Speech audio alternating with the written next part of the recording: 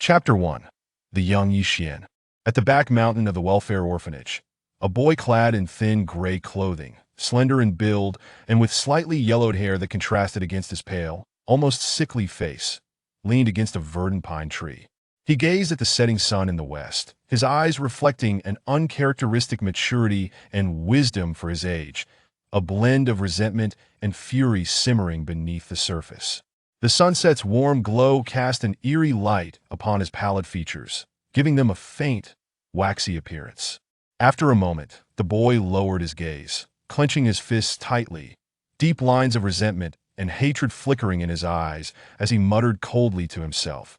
The humiliation and beatings you've inflicted on me will one day be repaid tenfold. Just wait. He then released his clenched fists, which had left white impressions on his skin, and let out a bitter sigh. Is there truly no way out of this? All these years of training my body, yet it still hasn't changed the outcome. The weight of despair deepened in his expression. At that moment, a cheerful voice echoed from halfway up the hill. Xianji, Xianji. Hearing that sweet, wind-chime-like voice, the boy quickly concealed his hate and resentment, as if it had never existed. Rising to his feet, he looked down at the slim figure diligently climbing towards him, eyeing her with overwhelming affection and tenderness. His smile brightened his waning face, transforming it into a radiant display of joy amidst the fading sunset. Suddenly, a terrified scream pierced the tranquil atmosphere, jolting the boy from his reverie. Panic and urgency replaced his previous tranquility as he sprinted toward the source of the commotion, displaying incredible speed that belied his frail frame, as though he were a cheetah in pursuit. Linger, what's the matter? His voice resonated with fear and anxiety. The girl raised her delicate face, tears of injustice glimmering in her eyes as she stammered. Xianji, there's a snake. What? A snake? Where? Linger, where did it bite you? Show me. His heart pounded in terror, his mind swirling in confusion. Fear and anguish constricted around his heart, wrenching in a painful grip. The prospect of her being bitten and suffering from snake venom sent waves of dread crashing over him, rendering his voice shaky. If she had been bitten, what would he do? The position Linger held in his heart was beyond measure. Though her face was streaked with tears of fear, the sight of the boy quickly melted away her terror like winter snow beneath the bright sun. She gazed at him with heartfelt concern, gently caressing his face. Xianji, did those brutes hit you again? He replied in agitation. Damn it, girl. Just tell me where the snake bit you. No time for this. It'll carry you to the hospital. We must hurry before it's too late. He crouched down, motioning for her to climb onto his back. Linger, her tears forgotten, broke into a smile, her delicate brows resembling crescent moons as she grinned with delight. Suddenly, her face reddened, and with a playful glance, she shyly confessed, Xianji, actually I wasn't bitten by a snake. What? He froze momentarily before exclaiming, You little rascal, are you trying to give me a heart attack? His face flushed with the stress of the moment, and his breathing quickened, a sight that alarmed Linger. She panicked, placing a hand on his heaving chest, trying to calm him. Xianji, listen, I saw a snake, but I wasn't bitten. Look at the birch tree behind you. I'm not lying, Xianji. Please don't scare me, or I'll be so afraid. Her voice trembled as she began to cry softly. Hearing her, he turned around, his pupils narrowing. Indeed, about 5 steps away coiled a greenish snake, the size of a baby's arm, perched on a branch of the birch tree, flicking its crimson tongue at him. A chill ran down his spine, but gradually, the anger within him dissipated. All right, Linger, I misjudged the situation. I apologize, stop crying. Okay? His expression softened as he tenderly ruffled the girl's hair. You didn't do anything wrong, Xianji. I promise I won't make you angry anymore, she replied, wiping her tear-streaked cheeks. He nodded with a smile.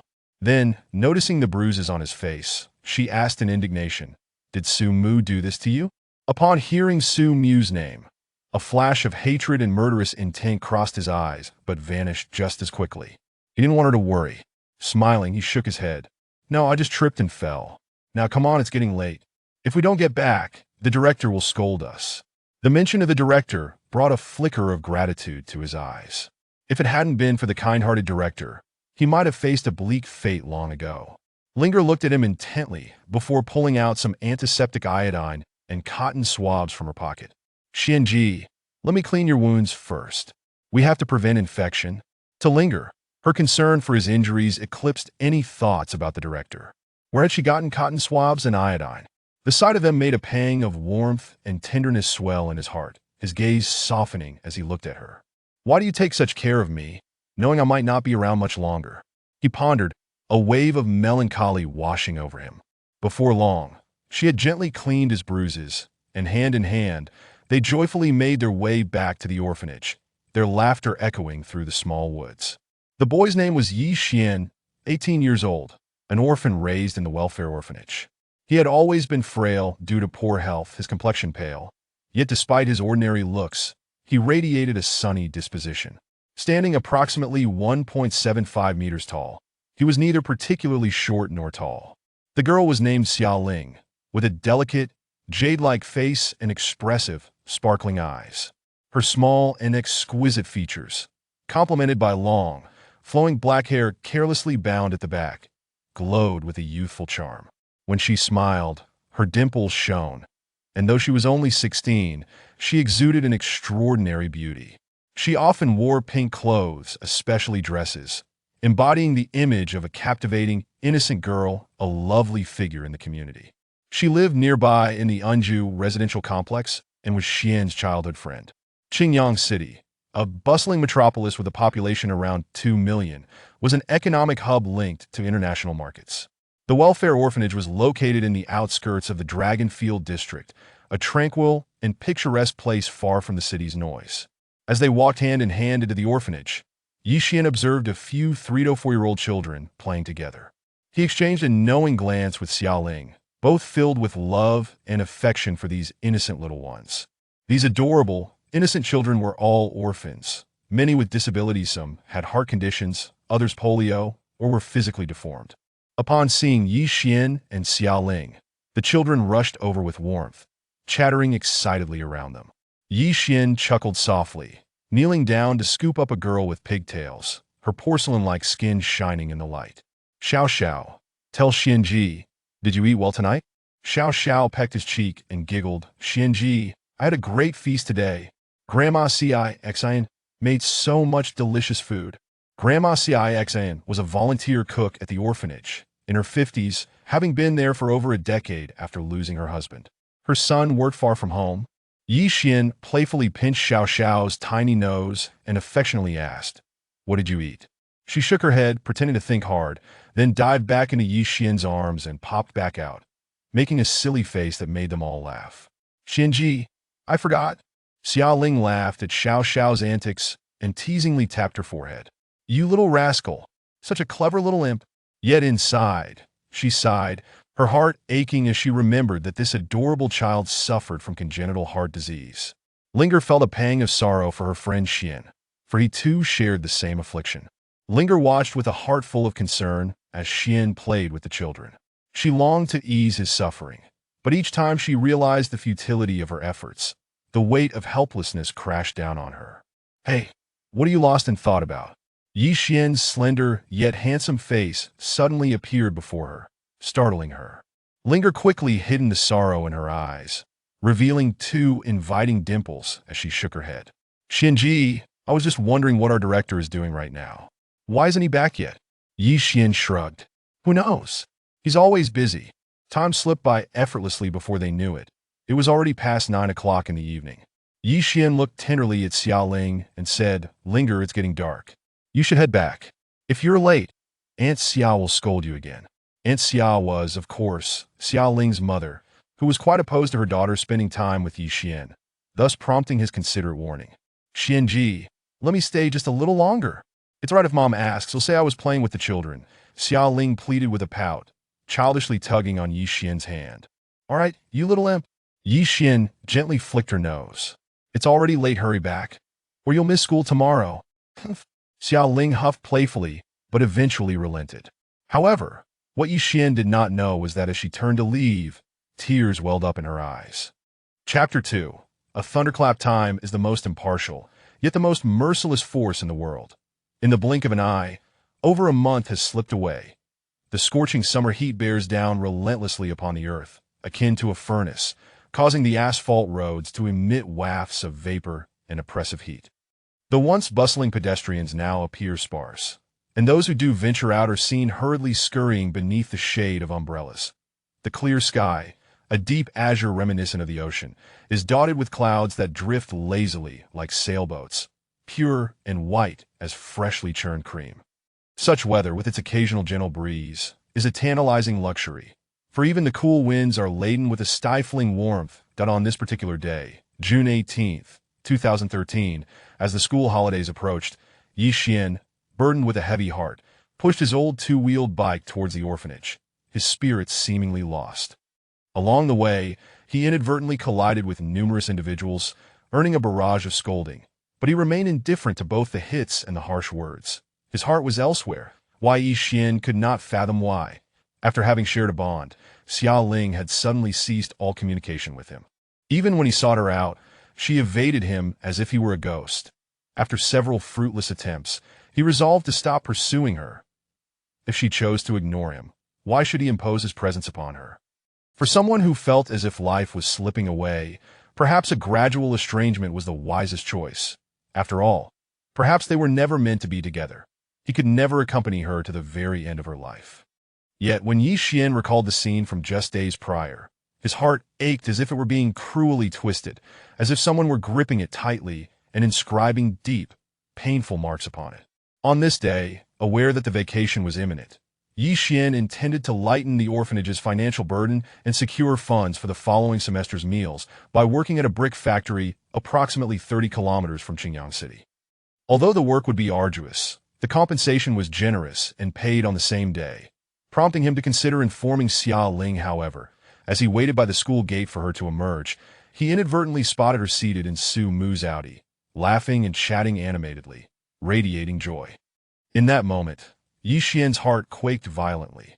What he believed to be a robust heart shattered into countless fragments, dissipating like a gentle breeze in the oppressive summer heat. The suffocating pain that surged from the depths of his soul left him breathless. His heart raced uncontrollably, blood rushing to his head, inducing a dizzying sensation. He was unaware of when his untrimmed nails had embedded themselves into his palm. Taking a deep breath and tilting his head back, he fought to suppress the unwelcome tears threatening to fall. To Ye Xuan's eyes, the smile on Xia Ling's face was one of happiness and bliss, yet it was also the source of his profound jealousy. That exquisite, gentle smile should have been his alone.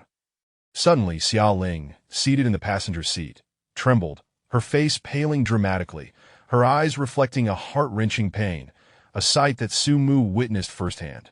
Clearly, Xia Ling had noticed Ye Xuan's presence.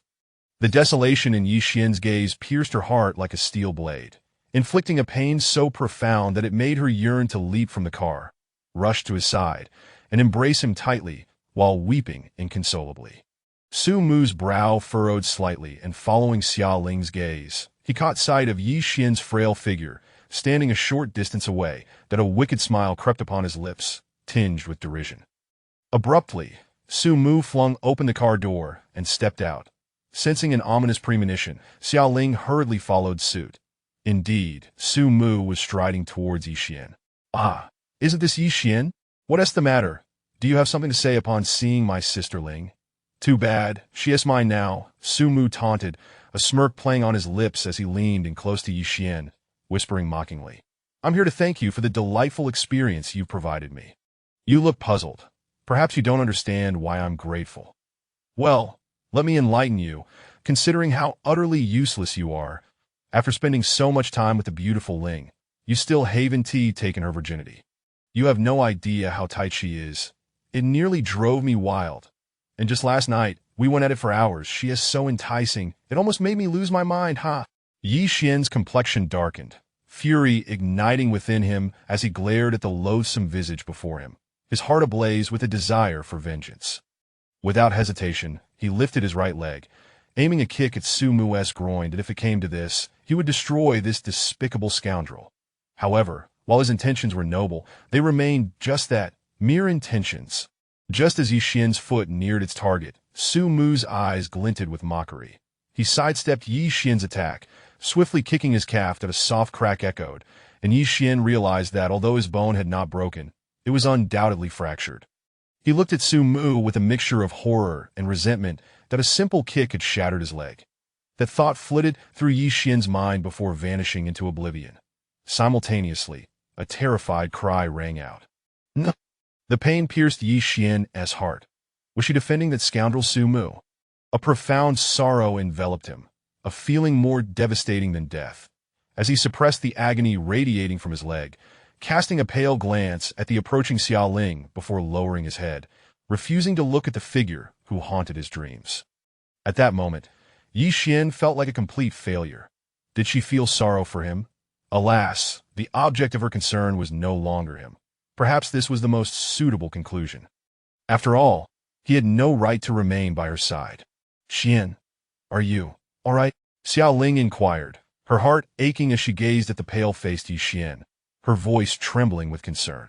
Ye Xuan suppressed the tumultuous emotions within, lifting his head to meet her gaze, that a bitter smile crept upon his lips as he instinctively reached out to caress Xia Ling's tear-streaked face. Yet midway through the gesture, his hand faltered, suspended in the air, that a heavy sigh escaped him. Things had irrevocably changed. What was the purpose of such an action? He retracted his hand, forcing a smile. "Ye me fine." He held her familiar visage in his gaze for a lingering moment, suppressing the heart-wrenching turmoil within, and plastered on a smile. "Ling, this may be the last time I call you that. Brother Xuan wishes you eternal happiness, that if anyone bullies you, just tell me, and I will protect you with my life. Well, I have matters to attend to, so I shall take my leave." With that, he cast one last, profound glance at Xia Ling's ashen face before turning away, limping as he departed. Su Mu was entirely disregarded. "Brother Xuan." "But I'm sorry, please don't blame Ling. You're all right, Brother Xuan." The words Ye Xuan uttered rang in her ears, once filled with happiness, but now felt as cold as an icy winter wind, sending a shiver through Xia Ling on this sweltering day. "Brother Xuan, is this how we part ways? If one day Ling is truly bullied, will you really protect her with all your might?" The very thought filled Xia Ling with an overwhelming sense of dread and helplessness, akin to losing the most precious treasure of her life. Xia Ling stared blankly at Ye Xuan's solitary, desolate figure, feeling her breath constrict, as if all strength had been drained from her body. She swayed, on the verge of collapsing, and had it not been for Su Mu's timely support, she might have fallen. "Ling, are you all right?" Su Mu inquired softly. Witnessing Xia Ling's state, a surge of inexplicable rage coursed through him, directed at Ye Xuan, whom he loathed. Why did he deserve her affection? He was a destitute, worthless nobody, merely a piece of trash, so why did this insufferable woman care for that scoundrel? Xia Ling suddenly pushed Su Mu away, disregarding her tears, and coldly regarded him, her voice devoid of any emotion. "What does my well-being have to do with you? Remember, I only said I was considering being your girlfriend, but I am not yours yet. Also, if anything were to happen to Brother Xuan, I would haunt you as a ghost. Furthermore, do not call me Ling, for you are unworthy. Ye Xuan, there has been a calamity." A frantic voice shattered Ye Xuan's disordered memories. "Aunt Lu, what's wrong?" The newcomer was Aunt Lu, a kind-hearted volunteer at the orphanage. Breathless with urgency, she rushed to Ye Xuan's side, grasping his hand tightly. "Ye Xuan, it's terrible. The orphanage is on fire. You must hurry back. The orphanage is on fire." Ye Xuan felt as though the sky had fallen and the world was ending. Chapter 3. Heartbroken upon hearing Aunt Lu's urgent words, Ye Xuan felt as if a thunderclap had struck his mind, leaving it blank. The orphanage was on fire, on fire. These words reverberated in Ye Xuan's mind like a curse, until Aunt Lu nudged him a few times, pulling him back to reality. "Aunt Lu, wasn't everything fine this morning? How could it catch fire?" Once regaining his senses, Ye Xuan grasped Aunt Lu's arm, nearly screaming in despair. His frail body trembled violently, and due to Xia Ling, his already pale complexion drained of color in an instant. The orphanage. This was the home for Ye Xuan, Xia Ling, Xiao Xia, Xiao Li, and Xiao Pang, a place filled with countless joyful memories. How could it possibly be engulfed in flames? "Child, please don't panic. Let us go see it with Aunt Lu." Aunt Lu's brow furrowed, seemingly pained by Ye Xuan's grip, yet she couldn't bring herself to scold him upon witnessing his distress. Yes, yes, yes, Aunt Lu, let us hurry. With that, Ye Xuan mounted his bicycle, leaving Aunt Lu behind as he sped away like the wind towards the welfare orphanage. Heaven above, I implore you to protect Xiao Xia, Xiao Ye, Xiao Li, and Xiao Peng. Let nothing happen to them. Even if it costs my life, I would gladly trade it. Ye Xuan's heart ached with anguish as he cried out internally. Observing the frenzied rush of Ye Xuan towards the orphanage, Aunt Lu's eyes flickered with a mix of complicated sorrow. Child, I hope you can find solace amidst your grief. With the wind rushing past him, what should have been a 15-minute journey was completed in a mere 5. Upon reaching the scene before him, Ye Xuan stood frozen in shock. Ah! After a long moment, a heart-wrenching wail erupted from him, and tears streamed down his face like pearls slipping from a broken string. He discarded his battered bicycle and stumbled towards the charred ruins of the orphanage. Hey, you there! What are you doing? This area is under strict control. Please leave. Just as Ye Xuan was about to approach the devastated orphanage, a firefighter with a megaphone stopped him. Uncle, please, let me see. I am an orphan from this welfare home. My name is Ye Xuan. That I need to know if they're still inside. Please, I beg you.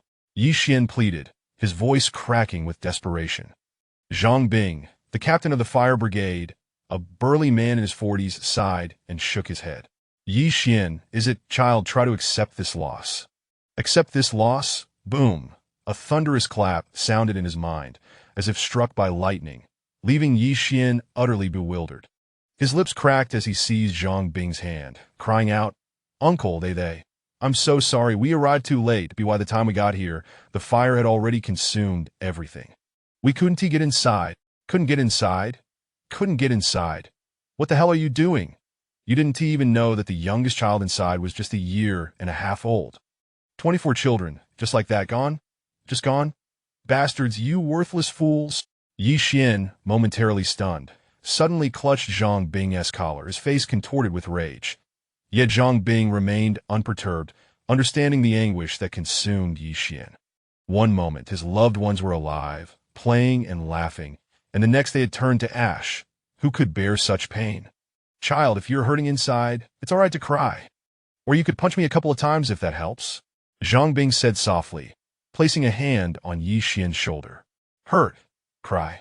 Hit you, what good would that do? What good would it do? Ye Xuan roared, shaking off Zhang Bing's hand, cradling his head in his arms as he knelt on the ground, weeping uncontrollably. Xiao Xia, Xiao Ye, Xiao Li, Xiao Peng. How could you leave me, Brother Xuan? How could you? How could you? I hate you, you damned heaven. I prayed for your protection over them. I would gladly give my life, but why? Why, damn you, heaven, I despise you. Ye Xuan suddenly raised his head, his eyes filled with resentment as he glared at the sky, screaming in rage. Memories flooded his mind. Brother Xuan, look, this is the dumpling Xiao Ye made. Isn't it beautiful? Yes, Xiao Ye, you're wonderful. Brother likes it. Brother Xuan, can you take me to the zoo? I heard there's so many fun things there, please. Little Xiao Xia, with her pigtails, desperately tugged at Ye Xuan's hand, pleading. Of course, of course. Who wouldn't he want to take our little princess? Tomorrow is the weekend, and Brother Xuan and Sister Tom will take you all out, all right? Yay! We can go to the park tomorrow. I want to ride the carousel. I want to ride the roller coaster. Me too, me too. Little Pang, you rascal, have you been bullying the girls again? Little Pang, come help Brother Xuan chop some wood. What?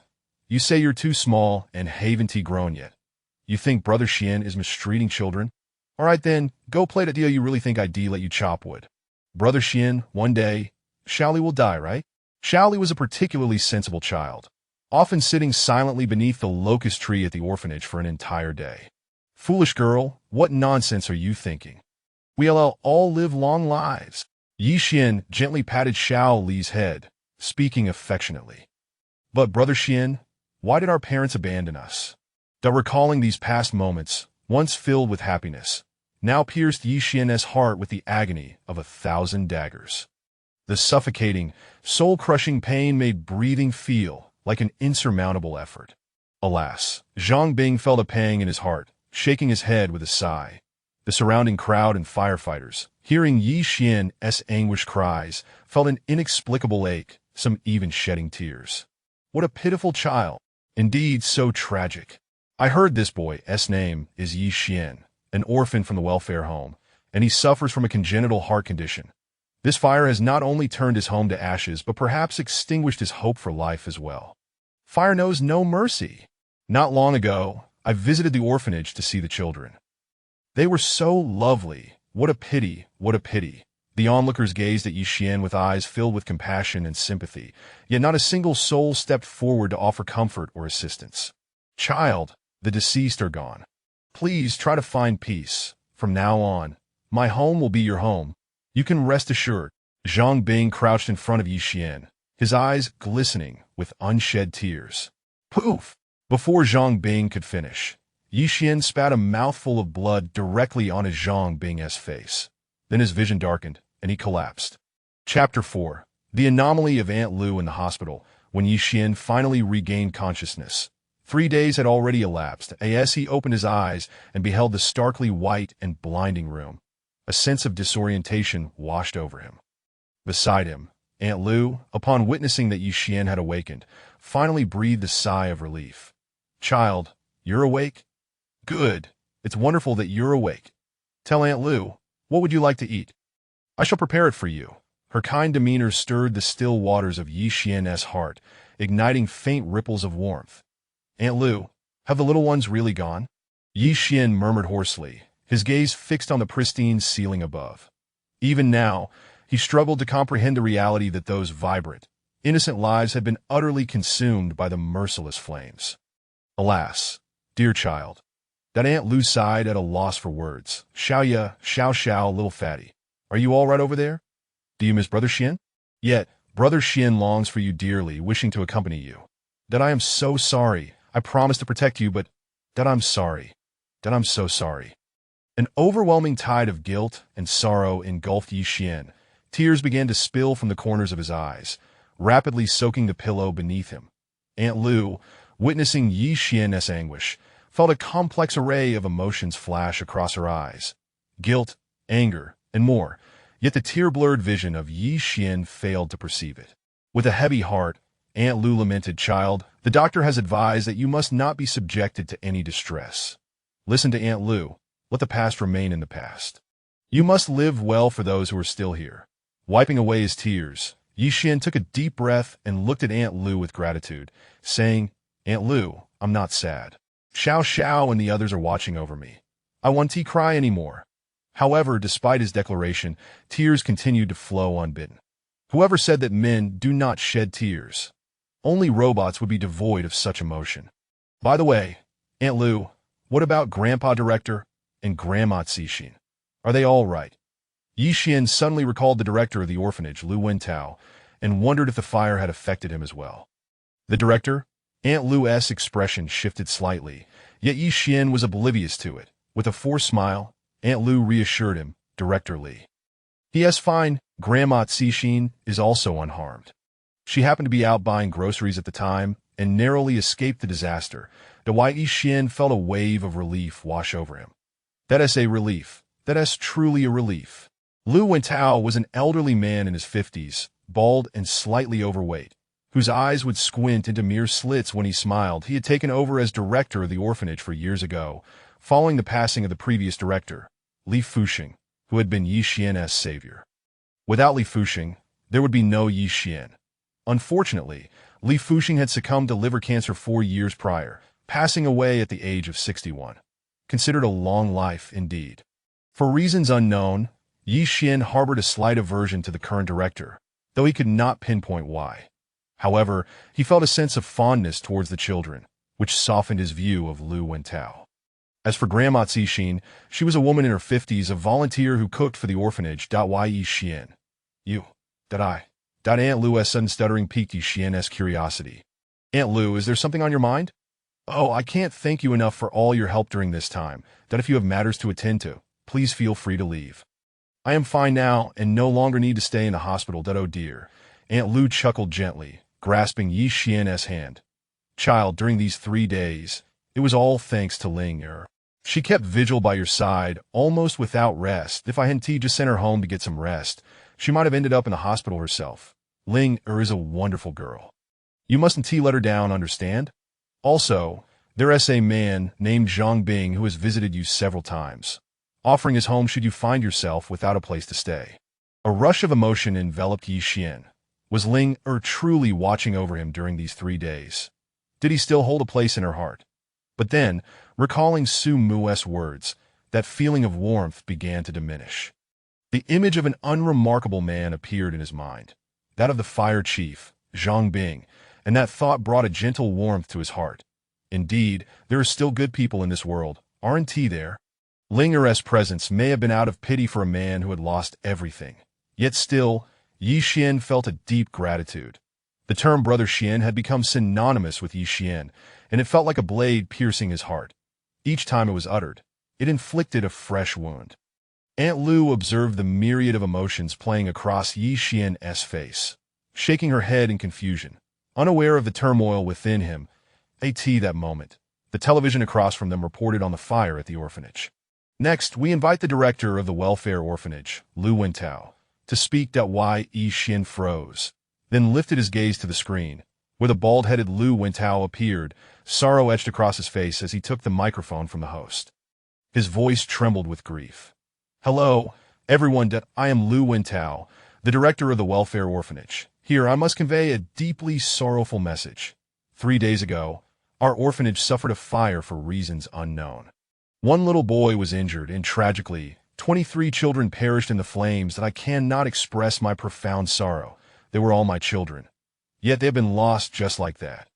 As he spoke, Lu Wentao was overcome with tears. He then shifted his tone, gesturing to himself. Perhaps you question where I, as the director, was at that time and why I could not protect the orphanage. I wish to clarify that I was out collecting funds for these children. The heat of summer was unbearable. The children needed fans, and air conditioning was a luxury. Just as I had managed to gather some funds, I received the news of the fire, and all the children were lost.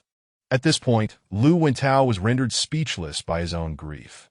Yet, amidst my profound sorrow, I received a glimmer of good news. The only 2 children from the orphanage attending college are safe. They are Ye Xuan and Xia Ling. Upon hearing they were unharmed, my heart eased just a fraction. However, I wonder where these 2 children have gone since the fire. It has been 3 days and they have yet to appear. The host interjected, fire is merciless. Vibrant lives can be consumed in an instant. This is a tragedy, but also a warning, a caution for all to heed safety and refrain from playing with fire. Especially in such dry weather, when smoking, one must not carelessly discard cigarette butts. They must be extinguished and placed in designated bins. Most importantly today, we call upon everyone to extend a helping hand to rebuild the orphanage, to provide a warm haven for those homeless children, and to spread more love throughout our nation. Details could be inquired by calling the number displayed below. That as the report continued, Ye Xuan found himself unable to watch any longer. Lu Wentao's mention of a little boy who was merely injured and not deceased seemed to pass over him unnoticed. Yet for reasons he could not articulate, Ye Xuan felt an unsettling discomfort. Was it the report, Lu Wentao's words, or something else? Regardless, a sense of confusion lingered in his heart. Didn't he, the director, know that his emotional turmoil had triggered a heart condition that landed him in the hospital? Why did he question where he and Xia Ling had been during these 3 days, as if they had simply vanished? While Ye Xuan wrestled with these uncertainties, he failed to notice Aunt Lu's expression shift to one of anger, guilt, and internal struggle as she watched the television. Chapter 5. Is the arsonist the dean? What? Aunt Lu, what are you saying? Are you suggesting the fire at the orphanage was man-made? Ye Xuan exclaimed, springing up from the bed and grasping Aunt Lu's hand in disbelief. He could hardly fathom that the tragedy at the orphanage was intentional. It seemed utterly inconceivable. Aunt Lu's eyes glimmered with regret as she spoke, her voice trembling with sorrow. My child, it was my fault. 3 nights ago, after assisting Sister Cixin with her tasks, I was on my way home when I passed by the dean's office that I overheard a conversation that pertained to the fire at the orphanage. Unable to bear the torment within her heart any longer, Aunt Lu revealed everything she knew to Ye Xuan. Ye Xuan shook his head vehemently, disbelief etched across his face as he growled, Impossible. Absolutely impossible. Aunt Lu, you must be lying. This is an orphanage. Who could do such a thing to those innocent children? They have suffered enough. Tell me it isn't true. As he spoke, he stumbled backward in a frenzy. Aunt Lou glanced around the room and, relieved that they were alone, lowered her voice. Calm down, my child, and let me finish. Taking a few deep breaths to steady his tumultuous thoughts, Ye Xuan nodded, his bloodshot eyes fixed on Aunt Lou as he urged, Please go on. I am listening. With a slight tremor, Aunt Lou began her recounting.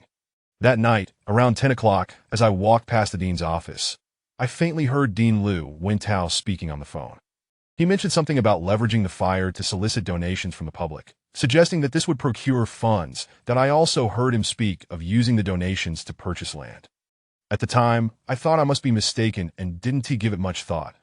But then, the very next day, the orphanage caught fire. Do you think it could have been him? Upon hearing this, Ye Xuan felt as if he had been struck dumb. After a long pause, he cursed, Damn it! Damn it all! Yuval Lu Wintao, how cruel can you be? Writhing in agony, he clutched his head and repeatedly slammed it against the wall, soon raising a painful bump on his forehead, blood oozing from the wound. Ye Xuan was no fool. In fact, he was quite astute that if Aunt Lou was not deceiving him, then this bizarre fire was indeed an act of arson, and the mastermind was none other than the dean himself. Child, do not torment yourself like this. It pains Aunt Lou's heart to see you suffer. It is my fault for not paying closer attention. Had I done so, this tragedy might have been averted. But fear not, I shall report this matter to the authorities, and that heartless scoundrel will surely face justice. Aunt Lou spoke with righteous indignation, her heart swelling with fury. Little fatty, little girl, Xiao Xiao, watch over me from above. I, Xiangu, swear to avenge you all. I would give my life to seek vengeance for you. I will. Ye Xuan roared like a wild beast, his bloodshot eyes radiating fury and resentment. The once sweltering hospital room was suddenly swept by a chilling breeze, casting an eerie atmosphere. After venting his grief, Ye Xuan wiped away his tears and turned to Aunt Lou, his face twisted with rage. Aunt Lou, do not concern yourself with this matter any longer. I will avenge the children. At that moment, Ye Xuan was consumed by a murderous rage, wishing to annihilate everything in his path. The malice in his eyes caused Aunt Lou to tremble, even as a frigid wind swept through the stifling room. Child, my conscience is tormented. Those dear children have perished, and my heart feels as though it is being torn asunder. They have suffered enough, yet that monster remains so cruel and heartless. He will reap what he sows. As thoughts of the clever little girl, the mischievous little fatty, the quiet and understanding Xiao Li, and the innocent Xiao Xiao flashed through his mind, Ye Xuan's hatred for Lu Wintao crystallized, transforming into a visceral desire to see him suffer. Lu Wintao, I, Ye Xuan, swear to the heavens that I will not rest until I have avenged you. Ye Xuan's heart thundered with rage. Having endured the heartbreak of love lost, followed by the shocking calamity of the fire, Ye Xuan had experienced what others could scarcely imagine in just a few short days. The once sunny, optimistic young man found his mind irrevocably altered in an instant. His disillusionment with the world deepened as the darker aspects of his nature began to surface. Everyone possesses a shadowy side. It merely lies dormant until provoked. Once unleashed, it becomes a malevolent force. Suddenly, a knock at the door startled both Ye Xuan and Aunt Lou. Child, sit tight. I will answer the door. Aunt Lou hastily wiped her tears and approached the entrance. Upon opening the door, her face froze, for standing before her was none other than Dean Lu Wintao. Aunt Lou, thank you for your hard work these past few days. The bald Lu Wintao greeted her with a warm smile before stepping into the hospital room. Bah! Ye Xuan sprang to his feet, glaring at Lu Wintao with unbridled hatred. He rushed forward, seizing the dean by the collar, his eyes filled with venom as he shouted, Why? Why did you do this? Lu Wintao was taken aback, but his expression quickly shifted to one of indignation as he reprimanded. Ye Xuan, what are you doing? What do you mean by why did you do this? He brushed Ye Xuan's hand away, sighing, Child, I believe you are unable to cope with the trauma of the orphanage fire, which is why you are acting irrationally. I have no idea what you are talking about, but since it has already happened, let us move on. After all, the dead cannot return to life. As he spoke, tears streamed down his face. Do not play the fool. Tell me, did you set the orphanage on fire? You scoundrel, do not try to wriggle out of this. Aunt Lu heard everything. Prepare to face the consequences, you wretched villain. With that, he raised his fist, ready to strike Lu Wentao. Bang! Lu Wentao's left cheek swiftly swelled up from the blow. A flicker of anger flashed in Lu Wentao's eyes, but he maintained a calm demeanor as he replied, Ye Xuan, please calm down. Do you even know what you were saying? I am the dean of the orphanage.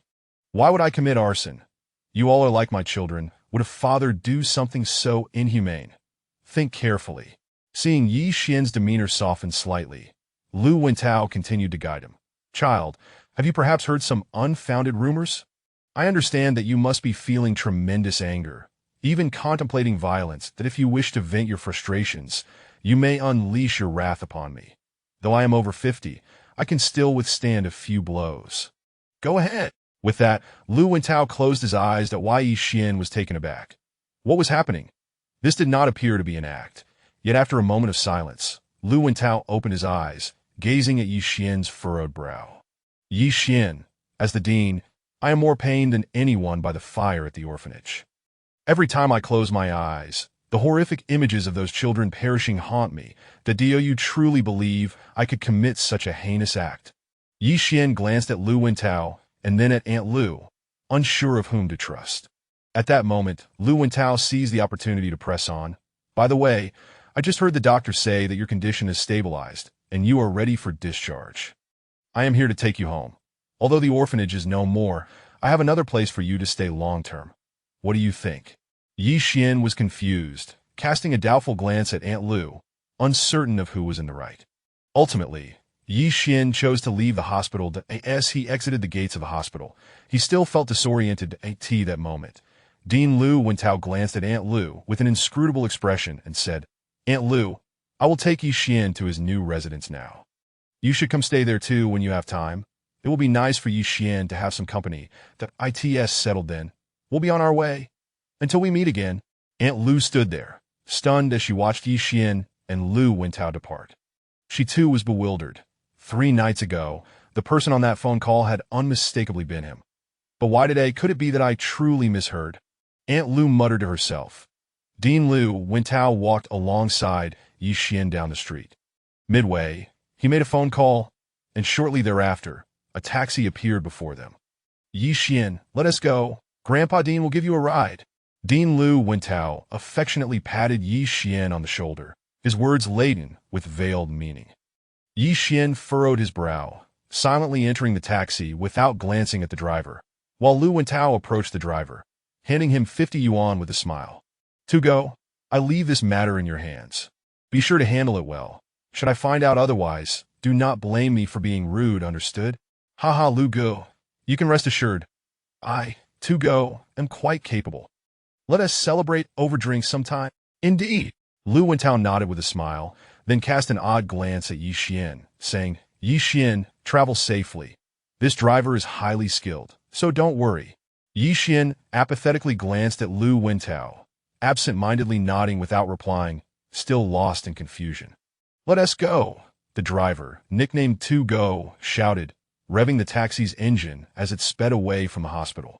What Ye Xuan did not realize was that once the taxi disappeared from view, Dean Lu Wentao's previously warm demeanor transformed into a grotesque mask of malice, madness, and cruelty.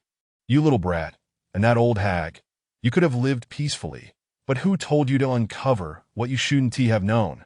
Chapter 6.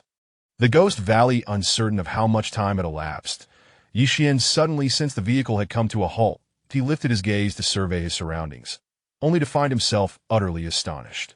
Master, where are we? Why have you brought me here? A sense of foreboding crept into Ye Xuan's heart. The burly man known as To Go, with a face brimming with brutishness, revealed a sinister grin as he brandished a baseball bat. Kid, remember this. Pray for a better reincarnation in your next life. Ye Xuan's ominous premonition was quickly validated. What? What do you intend to do? I possess nothing of value, not even this old garment I'm wearing. Ye Xuan feared that this menacing figure sought to rob him. As this thought crossed his mind, his complexion turned ashen, and his heart plummeted into despair. A chilling dread coursed through him from his feet, traversing his spine straight to his brain, causing him to shudder uncontrollably, momentarily forgetting to escape through the car door. Nothing of value. Go was momentarily taken aback, then burst into a mocking laugh. Kid, do you really think I would bother robbing a penniless wretch like you? Ha ha, you crack me up. Abruptly, Go flung open the car door and seized the trembling Ye Xuan, smirking as he said, Lu Gu is really something, sending a useless fool like you my way. Nevertheless, I cannot shirk my duty. Your name is Go, of the Hungry Wolf Gang. Upon hearing the name, a wave of terror washed over Ye Xuan, belatedly grasping the gravity of the situation. Clearly, he was aware of the Hungry Wolf Gang and knew who Go was. Ha, kid, I never expected a worthless creature like you to know me. Indeed, I am Go of the Hungry Wolf Gang. But are you not a tad slow on the uptake? Lu Gu has already called me Go. How come you're only realizing it now? Go sneered, lifting Ye Xuan's frail body and unceremoniously tossing him to the ground, eliciting a wince of pain from Ye Xuan. A wave of dread washed over Ye Xuan. He understood that he was in deep trouble. Go, I have not wronged you, have I? He gritted his teeth against the agony in his fractured leg, glancing nervously around while speaking. Ye Xuan's mind raced, desperately seeking a way to survive. Although he sensed that his time was short, he refused to accept a death so ignoble. Bang! The baseball bat crashed violently into the ground before Ye Xuan, sending a cloud of dust into the air, startling him into shivering. Go sneered. Kid, do not even think about escaping my grasp. Remember, there are some people you cannot mess with. Brother, I truly do not know where I have offended you. Please spare me. Ye Xuan pleaded, his face a mask of despair. However, in his heart, he had begun to piece together the truth. Kid, perhaps you should take a closer look at your surroundings. Go dismissed Ye Xuan's pleas, cruelly gesturing towards the environment around them. Upon hearing this, Ye Xuan scrutinized his surroundings more carefully. Initially, he had merely glanced around, his mind clouded, but now, as realization dawned, terror gripped him.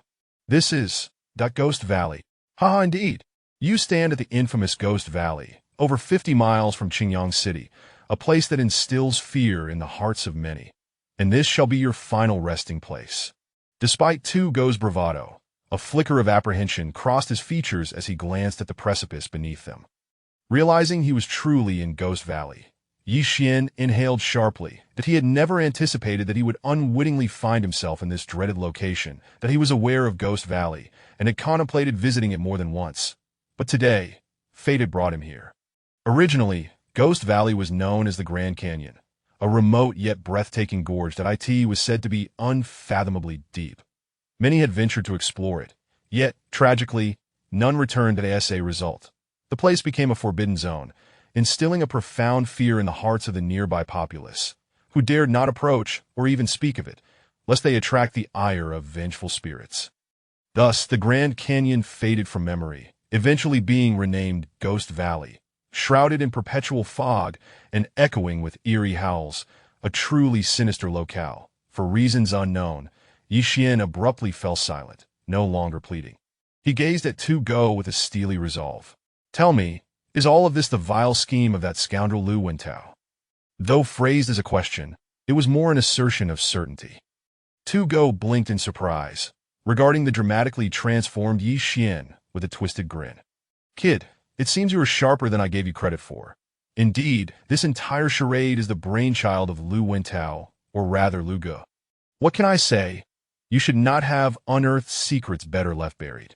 Uncovering forbidden truths? Ye Xuan was no fool.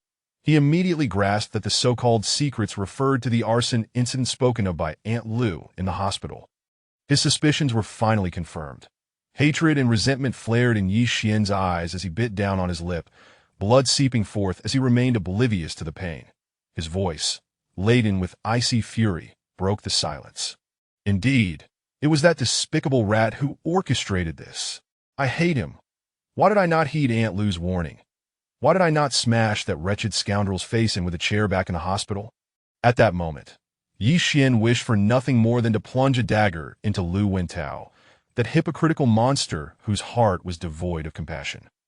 Simultaneously, he felt an overwhelming regret for not believing Aunt Lu, for allowing himself to be deceived by that vile scoundrel. Damn it! How could I have been such a fool? From the moment that scoundrel entered the ward, the signs were glaring. Yet, I failed to see them. Ye Xuan's self-loathing surged within him. Yet it would be unjust to blame Ye Xuan. After all, in the span of 3 or 4 days, he had endured an emotional tempest. First heartbreak, then the orphanage fire, initially perceived as a natural disaster, only to discover it was a deliberate act.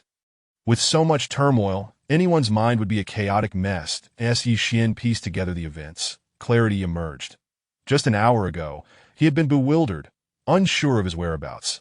Yet now he found himself back in the hospital, incredulous that he had not reacted with anger when he struck his own face. The doctors had assured him his condition was stable enough for discharge, claiming the orphanage had no accommodations, yet he had a place to stay long-term. Why had he not hailed any of the abundant taxis on the street? Why had he chosen to call someone for a ride? The memory of Lu Wentao speaking to the taxi driver and that eerie smile haunted him, pointing to far too many troubling questions. Alas, it was too late for Ye Xuan to realize the truth. The place of residence was none other than Ghost Valley. Perhaps that scoundrel had planned this from the beginning. This would be his place of burial. Suddenly, a chilling thought struck Ye Xuan. At the entrance of the hospital, Lu Wentao had uttered similar words to Aunt Lu. This meant Aunt Lu was in grave danger. This secret had been shared with him by Aunt Lu, and that vile scoundrel had evidently resolved to eliminate anyone who knew too much. No! He had to save Aunt Lu. But how could he confront that monster? He was no match for him, especially with a weapon in hand. What to do? What to do? Ye Xuan felt like an ant on a hot pan, frantically racking his brain, yet finding no solution. Chapter 7. The Accusation. Kid, I tell you this to make you aware of the situation. Now, let me have this mutt escort you to hell. Observing Ye Xuan's anxious demeanor, the brute appeared particularly exhilarated. With a cruel smile, akin to an eagle seizing a chick, he effortlessly grasped Ye Xuan and advanced towards the precipice, clearly intent on hurling him directly into the abyss below. Do you wish for my demise? Then let us perish together. At this moment, Ye Xuan understood that escape was futile. He neither shouted nor cried out, for he knew that in this desolate, eerie valley, it was utterly impossible for anyone to be present. Moreover, having endured a series of devastating blows, including the heartbreak and the fire at the orphanage, coupled with the knowledge of his impending demise, he had already resigned himself to death. Thus, since escape was not an option, he thought, you shall not find solace either. If I am to die, let us die together. So he clung tightly to the brute's arm, his legs thrashing on the ground in a desperate attempt to leap into the chasm and achieve a mutual end. He could only hope that Lu Andi would escape the calamity. The towering, muscular brute noticed Ye Xuan's intentions, his expression shifting in alarm. However, upon realizing they were still 3 meters from the edge, he relaxed. With a sadistic grin, he delivered a kick to Ye Xuan's abdomen, sneering, "With your pitifully short life, you think you can drag me down with you? Have you even considered how precious my life is?" Ye Xuan felt as though his stomach had been sliced with a knife. His complexion shifted from ashen to a deep shade of blue, beads of cold sweat forming on his forehead. Yet, the defiant Ye Xuan remained silent, biting his lip fiercely, glaring at the brute with a look of venomous hatred, resembling a vengeful spirit eager to rend him apart. For reasons unknown, when the brute met Ye Xuan's gaze, fiery and filled with wrath, he felt a shiver run down his spine, perceiving not a mere wastrel before him, but rather a malevolent specter, an entity from the depths of hell. At that precise moment, a chilling sound faintly reached his ears, intertwining with the legends of the ghostly valley, sending his legs into spasms. His lips turning blue, he glanced around frantically. The once sweltering air now felt ominously frigid. Damn it, kid. Remember this. It was that bastard Lu Wentao who ordered your death, not me. The brute was eager to conclude Ye Xuan's life, feeling as though he were being hunted by some unseen force. In truth, it was merely his self-induced paranoia. In moments of fear, one often feels an invisible presence lurking behind. That to hasten his departure from this ghastly place, he needed to eliminate the boy swiftly. With that thought, the brute seized Ye Xuan's clasped hands, attempting to pry them apart. Yet, inexplicably, Ye Xuan exhibited an extraordinary strength at that moment, preventing the brute from breaking free. This infuriated him, and in his agitation, he lost his composure, leading to reckless actions. The brute picked up a stone, roughly the size of an infant, and violently struck Ye Xuan's head. The sound of the impact echoed ominously, rendering him unconscious. A gruesome gash appeared on his forehead, blood cascading down his cheek, transforming him into a macabre figure. Though Ye Xuan had succumbed to unconsciousness, his arms remained tightly wrapped around the brute's arm. "You ungrateful wretch. Even in this state, you're clinging to me so tightly. Die already." With that, he kicked Ye Xuan in the stomach, using all his strength to finally pry apart Ye Xuan's grip. At this juncture, due to excessive blood loss, Ye Xuan's face had turned ghostly pale. The brute hoisted the unconscious boy and, without daring to check for witnesses, approached the cliff's edge. Murmuring to himself, he hurled Ye Xuan into the unfathomable depths of the chasm. "Kid, don't blame me. I'm merely following orders. May you be reborn into a good family in your next life." With that thought, he rapidly retreated from the cliff's edge, as if fearing some specter might reach out and seize him.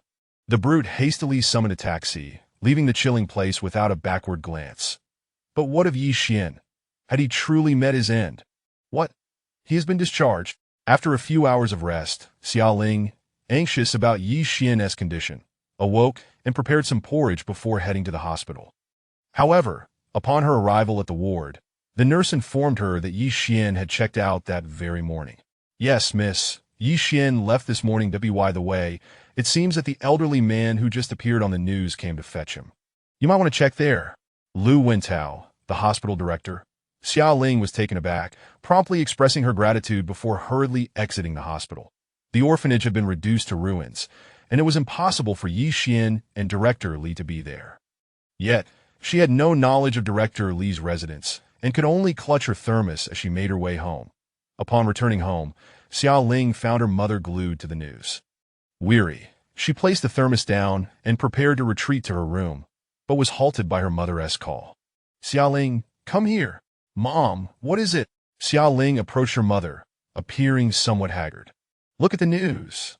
It claims that Ye Xuan set the orphanage ablaze, that I warned you not to associate with that boy. But you didn't listen, did you?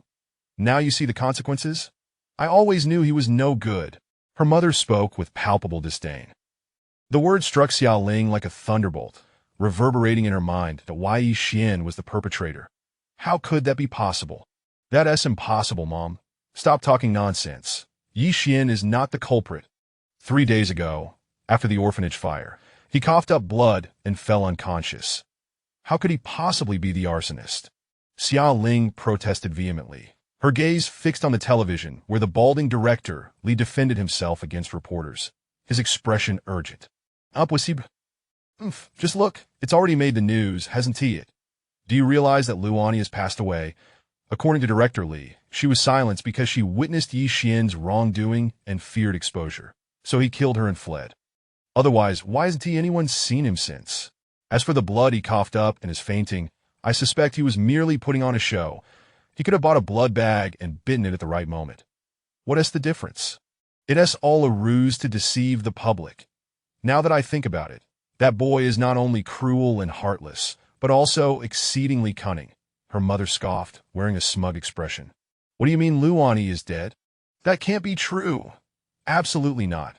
Ye Xuan is definitely not the arsonist. The orphanage was his home. Why would he burn it down? It held everything for him. He would never do such a thing. Director Li must have wronged Ye Xuan. Yes, that must be it." Upon hearing her mother's words, Xiaoling became agitated, shouting in desperation. She had not anticipated that Luani, who had looked after Ye Xuan that very morning, would meet such a fate, leaving Xiaoling in a state of shock. Xiaoling's mother hesitated, pondering her daughter's words, which seemed to hold some validity. However, recalling Director Li's earlier statements, the flicker of doubt that had emerged in her heart swiftly vanished. "My daughter, you are still young. There are things you do not yet comprehend. There is a saying. You may know a person's face, but not their heart. I believe Director Li is correct that Ye Xuan, knowing his heart condition is beyond salvation, sought revenge by setting the orphanage ablaze. Seeing her daughter in despair, she admonished firmly, "Daughter, you must not associate with him any longer. Continuing a relationship with such a morally bankrupt wretch will only bring you harm. That Su Mu is infinitely better than that scoundrel Ye Xuan. Look at all these fine supplements and exquisite gifts he has brought. Your father even praises him for his thoughtfulness and filial piety." Her mother's tone was reminiscent of discussing a prospective son-in-law, which filled Xiao Ling with a profound sense of displeasure, bordering on loathing, not for her parents, but for Su Mu. A chill enveloped Xiao Ling as she gazed impassively at her mother, feeling as though the gentle, kind-hearted woman she had always known had morphed into a stranger, almost unrecognizable. "Regardless of anything, I will never believe that Ye Xuan is the arsonist." With that cold declaration, she turned and retreated into her room, dismissing Su Mu from her thoughts entirely. You little wretch! Still calling him Ye Xuan? Are you trying to drive me to madness?" Her mother fumed, pointing at Xiao Ling's retreating figure. "Ye Xuan, you are not the culprit, are you? But where are you? Ling Er misses you so much." In her room, Xiao Ling curled up on her bed, retrieving a heart-shaped necklace from around her neck, gazing at the sole photograph of the two of them contained within, shedding tears as she spoke softly to herself. Little did Xiao Ling know that the Ye Xuan she so fervently defended was, at that very moment, teetering on the brink of life and death. Chapter 8. The Abyssal Realm. Once, the sky was a brilliant blue, but at an unknown moment, dark clouds began to gather, enveloping the entire expanse of Qingyang City like black silk. A stifling wind arose, and soon the heavens rumbled with thunder and flashed with blinding lightning, striking through the dense clouds like an enraged dragon. That in but a short while, torrential raindrops, the parched earth, desperate for sustenance, seemed to open its throat wide, drinking greedily as if it had been starved for ages. Such a downpour in the sweltering summer was a delight, banishing the oppressive heat, and even the wind turned gentle, caressing the land with a light touch. Meanwhile, the police, relentless in their pursuit of Ye Xuan, continued to scour the city. Perhaps, in their vast experience, they believed that such heavy rain would provide an excellent cover for a fugitive, would it not? Indeed, it was a splendid disguise, for the once clear tracks on the muddy road leading to the Ghost Valley had vanished, washed away by the deluge, leaving behind only channels of water. It was unlikely that even the most astute police dog in the world could trace the scent of the fugitive Ye Xuan. The entirety of Qingyang City was engulfed in the torrential rain. However, there was one exception: the Ghost Valley. As the rainwater entered this small patch of land, it mysteriously disappeared, a phenomenon likely unknown to humanity for centuries. Who would venture here on such a rainy day? This bizarre occurrence naturally went unnoticed. What place is this? It hurts. Suddenly, a consciousness, perhaps a thought or a slumbering awareness that had been dormant for 2 days, finally awakened. After sustaining injuries, the quickest way to recovery is through sleep, a primal instinct of the human body. Of course, it could also be that he was knocked unconscious. As Ye Xuan slowly regained consciousness and opened his eyes, he realized he was suspended in midair, or rather, hanging in the air. He had no time to ponder his previous experiences. Instead, he struggled to rub his eyes, as if questioning, "Is this what hell looks like?" He began to survey his surroundings, attempting to ascertain whether he was indeed in the netherworld. In the narrow canyon, thick fog enveloped the area. With his eyesight, he could barely see 5 meters ahead. The ground beneath him was shrouded in mist, and to his left and right were grayish-white stone walls. The most striking feature before him was a cluster of treetops, resembling ancient cypress trees sprouting from the crevices of the rocks.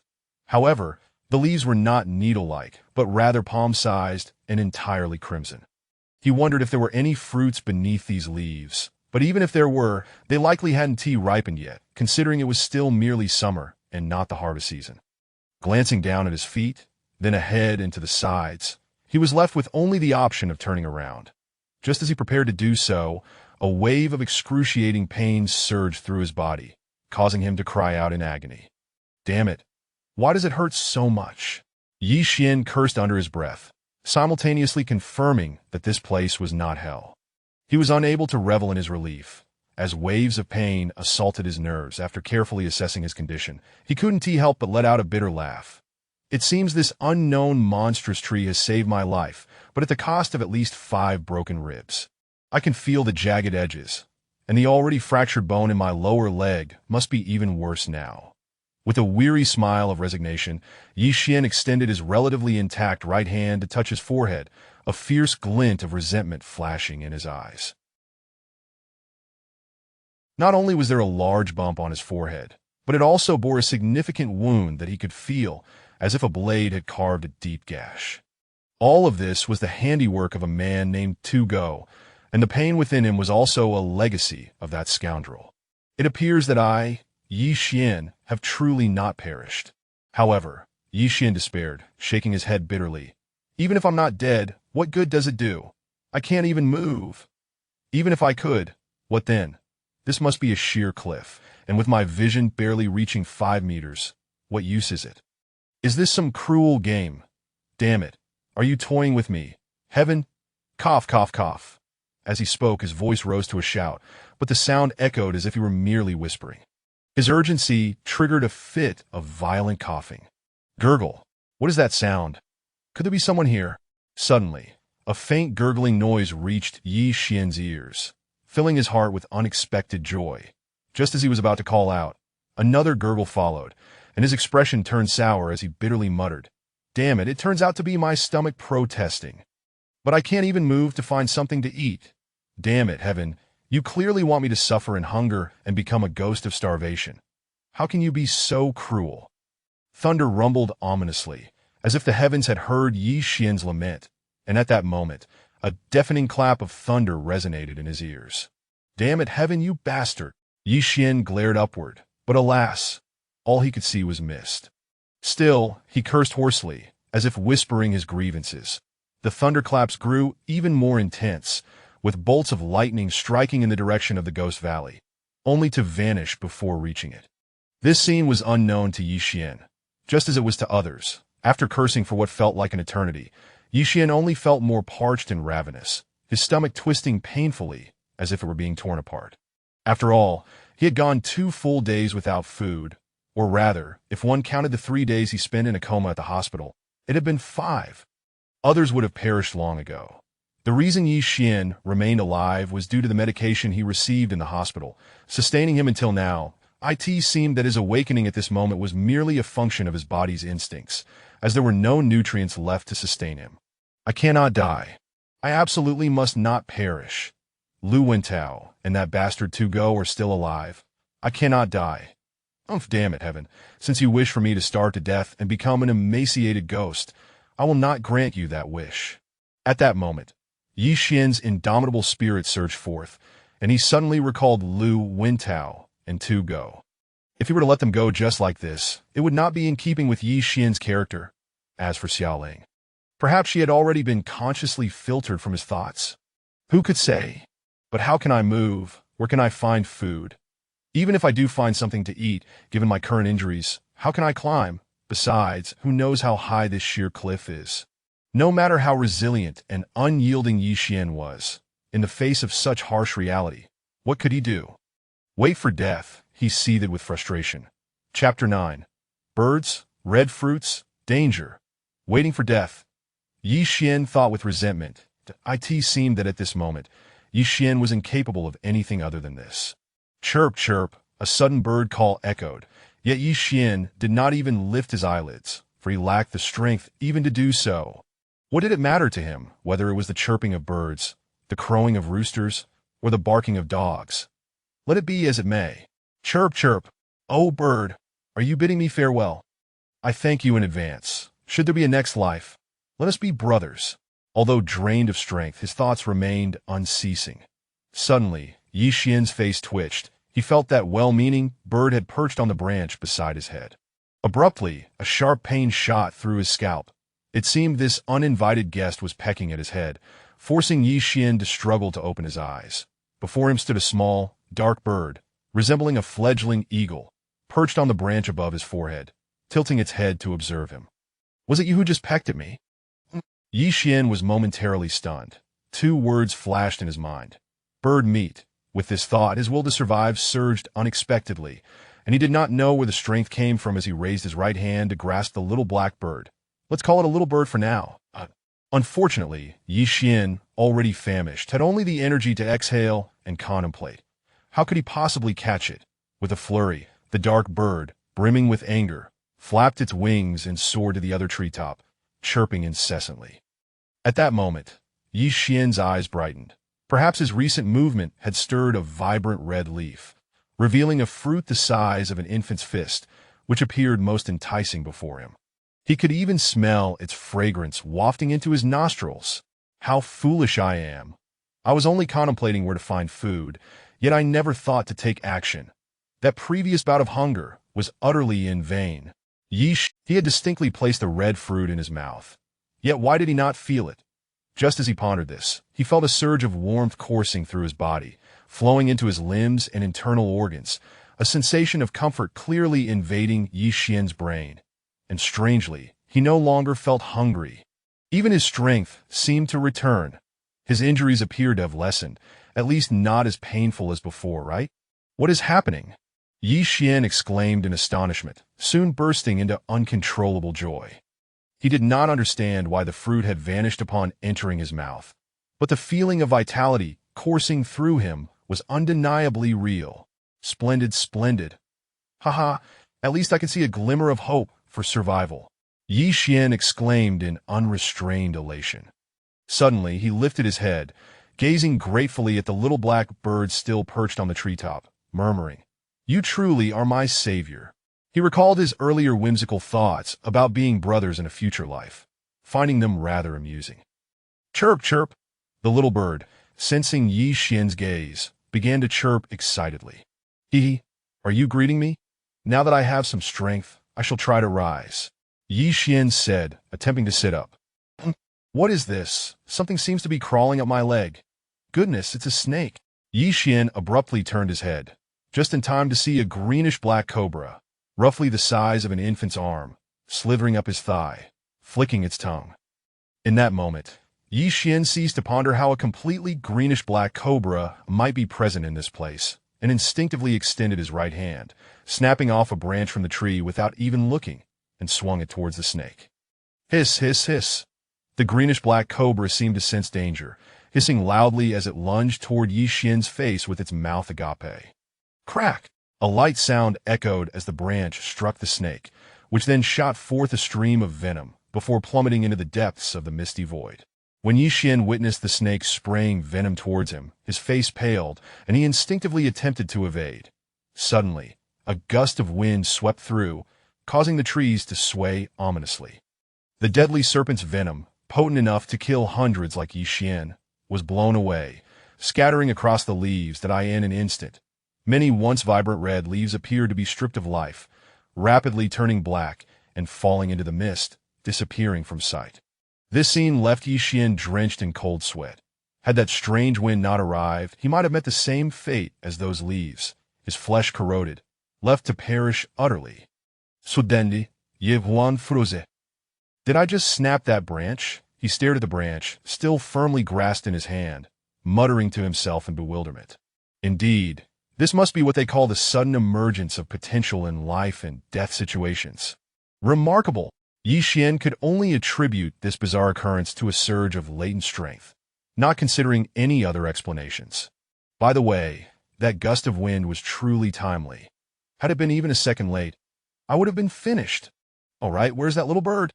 As he spoke, Ye Xuan looked up, glancing at the spot where the little bird had been, only to find the dark bird now listlessly perched, as though even the gentlest breeze would send it tumbling. TSK, little bird, you were frightened too, weren't you? What a timid creature. But had that venom sprayed on you, you would have instantly turned into nothing but a skeleton. Ye Xuan scoffed, humorously mocking himself. The little bird subtly shifted, lifting its head to glance at Ye Xuan. If Ye Xuan had been astute enough, he would have detected a flicker of irritation in the bird's eyes. Yet, there was also the possibility of a mere blink. What had seemed like an eternity was, in fact, only a minute or so. Ye Xuan observed the swaying blackbird, calming himself, feeling indeed stronger. He cautiously grasped the branch and began to rise. Hiss. Still painful.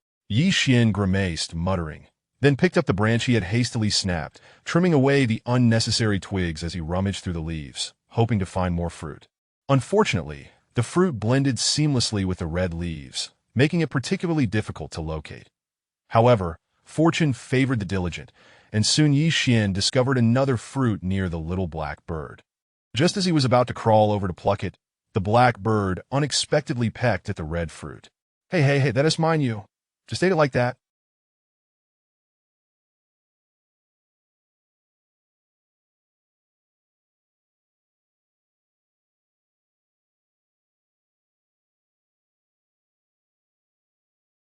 I can't shake the feeling that you're deliberately opposing me.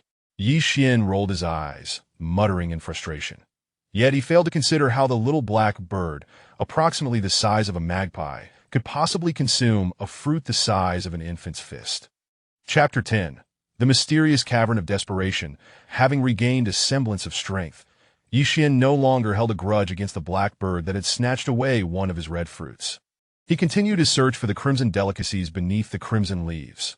Before long, Ye Xuan had gathered 15 fruits, but as he sought more, he realized that what remained was beyond his reach. The fruits within his grasp had all been plucked, and any that lingered were perched atop the tree as highest branches. Even if he could ascend, the limitations of his own physique rendered such an endeavor futile. As for dislodging them with a stick, that was best left unattempted. Should they fall, they would undoubtedly plunge into the unfathomable abyss below, akin to a hen losing its egg to why Ye Xuan attempted to stow the 15 red fruits in his tattered clothing, only to discover that his garments had been torn by branches, rendering his pockets useless. Resolutely, he shed his attire, selecting a piece of relatively intact fabric to carefully wrap the precious fruits, cradling them in his arms. These were assured that no unforeseen mishap lay in wait. He turned his gaze behind him. If only a path existed. To his delight, he soon beheld a stone cavern. How fortuitous! Though there is Ye Xuan exclaimed, exhilaration bubbling within him. Discarding the branch in his hand, he secured the bundle of fruits with strips of fabric around his waist and began his careful descent towards the roots of the tree. In a short while, he reached the base of the tree, where he marveled at its immense girth, so thick that it could not be encircled even by a pair of adult hands. After a moment of awe, he measured the distance between the roots and the cavern, estimating it to be approximately 2 meters high, over 2 feet taller than himself, a daunting challenge for Ye Xuan. The stone wall before him was as smooth as polished marble, devoid of any footholds or handholds. How was he to ascend? Damn it! What am I to do? If I cannot climb up, and I encounter that venomous green snake again, it will spell my doom. No, I must devise a plan. The thought of the toxic serpent sent a chill down Ye Xuan's spine as he contemplated the slick stone wall, furrowing his brow in deep thought. Unbeknownst to him, the very surface upon which he stood had once nurtured a tree large enough to be embraced by an adult. Chirp, chirp. The sound of birdsong broke his reverie. Ye Xuan looked up, only to be greeted by a sight that nearly made him faint with frustration. The black bird, seemingly revived, had perched at the edge of the cavern, flapping its wings and chirping at Ye Xuan, that he felt as though he were the subject of its mockery.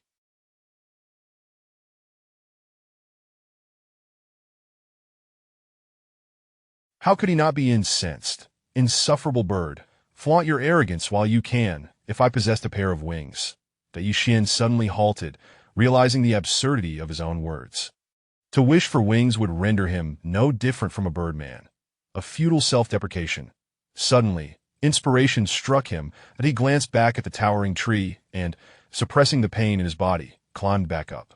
In a matter of moments, he was atop the great tree, skillfully snapping off 3 or 4 branches and leaving one sturdy fork behind, that he then descended back to the roots. Stupid bird, though I lack wings, I possess wit. Watch as I ascend and capture you for a roast. Ye Xuan chuckled mischievously. Chirp, chirp. The black bird responded with its own calls, and for some reason, Ye Xuan felt as if it were mocking him. Could a mere bird truly ridicule another? He shot a venomous glare at the creature before picking up a roughly 2-foot-long branch. Using the tree roots for support, he leaned it against the stone wall and tested its stability. Once assured of its strength, he placed his left foot on the tree fork. His right leg bore a fracture, and should he use it, he might plummet into the unknown depths below. Taking a deep breath, he leaped with all his might and successfully entered the cavern. Upon his arrival, the pain in his ribcage surged, causing his face to pale. Ugh! That hurts! The sharp agony from his fractured ribs forced a gasp from his lips. After a moment, as the pain subsided slightly, he surveyed his surroundings. Due to the mist obscuring his view from the tree, he had merely glimpsed the cavern's entrance, unaware of its true size. Once inside, he was astonished to find the interior quite distinct from the fog-laden exterior. Here, the air was clear, with no thick mist lingering about. The entrance was not overly large, measuring about 2 to 3 meters in height and width. As he scanned the cavern from left to right, he was taken aback by what he beheld.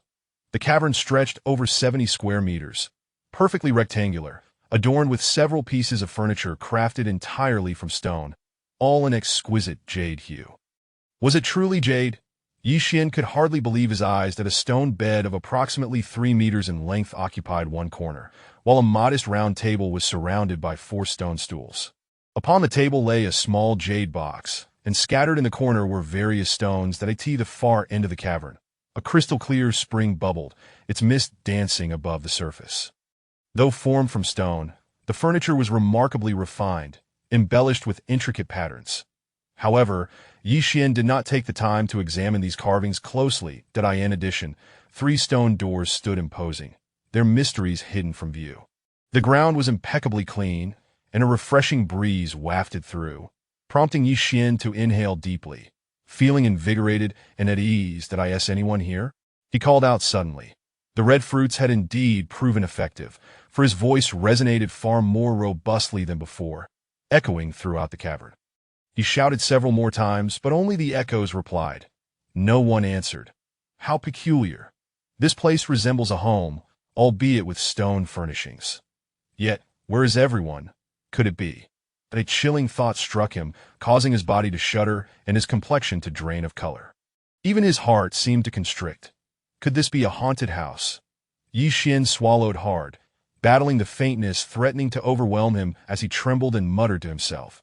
The mere notion of a haunted dwelling sent beads of cold sweat cascading down his brow, his eyes darting around in panic, fearful that from one of the unknown passageways, a ghostly figure with long hair, clad in white, would materialize, brandishing a long tongue and an ominous demeanor.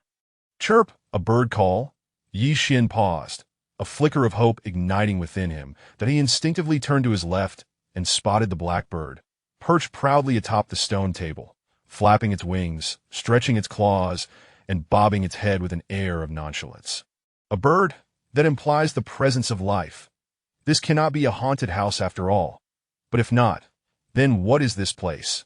With the sight of the little bird dispelling his fears, Ye Xuan felt a surge of courage. He stood up and made his way towards the stone table. Chapter 11. The mysterious jade box. Having determined that this place was unlikely to be a haunted house, the fear that had gripped my heart began to dissipate. Gritting my teeth against the pain, I rose to my feet and approached the stone table. Everything here was shrouded in uncertainty. I could not tell if I would emerge alive from this place. However, given the signs of habitation, perhaps there was a glimmer of hope, though it remained unclear how long this place had been occupied. With a heart full of excitement, I reached the stone table and beheld a jade box, approximately 20 centimeters long and 10 centimeters wide, delicately carved with exquisite patterns. Regrettably, I could not discern the intricate designs. They simply struck me as beautiful, radiating a soft, luminous aura at that moment. My thoughts were a jumble, and I felt an inexplicable tension coursing through me. What mysteries lay within this enigmatic jade box, waiting for my discovery? Taking a deep breath to quell my rising anxiety, I extended my hand to grasp the box and unveil its secrets. Yet before my fingers could brush its surface, I was forcefully repelled, sent flying backward. Bang! I collided with the stone wall, and blood erupted from my mouth, splattering onto the stone table, or rather, onto the mysterious jade box itself. How peculiar it was that while I was thrown back, the box remained unscathed. Cough, cough, cough. I felt as though my insides had been jostled out of place. Several of my already fractured ribs seemed to have broken anew.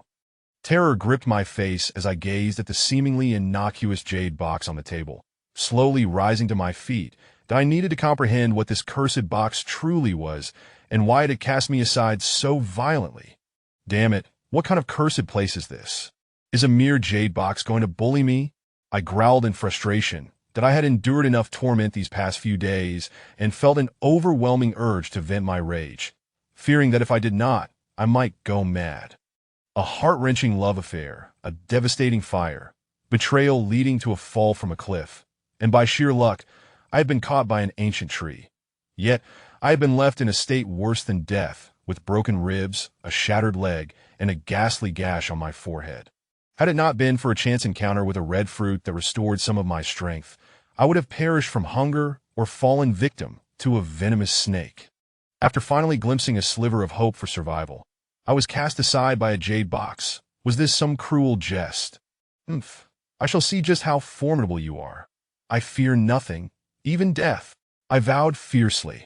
Little did I know that when my blood splattered upon the jade box, it mysteriously vanished, absorbed by the box itself.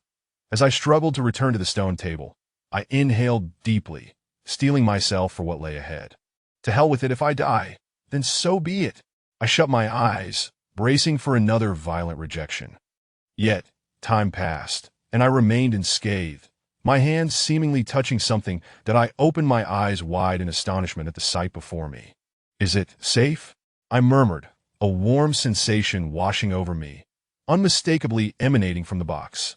Without pondering the source of this comforting feeling, I was consumed by an urgent desire to open the box and discover its contents. Almost instinctively, I picked up the jade box and examined it closely. Finding no locks or barriers, I thought to open it, to my surprise. As soon as the thought crossed my mind, the mysterious jade box opened effortlessly. Goodness, how extraordinary! I exclaimed, dumbfounded by the unfolding scene. Yet, what transpired next filled me with dread. Whoosh! A figure appeared before me, as if projected from another realm. Ghost! I screamed, dropping the jade box and attempting to flee. Alas, no! In my moment of despair, the figure, or rather the imposing presence, spoke. Destined One, I have awaited your arrival. The voice was magnetic, yet tinged with a profound weariness, as if it bore the weight of countless ages. My mouth fell agape, utterly unable to process the extraordinary sight before me. Had I taken the time to explore the popular online novels of the day, I might have grasped the significance of this moment. Unfortunately, in my pursuit of academic excellence to gain free admission to Tsinghua University, I had scarcely the time to browse the internet. I might not even know how to operate a computer. Fear not, Destined One, to all of this is the will of fate, guiding you into this cavern. The majestic figure's brow furrowed slightly as he continued. Are you human or a ghost? No, that's absurd. You must be a ghost, right? Ghost? Oh, my help! The realization that the figure before me might indeed be a ghost sent shivers down my spine.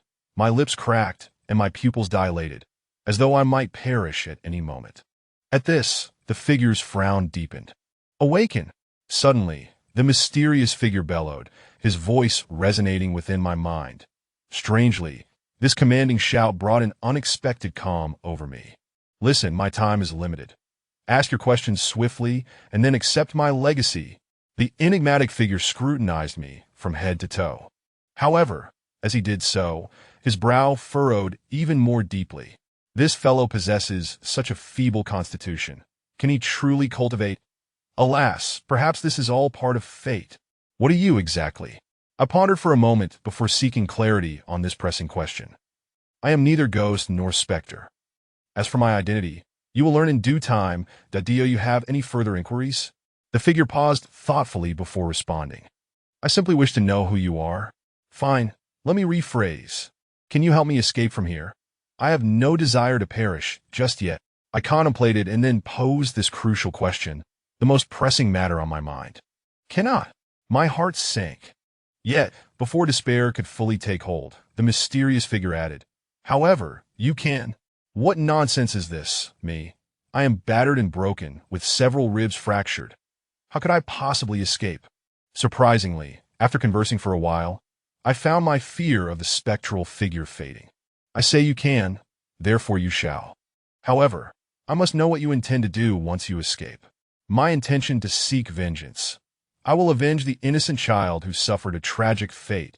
Certain individuals deserve to be punished with 1,000 cuts. A fierce hatred and resentment flickered in my eyes. Chapter 12. The mysterious mentor. Upon hearing this, the mysterious figure's eyes flickered momentarily before he replied nonchalantly, "It is quite simple." Simple. Ye Xuan expressed a growing sense of ease, curling his lip as he remarked, "Simplicity hinges on my ability to leave. I have stated that your departure solely depends on you. Before you lie two paths, it is up to you to choose." Ye Xuan paused, inquiring, "What are those two paths? Life or death?" "Naturally, I would choose the path of life, although I am aware that my heart condition may not allow me to live for long. Who willingly embraces death? Besides, I have unfinished business." Ye Xuan's response was unwavering. Having endured so much, Ye Xuan had matured beyond his years. "Then, take me as your master, and I shall impart to you the supreme methods of cultivation, allowing you to shed your mortal coil and ascend to the highest realm. Do you accept?" "What? You want me to, take you as my master and cultivate some supreme technique? Are you jesting?" Ye Xuan was taken aback, his expression one of utter confusion. "Indeed." The mysterious man nodded, seemingly unfazed by Ye Xuan's incredulity. "I must say," Ye Xuan attempted to speak, but was interrupted by a wave of the mysterious man's hand. "Enough with the trivial chatter. Since you were skeptical, allow me to demonstrate for this dim-witted fellow." With that, the mysterious man waved his hand, causing Ye Xuan to levitate effortlessly into the air. But that was merely the beginning. With another gesture, a beam of white light entered Ye Xuan's body, accompanied by a cacophony of crackling sounds. As wisps of white smoke erupted from his forehead, the Ye Xuan could only describe his sensations with one word: exhilarating. As he floated, engulfed in trepidation and panic, he was uncertain of what was transpiring. Just as he prepared to utter a curse, he felt a warm sensation envelop his nerves, dispelling his fears. Then, the agonizing pain in his fractured ribs, leg bones, forehead, and abdomen melted away like winter snow under the bright sun. "How does it feel?" the mysterious man inquired, his voice resonating with a magnetic quality as Ye Xuan closed his eyes, savoring the profound relief coursing through him. "Ah!" Ye Xuan was jolted back to reality, realizing he had descended to the ground. He attempted to twist his body. To his astonishment, there was no pain. He touched his forehead, discovering the wound had vanished, and he felt an abundance of energy surging within him. In that moment, he experienced an overwhelming sense of power. How astonishing it was! Ye Xuan's heart soared with excitement. "This is indeed marvelous for you, a lad on the verge of bidding farewell to your mortal existence." The mysterious man seemed to peer into Ye Xuan's thoughts, laying them bare. "Wait, you can read my thoughts as easily as drinking water. Ah, could you enlighten me as to what is happening?" Ye Xuan's forehead was now slick with cold sweat. This individual was undeniably formidable, capable of perceiving his innermost thoughts. "I have already stated, take me as your master, and I shall bestow upon you the supreme techniques of cultivation. When the time comes, you will traverse the realms as you wish, even defying the heavens without consequence." As he spoke, the mysterious man exuded an aura that caused Ye Xuan's complexion to shift dramatically. Meanwhile, outside, the thunder roared and lightning struck with increasing intensity, triggering landslides in numerous locations. Had the mysterious man's aura not flickered out as quickly as it appeared, Ye Xuan might have found himself on the verge of spitting blood once more. Yet, he was deeply impressed by the man's defiance against the heavens. Indeed, such was the nature of a true man. Suddenly, Ye Xuan's expression darkened as he lamented, "Alas, I shall not live long. Otherwise, I would truly wish to experience the exhilaration and freedom of traversing the realms." "Ha ha!" The mysterious man suddenly burst into laughter. After a moment, he regarded Ye Xuan and said, "My boy, a mere ailment such as yours has already been cured by me. Was it not simply a blockage in your heart's meridians? Are you still lamenting over it?" What do you mean?" In that moment, Ye Xuan's address shifted from you to you, revealing the depth of his astonishment. "I say, You are now healthier than an average person. My boy, when you consumed that red spirit fruit, your injuries were already mitigated. You merely lacked knowledge of the proper techniques. Just now, I merely assisted in dissipating the effects of the medicinal properties while also unblocking your meridians.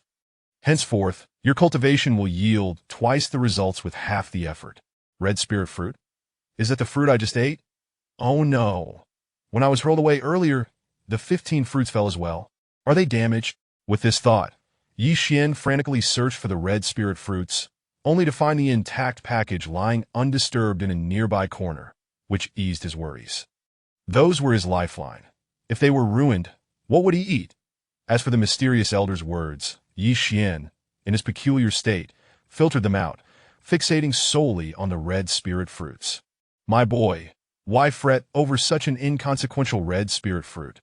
Now, I have little time left. Will you take me as your master or not? The mysterious man cast a disdainful glance at Ye Xuan, urging him. Though Ye Xuan still had many uncertainties, he recognized that this man had not only healed his fractured bones, but also cured the heart condition that the world deemed incurable. It was evident that he meant him no harm. Furthermore, the notion of traversing the realms ignited a fervor within Ye Xuan, and contemplating the possibility of vengeance only fueled his resolve. With this in mind, Ye Xuan knelt before the mysterious figure. Disciple Ye Xuan pays respects to my master. He bowed 9 times, expressing his profound respect. Having grown up without parents, the acquisition of a master filled Ye Xuan's heart with a... The mysterious man sensed Ye Xuan's emotions and nodded with satisfaction, gesturing for him to rise. Good, good, good. Ha ha, rise, my good disciple. Although your aptitude may only reach the mediocre level, from this day forth, you shall be my sole disciple. The mysterious man declared with enthusiasm. Labeling his aptitude as mediocre was merely the mysterious man's way of sparing Ye Xuan's feelings. However, since they shared a bond of inheritance, his lack of talent was inconsequential. Though Ye Xuan felt a twinge of dissatisfaction, he complied and stood up, then turned to the mysterious figure, asking, Master, having taken you as my mentor, you must divulge your name. You shall discover my identity when you have perfected your cultivation. Now, my time is limited, and I must impart several important matters to you. Pay close attention. The mysterious man interjected before Ye Xuan could speak. Firstly, and most importantly, when you learn of your master's name, you must never disclose it to anyone, not even to your closest kin. Otherwise, it may lead to your demise. Secondly, practice patience and discretion. Never act recklessly. Do not undertake anything that you cannot control without absolute certainty. Thirdly, do not easily trust others. This is equally crucial. Maintain a degree of skepticism towards everyone. You must not find yourself deceived and counting another's riches. Have you committed all this to memory? Ye Xuan nodded resolutely and replied earnestly, I have remembered, Master. As an orphan who had witnessed the harsh realities of human nature, Ye Xuan took his master's instructions to heart, especially the third point that resonated deeply with him.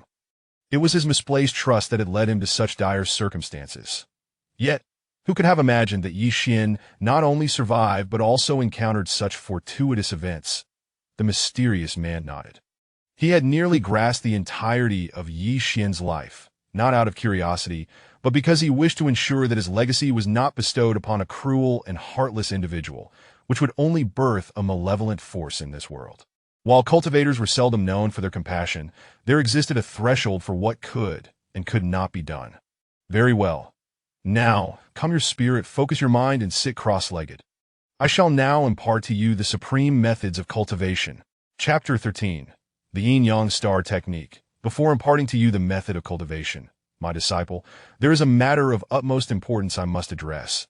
The mysterious figure stated with a sudden seriousness that contrasted sharply with Ye Xuan's eager anticipation of receiving the inheritance.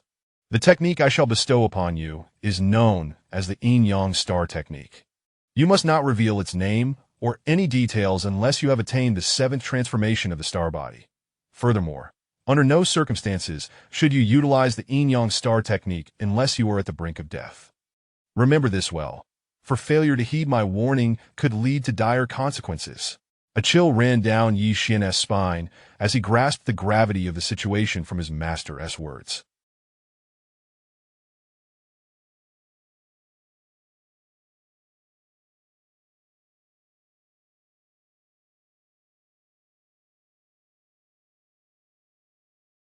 He nodded resolutely and replied, "Disciple shall heed Master's teachings."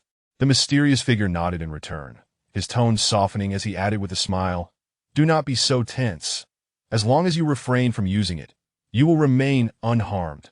Ye Xuan sensed that his master had more to convey and refrained from questioning further. "Indeed," the mysterious figure continued, "I have devoted countless years to evolving certain attack techniques within the Yin-Yang Star technique, which you are permitted to use. This will also diminish the exposure of the technique. I shall imprint them deep within your soul.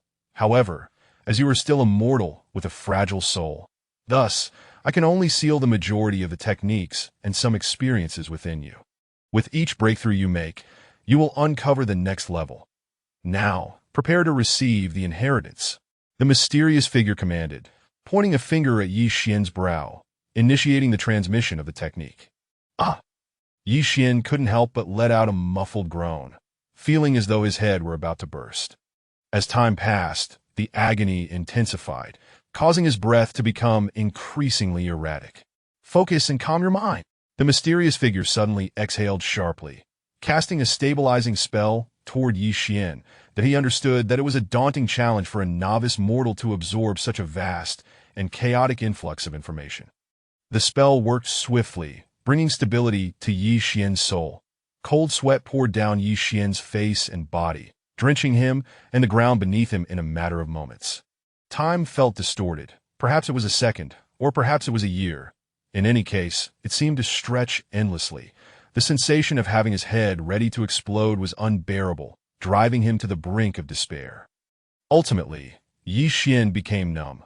Countless thoughts, previously unimaginable, surged into his mind, assimilating without pause, leaving him no time to organize his thoughts. 3 hours later, Ye Xuan finally exhaled a sigh of relief.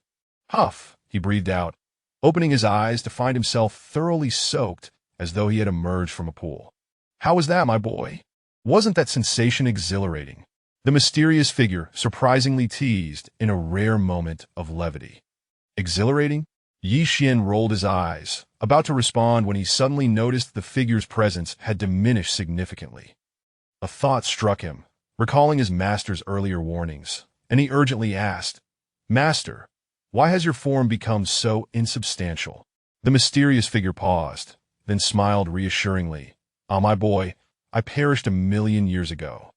I retain this fragment of my soul solely to preserve my legacy. Do not dwell on it. Consider it akin to watching a film. The fading of my presence is merely the conclusion of the story." Though his words were light, a flicker of emotion stirred within him. As for how the mysterious figure was familiar with modern terminology like film, it was simple. A mere sweep of his consciousness could reveal all happenings on Earth. "Master, you mentioned that you..." Ye Xuan swallowed hard, his expression darkening as he gazed at the nearly dissipated figure, hesitating to continue. "Enough, my boy. In the realm of cultivation, life and death are mere facets of existence. You must learn to accept this. Moreover, is death not a continuation of life? Let us not linger on this topic. There are matters I wish to discuss with you." The mysterious figure interrupted, maintaining a calm demeanor. "Master, I have never experienced the love of parents in my life," Ye Xuan suddenly uttered, his tone unexpectedly somber. This caused the figure to tremble slightly, his gaze sharpening with complexity as he regarded Ye Xuan before responding. "Child, the path of life is fraught with thorns and obstacles, particularly on the path of cultivation, which is filled with peril and solitude. A moment's misstep can lead to calamity. Such challenges require a heart of steel and an unwavering will to overcome. Temporary setbacks and disappointments are but fleeting.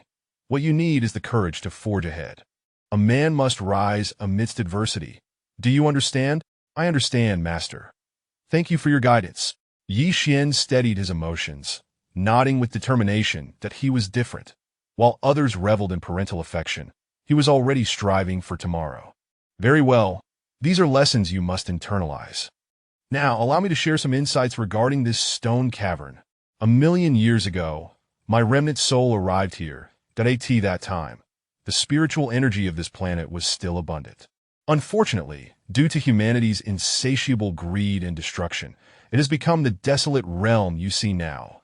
The once mighty cultivators departed Earth in search of richer sources of spiritual energy, leading to the current decline of cultivation on this planet. Whether this is fortunate or unfortunate remains a question. Although the spiritual energy here has dwindled to a paltry state, you need not worry. The Yin Star technique does not rely on such meager energy. It draws upon the boundless power of the stars throughout the universe. You are already aware of the dual cultivation aspect, so I shall refrain from elaborating further. The mysterious figure spoke with an enigmatic glint in his eye as he mentioned dual cultivation. What is the most abundant element in the universe? Undoubtedly, it is the stars, each radiating immense power that forms the essence of star energy. As for the 3 passageways within this cavern, they lead to the equipment refining chamber, the alchemy chamber, and a place for cultivating spiritual herbs.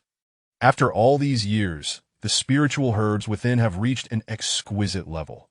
However, my boy, given your current state devoid of any cultivation, it is impossible for you to enter. Additionally, I have left some trinkets for you in both the refining and alchemy chambers, which I hope you will cherish. Lastly, do not forget the 3 warnings I imparted earlier. Do you understand?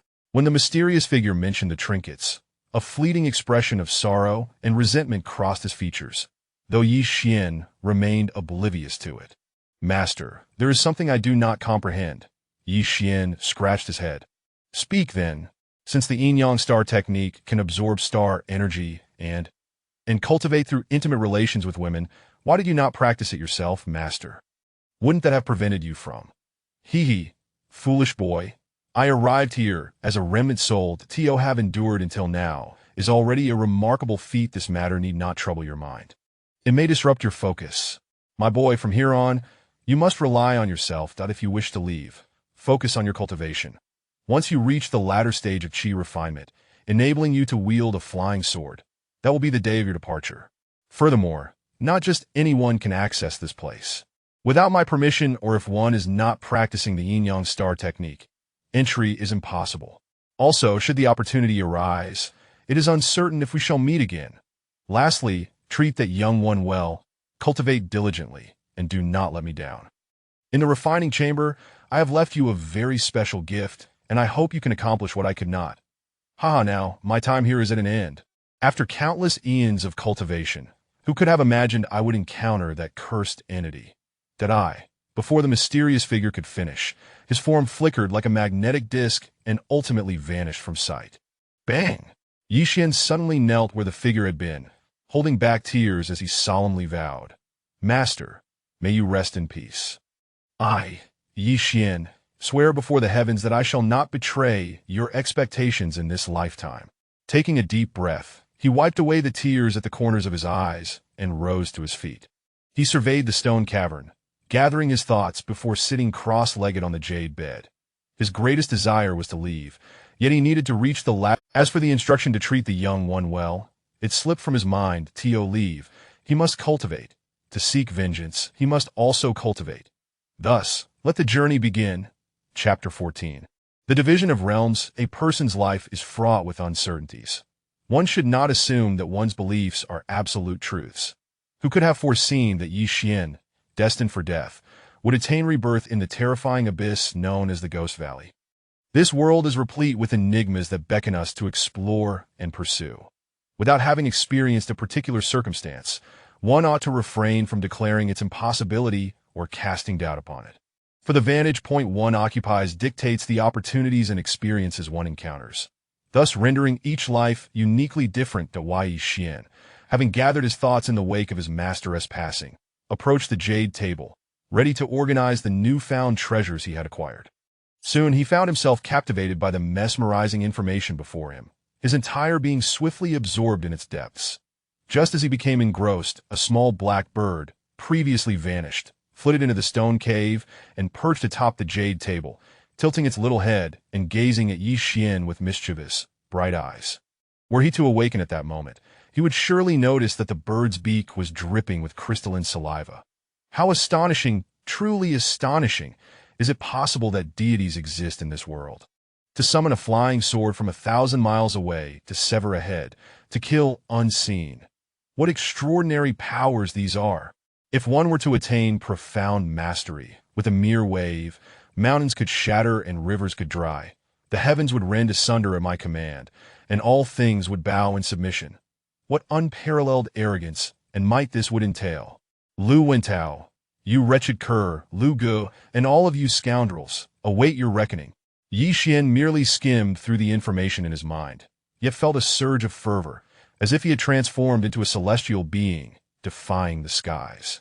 The thought that his fate would irrevocably change, that he would wield the power to alter the very nature of the world, intensified his animosity toward Lu Wentao and his ilk, a desire to emerge and unleash his sword upon them swelling within him. However, Ye Xuan understood that such thoughts were mere fantasies for the time being. Although he had reached the level of a postnatal warrior, he could not yet escape this place.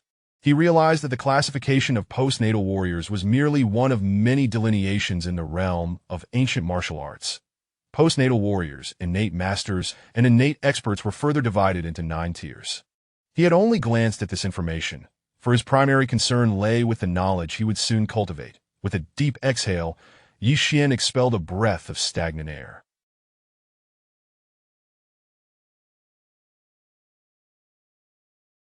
A glimmer of determination flashed in his eyes as he grasped the classification of power within the realm of cultivation, along with some experiential insights. Though scant, this knowledge would occupy him for quite some time. Presently, Ye Xuan had not yet begun his training and could only discern the first realm's classification. The initial realm, known as Qi refinement, is divided into 12 levels. Levels 1 to 3 constitute the early stage, levels 4 to 6 the mid-stage, levels 7 to 9 the late stage, and levels 10 to 12 signify great perfection. Regrettably, this was all he knew.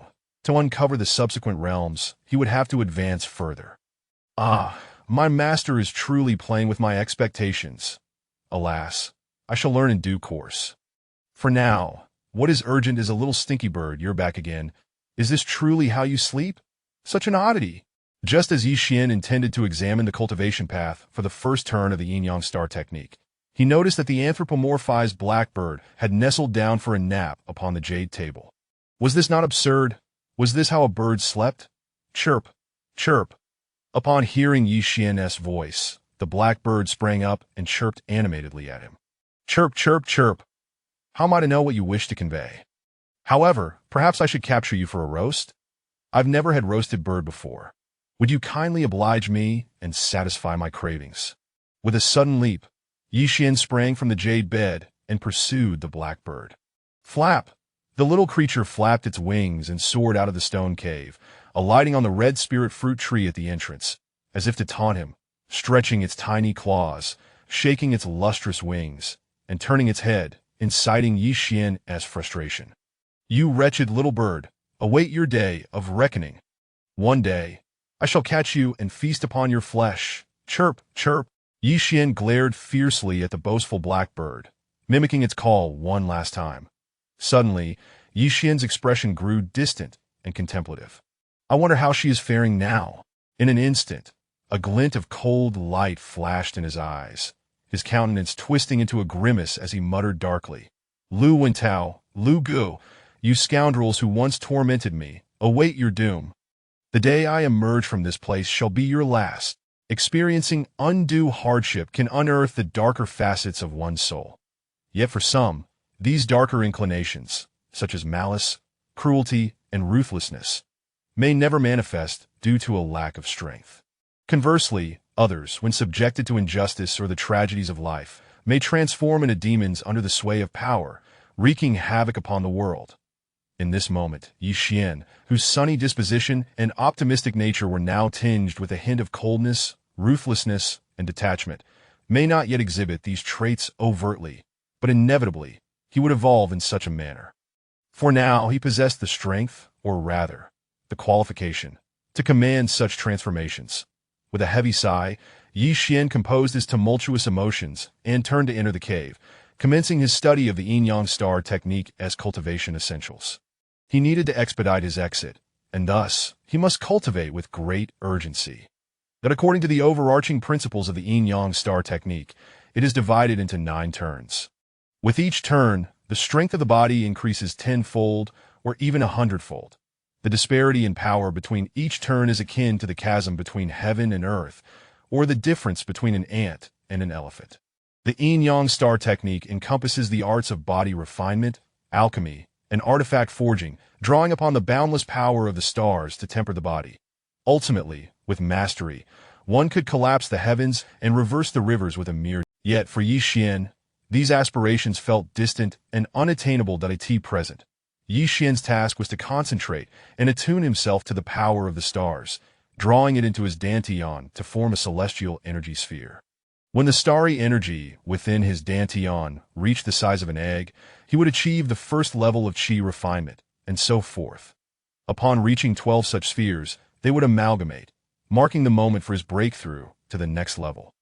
Alas, Ye Xuan remained oblivious to what that next realm entailed, though why Ye Xuan understood that the starry energy within the Ghost Valley was likely the most concentrated in the world, for above the valley lay the ancient formation known as the 9 Heaven Starry Sky. This formation not only boasted formidable defenses, but also gathered the starry energies of the heavens and earth. However, he was not yet qualified to comprehend such matters, nor could he perceive the starry energy. Ye Xuan closed his eyes, invoking the first turn of the yin-yang star technique within his body. Perhaps due to the seed of starry energy left by Xuan Yi, in merely 3 hours, Ye Xuan felt enveloped by a silvery starry aura. Splendid! Is this the power of the stars? Truly formidable. Just the sensation alone is like tearing through the fabric of reality. Now, let me absorb it. Ye Xuan focused his will, perceiving the rich, silvery starry energy surrounding him, and his heart soared with joy. Suppressing his excitement, he directed his will to guide the yin-yang star technique through the meridians he had already opened. Chapter 15. The first layer of qi cultivation. With his eyes gently closed, Ye Xuan quietly operated the yin-yang star technique, unaware that as he practiced his cultivation, the surrounding celestial energies, growing thicker with the passage of time, began to manifest as shimmering silver ribbons, reminiscent of a vast galaxy, radiant and enchanting. Ye Xuan found himself enveloped within this ethereal spectacle, as the silvery starlight gradually permeated his skin, ultimately converging in his dantian. To an outside observer, such an abundance of celestial energy would undoubtedly allow for a breakthrough of several levels. However, the reality was quite the opposite. Upon entering Ye Xuan's body, the majority of this celestial energy seeped into his muscles and bones, with only a scant amount reaching his dantian. They say that sleeping is but a fleeting moment. When one closes their eyes and drifts into dreams, the passage of time becomes imperceptible. Upon awakening, one might marvel at how swiftly dawn has arrived. Cultivation, too, follows this peculiar nature, rendering one oblivious to the flow of time. 3 hours, 4 hours, 6 hours. That when Ye Xuan finally awoke, it had already been 2 days. With his awakening, the surrounding celestial energies seemed to lose their coherence, dissipating rapidly as if they had never existed. How refreshing was Ye Xuan's immediate impression that he felt as though he had indulged in an exquisite sauna, a delightful sensation enveloping his entire being. He quickly grew fond of this ineffable feeling. What is that smell? Why is it so foul? Suddenly, Ye Xuan furrowed his brow, murmuring in confusion. Then, chirp, chirp, the little black bird made its appearance once more. "Oh, it's you, you foul creature! Was that putrid odor the result of your droppings?" Since encountering the mysterious figure, Ye Xuan's temperament had begun to shift. Had this been in the past, he likely would have still been ensnared in his resentment. Of course, moving on did not equate to forgetting. Those were 2 distinct concepts. Bang! Whether the black bird heard Ye Xuan's words or for some other reason, it suddenly toppled onto the table, its posture resembling that of something struck by lightning. "Ha! You silly bird, have you been knocked out by your own stench? Watch as I catch you for a roast." With that, Ye Xuan leapt from the jade bed. Suddenly, bang! Ouch! A cry of pain escaped Ye Xuan's lips as he collapsed. Chirp, chirp! Chirp, chirp! Ye Xuan grimaced as he raised his head, catching sight of the black bird rolling on the table, clutching its belly. "Damn it, you foul creature! Are you mocking me?" he scolded irritably, then sprang to his feet and dashed toward the black bird. Ye Xuan had no intention of truly harming the bird. He merely sought to release some pent-up frustration. After all, he was alone here, and it was inevitable to feel a sense of loneliness, wasn't it? Having such a peculiar companion brought him a measure of joy. With a flap, Ye Xuan heard the sound of wings flapping, yet the little black bird had vanished without a trace. Bang! Damn it! I really need to control my strength better. Ye Xuan grimaced as he got back up from the stone table. Has that foul bird turned into a demon? How insufferable, he grumbled. Never mind, let me check the time. Damn, it's already the 25th, so I've been in seclusion for 2 days Sigh, it seems that whenever a cultivator enters seclusion, it's often for 10 days, half a month, or even several years, and that holds true. He glanced at the watch on the... Why am I still dwelling on this? Never mind, let us see if I've reached the later stage of qi cultivation. As Ye Xuan delved into his consciousness and beheld the mere duck-egg-sized sphere of celestial energy in his dantian, he was instantly dumbfounded. What? How am I still at the first layer of qi cultivation? Damn it, after 2 days, I've only managed to reach the first layer. Heaven, just end me. At that moment, Ye Xuan felt on the verge of tears. He had anticipated that after 2 days, he would have surely advanced to the 7th or 8th layer of qi cultivation. Little did he know, he was still at the first layer. Was this not a cruel joke? After a lengthy moment of mumbling, he reluctantly accepted this unbearable reality. He had indeed only achieved the first layer of qi cultivation. I must ascertain the reason behind this, Ye Xuan thought, perplexed, and thus sank into his consciousness, searching for relevant information within the sea of awareness. After some time, Ye Xuan's expression gradually improved, and with a wry smile, he remarked, I was too ambitious to know. I should say I was utterly misguided. The path of cultivation is inherently fraught with challenges, yet I foolishly believed I could attain the later stage of qi cultivation in just a day or two. How impatient of me! Just moments ago, he had learned from his master's teachings that for an average cultivator to reach the first layer of qi cultivation, it would take no less than 10 days to half a month. Of course, this applied to those of ordinary aptitude. For those with extraordinary talent, it could be accomplished in 3 to 4 days. Naturally, exceptions existed, such as when elders directly enhanced their disciples' cultivation, but such shortcuts bore numerous drawbacks, and typically, one would refrain from such practices. Ye Xuan also understood that as one progressed further in cultivation, the time required only grew longer. Consider those high-level cultivators who might spend thousands of years in seclusion. Such instances were not uncommon. Reflecting on the fact that he had reached the first layer of qi cultivation in just 2 days filled Ye Xuan with immense joy. He mused to himself that he truly was a genius. Unbeknownst to him, had his master not left behind a seed of celestial energy while treating his ailments and injuries, and had the celestial energy within the Ghost Valley not been significantly denser than in other locations, perhaps he would not have broken through to the first layer even after a month. Ye Xuan exclaimed softly, How strange, it's been 2 days, yet I don't feel hungry at all. Is it due to my cultivation, or perhaps the effect of that red spirit fruit? If I ever run out of money, I need to eat. Such a fortunate occurrence is rare indeed. If the mysterious figure had heard this, they would undoubtedly be enraged, pointing at Ye Xuan and cursing, You wretched brat! You've cultivated the ancient and formidable yin-yang star technique, and yet this is all you've accomplished. In truth, it was not entirely Ye Xuan's fault. After all, he had endured an abundance of hardships in the past, with hunger being a frequent companion. Furthermore, the current Ye Xuan appeared unfazed, yet he had yet to fully adapt to his identity as a cultivator. Perhaps once he acclimated, such thoughts would no longer cross his mind. However, Ye Xuan pondered for a moment, a hint of perplexity crossing his face as he muttered, What is that smell? Why is it so foul? After a while, the stone cave echoed with a cacophony resembling a pig being slaughtered.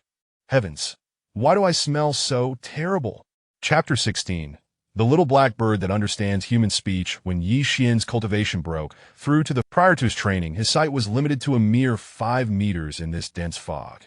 However, now it had extended to 10 meters, and he also sensed a significant increase in his strength compared to before. Ye Xuan speculated that he could now lift objects weighing over 100 kilograms with a single hand. Moreover, his agility and physical flexibility had improved remarkably, as exemplified when he inadvertently collided with the ceiling of the cave, which stood 4 to 5 meters high, while chasing the little black bird he had whimsically named. Cultivation is truly exhilarating, but it consumes an inordinate amount of time. That be why the time I reach the later stages of chi refinement, several months may have already passed. This simply cannot stand. If it takes months, everything will have grown cold. The mere thought of needing several months to attain at least the 7th layer of chi refinement filled Ye Xuan with an inexplicable sense of frustration and impatience. I must devise a strategy, but what could it be? I currently cannot access the alchemy and weapon refining chambers, as they require one to be in the mid-stages of chi refinement to enter.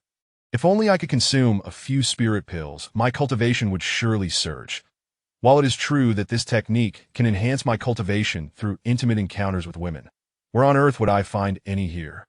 Ye Xuan lamented to himself as he stood before the passages leading to the alchemy and weapon refining chambers.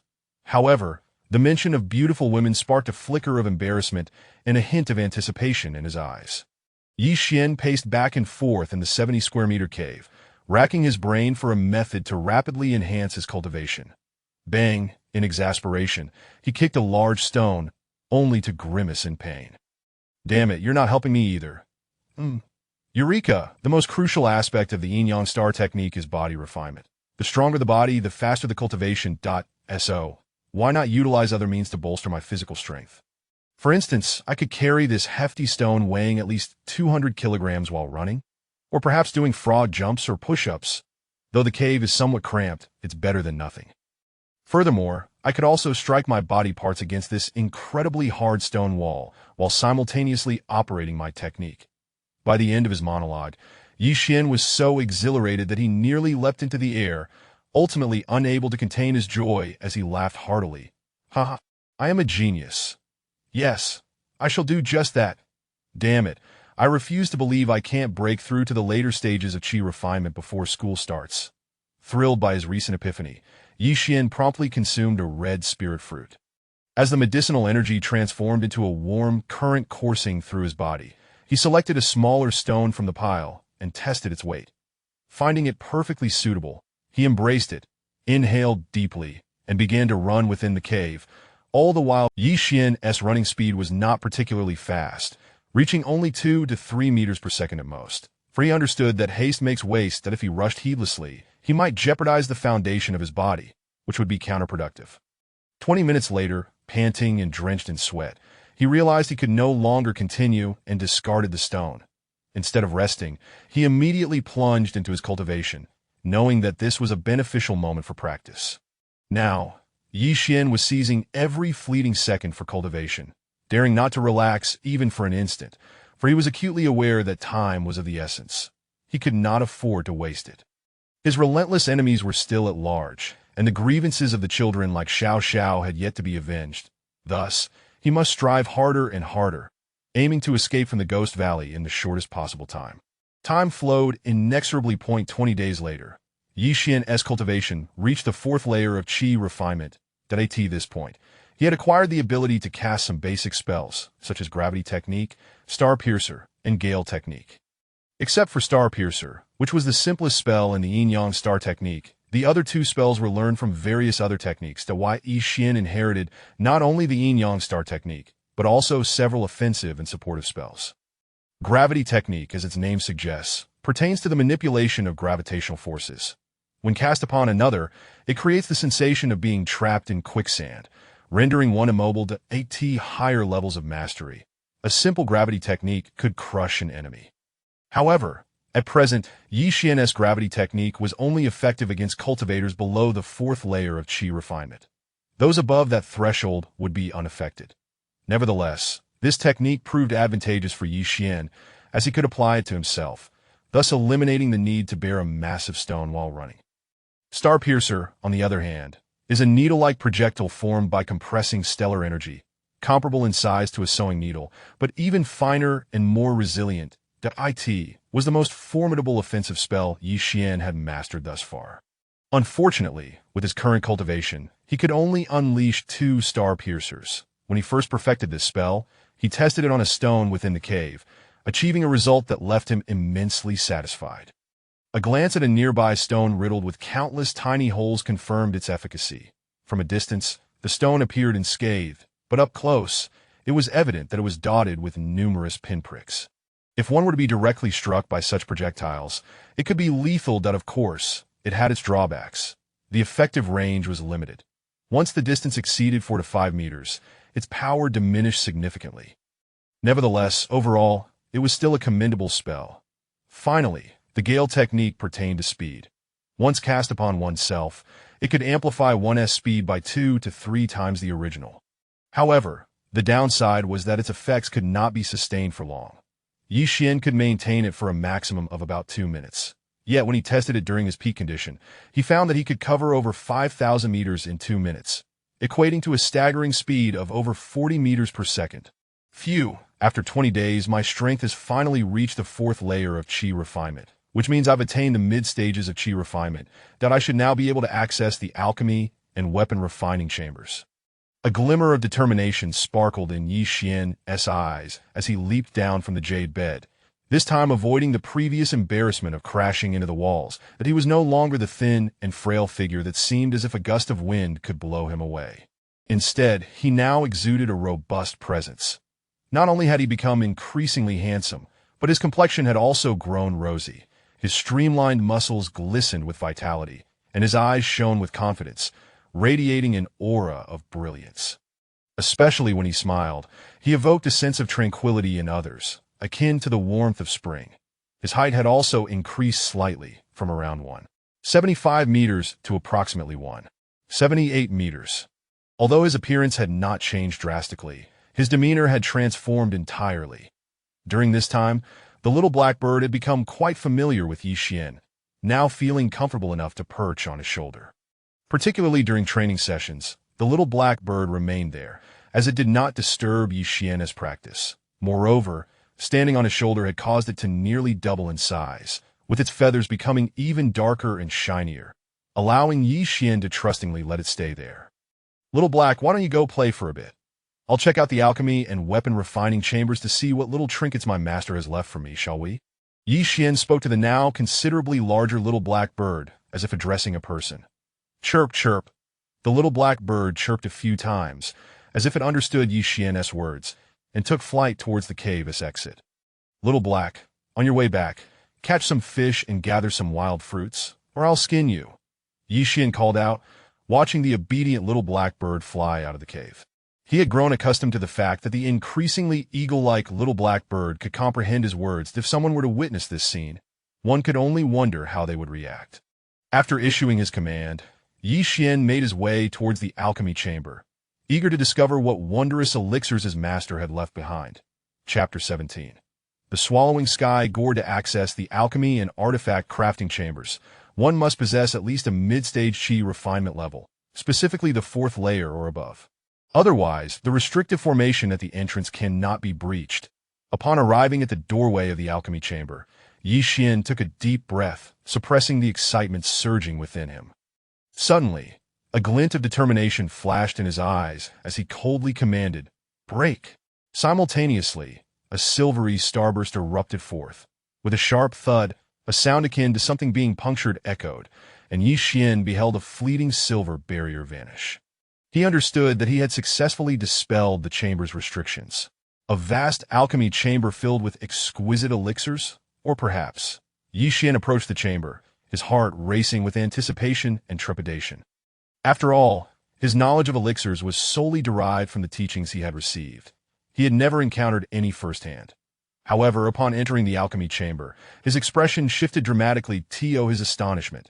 The expansive space of approximately 100 square meters contained nothing but a single jade table, upon which rested a black jade slip, accompanied by a black jade gourd tower. Aside from this, there was absolutely nothing else. Surely there can't be no spirit elixirs here, just these trivial items. Ye Xuan lamented, disappointment and frustration evident in his voice. "Well, since my master left me some trinkets, I might as well take them," he thought, unwilling to defy his master's wishes, and considered keeping them as mementos. He stepped forward and picked up the black jade slip and the black gourd. That moment, a voice resonated in his mind. Young one, are you secretly disparaging your master for not leaving you any elixir? Do not blame me. Everything I have done is for your benefit. The black jade slip contains a precious work entitled Alchemy Compendium, which you should study diligently. Remember, relying on others is never as beneficial as relying on oneself. Self-sufficiency is the true path, the voice instructed. And that gourd is a spatial treasure. Simply infuse it with your blood to recognize it as your own, and you will find it contains some elixirs, albeit not many. The rest have been sealed by me. They cannot be accessed without adequate cultivation. You may retrieve them once your abilities are sufficient. I have also left you some spiritual seeds within. If you desire elixirs, cultivate and refine them yourself.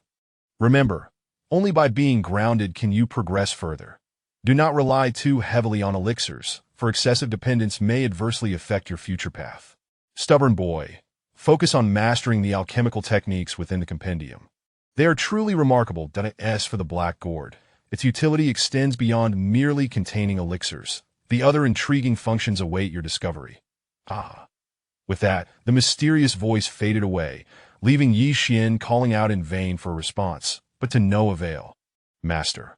Ye Xuan felt a surge of excitement upon hearing his master's voice, though it was merely a fleeting message before silence enveloped him once more. Following the instructions, he pricked his finger, allowing a drop of blood to fall onto the black gourd. Whoosh! As the gourd absorbed his blood, it suddenly levitated, emitting waves of dark brilliance.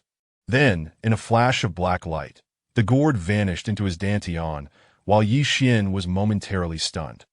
The swallowing sky gourd, he whispered as it entered his dantian. He mused, such a seemingly mundane yet formidable name must hold great power. No matter, I shall explore it further. Delving into his consciousness, he entered the interior of the swallowing sky gourd. Upon entering, he discovered a spatial expanse of approximately 10 square meters, where several jade vials of varying sizes floated. Ye Xuan surmised that these vials likely contained elixirs, but he attempted to retrieve one, but found them immovable, save for one vial that responded to his intent and appeared in his hand. Wow! How remarkable! Just a thought, and it truly manifested in my hand. Ye Xuan exclaimed, delight coursing through him as he played with the vial, making it appear and disappear like a child at play. However, after 8 attempts, he began to feel dizzy and quickly halted, realizing that this exercise drained his mental energy. How frustrating! I can't indulge too much. It seems that low cultivation limits my abilities. Ye Xuan sighed, an urgent desire to enhance his cultivation stirring within him.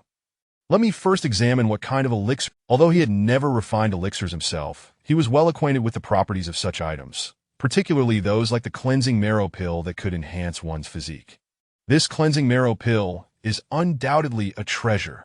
If I consume even one, my cultivation aptitude will significantly improve, allowing me to break through this desolate valley in no time. In his exhilaration, Ye Xuan pressed fervently against the vial, kissing it in sheer delight. Yet, as he eagerly opened the vial, his excitement swiftly diminished. What a letdown! I expected at least a few hundred, but there are only 3. Master, how stingy can you be? He grumbled, unable to contain his disappointment. Well, 3 will have to suffice. My master did say not to rely too heavily on elixirs.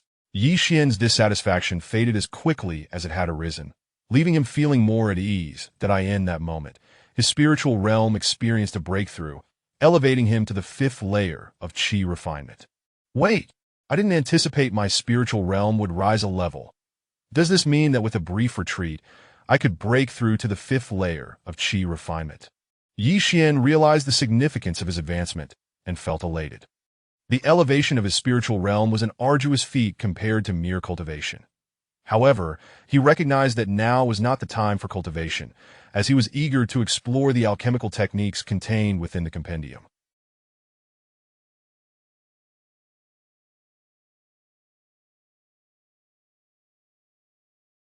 Regaining his focus, he stowed the vial and picked up the jade slip, immersing himself in its contents.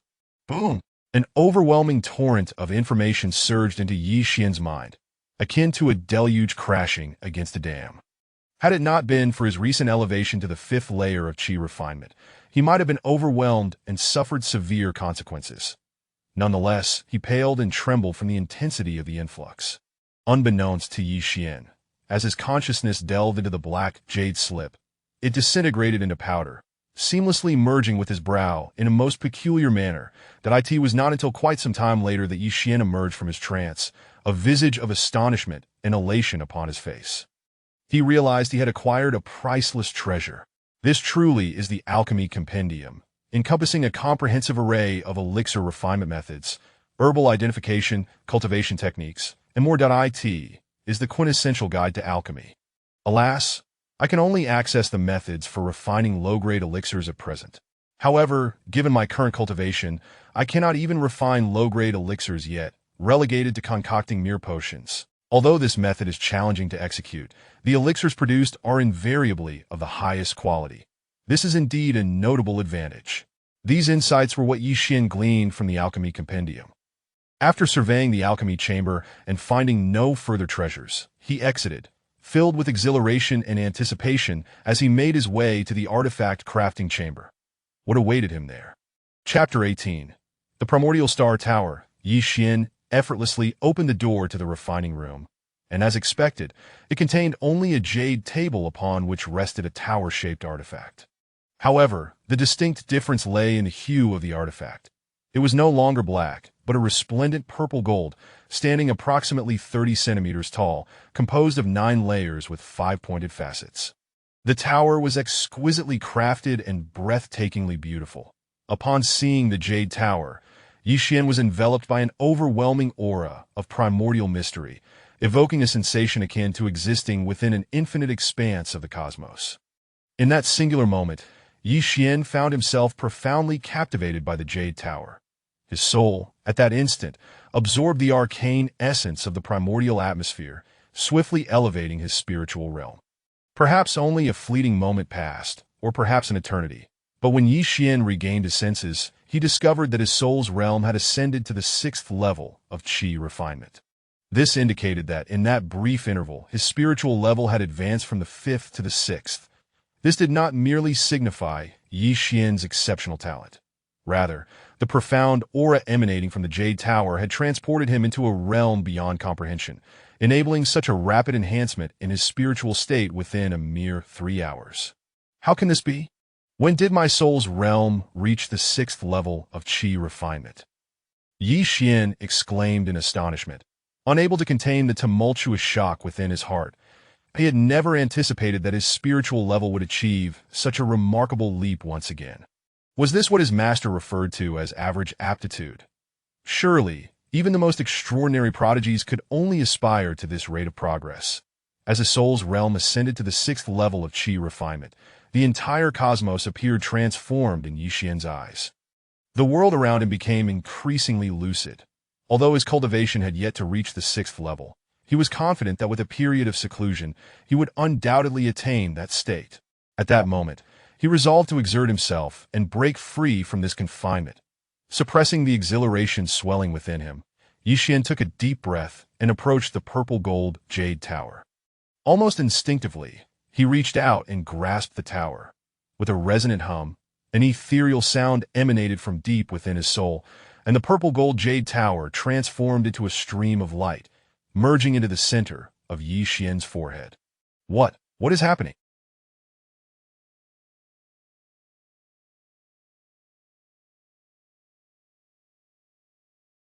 Is it possible that I don't need to shed blood to acknowledge my ownership?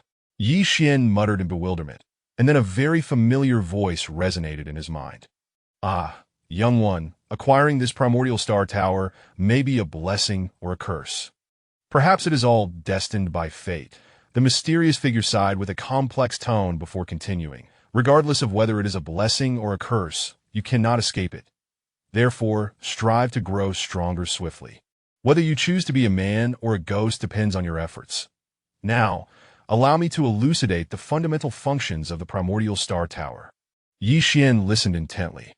The Primordial Star Tower can house living beings and is divided into 9 layers, each representing a distinct world, abundant with celestial energy and, most importantly, the power of the stars. The seeds I have left for you can be planted once you reach the mid-stage of the first transition, to in the first space. There lies a 9 heavens sacred soil, a primordial spirit earth capable of nurturing all life forms. Remember, only spirit seeds may be sown. I almost forgot. You currently cannot plant anything else. Furthermore, this 9 heavens sacred soil initially spans only about 2 square meters. To expand it, you must exert yourself diligently. In truth, even I do not know the rank of this Primordial Star Tower, for it is not an artifact I forged, but one I acquired unexpectedly. Who knows? That never mind. All of this is too distant for you right now. Since I have possessed it for too short a time, I am unaware of its details. You will need to explore this yourself. By the way, the Yin-Yang Star technique was also obtained alongside the Primordial Star Tower. Under no circumstances should you disclose this to anyone. I repeat, to anyone. Examine the other artifact on the table for yourself. Now, young one, strive diligently. With that, the familiar voice dissipated once more, leaving Ye Xuan to ponder that perhaps this was his master's final message. The Primordial Star Tower. What kind of treasure is this that I must reach the mid-stage of the first transition to enter? Moreover, even my master is unaware of its rank. A glimmer of determination flickered in Ye Xuan's eyes. He understood that reaching the mid-stage of the first transition would likely require him to break through to the peak of qi refinement before he could gain entry.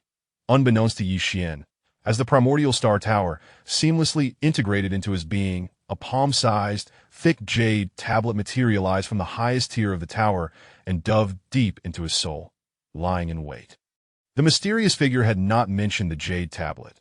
Did this imply that even his enigmatic master was oblivious to its existence? What, then, was the nature of this mysterious jade tablet?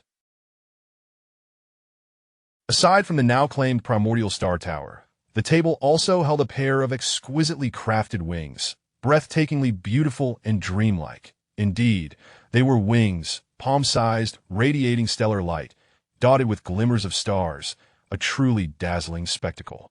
What sort of artifact is this?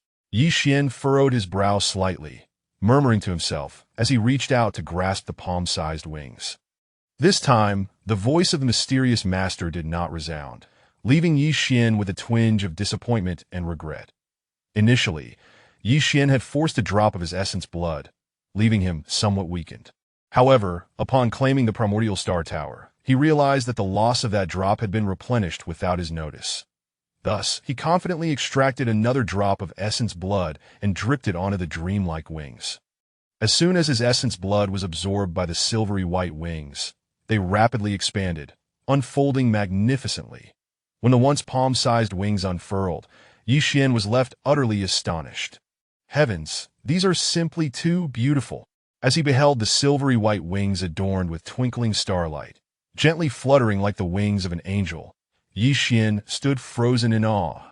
Simultaneously, he understood that these wings were known as the star wings, a rare artifact capable of growth. Regrettably, like the Primordial Star Tower, he could only claim them for now, unable to utilize them just yet. With a sudden rush, the star wings flapped vigorously, transforming into a streak of light that surged into Ye Xuan's body, swiftly burrowing into the ribs of his back. As the star wings embedded themselves into Ye Xuan's side, it felt as though they were burrowing deep into it. At that moment, Ye Xuan resembled a crushed shrimp, clutching his head and screaming in fury within the confines of the refining room, beads of sweat cascading down his face like rain, quickly saturating the floor. His expression twisted, eyes bloodshot, resembling a feral beast, fierce and terrifying. Suddenly, a resounding crack echoed as the fabric of his shirt was torn apart, and a pair of resplendent, dreamlike star wings began to unfurl from his back. As those magnificent wings emerged, Ye Xuan's aura did not diminish. Rather, it intensified, emanating an otherworldly and mysterious presence, imbued with an overwhelming and fierce energy. This sensation is peculiar. Ye Xuan attempted to calm the tempest within him, muttering to himself with an odd expression. He felt as if the star wings were not separate from him, but rather extensions of his own arms, moving with an innate grace, as though they were meant to be part of him. Suddenly, Ye Xuan grimaced and muttered, "How infuriating! To receive such an artifact yet be incapable of flight due to insufficient stellar energy. And this rank is far too low, merely a low-grade artifact." Ye Xuan comprehended that artifacts were generally categorized into artifacts, treasures, and spirit artifacts, each further divided into low-grade, mid-grade, high-grade, and top-grade. Thus, the star wings he had obtained were merely a low-grade artifact. Unbeknownst to Ye Xuan, the rarity of an artifact that could grow alongside its master's cultivation was immeasurable. "Forget it. For now, I must focus on my cultivation and strive to reach the late stage of qi refinement to escape from here." Ye Xuan sighed, shaking his head in a mix of resignation and determination. Chapter 19. Transformation after acquiring the Primordial Star Tower and the Wings of the Stars. As Xuan soon realized that, given his current level of cultivation, they were of no use to him. Although it was rather frustrating, he found himself powerless to alter the situation. "It seems I must diligently cultivate," he exclaimed. "Fortunately, I have 3 essence cleansing pills that can enhance my physique. Once I consume them, my cultivation speed should significantly improve, right?" Determined, Ye Xuan swiftly exited the now barren refining room and stepped into the cavern outside.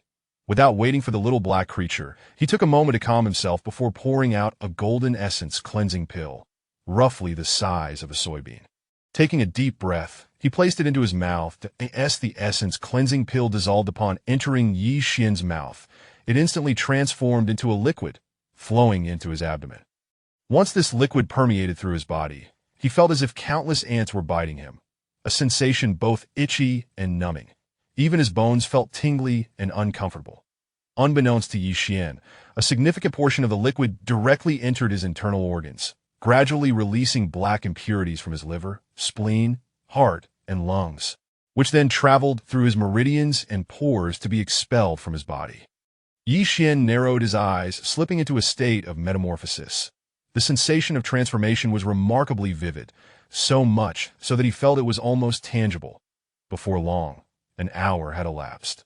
Suddenly, Ye Xuan felt a tumultuous churn in his stomach, an urgent need to relieve himself. He paused for a moment, then realized it was time to evacuate.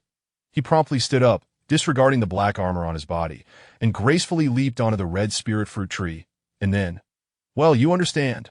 Half an hour later, Ye Xuan, feeling invigorated, sprang back into the cavern, beside a crystal-clear spring about a meter in diameter.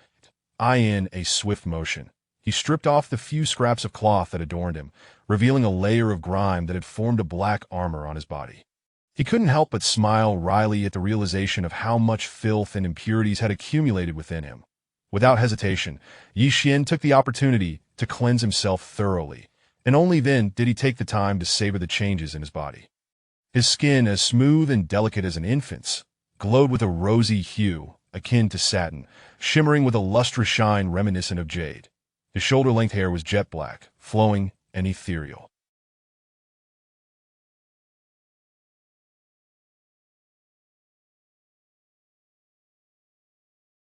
Moreover, his sensitivity to the spiritual energy of the universe had exponentially increased, to why Ye Xuan could even feel every cell in his body rejoicing, eagerly absorbing the starlit power that permeated the cavern.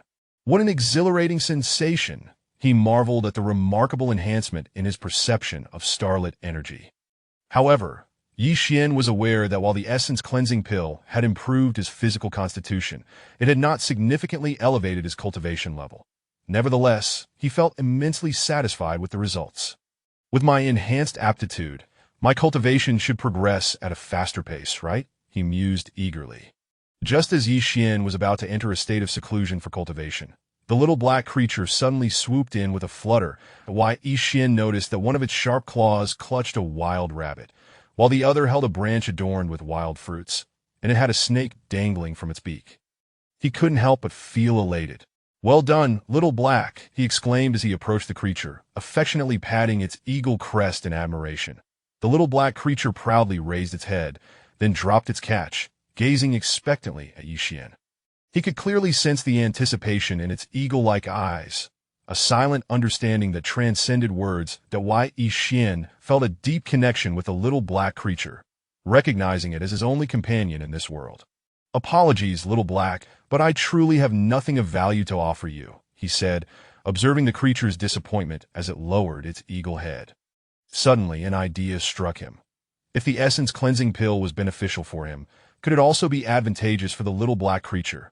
After careful consideration, Ye Xuan realized that just a few days prior, it was no larger than a magpie, yet now it had grown to be 5 or 6 times its original size. Did this imply that the little black could cultivate as well?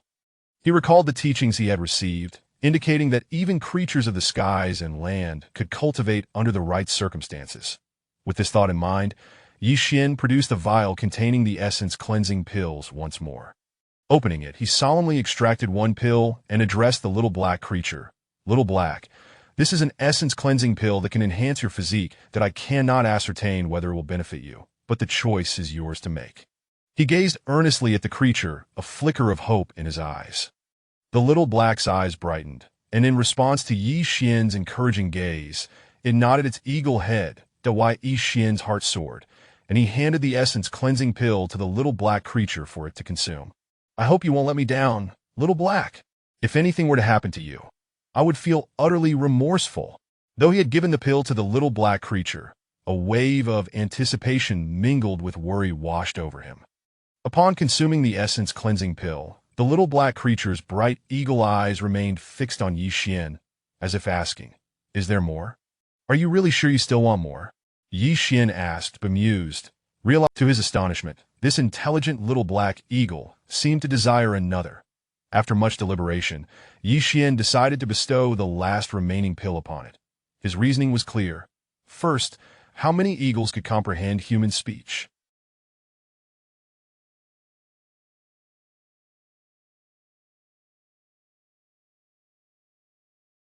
Second, the essence cleansing pill merely enhanced physical constitution without potent side effects. Thus he need not worry about any adverse reactions. As Ye Xuan tossed the final essence cleansing pill into the little black creature's beak, it let out a joyous cry, as if expressing gratitude to Ye Xuan while simultaneously sharing its excitement. Then, to Ye Xuan's astonishment, it spread its wings and soared out of the cave, why Ye Xuan's heart raced with alarm, fearing something dire had transpired. However, upon chasing after it, he discovered the little black creature perched on the red spirit fruit tree, frantically flapping its wings and letting out sharp cries. The powerful gust it generated sent countless red leaves swirling, resembling ocean waves in a tempest. Awestruck by the formidable energy emanating from the little black creature, Ye Xuan couldn't help but think, "This wretched bird's strength is likely on par with my own." Chapter 20. Half a year in the valley, Ye Xuan gazed at the ebony-feathered creature before him, affectionately referred to as Xiaohei, and marveled at its transformation. Ever since it had consumed 2 essence cleansing pills, it had embarked on an extraordinary ascent, not only increasing in size, but also surpassing Ye Xuan's own capabilities, despite his cultivation at the 6th level of qi refinement. Particularly striking were the pair of iron feathers glinting with a cold sheen, which Ye Xuan estimated to be of at least medium-grade magical artifact quality. Even more astonishing were its claws, undoubtedly of superior-grade artifact caliber. The stones within this cave crumbled effortlessly beneath its grip, as if they were mere tofu, leaving Ye Xuan utterly astounded for an extended period. In truth, upon witnessing the formidable prowess of the exceptionally vigorous Xiaohei, Ye Xuan had contemplated having it carry him out of this place. Alas, while Xiaohei was indeed capable of flight, inexplicably, it could not navigate beyond the entrance of the valley, where an invisible force would repel them back. This predicament left Ye Xuan in a state of profound conflict. He understood that only by advancing his own cultivation to the later stages of qi refinement might he find a way to escape this confinement. "It seems I must continue to cultivate," Ye Xuan muttered to himself. Subsequently, he immersed himself in closed-door training, while Xiaohei remained nearby, absorbing the celestial energies of the universe. Thus, both master and beast entered a prolonged state of seclusion. Time swiftly passed, transitioning from summer to autumn and ultimately into winter. Ye Xuan had spent a full 6 months within this enigmatic valley point one day. A surge of energy erupted from the cave where Ye Xuan had resided for half a year, producing a powerful shockwave that burst forth, causing the Hongling fruit tree to sway violently in response. Ah! A euphoric roar resonated from within the cave, startling the creatures at the valley's base, which scattered in panic as if encountering a formidable predator. Haha! I have finally broken through to the 8th level of Qi refinement. Now I can finally leave this place. Ye Xuan exclaimed, elated, as he stood up and felt the 8 orbs of celestial energy swirling within him, laughing with unrestrained joy. Whoosh! At that moment, a piercing eagle cry echoed, as Xiaohe, radiating a fierce battle intent, regarded Ye Xuan, seemingly suggesting, "Hey, how about a spar?" Ye Xuan, however, shook his head, saying, "Perhaps another time. It has been 6 months since I began striving for the later stages of Qi refinement, and I have no idea what the outside world has become. I must leave first." With a heart full of anticipation, Ye Xuan had no desire to engage in combat. Xiaohe, crestfallen, lowered its head, but upon hearing Ye Xuan's intention to depart, its eyes brightened, and it flapped its dark iron wings, revealing excitement and eagerness. Eagles are solitary and proud, rulers of the skies. It is inconceivable to keep one confined to a single location. Moreover, Xiaohe was not willing to part ways with Ye Xuan, though why Ye Xuan paused, then looked at Xiaohe and asked, "Are you certain you wish to accompany me?"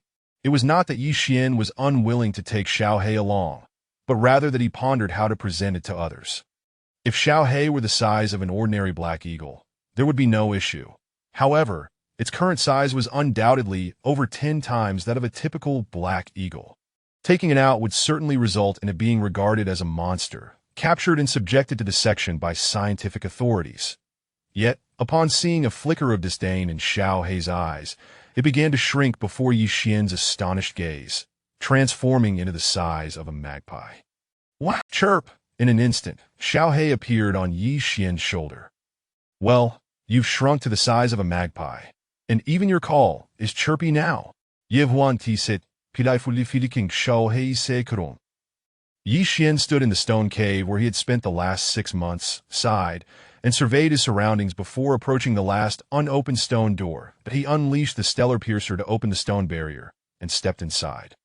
Upon entering, Ye Xuan discovered that this chamber was at least 3 times larger than the previous 2, comparable in size to a football field, filled entirely with exquisite spiritual herbs. After a quick count, he found a total of 48 varieties of herbs and several spiritual fruit trees. However, a look of helplessness crossed his face. "Master, while these are indeed splendid, they are far beyond my current capabilities." Ye Xuan lamented as he gazed at the flourishing herbs and fruits, feeling both helpless and conflicted.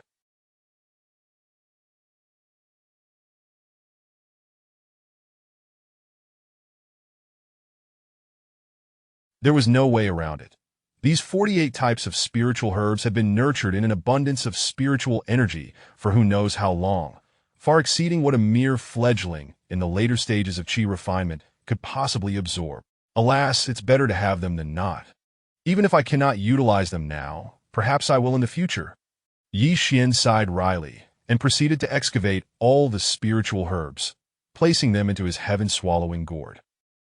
Due to his insufficient cultivation, he was currently unable to unlock the Hongming Stellar Tower, thus he could only temporarily store them within the gourd for now. Fortunately, the gourd possessed a vacuum space, ensuring that no matter how much time passed, once Ye Xuan's cultivation broke through to the mid-stage of the first transformation, he could plant the seeds in the 9 heaven soil without delay.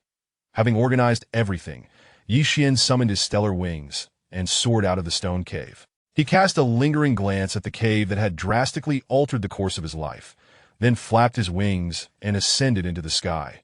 Though the valley remained shrouded in mist, Ye Xuan could now see clearly, thanks to his recent breakthrough. Observing the myriad mutated creatures at the valley's base, which had absorbed the power of the stars, he chuckled ruefully.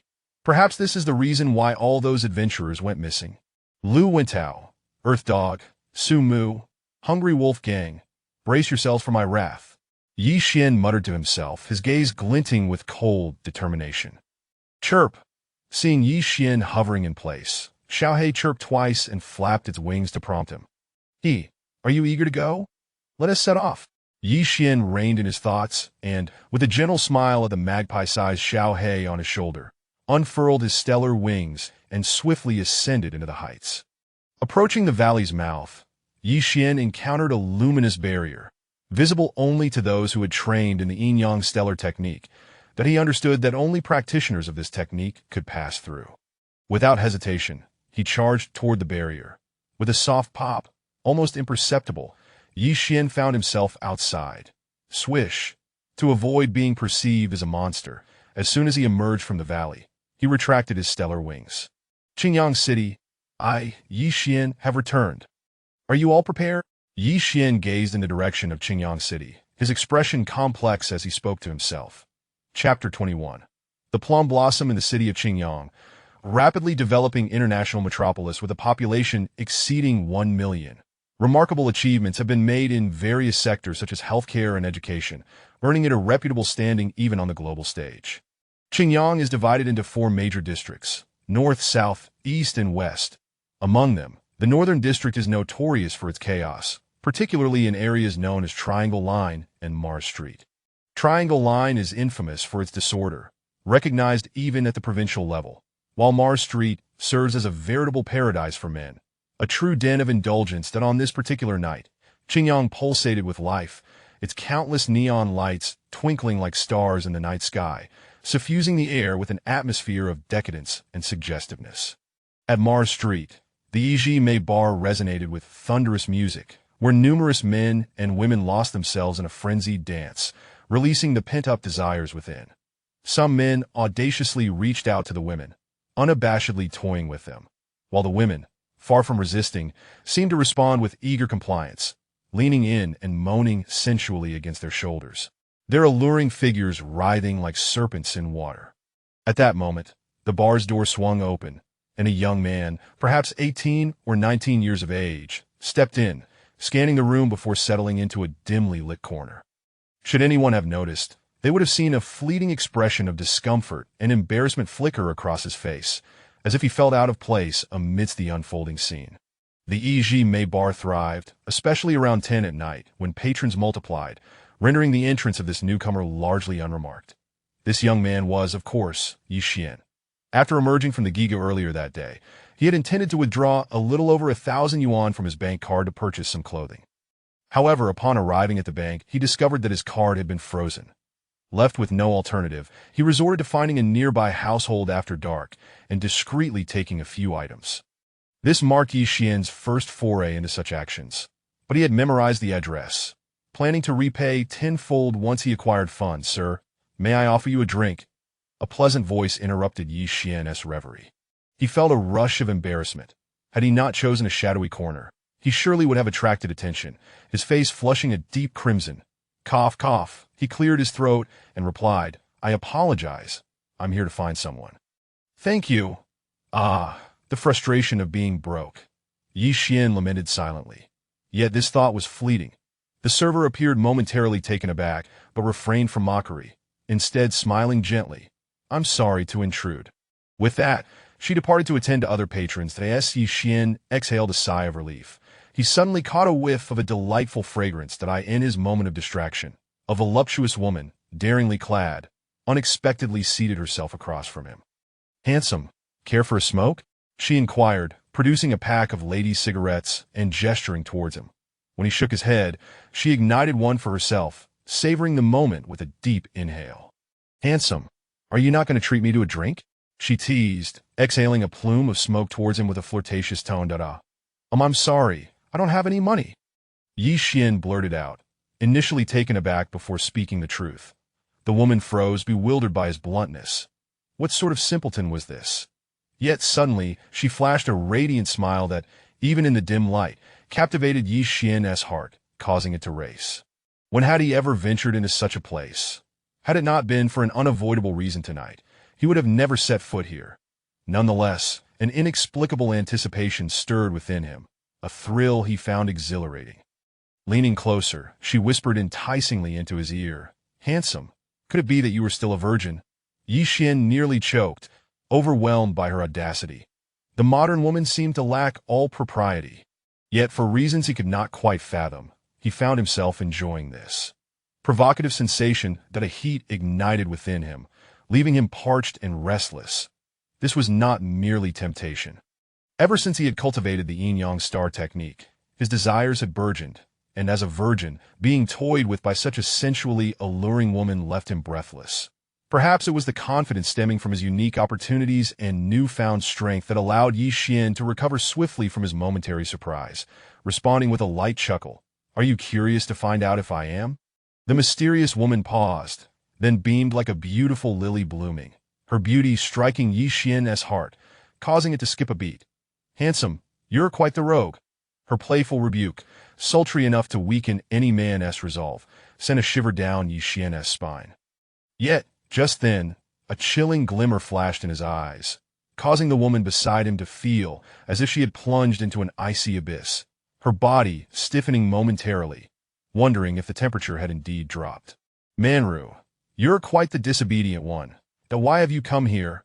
A deep, magnetic voice resonated in Ye Xuan's ear. "To Sumu, why should my whereabouts concern you?" The once flirtatious woman now glared icily at the newcomer, her demeanor transformed. "Ah, your temper remains unchanged, but I find it charming." Sumu, unfazed by her hostility, maintained his gentlemanly demeanor and smiled. "Hypocrite!" Lin Manru scoffed disdainfully at Sumu. "Handsome, if you want to buy me a drink, then allow me to treat you." How does that sound? At that moment, Ye Xuan distinctly sensed a palpable threat emanating from Sumu, all because Lin Manru spoke to him in such a manner.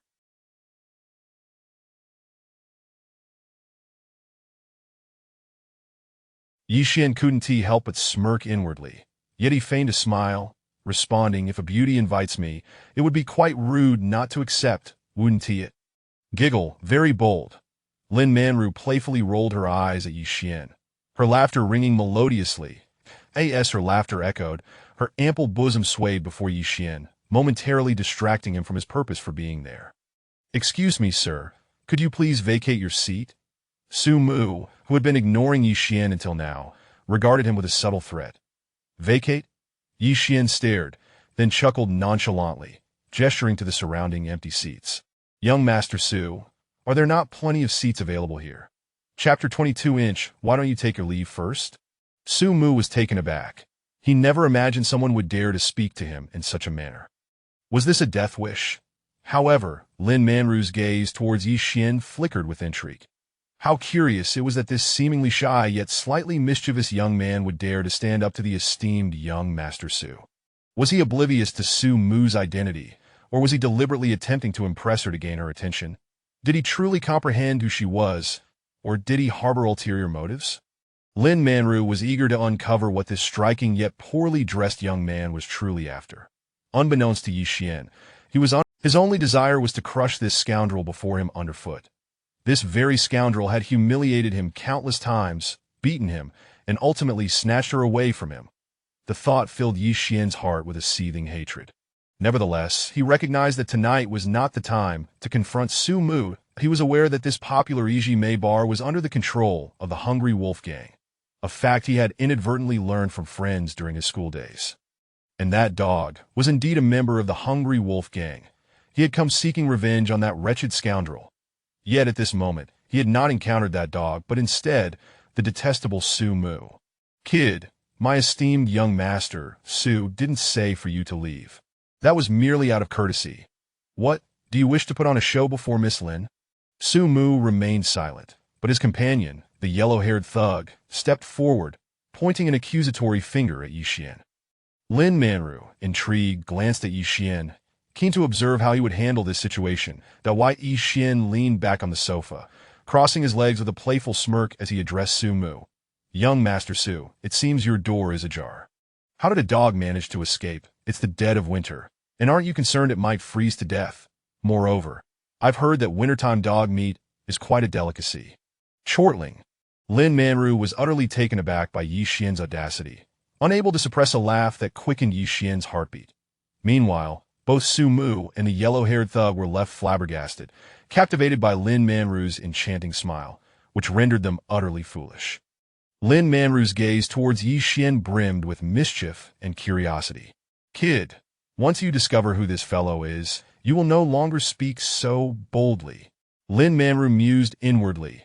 That Su Mu's eyes. He then shot a heated glance at Lin Manru before producing several red notes from his wallet, tossing them before Ye Xuan with a nonchalant air. This seat is mine, and I shall even cover tonight's expenses. Ye Xuan's lips curled into a smirk as he suddenly rose to his feet and exclaimed, "Young Master Su, is this meager sum enough to treat the entire venue? Surely you jest. What do you all think? Is this enough?"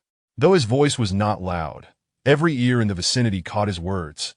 In an instant, the vibrant music of the Ye Mei bar ceased, and those dancing in the throng turned their heads to gaze at the standing Ye Xuan. "Ha, then thank you to this esteemed young Master Su. Indeed, our gratitude to young Master Su for his generosity. Young Master Su, will you be covering my expenses for the lovely ladies tonight? Wow, what a stroke of luck! Silence, you fools! Do you even realize who young Master Su is? This establishment belongs to him." As the crowd erupted in joyous banter, a man suddenly admonished his companions in a hushed tone. "What this?" The once boisterous laughter of several men turned to gasps of astonishment upon hearing that Ye Mei belonged to young Master Su. Ye Xuan, with keen ears, was momentarily stunned. Just as he pondered the implications, the man who had scolded his friends leaned in to clarify. "It is rumored that Ye Mei is owned by young Master Su. But do you know who he truly is? Brother, do you know? Let me enlighten you. He is affiliated with the Hungry Wolf Gang. Now you understand, don't you?" The speaker's eyes reflected a glimmer of fear as he regarded Su Mu. Gasp. Upon hearing the name of the Hungry Wolf Gang, everyone within earshot collectively inhaled sharply. The Hungry Wolf Gang was a notorious force in the Northern District, feared by ordinary folk and even those within the city. Who would dare provoke them? Ye Xuan felt a jolt, his eyes flashing with a terrifying light as a tidal wave of realization washed over him. He had not anticipated that Su Mu was indeed a member of the Hungry Wolf Gang, and that Ye Mei was, in fact, his domain, nay, the domain of the Hungry Wolf Gang. Suddenly, a memory struck him. Half a year ago, at the gate of Tsinghua University, in a fit of rage, he had attempted to deliver a kick to Su Mu's most sensitive area, only to have his leg effortlessly broken by Su Mu. Did this mean that Su Mu was a martial arts master? With this revelation, Ye Xuan sensed an ominous premonition. This individual was not to be underestimated. Yet he chuckled to himself, for even if Su Mu were indeed a martial arts expert, how significant could he be before an authentic cultivator like himself? Nevertheless, Ye Xuan recalled the words of his enigmatic master, "Never underestimate anyone, regardless of the setting." With that thought, he extended his still weak spiritual awareness towards Su Mu. Suddenly, Ye Xuan's heart raced as he beheld Su Mu engaging in cordial exchanges with several prominent-looking men. He never would have guessed that this seemingly unassuming individual possessed the prowess of a peak postnatal warrior. In other words, he was equivalent to a practitioner at the late stage of qi refinement. This fellow's strength surpasses my own. How is this possible? Ye Xuan's astonishment was palpable. He had never envisioned that Su Mu, a peer from the same university, could possess such formidable strength, reaching the pinnacle of the late stage of qi refinement. Ye Xuan himself had only achieved the 8th layer of qi refinement, still falling short of the 9th layer's peak. For a moment, Ye Xuan was at a loss for words. Su Mu called out several times before he was jolted back to reality. "Kid, shouldn't you be taking your leave now?" Su Mu suppressed his own bewilderment, sneering at why Ye Xuan hesitated. Even though Su Mu's cultivation was superior, it did not imply he was invincible. Recalling his 3 formidable spells, Ye Xuan felt a surge of confidence. With a playful glint in his eye, he gestured towards the entrance and replied, "Why don't you take the lead and demonstrate how to exit?" Chapter 23. Provoking Su Mu's silence enveloped the bar, a silence so profound it felt almost deathly. The patrons were astonished that a lad, whose entire worth barely exceeded $300, would dare to speak so audaciously to the esteemed young Master Su. To suggest that he demonstrate how to leave? Suddenly, their eyes sparkled with intrigue. They exchanged glances filled with fervor and contemplation towards Lin Manru, situated across from Ye Xuan, as if they had come to a realization. It became evident that this brash youth sought to impress the beautiful woman before him, Yet he was woefully overestimating his capabilities. The To offend Su, the scion of the Hungry Wolf gang, on their territory was akin to courting death, an act no different than consuming poison in the presence of an immortal. If only Ye Xuan could fathom the thoughts swirling in their minds, he might be left in a state of bewilderment. That why Ye Xuan's audacity stemmed from the knowledge of his 3 formidable spells. Even if faced with someone of a higher caliber, what did it matter? This epitomized the fundamental distinction between ancient martial artists and cultivators. The concept of ancient martial arts was something Ye Xuan had gleaned from his enigmatic master. Ancient martial artists referred to those who practiced ancient martial arts, with the lowest tier being the postnatal realm. Postnatal warriors are classified into 4 stages: initial, intermediate, advanced, and perfection, corresponding precisely with the stages of qi cultivation.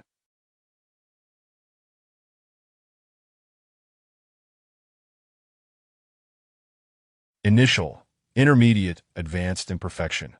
Beyond the postnatal realm lies the innate realm.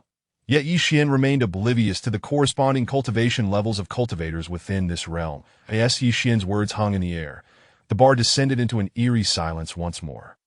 Lin Manru's eyes flickered with astonishment. Is this lad out of his mind? How could he possibly provoke Su Mu? Where did this reckless youth emerge from? He clearly has no sense of self-preservation. Meanwhile, Su Mu could hardly believe that this impoverished wretch would dare address him in such a manner. To suggest a demonstration of how to leave, it was tantamount to seeking one's own demise. Su Mu's fury was palpable. How could he endure such humiliation, especially in front of the woman he admired? Where would he find the face to show himself again? If he did not brutalize this insufferable pest before him, how could he ever hold his head high in the world of the underbelly? Huang Mao, drag this fool out. Su Mu's eyes glinted with a cold menace as he glowered at Ye Xuan, issuing orders to the burly thug beside him. Ha! Young Master Su, rest assured, I shall treat this brat with utmost care. Huang Mao replied with a sinister grin, his gaze sweeping over Ye Xuan's seemingly frail form, revealing a mouthful of yellowed teeth, the stench of which made both Ye Xuan and Lin Manru grimace. Had this man never brushed his teeth since birth, Ye Xuan was no fool. He understood precisely what dragging out entailed, merely to be crippled, or perhaps even killed. Yet was Ye Xuan still the same individual who had once been easily bullied and beaten half a year ago? Gazing at the hulking figure of Huang Mao, with his foul odor and brutish demeanor, Ye Xuan felt a deep-seated revulsion. The faint aura of murderous intent emanating from Huang Mao sent a shiver down Ye Xuan's spine. This man had undoubtedly taken lives, for where else would such a presence originate? By your appearance, it seems you've committed numerous misdeeds, Ye Xuan remarked, a chilling smile playing on his lips. Ha, kid, you got guts. Let's go. Huang Mao sneered, reaching for Ye Xuan's collar. Just as he made his move, Lin Manru's icy voice cut through the tension. Enough, she commanded sharply before casting a glance at Su Mu. Young Master Su, given your stature, is it truly appropriate to engage in conflict with a mere student? That would be beneath you. In Lin Manru's eyes, Ye Xuan was nothing more than a student, and if he were to lose his life merely for attempting to impress her, she would bear the weight of guilt. She was well aware of the nature of the Hungry Wolf gang, that why Ye Xuan was taken aback. He had not anticipated this exceptionally beautiful woman would come to his defense, or perhaps even pity him. While Ye Xuan stood momentarily stunned, Su Mu chuckled softly. Haha, Manru, you seem to have misunderstood me, that I merely wish to remove irrelevant individuals who might disrupt our conversation. Nothing more. Before Lin Manru could respond, Ye Xuan interjected with a light laugh, a teasing glint in his eyes. Young Master Su, I never imagined that a distinguished student from Jinghua. Quite unexpected indeed. I wonder how many more secrets you might be concealing. At this, Su Mu narrowed his eyes, scrutinizing Ye Xuan. Who are you, kid? Ye Xuan smirked internally. Since cultivating the Yin-Yang star technique, his appearance had undergone a dramatic transformation. He was confident that even if she stood before him, she would not recognize him, let alone Su Mu. Me, just an unknown person. Even if I told you my name, you likely wouldn't recognize it, he replied with a shrug, a self-deprecating smirk gracing his lips. Su Mu shot Ye Xuan a cold glare before subtly signaling Huang Mao. Huang Mao, understanding the cue, grinned maliciously and seized Ye Xuan's collar, tearing it apart with a loud rip. Haha, kid. This place is no sanctuary for the likes of you. You'd better come with me for a proper chat. Fury ignited within Ye Xuan. A flash of cold light flickered in his eyes. How dare he tear his clothes so carelessly? In a fit of rage, Ye Xuan grasped Huang Mao's hand and exerted pressure, hearing a satisfying crack. Before Huang Mao could scream, Ye Xuan delivered a swift kick to his abdomen. With a resounding thud, the nearly 200-pound Huang Mao was sent flying across the room, crashing into a table, scattering beer and fruits everywhere. Ack! Huang Mao curled up beneath the table, cold sweat pouring down his face, feeling as if his insides had been shredded by a knife. The suffocating pain filled his gaze with terror as he stared at Ye Xuan. Who on earth was this guy? Was he born with divine strength? The other patrons in the bar were stunned into silence. Just moments earlier, they had been speculating on how Su Mu would deal with Ye Xuan, only to witness the hefty Huang Mao being kicked across the room by an inconspicuous youth. Was this lad some sort of superhuman? That was the collective thought of the crowd, and even their gazes towards Ye Xuan shifted, for no ordinary person could send a man of such size flying with a single kick. Lin Manru covered her mouth in shock, her expression one of disbelief as she gazed at Ye Xuan, utterly astonished that Su Mu's expression darkened, becoming icy. You have quite the audacity to lay hands on my people in my presence. Are you here to disrupt my establishment? Su Mu squinted at Ye Xuan, a glimmer of danger flickering in his eyes. It seemed Su Mu had finally been provoked.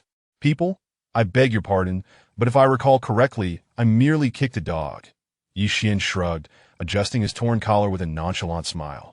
As for disrupting the establishment, he chose to gloss over that, almost as if to say, Indeed, I came here to stir up trouble. Congratulations, kid. You have successfully enraged me. Su Mu scoffed, then turned to address the crowd. Dear friends, tonight, all your expenses are on me. However, as you can see, an unwise individual has dared to disrupt my gathering that I cannot allow such disrespect to go unpunished, lest every stray cat and dog think my establishment is easy prey. Therefore, I kindly request that everyone make their exit. His words, laced with malice, caused those eager to witness the spectacle to scatter like frightened birds. After all, the man before them was none other than the young master of the Hungry Wolf Gang. Could anyone associated with them possibly be merciful? Chapter 24. The lack of combat experience soon. Under the notorious reputation of the Hungry Wolf Gang, nearly all the patrons fled from the Plum Blossom Inn. Su Mu, what on earth are you doing? Lin Manru glared frostily at Su Mu, her voice laced with indignation. Lin Manru harbored a deep disdain for the likes of Su Mu, the debauched scion of a wealthy family. Upon witnessing his intent to confront someone, her annoyance flared. Haha, Miss Lin, do clarify? It is not I, Su, who seeks trouble, but rather this little imp who wishes to stir up conflict. Su Mu laughed heartily. You. Lin Manru glared at Su Mu with a mixture of fury and disbelief. However, before me, you are insignificant. Here's the deal. If you kneel and bow 3 times, I shall spare your worthless life. What say you? You intend to kill me? Ye Xuan discerned the murderous intent in Su Mu's gaze and narrowed his eyes, questioning coolly. Kneel and beg for mercy, and you may escape the death sentence. A chill ran through Ye Xuan's heart. He had not anticipated Su Mu's desire to end his life. Although they had enmity, he had never considered the notion of killing, for their grievances were not of life and death. Moreover, in a society governed by law, how could one speak of murder so casually? Yet, Ye Xuan understood now that the world was indeed as his enigmatic master had described. Treacherous and filled with malice, where only strength reigns supreme. At this moment, Ye Xuan yearned for formidable power, for it was only through such might that he could shield himself from the treachery of others. He raised a hand to stop Lin Manru from speaking once more, a serene smile gracing his lips. Miss Lin, is it? Thank you for your concern, but this matter does not pertain to you. It would be best if you refrain from involving yourself. You scoundrel. Even if you wish to put on a show before me, there is no need for such theatrics. Do you not realize that your actions could very well cost you your life? Lin Manru, infuriated by Ye, simultaneously, she regretted her earlier impulse to tease this reckless youth. What now? If anything were to happen to him, she would be plagued by guilt. While Lin Manru was lost in her chagrin, Ye Xuan squinted his eyes and coldly inquired, "You think you can command me to kneel? What are you to dictate such a thing? Humph. Then I shall beat you into submission." Su Mu barked, swiftly darting forward. A punch infused with spiritual energy aimed squarely at Ye Xuan's face.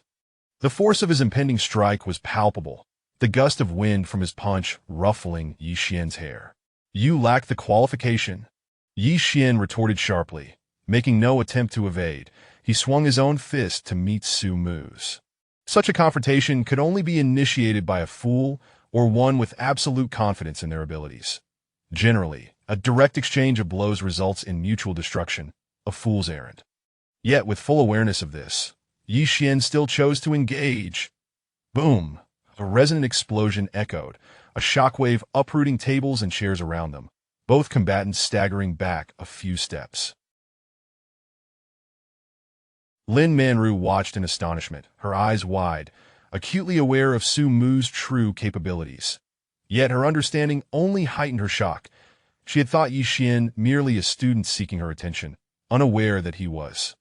At this realization, Lin Manru felt her cheeks flush. Had she misjudged the situation? As she reflected on her earlier behavior, embarrassment washed over her, coupled with frustration towards Ye Xuan. Alas, how could he provoke such thoughts within her? Women are truly a complex tapestry.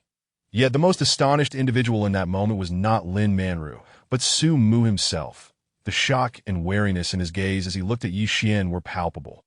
He was acutely aware of his own strength, tantalizingly close to reaching the pinnacle of the postnatal martial artist realm.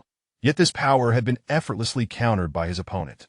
What astounded him most was the pain radiating from his fist. He could tell without even looking that he had suffered a crushing defeat during their exchange. Delightful. After the clash, he was well aware that the yin-yang star technique he practiced was a premier body refinement method, which was precisely why he dared to engage in such a confrontation. "Who are you? Why do you have a vendetta against my hungry wolf gang?" Su Mu narrowed his eyes, his voice low and menacing. Clearly, Su Mu now regarded Ye Xuan as a formidable adversary, shedding his previous disdainful demeanor to treat him with the seriousness he warranted. An unknown entity. "As for why I oppose your hungry wolf gang, kneel and bow 3 times, and I shall enlighten you." Ye Xuan retorted with a cold laugh. That moment. Ye Xuan was brimming with confidence, his blood boiling with fervor, his fighting spirit ignited. He was immensely grateful for the chance to encounter his mysterious master and cultivate such powerful techniques. Without this fortuitous opportunity, the Ye Xuan of today would not exist. Hearing Ye Xuan echo his previous words almost verbatim, Su Mu's fury ignited. "You seek death." Su Mu roared, his feet barely moving, leaving behind fleeting afterimages as he lunged at Ye Xuan once more. As Su Mu approached with a near-sneak attack, Ye Xuan responded with a scoff, charging towards Su Mu in kind. The two figures clashed at a speed nearly imperceptible to the naked eye, their fierce battle reducing tables and sofas to mere debris. Lin Manru had retreated to the edge of the dance floor, her gaze fixed intently on the duel unfolding before her. Boom! Boom boom! Waves of force erupted, both fighters engaged in a relentless exchange of blows, their strikes landing with bone-rattling ferocity. Suddenly, one figure was sent flying like a ragdoll, crashing against the bar wall with a deafening impact that reverberated throughout the establishment. Cough, cough! Ye Xuan, seething with rage, staggered to his feet, suppressing the burning pain coursing through his body as he glared furiously at Su Mu. Shameless, despicable! Ye Xuan had not anticipated Su Mu's underhanded tactics. Just moments ago, Su Mu had taken advantage of his momentary distraction to draw a dagger, lunging for his chest. Had he not evaded in time, he might have found himself sprawled in a pool of his own blood. Damn it, my lack of combat experience is truly a hindrance. Ye Xuan, who said that in a life-and-death struggle, one cannot wield weapons. Su Mu laughed maniacally, then suddenly turned serious. Boy, I did not expect your strength to be lacking, yet your physique to be so formidable. You must possess some advanced techniques, yes? At this, Su Mu licked his lips, a glimmer of greed flickering in his eyes. Ye Xuan felt a shiver run down his spine. not solely. Indeed, if this were a battle to the death, where was the fairness? Where was the decorum? They were enemies, not allies. With this realization, a dangerous glint sparked in Ye Xuan's eyes. Chapter 25. The stars' piercing challenge. Feeling the brilliance in Su Mu's eyes, Ye Xuan's heart sank. The words of his enigmatic master rang true. Greed is humanity's original sin, that he had yet to fully unleash the yin-yang star technique, yet his formidable physical prowess had already aroused Su Mu's covetousness. What would happen if Su Mu were to discover that he possessed a method to cultivate divine powers? Would he not go mad? Ye Xuan found himself deeply resonating with Su Mu's earlier sentiments. In a life-and-death battle, what is there to be honorable about? Ye Xuan was not one to adhere to archaic notions. You think you can claim my technique? Perhaps in your next life. Ye Xuan sneered coldly, and with a flicker of his mind, a minuscule star piercing appeared between his fingers. Since others sought to eliminate him with treachery, there was no need for civility. Su Mu, today, I shall render you powerless, Ye Xuan declared, the star-piercing shooting towards Su Mu's dantian. Huh? You, a mere defeated foe, dare to threaten me? Train for another 10 or 8 years, then we shall see. However, I will be the one to cripple you. Ha ha. Cough. Su Mu, who had initially worn a mask of savagery and mockery, suddenly sensed a lethal threat. Just as he realized the danger, he felt as if his dantian had been pierced, causing his previously sparse vital energy to dissipate rapidly, followed by a violent spurt of blood. You actually cripple my dantian? Su Mu exclaimed in a mixture of rage and terror, staring at Ye Xuan, his voice a desperate howl. Ye Xuan blinked in surprise, looking at Su Mu with feigned innocence. Which of your eyes saw me cripple your dantian? You are not only despicable, but also shameless. Did you witness my attack? It was you who resorted to underhanded tactics, attempting to murder me with a dagger. If I had not sensed the danger early, I would have long since become your ghostly prey. Ye Xuan spoke with righteous indignation, further infuriating Su Mu to the brink of explosion. The star-piercing truly is formidable. From this point on, even if I encounter an opponent stronger than this fool, I need not worry. Dare to harbor murderous intent against me. I shall leave you to suffer daily. This is the consequence of assaulting me, Ye Xuan. Ye Xuan felt no psychological burden in crippling Su Mu. After all, it was others who sought his life, that if he did not retaliate, how was he any different from a coward? Damn you, this is all your fault. How dare you cripple me? Do you know who I am? I will have your head. At that moment, Su Mu resembled a vengeful spirit clawing its way out of hell, his grotesque visage startling Lin Manru back to reality. How many hardships had he endured? How many sleepless nights had he suffered to attain such formidable strength?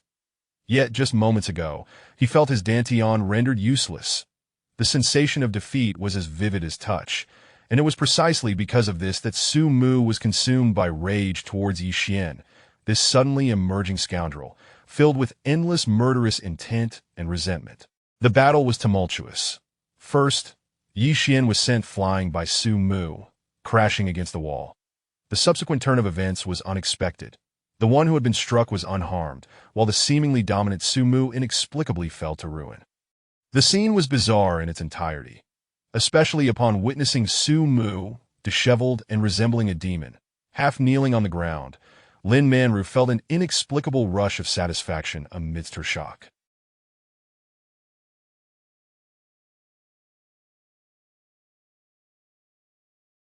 So this wicked scion had met his match today. At that moment, Ye Xuan transformed into a gust of wind, appearing before Su Mu in an instant, placing a foot upon Su Mu's face, and mocking him coldly. Su Mu, esteemed young master, you truly possess great audacity. Even as a cripple, you still dare to utter threats of making me suffer. Do you believe I would hesitate to crush your skull right now? Ah, you wretch, do you know who I am? I am the young master of the Hungry Wolf Gang. Remove your foot at once. Su Mu seethed, wishing to tear Ye Xuan apart.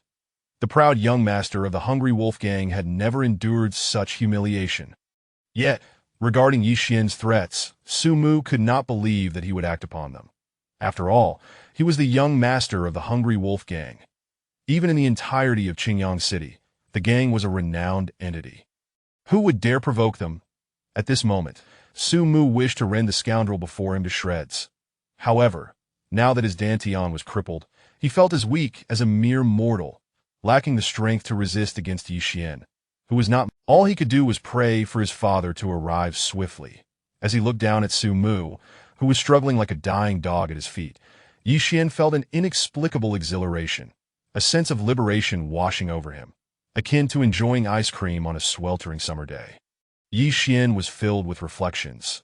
Had he not encountered this remarkable opportunity, perhaps he would now be the one being trampled. His very life might have been forfeit in this moment. And at that instant, he awakened to the realization that he was no longer the orphan awaiting death, but Ye Xuan, who now wielded an extraordinary technique capable of slaying gods and defying fate. His future would be boundlessly expansive, brimming with extraordinary possibilities that he had never dared to imagine before. Just the thought of it ignited a surge of unyielding pride and dominance within him.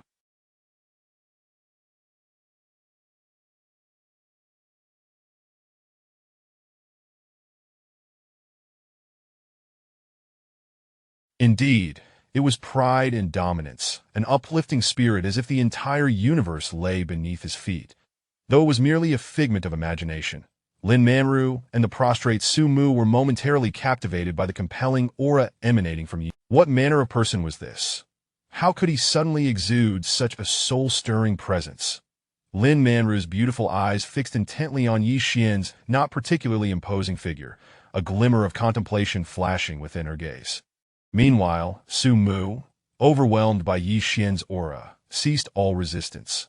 Unbeknownst to Ye Xuan, his recent moment of clarity had unwittingly unleashed an intimidating force that had subdued both individuals. He was solely focused on exacting retribution upon the wretch beneath his feet for the years of humiliation he had endured. Su Mu, did you ever imagine this day would come? When you and your cohorts relentlessly pursued and beat me, did you ever think you would find yourself in this predicament? With that, he twisted Su Mu's face painfully, causing blood to pour from his nose, leaving him bruised and battered, groaning in despair. Ah? Who? Who are you? Su Mu cried out, his resentful gaze fixed upon Ye Xuan, as if attempting to slay him with his eyes, or perhaps pondering the identity of this infuriating scoundrel before him. Ye Xuan raised an eyebrow, recalling past grievances, his heart swelling with resentment. Looking down at Su Mu, he mocked, "You truly have a short memory, do you not? Did I not just tell you my name?"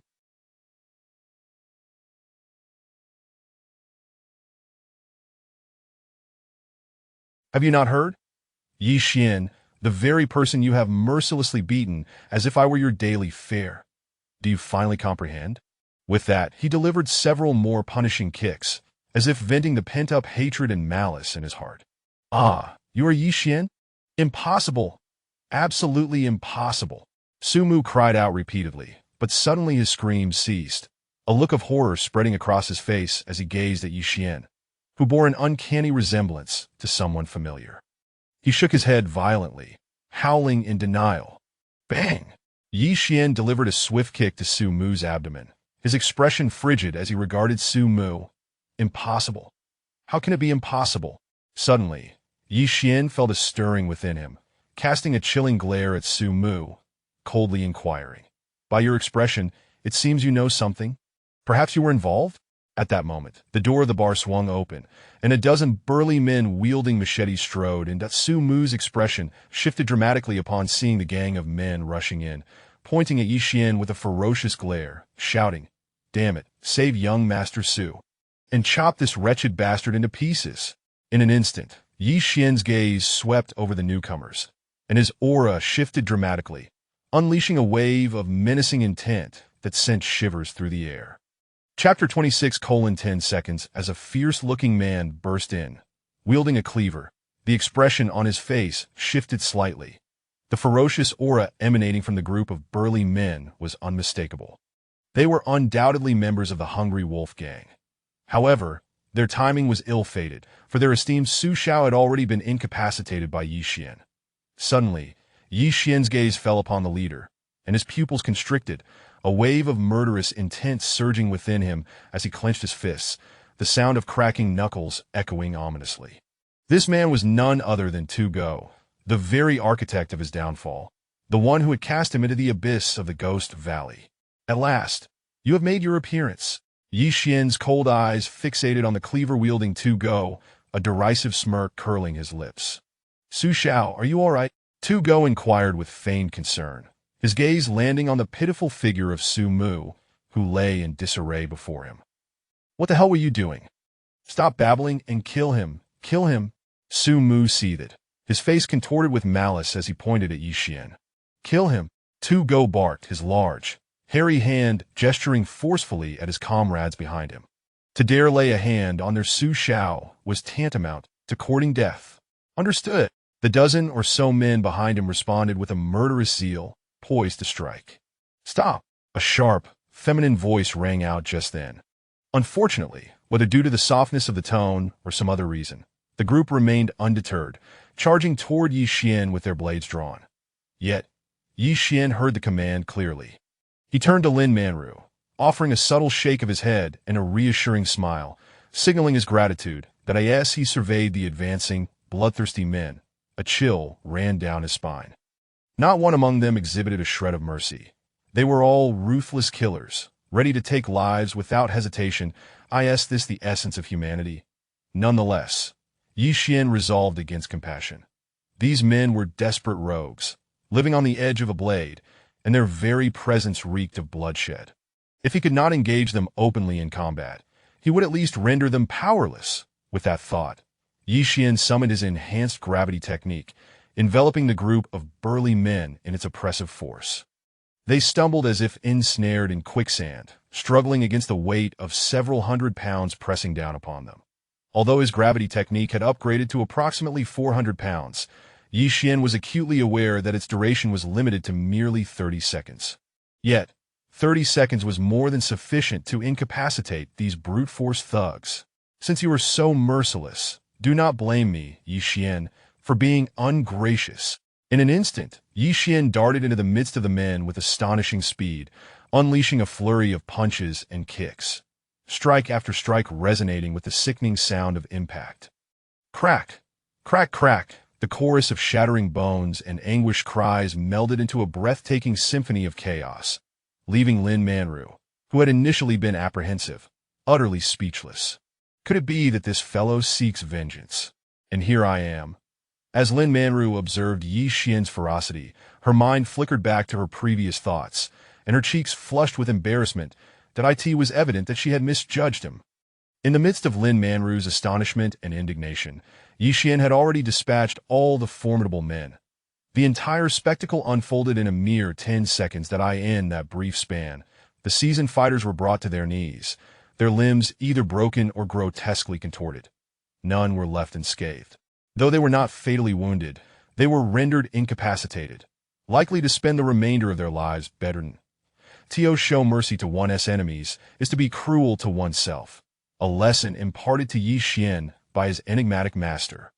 With 20 seconds still to spare, Ye Xuan retracted his gravity technique, mindful of conserving his celestial energy.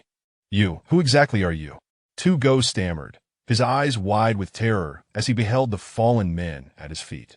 In that moment, the once arrogant and savage Tu Go felt fear seep into his bones. Tu Go, are you certain you wish to know my identity? Ye Xuan advanced slowly, each step tightening the grip of dread around Tu Go's heart, the weight of impending doom pressing heavily upon him. The swift and commanding presence of Ye Xuan had shaken Tu Go to his core. He is Ye Xuan. Su Mu, swallowing hard, spoke with venomous dread. Upon witnessing Tu Go's bewilderment, Su Mu's fury boiled over. You ignorant fool! How do you not know who Ye Xuan is? Should I know? Tu Go's confusion deepened. But as Su Mu uttered the next words, his expression morphed into one of horror. You imbecile, what did you do in Ghost Valley 6 months ago? 6 months ago, Ghost Valley? Helping Brother Liu. That what? Impossible. This cannot be. I witnessed it with my own eyes. That Su Xiao, you must be mistaken. Tu Go's incredulity transformed into panic as he leaped up, akin to a cat whose tail had been stepped on, glancing back at Su Mu in disbelief. "To go, there is nothing impossible about it. I will treat you with the same cruelty you bestowed upon me. However," Ye Xuan paused, a sinister expression creeping onto his face as he locked eyes with Tu Go. "I shall not kill you. Instead, I will ensure your existence is one of torment, where each day is filled with terror and dread." Ye Xian's venomous words sent a chill sweeping through the bar, causing even Lin Manru to shudder involuntarily, gazing at him with a mix of astonishment and trepidation. In her eyes, Ye Xuan had transformed into a haunting specter, a vengeful avenger cloaked in bitterness. "That's impossible, absolutely impossible. I saw it clearly. That this cannot be. Who are you? Why do you oppose our hungry Wolfgang?" "Ah." Ye Xuan savored the panic etched on Tu Go's face, chuckling softly. "Tu Go, are you now experiencing fear? Do not worry. This feeling will accompany you for the rest of your life." "Oh, and there is someone else who will share this burden with you, that I trust you know to whom I refer?" At that moment, Ye Xian's tone grew frigid, as icy as shards of ice. Lu Wentao, another target of Ye Xian's vengeance. It was he who had condemned 24 orphans to a fiery demise. This vendetta would be avenged. Ye Xuan would spend his life repaying this debt. Each time he recalled those innocent children, helplessly struggling against the flames, his heart twisted with agony. His hatred for Lu Wentao deepened with every thought. "Fool! Draw your weapon and kill him. Have you lost your mind?" Su Mu roared, a tempest of rage boiling within him. The Su Mu's hatred for Ye Xuan was fathomless. Once a warrior, his lofty stature had crumbled, and he now faced the stark reality that those he had wronged would seize the opportunity to strike him down. "Awaken from your stupor." Tu Go's face paled, and he swiftly drew his pistol, a manic grin spreading across his features. "Ha! Sickly dog bastard. Even if I do not know why you have returned from the dead, what does it matter? You will still be the wretched one to fall at my hands." Perhaps emboldened by the firearm, he refrained from shooting immediately, instead regarding Ye Xuan with mockery. "I'm just curious. If you were unaware of what fortuitous circumstance allowed you to return, why not instead, you foolishly seek revenge? Are you not courting death?" Chapter 27. The mysterious boy Ye Xuan's gaze was as cold as ice as he stared down the earth dog brandishing a gun at him. An inexplicable wave of panic surged within him, an instinctive response to the presence of firearms. Yet as he recalled that he was no longer the bullied boy of yore, but rather the fortunate Ye Xuan who had seized an ancient and extraordinary opportunity, that fear ebbed away like a receding tide. Though his physical form was currently incapable of withstanding bullets, he was confident in his speed, which afforded him a significant chance of evasion. Once he slipped away, it would spell doom for the earth dog. Noticing the conflicting expressions flitting across Ye Xuan's face, the earth dog felt a jolt of unease in his heart, sensing an ominous premonition. However, upon catching sight of the AK-47 in his hands, all apprehension vanished, replaced by a maniacal grin as he laughed maniacally. "Ah, boy, you should blame yourself for returning. Now, I shall send you to meet the king of hell." With that, he prepared to pull the trigger, but at that critical moment, the anticipated gunfire never echoed. Instead, a horrifying scream pierced the air. The earth dog suddenly discarded his weapon, clutching his eyes and rolling on the ground in agony, each roll leaving a trail of blood. In mere moments, an area of several square meters became saturated with crimson. Witnessing the earth dog writhing in despair while covering his eyes, Su Mu and Lin Manru were left utterly dumbfounded. What on earth was happening? The boy had clearly not laid a hand on him. Well, he had shifted his arms, but what relevance did that have? What kind of sorcery was this? "Ye Xuan, did you employ some form of dark magic?" Su Mu roared, his face twisted in hatred and fear. The grudge of losing his cultivation was akin to that of a father's murderer. Despite lacking substantial evidence to prove that Ye Xuan was the one who had rendered his dantian useless, he felt an intense instinct that the culprit was none other than this resurrected boy before him. "Ah!" Ye Xuan scoffed. "Which of your eyes witnessed this as my doing?" "Umph. You reap what you sow. This is merely retribution." It was absurd. Even if he were responsible for these events, Ye Xuan would never foolishly admit it. After all, this was all too surreal to explain. Besides, why should he clarify anything? His only desire was to ensure that those who had once sought his life would endure a daily existence of torment, suffering worse than death. You despicable bastard. How can your heart be so cruel? Slap. Am I the cruel one? Bah. When a dozen of you cornered me in that dead end, smearing dog feces on me, did you not think that was cruel? Smack. How outrageous. Am I the one being cruel? Bang, bang. If you claim I'm cruel, then let me be even more so. Ah, please no. Crack, crack, thud. Under Ye Xuan's relentless kicks and punches, Su Mu was left in a pitiful state, his cries of despair echoing like a mournful chorus. A profound sense of fear burgeoned within him, ultimately culminating in his limbs and vital parts being mercilessly crushed by the wrathful Ye Xuan, leaving him utterly incapacitated. Though his martial prowess was obliterated, the resentment and fury that filled his heart were not fatal. With today's advanced technology, there remained a glimmer of hope for recovery even after the loss of limbs. Thus, while he may no longer possess formidable strength, he could still lead an ordinary life. However, the final blow struck by Ye Xuan had irrevocably severed his most basic functions, ensuring that his lineage would be extinguished. This was the most heinous aspect of all at that moment. Su Mu's mind was a blank slate. All fear, horror, and trepidation vanished, leaving only emptiness.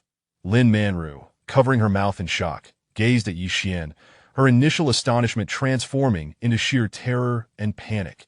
If there were demons or devils in this world, at that moment, Ye Xuan appeared as a god of death emerging from the depths of hell, exuding an aura of menace and bloodlust that left Lin Manru's heart trembling. She could not fathom what had transpired between them to render a person so utterly ruthless, even cruel.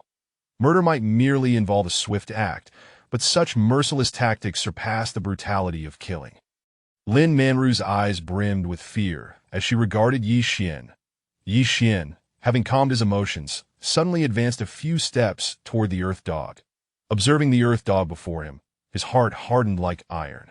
Regardless of how dire the Earth Dog's fate might be, Ye Xuan would not so much as flinch. Earth Dog, I, Ye Xuan, have stated that I will make you live in anguish every day. Today, I shall first render one of your hands useless. Fear not. I keep my promises.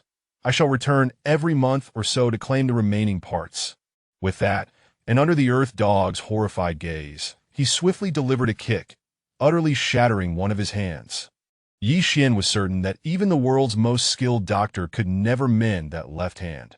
Leaving behind the two wretched individuals he had tormented, Ye Xuan felt an unprecedented sense of relief. Even the stubbornly immovable state of his soul began to shift slightly, a development he had not anticipated. Perhaps this is what obsession feels like. Ye Xuan sighed inwardly. Then he glanced at Lin Manru, whose face had turned ashen and furrowed his brows slightly.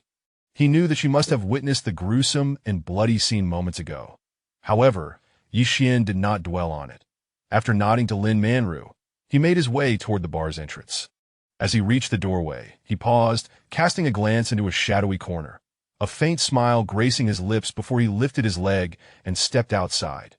Meanwhile, a mysterious figure concealed in the shadows sensed the playful and eerie glint in Ye Xuan's eyes, stirring a sense of unease within. Could it be that this boy has discovered my presence? But how is that possible? If anyone were to venture closer, they would find that the figure shrouded in darkness was a boy of similar age to Ye Xuan. Suddenly, the mysterious figure's gaze sharpened, for the very boy who had just exited was now hastily re-entering. Why has he returned? The shadowy boy pondered. Damn it, I'm broke now. If I leave like this, I'll be sleeping on the streets tonight. This bar is so lively. Surely there's money to be made. Ye Xuan muttered as he made his way upstairs. Lin Manru, witnessing this scene, was equally astonished, unable to comprehend why the returning individual had come back. Perhaps only the youth hidden in the shadows held the answer to that question. How intriguing. Such formidable skills, yet he's a pauper. Who would believe it? The boy in the corner mused as he observed Ye Xuan ascend the stairs in a few swift strides, soon locating an office marked as the finance room. With a swift kick, he forced the door open and entered. Upon entering, Ye Xuan immediately focused on a safe, striding over to inspect the intricate combination lock. Without hesitation, he unleashed a powerful punch. Bang! Even though the safe was constructed of metal, it crumpled under Ye Xuan's iron fist, leaving a deep impression. Wow, it's so sturdy. Ye Xuan was surprised that his punch had not glancing around for anything of use. He was deep in thought about how to open the safe when furious roars erupted from downstairs. Which damned bastard was so despicable as to cripple my son Su Maoshan? Who is it? Show yourself. Su Maoshan. Ye Xuan was unaware of who he was, yet he felt a strong sense of impending danger from that furious voice. Indeed, it was Su Maoshan, the leader of the Hungry Wolf Gang, who had just arrived. Upon witnessing his son's pitiful state, he was instantly consumed by rage. This is bad. This guy is definitely stronger than his son and might even be a master at the peak of the postnatal stage. With this thought, Ye Xuan felt a surge of anxiety. There was no way to escape now. His current cultivation level could not contend with a master at the peak of the postnatal stage. Gritting his teeth, he seized the safe and, with a punch, smashed the glass window before leaping toward the opening. "You little thief, die!" Su Maoshan, seeing a boy clutching a safe attempting to escape through the window, felt his eyes turn red with fury. He misstepped and dashed towards Ye Xuan's back with lightning speed. Chapter 28. The injured little black, an unexpected fortune feeling an overwhelming and unyielding pressure from behind. Ye Xuan's heart raced, a profound sense of crisis surging within him. Yet at that moment, he had already leaped into the air, devoid of any point of support. Just as the situation reached a critical juncture, a sudden spark ignited within Ye Xuan's mind. He unleashed his gravity technique to its maximum capacity. Enveloping the approaching figure, Su Maoshan felt an immense weight descend upon him, causing even his thunderous strike to momentarily falter. However, it was merely a brief pause. That domineering fist still crashed into Ye Xuan's back. Boom! A resounding echo reverberated, and Ye Xuan tasted blood in his mouth. But without dwelling on it, he focused his mind, and a pair of ethereal wings, imperceptible to the naked eye, burst forth from his body. He shot through the window and ascended rapidly into the high skies. Ye Xuan sensed that his sudden application of the gravity technique had reduced Su Maoshan's attack power by at least 40%. Otherwise, it would not have been a mere taste of blood, but rather a direct, grievous injury. Soaring into the heavens, Ye Xuan paid no heed to Su Maoshan, who was raging in the room below. His expression suddenly changed, and he spat out a mouthful of blood, his complexion paling slightly. Is this the strength comparable to a master at the peak of Qi training? Ye Xuan mused, his heart still racing. Although he had managed to escape, he had still sustained injuries from the powerful blow that in truth. This was the first time Ye Xuan encountered an opponent stronger than himself, and in the clash, he was inevitably lacking. Moreover, having just fought Su Mu and others, he had consumed nearly half of his stellar energy, making it difficult to continue battling, which led him to choose flight that, of course, had he not fled immediately, but instead engaged Su Maoshan. Even with the combination of 3 powerful spells, he would not have faced life-threatening danger, but he would certainly have been gravely injured. Furthermore, the thought of the mysterious figure lurking in the shadows confirmed to Ye Xuan that his decision to flee was the wisest course of action. Yet he also recognized the considerable gap between the late stages of Qi training and the peak of Qi training. After all, he was merely at the 8th level of Qi training, while Su Maoshan was akin to a master at the 12th level. The 4-level disparity, while not an insurmountable chasm, was still significant. Ye Xuan suppressed the surging blood within him, his gaze chillingly fierce as he cast a glance at the brilliantly illuminated city below. With a flap of his starry wings, he vanished without a trace. Unbeknownst to Ye Xuan, upon his departure from the Yi Mei bar, Su Maoshan was nearly driven mad with rage.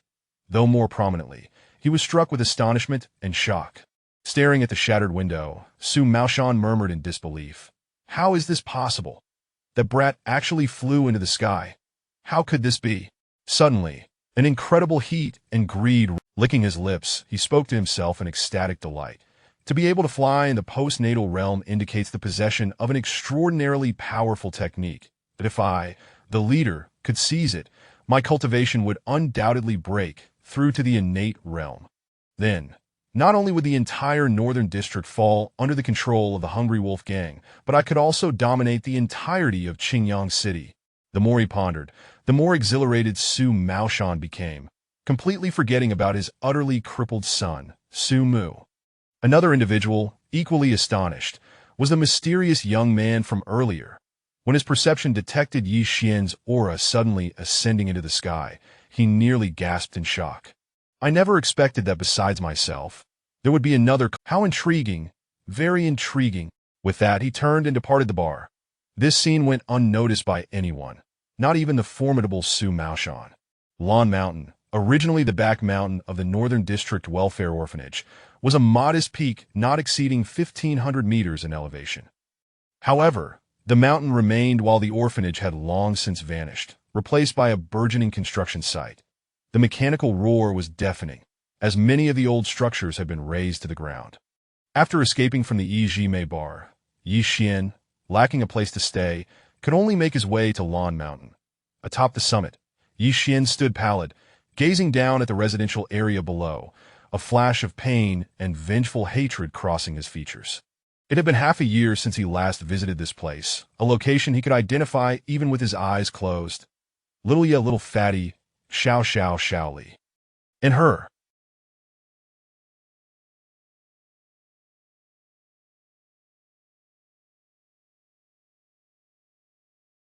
The voices and faces of these individuals flickered in Ye Xuan's mind like a film.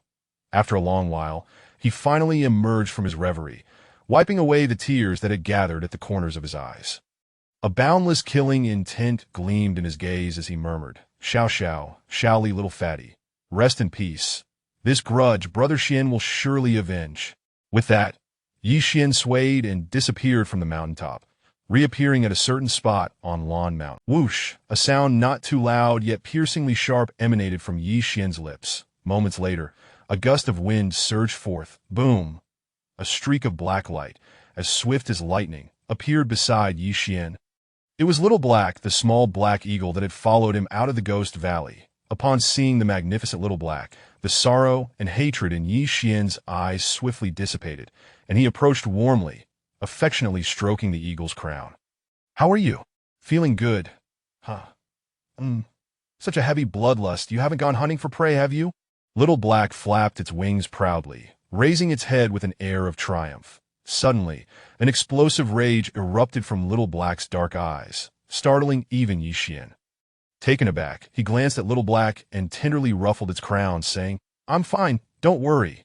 It turned out that Little Black had sensed Ye Xuan's injury, igniting its fury. Bang! With a light sound, the safe that Ye Xuan had taken advantage of appeared on the ground. He used his stellar-piercing technique to shatter the combination lock and open the safe. Upon opening the safe, Ye Xuan was immediately astounded by the sight before him. The entire safe was filled with cash, a sum he had never before encountered.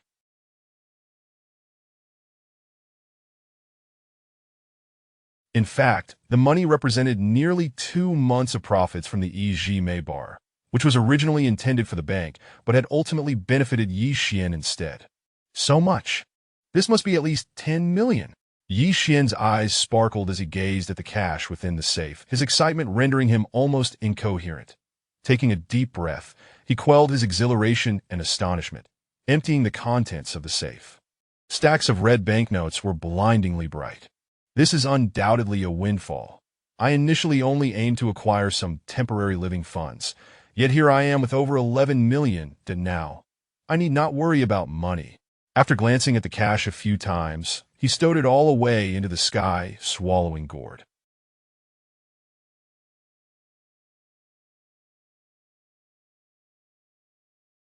Had the mysterious elder seen his ungrateful disciple using such a precious artifact to store mundane items, one could only imagine his reaction.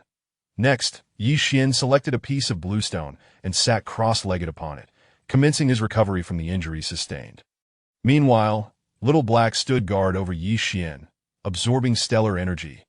Ye Xuan was unaware of the significance of a beast capable of absorbing stellar energy, that if anyone were present beside Ye Xuan at that moment, they would observe that a radiant silver light enveloped the area within a 10-meter radius around him.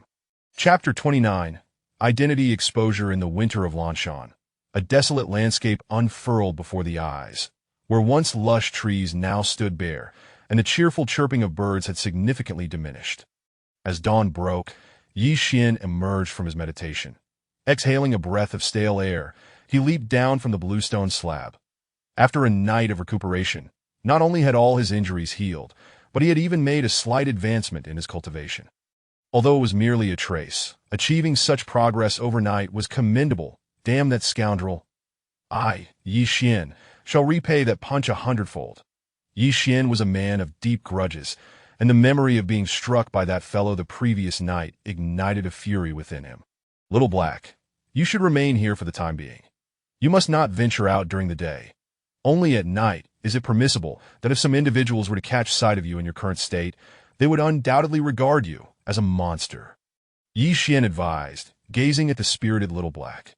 Little Black nodded in understanding, displaying a commendable level of comprehension towards Ye Xuan's words. Suddenly, an idea struck Ye Xuan. Recalling the one who had injured him, Su Maoshan, he pondered that if such a person possessed the cultivation of great perfection in Qi training, then it was highly likely that Qingyang City harbored even more formidable experts. If Little Black's existence were to be discovered by such powerful beings, it would spell trouble. Though Little Black could soar into the skies, and its speed was beyond Ye Xuan's reach, who could guarantee that an accident wouldn't occur? It is worth noting that even ancient martial artists, upon reaching a certain level, could also fly. Not to mention, what if they encountered equally powerful cultivators? For instance, the mysterious youth that Yi Ji may have encountered. Contemplating this, Ye Xuan turned to Little Black with a serious expression and said, Little Black, remember never to wander outside indiscriminately. Even at night, unless absolutely necessary, refrain from going out. Do you understand? I sense that Qingyang City is fraught with danger. Ye Xuan spoke purely from instinct that in the past, when he knew nothing, he was oblivious to such matters. However, ever since embarking on the path of cultivation, he had sensed various anomalies. Just consider the Su Mu father and son. Who could have imagined that a gang leader would possess the strength of great perfection in Qi training? Seeing Ye Xuan's solemn demeanor, Little Black flapped its wings and gazed up at the sky, as if to imply that it could ascend to the heavens even if faced with a formidable adversary. Ye Xuan paused, recalling that eagles could indeed soar into the skies when confronted with foes. Nonetheless, he reiterated his caution to Little Black, urging it to remain vigilant, that if only I had attained mid-stage transformation, I could open the Hongmeng Star Tower. According to my mysterious master, the tower can accommodate living beings, allowing Little Black to reside within. Ye Xuan murmured in exasperation. However, moments later, he dismissed the thought, realizing that, given Little Black's temperament, it would be a peculiar situation for it to live in solitude inside the tower. After all, eagles are proud creatures and cannot abide loneliness. Perhaps I am merely overthinking. Unable to devise a plan for Little Black's safety, Ye Xuan decided to leave the matter aside for now and simply departed from Lanshan, the place that had tightened his heart with. In the highest office of the Blue Rose nightclub in the Northern District, a furious roar echoed. You useless fools, after searching all night, you still haven't found that little wretch. What purpose do I have for you? Su Maoshan glared at the 3 men and 1 woman before him, seething with rage. Under Su Maoshan's overwhelming presence, the 4 dared not even breathe, feeling the weight of his fury pressing down upon them. How is Mu doing now? After a moment of bellowing, Su Maoshan suddenly rubbed his temples and, with a grim expression, inquired. Reporting to the gang leader, young Master Su is still in a coma, but Blood Rose, the only female among them, looked at Su Maoshan with a troubled expression, hesitating to continue.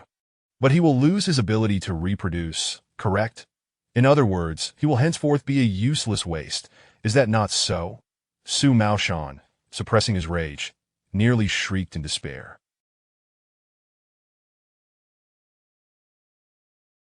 Su Mu was Su Maoshan's most valued son, possessing extraordinary talent, having reached the pinnacle of innate cultivation by merely 21 years of age. A true prodigy. Moreover, he had shown great promise in the underworld, being groomed as the successor to the gang leader.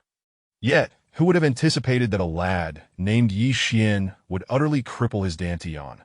To make matters worse, his reproductive capabilities had also been compromised. While Su Maoshan would not face a complete end to his lineage, it felt akin to having his heart ripped out. Blood Rose felt a tremor of fear, but nodded reluctantly. Bastard bang! Su Maoshan roared in fury, and with a single punch, he smashed his wooden desk, shattering it into pieces. The four of them trembled at the sight of the splintered desk, feeling as if their own bodies had been cleaved apart, drenched in cold sweat and growing increasingly uneasy. Their gazes towards Su Maoshan were filled with trepidation and awe. What kind of immense strength must one possess? Is this the legendary power of ancient martial artists? Truly formidable. It seems the gang leader's strength has grown considerably. The four thought in unison, a shiver coursing through them. Where is that little rascal Su Tian? Where has he gone now? Su Maoshan suddenly turned his gaze to his four subordinates, his expression darkening. Su Tian was also Su Maoshan's son, but unlike Su Mu, he was the offspring of Su Maoshan's lover. This fact was well known, yet no one dared to speak against it, for he was the leader of the Hungry Wolf Gang. Gang leader, young Master Su drove out this morning. One of them spoke, an individual nicknamed the Greedy Wolf, known for his ruthless reputation on the streets, infamous for having taken several lives. That little scoundrel is racing again. Call him back. The Greedy Wolf nodded, having surmised that Su Mu was now a cripple, leaving Su Tian as the only viable candidate for cultivation. Although Su Tian was a good-for-nothing, indulging only in revelry, he was, aside from the incapacitated Su Mu, the only son Su Maoshan had left. After leaving Lanshan, Ye Xuan sought out a central bank ATM early in the morning, only to discover that his bank card had been frozen. With a sigh of resignation, he exited the bank. It appears that after the orphanage fire, that Val Lu Wentao has framed me as the arsonist, leading the authorities to freeze my account. A glint of cold light flickered in Ye Xuan's eyes as he exerted a bit of force, reducing his bank card to mere fragments. Ye Xuan was not particularly concerned about the frozen account, as he had only a little over 500 in it. He merely wished to deposit some money, only to find, unbeknownst to Ye Xuan, when he inserted his card into the ATM, the police had already confirmed his presence. The maniac responsible for the deaths of 23 orphans had long since become a nationally wanted criminal, and any trace of him would be. Though Ye Xuan's appearance had changed drastically, he was still using a bank card registered under the name Ye Xuan. Northern District Police Station. Captain, we have a lead. Lu, what do you mean by a lead? The card of the Murder King is surfaced. No, it should be the Murder King's bank card. Little Lu exclaimed excitedly, having spent half a year tracking the Murder King. The emergence of any clue was exhilarating. That if they could trace this bank card back to the Murder King, it would be a monumental achievement. He could already envision a promotion, and the thought sent the small, thin little Lu into a frenzy of excitement. Oh, are you certain? Li Xingnan, lost in thought with a cup of coffee in hand, raised an eyebrow in inquiry. Absolutely. Look here, it was at a central bank not far from the triangular district in the northern district. Little Lu pointed at the computer screen, his face alight with enthusiasm. All right, here is the plan. Lu, Ing, Guzi Chenpai, you all come with me. Li Xingnan commanded, gathering those named and setting off towards the triangular district. Chapter 30.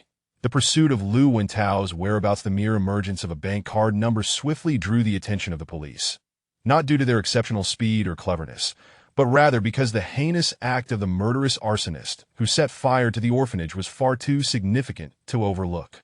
To this day, the incident at the welfare orphanage shows no sign of subsiding. It continues to reverberate throughout the community. This has placed immense pressure on the police, for the thought of so many officers pursuing a single individual without any progress would be a most ludicrous joke. Under this mounting pressure, the police are compelled to exert every effort towards apprehending the murderous fiend, Ye Xuan. However, when the personnel from the Northern District Police Station arrived at the triangular intersection, Ye Xuan seemed to have vanished without a trace, eluding their grasp entirely. The strikingly beautiful officer, Li Xingnan, found herself with no choice but to inform the chief of the situation, urging him to dispatch additional forces to track down Ye Xuan's whereabouts. In an instant, the sirens of the entire northern district, indeed the entirety of Qingyang City, blared into action, echoing through the streets and alleys, prompting the populace to speculate what major event had transpired after a 6-month hiatus. Amidst the confusion, the fruitless Li Xingnan directed her fellow officers to fan out in search of suspicious individuals, while she seized the opportunity to slip away to an isolated spot, producing a palm-sized phone and dialing a number. The call was swiftly connected. Number 18, have there been any developments regarding that matter? Before Li Xingnan could speak, A deep voice resonated from the other end. With a bitter smile, she realized that the higher-ups were growing anxious, but regrettably, this was not related to that particular issue. Number 5, there are no findings regarding that matter for now, but the bank card of that brat Ye Xuan has surfaced. Oh, can we ascertain if it was used by him personally? The voice on the other end expressed a hint of disappointment. Yet upon hearing the name Ye Xuan, he immediately inquired with surprise. This young man had been missing for half a year. Could he have resurfaced now? That would indeed be perplexing. How could someone so elusive manage to evade them for so long? However, after listening to Li Xingnan, also known as Number 9, he quickly realized he had overthought the situation. Not his own. Not his own. I told you, with our hidden dragon's diligent search, how could we possibly fail to locate him? After a brief pause, he continued, since it's not him, we must investigate further, understood? Is there anything else? Yes, Number 5, I heard that Su Maoshan's son was incapacitated last night by a fellow named Ye Xuan. Could it be the same person? By the way, Lin Manru from the Lin family was also seen at the Yijimei bar. Oh, clearly, Li Xingnan's words piqued the interest of Number 5 on the other end. Su Maoshan's son was incapacitated by someone named Ye Xuan. Could it be the same individual? Moreover, although Su Mu is a notorious wastrel, he possesses the cultivation of a postnatal warrior. Anyone capable of incapacitating him must at least be at the peak of the great perfection stage. Could it be? This remains unclear for the moment, but according to reliable intelligence, the circumstances at the scene were rather bizarre. In what way were they bizarre? Su Mu's dantian was destroyed in a manner that was utterly inexplicable. The specifics are still under investigation.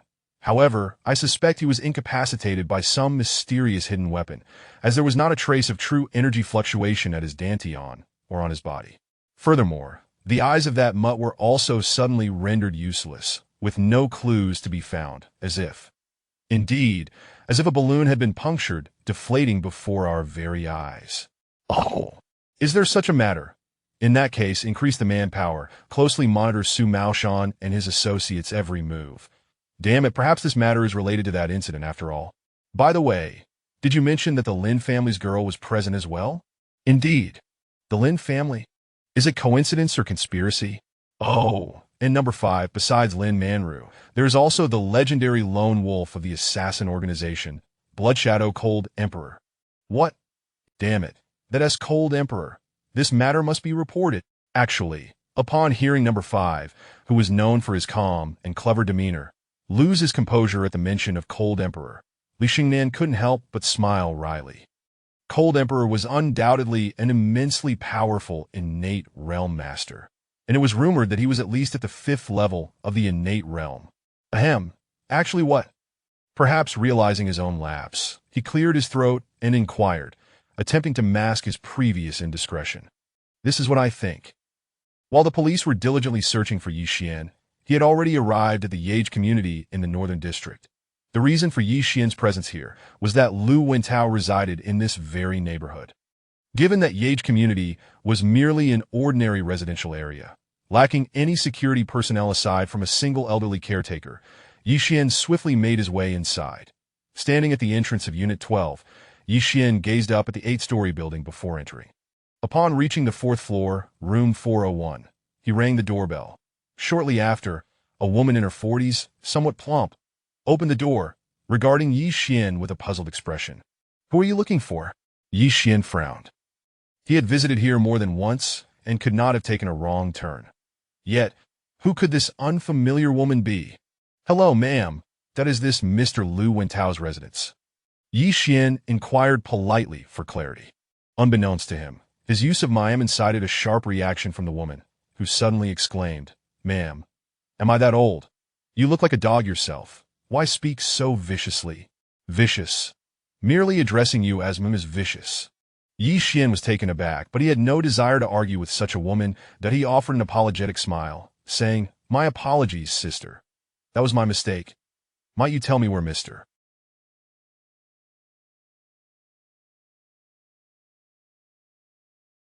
Lu Wentao has gone? The woman's expression softened slightly, as she rolled her eyes at Ye Xuan before responding with a tone of respect. "You must be referring to the illustrious philanthropist, Mr. Lu Wintao, right? Let me tell you, that great benefactor Lu is renowned for his kindness. You have no idea how much he has suffered since that wretched murderer, Ye Xuan, burned down the orphanage." "Wait!" Ye Xuan interrupted, his face darkening as murderous intent and rage surged within him, startling the woman into a state of terror. Realizing she was but an ordinary person, he quickly reined in his murderous aura and anger, though his expression remained grim as he asked, "Did you just say the murderer Ye Xuan?" "Ah! Oh, yes, I'm sorry, I have something to attend to," she stammered, attempting to shut the door, her earlier bravado evaporating in the face of the palpable dread. If this individual were indeed a dangerous criminal, she would be in grave peril. "Wait!" Ye Xuan once again halted the plump woman's actions, taking a deep breath to suppress his murderous intent and fury, and restoring his smile as he inquired, "I truly apologize for the earlier misunderstanding. I meant no offense. That it is just that the so-called murderer Ye Xuan is utterly despicable, even harming innocent children. So. You understand?" The woman feigned comprehension, patting her rather excessive bosom. "Indeed, that brat named Ye Xuan is utterly inhumane. Sister, please do tell me where Lu Wintao is at present, that I wish to express my profound gratitude for his great kindness." Ye Xuan restrained his impulse to slap her, forcing a smile to interject. I'm sorry, little brother, but I don't know where the great benefactor Lu went after he left here." She assessed Ye Xuan with a few glances, and to her surprise, he was quite handsome. "If only. That would be nice, little brother." The woman's lascivious gaze made Ye Xuan suppress the urge to vomit, and he frowned, asking, "Surely there must be some other clue? This great benefactor is someone I greatly admire. It would be a pity if I cannot find him." He shook his head in feigned regret that in truth, he longed to flay Lu Wintao, draw his tendons, shatter his bones, consume his— "Oh, right. I recall when he bought this house, Lu Wintao seemed to mumble something about a place called Ye. He might have gone there. TSK, little brother, you have no idea. Ye is a high-end community where only the wealthy can reside. Sigh, when will I, Tian Xiaohua, ever be able to live in such a splendid villa?" The mention of Ye ignited a look of envy and fervor on the woman's face. Ye. Ye Xuan was aware of what Ye represented. It was a community of villas, arguably one of the most upscale neighborhoods in Xinjiang City. Not only were the prices exorbitantly high, but the location and scenery were also unparalleled, a veritable paradise for the rich and a hell for the poor. From an aerial view, Ye resembled a gracefully fluttering butterfly, with two expansive lakes occupying its eyes, and the wings housing the villas, flanked by 7 towering edifices. The tallest among them soared 52 stories high, a veritable king of buildings in Xinjiang City, allowing one to gaze down upon the entire city from its pinnacle. However, Ye Xuan was uncertain whether that old dog Lu Wintao had indeed purchased a property in Ye. After all, the prices there began at over 15 to 16,000 per unit. Could he afford such an expense? Nevertheless, this constituted a lead, and Ye Xuan would not overlook any opportunity to locate Lu Wintao. Expressing his gratitude, Ye Xuan hastily departed, finding the woman's incessant chatter unbearable. Moreover, the constant references to him as the murderous fiend left him worried that he might genuinely lose his temper, even if it was all a misunderstanding. "Old dog, prepare yourself. I shall come for you soon." A cold glint flashed in Ye Xuan's eyes as he unconsciously clenched his fist, swiftly making his way towards Ye. "Don't move!" Just as Ye Xuan stepped out of the community, a crisp, cold voice rang out. Chapter 31. The beautiful police officer Li Xingnan, "Don't move." Ye Xuan was taken aback for a moment, then raised his head to see a face that was unadorned, yet exquisitely beautiful, scrutinizing him with a piercing gaze. "Name?" Li Xingnan demanded coldly, observing the chilling aura emanating from Ye Xuan. "Are you conducting a household registration check, beautiful officer?" Ye Xuan, his mind racing, concealed his eerie presence and asked with a faint smile. "Be serious," Li Xingnan chided sharply. "If you don't want to end up at the station, cooperate and tell me your name." With a teasing expression, Ye Xuan remarked, "Even if you're a police officer, And a beautiful one at that. You can't just stop someone and demand their name, can you? Or are you merely infatuated? Ye Xuan himself was puzzled by the diminishing tension he felt upon encountering the police. It had dissipated enough for him to jest with the stunning officer before him. Infatuated? How dare this scoundrel label me as such? Just because you think you're somewhat decent-looking, don't let your narcissism run wild. Let me show you how I can teach you a lesson. With this thought, Li Xingnan's expression hardened as she declared, I now suspect you are connected to the disappearance of the serial killer. Please come with me to the police station for questioning. Ye Xuan frowned, a fleeting glimmer of murderous intent flashing through him. Upon closer inspection, one would notice that as the aura of death passed over Ye Xuan, Li Xingnan trembled, her gaze towards him shifting instantaneously. Heavens, this young man exudes a formidable aura of death. How many lives has he taken? Although some murderous energy is indeed born from actual killings, it is not always the case. For instance, Ye Xuan himself had not committed murder, yet he still radiated a potent aura of death. The aura of death is a mysterious phenomenon, often imperceptible to the untrained. Are you police officers merely idlers? A serial killer? Who is this so-called serial killer? A bunch of fools. I have no time to waste with you incompetent buffoons. Ye Xuan's expression suddenly darkened, and with a cold snort, he turned to leave. At that moment, Ye Xuan was engulfed in frustration. The real beast roamed free outside, living blissfully, while he, the victim, bore the disgrace of being labeled a serial killer. Are these police officers completely useless? With this thought, any lingering fondness Ye Xuan had for the beautiful officer vanished, replaced by disdain and indifference, even derision.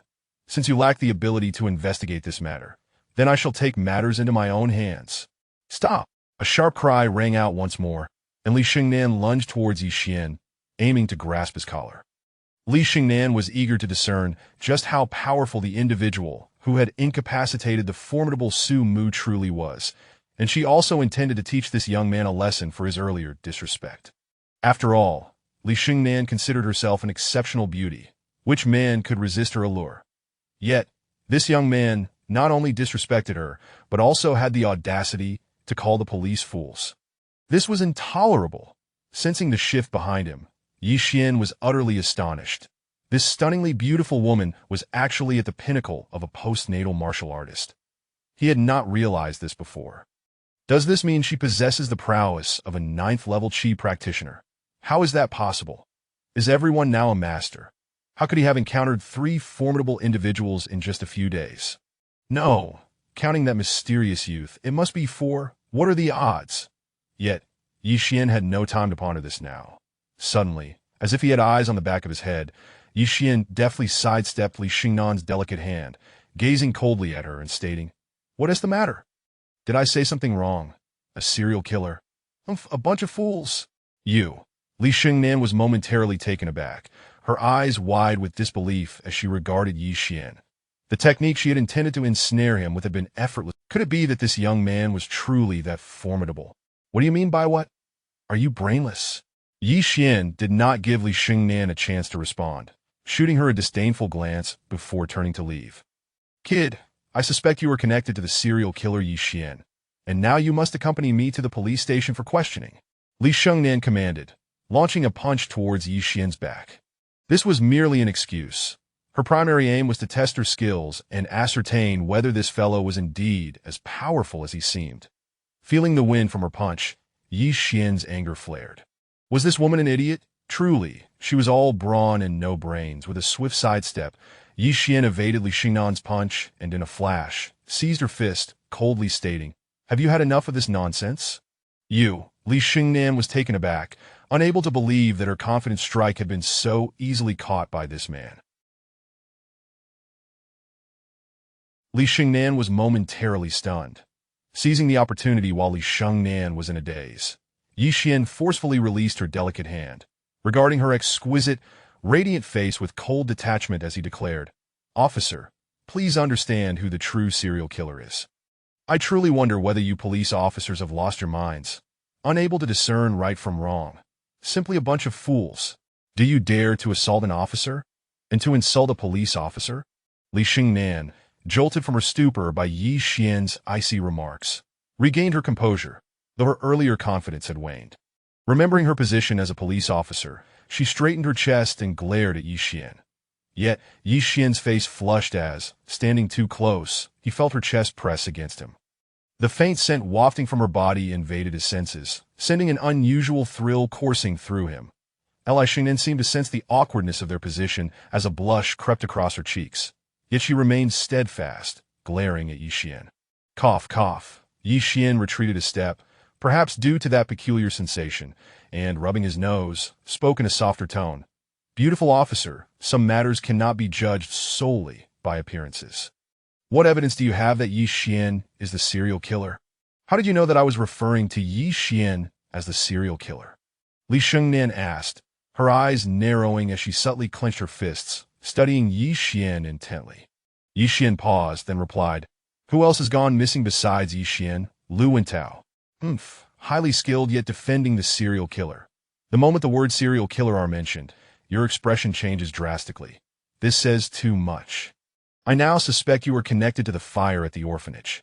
Come with me to the police station for questioning, Li Shengnan said with a cold smile, her words sending a shiver down Ye Xuan's spine.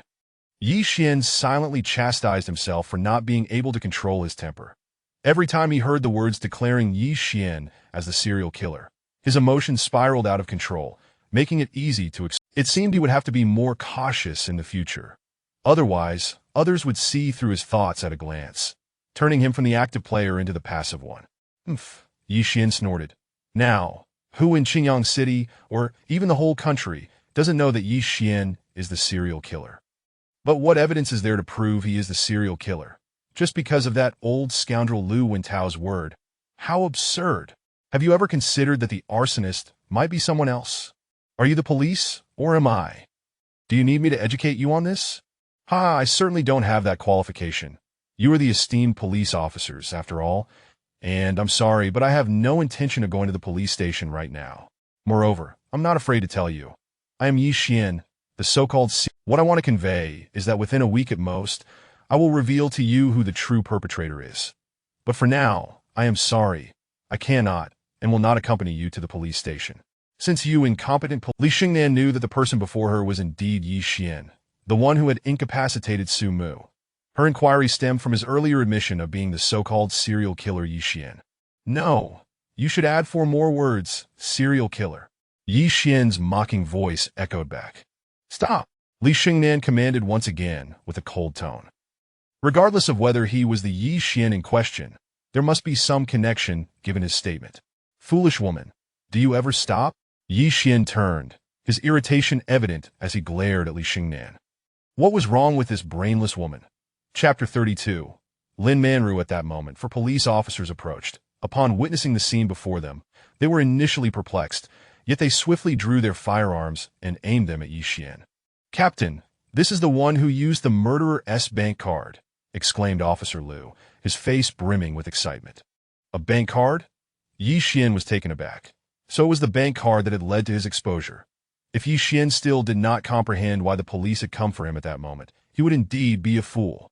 Kid, what do you have to say for yourself now? Let us go, Li Shengnan admonished coldly, gesturing to Officer Liu. Understanding her cue, Liu produced handcuffs and moved toward Ye Xuan, while Ye Xuan glanced at the handcuffs and then pushed them away, looking provocatively at Li Shengnan.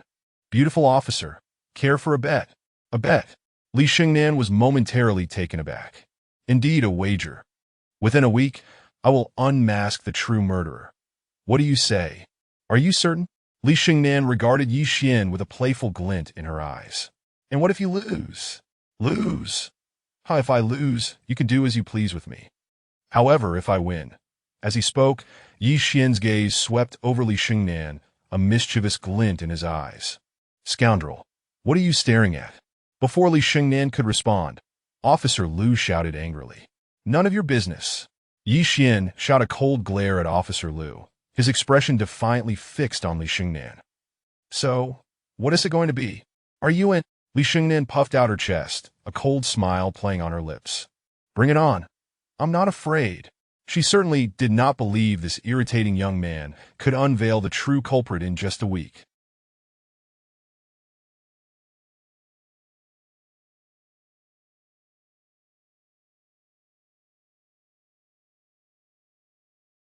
Ye Xuan smirked enigmatically at Li Xingnan, his lips moving as if to utter something, and then, with a few swift motions, he vanished, leaving behind only a few afterimages.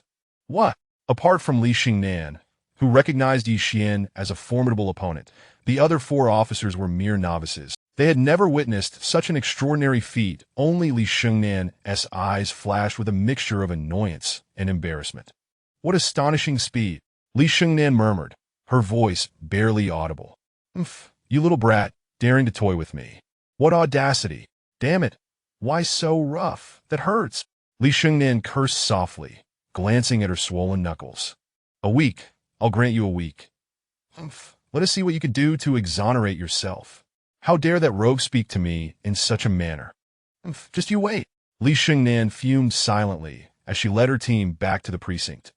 Naturally, she reported everything that transpired to the mysterious number 5, and the entire police squad withdrew.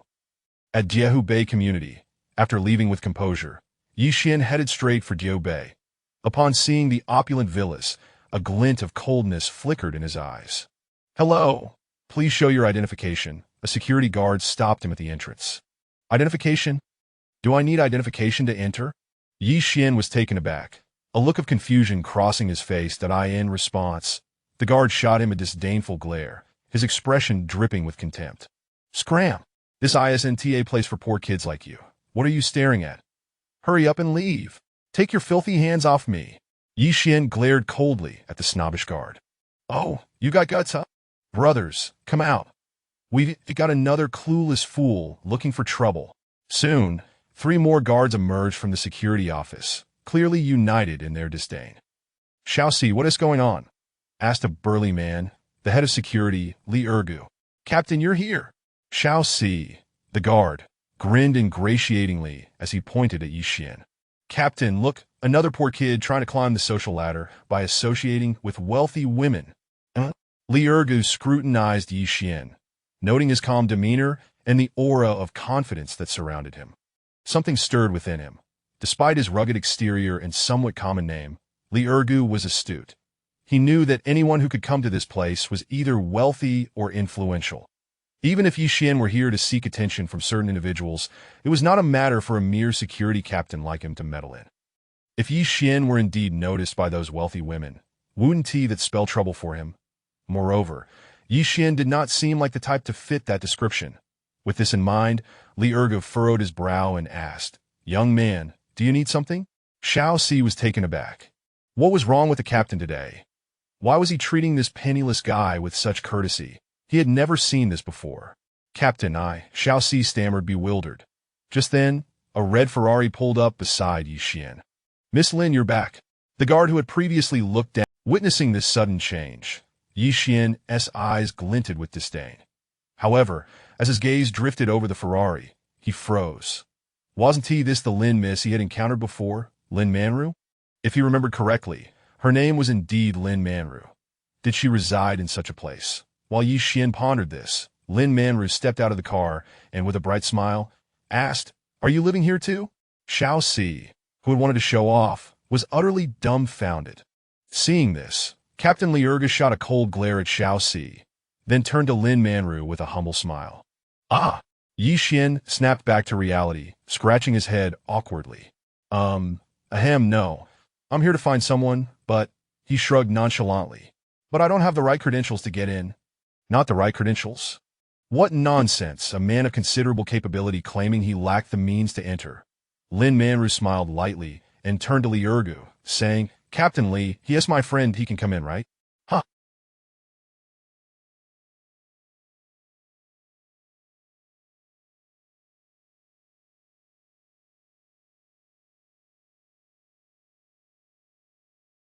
Oh, of course, no problem. Sir, I sincerely apologize for the earlier misunderstanding that it was entirely my fault. Li Ergu awkwardly addressed Ye Xuan, his tone filled with embarrassment. Inwardly, he cursed Xiaoxi, wishing he could strangle the incompetent fool. It's nothing, Ye Xuan replied with a smile, his gaze subtly lingering on Lin Manru, completely dismissing Xiaoxi.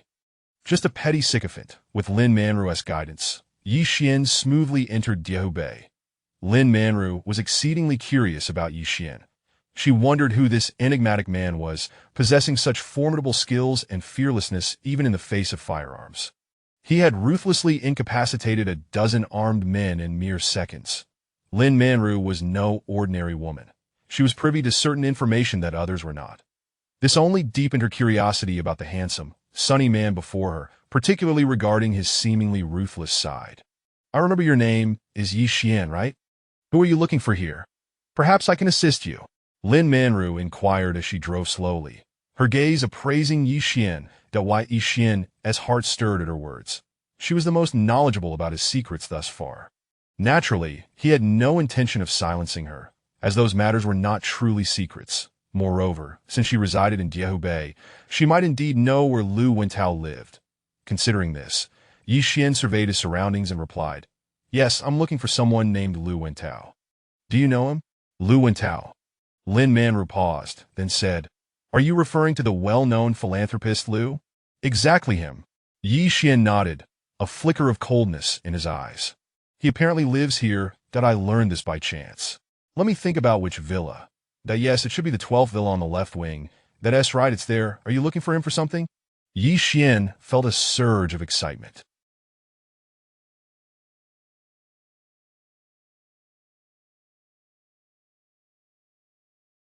He had finally discovered where that wretched scoundrel resided. However, what did left wing refer to? Noting Ye Xuan's confused expression, Lin Manru patiently explained, "Diehubei, when viewed from above, resembles a giant butterfly. Therefore, the villa cluster on the left is referred to as the left wing, while the right side is the right wing." Now Ye Xuan understood. "Thank you, Miss Lin. Without you, I might not even have had the privilege to enter, let alone find someone." Ye Xuan smiled slightly. "Hee, it's nothing really. However, if you truly wish to show your gratitude, how about treating me to a meal?" Lin Manru said with a playful grin. "Huh." Ye Xuan was taken aback. "What? Unwilling? Just so you know, I've never done this with another guy before. This is my first time." As she spoke, she shot a playful glance at Ye Xuan, her eyes sparkling in a way that left him utterly flustered. All right, I'll definitely treat you to a meal when I have the time. But I have urgent matters to attend to, so I must take my leave." With that, Ye Xuan hurried away as if something terrifying were chasing him. "Hey!" Lin Manru, pouting in irritation at Ye Xuan's hasty departure, suddenly called out, "You don't know my phone number? How will you contact me?"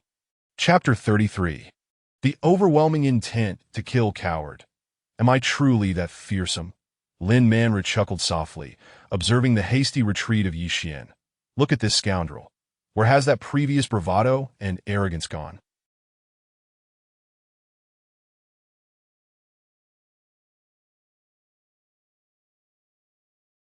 If Lin Manru's closest allies were to witness this scene, they would undoubtedly be left utterly speechless. Unbeknownst to both Ye Xuan and Lin Manru, this spectacle was being meticulously observed by another. "Damn that wretched harlot. After pursuing you for so long, I never envisioned you would display such a side. Regardless of who you are, anyone who dares to lay a hand on my woman will find themselves in a grave predicament." With that, he retrieved his phone, uttering a few chilling words before casting a cold glare at the vanishing figure of Ye Xuan, a flicker of murderous intent flashing in his eyes. As Ye Xuan approached the left wing, his gaze grew increasingly frigid, a surge of murderous energy coursing through him. Anyone daring to come too close would undoubtedly feel the chilling aura of his wrath. This moment had been awaited for far too long. Although it had only been 6 months, for Ye Xuan, each day had felt like an eternity, with every second driving him closer to avenging the death of that despicable Lu Wentao. Now, at long last, the moment had arrived, and Ye Xuan could hardly contain his eagerness. Before long, Ye Xuan arrived at the 12th villa of the left wing. Gazing at the opulent residence before him, a glimmer of cold light flickered in his eyes. "Old dog Lu, I hope you don't disappoint me," he thought coldly, surveying the grandeur of the villa. Just then, a bald head suddenly appeared atop the villa, peering down. In an instant, an overwhelming wave of murderous intent and resentment erupted from Ye Xuan. For that figure was none other than Lu Wentao, the very man Ye Xuan had been obsessively fixated upon. Lu Wentao. Ye Xuan could no longer restrain the fury and killing intent within him, bellowing with icy contempt. Lu Wentao paused, then leaned out further, regarding Ye Xuan with a puzzled expression. Who are you? How do you know my name? Are you here to interview me? Lu Wentao frowned, eyeing Ye Xuan below, muttering, being a public figure isn't all it's cracked up to be.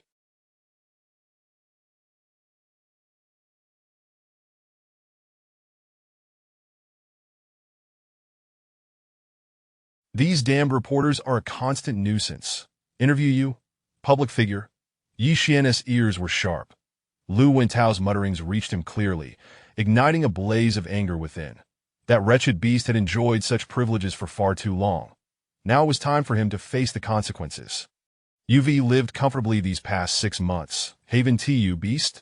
Ye Xuan spat, and in an instant he appeared on the villa's rooftop. Upon seeing Ye Xuan suddenly materialize before him, Lu Wentao's heart sank in terror.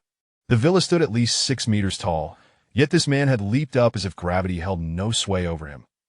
Who are you? The bald Lu Wentao stammered, his face pale with fear.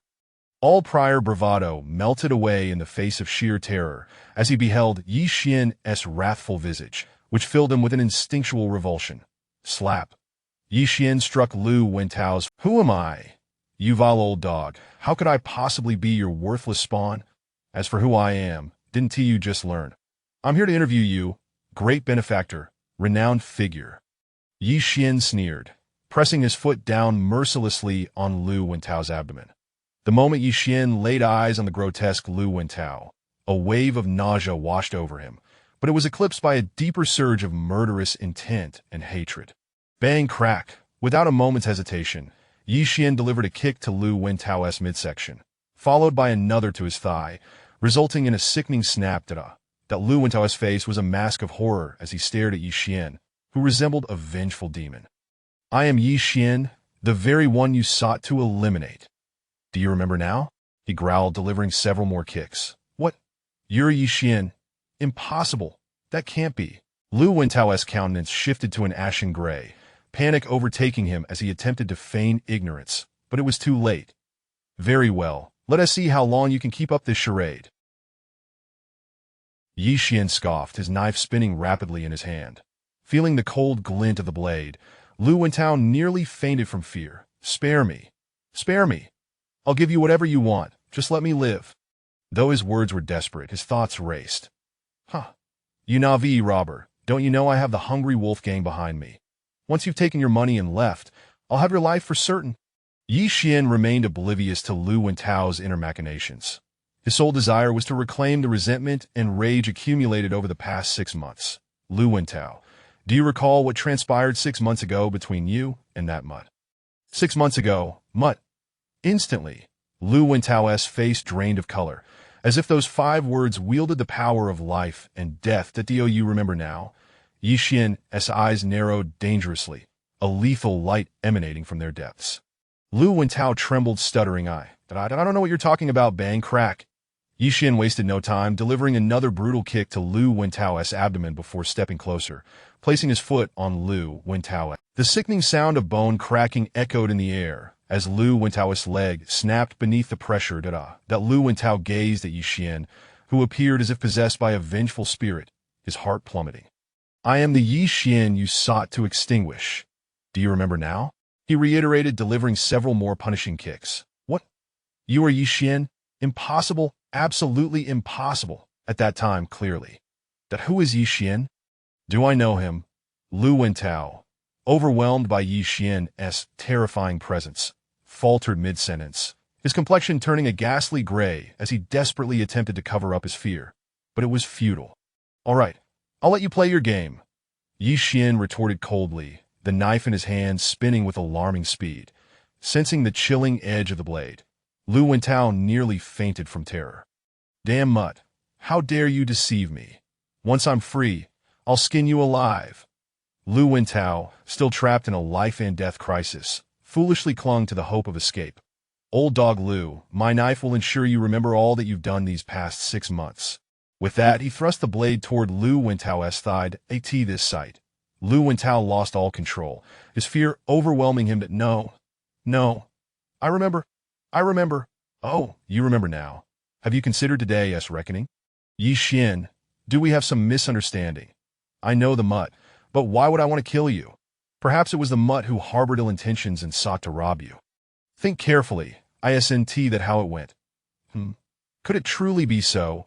Ye Xuan paused, his expression skeptical as he regarded Lu Wentao, momentarily retracting the knife. Seeing Ye Xuan's moment of doubt, Lu Wentao felt a wave of relief wash over him.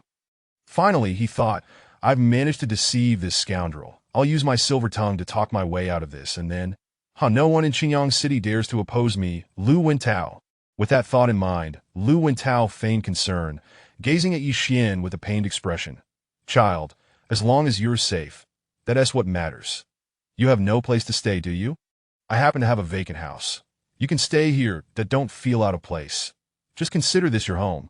He even squeezed out a few tears for effect. Tiske, your acting is quite impressive. Do you truly believe I'm still the naive fool from half a year ago? Ye Xuan remarked with feigned interest, clicking his tongue. Clearly, Lu Wentao's shamelessness had reached unprecedented depths, merging the despicable with the absurd. At this, Lu Wentao froze, still hoping to charm his way out of danger with his silver tongue. But before he could utter another word, Ye Xuan's eyes blazed with fury as he bellowed. Beast! Don't you dare feign innocence before me. Today, I, Ye Xuan, shall avenge the 24 innocent children. I will make you suffer as they did, for you shall experience the same fate you inflicted upon them. With a face twisted in rage, Ye Xuan let out a near-hysterical roar, revealing a container filled with gasoline that had materialized in his hand. Without hesitation, he unscrewed the lid and poured the gasoline over Lu Wentao. This had been Ye Xuan's plan all along. No. Please, don't. I beg you, listen, I have plenty of money, yes, a lot of money. I can give you half, no, all of it. There is a third-rate star in the room below. She is yours as well. Please, don't kill me. That as Ye Xuan produced the gasoline, Lu Wentao realized the futility of his earlier bravado. It had become nothing more than a tragic joke. The acrid stench of gasoline nearly overwhelmed Lu Wentao, who fell to the ground, prostrating himself in abject terror. Spare you? You want me to spare you? How did you show mercy to those children? Now you plead for mercy. You wretched beast. You're even less than a beast, scum. To spare you would never quell my rage. As Ye Xuan continued to douse Lu Wentao in gasoline, his murderous intent surged like a tidal wave. No. It wasn't me. I didn't set the fire. It was Su Maoshan from the Hungry Wolf Gang. That overcome by fear, Lu Wentao blurted out a name that momentarily stunned Ye Xuan, causing him to halt the flow of gasoline. Ye Xuan's eyes darkened with bloodlust as he coldly inquired, Su Maoshan. What is the meaning of this? As the leader of the Hungry Wolf Gang, why would he burn down an orphanage? If you promise me you won't kill me, I will tell you crack.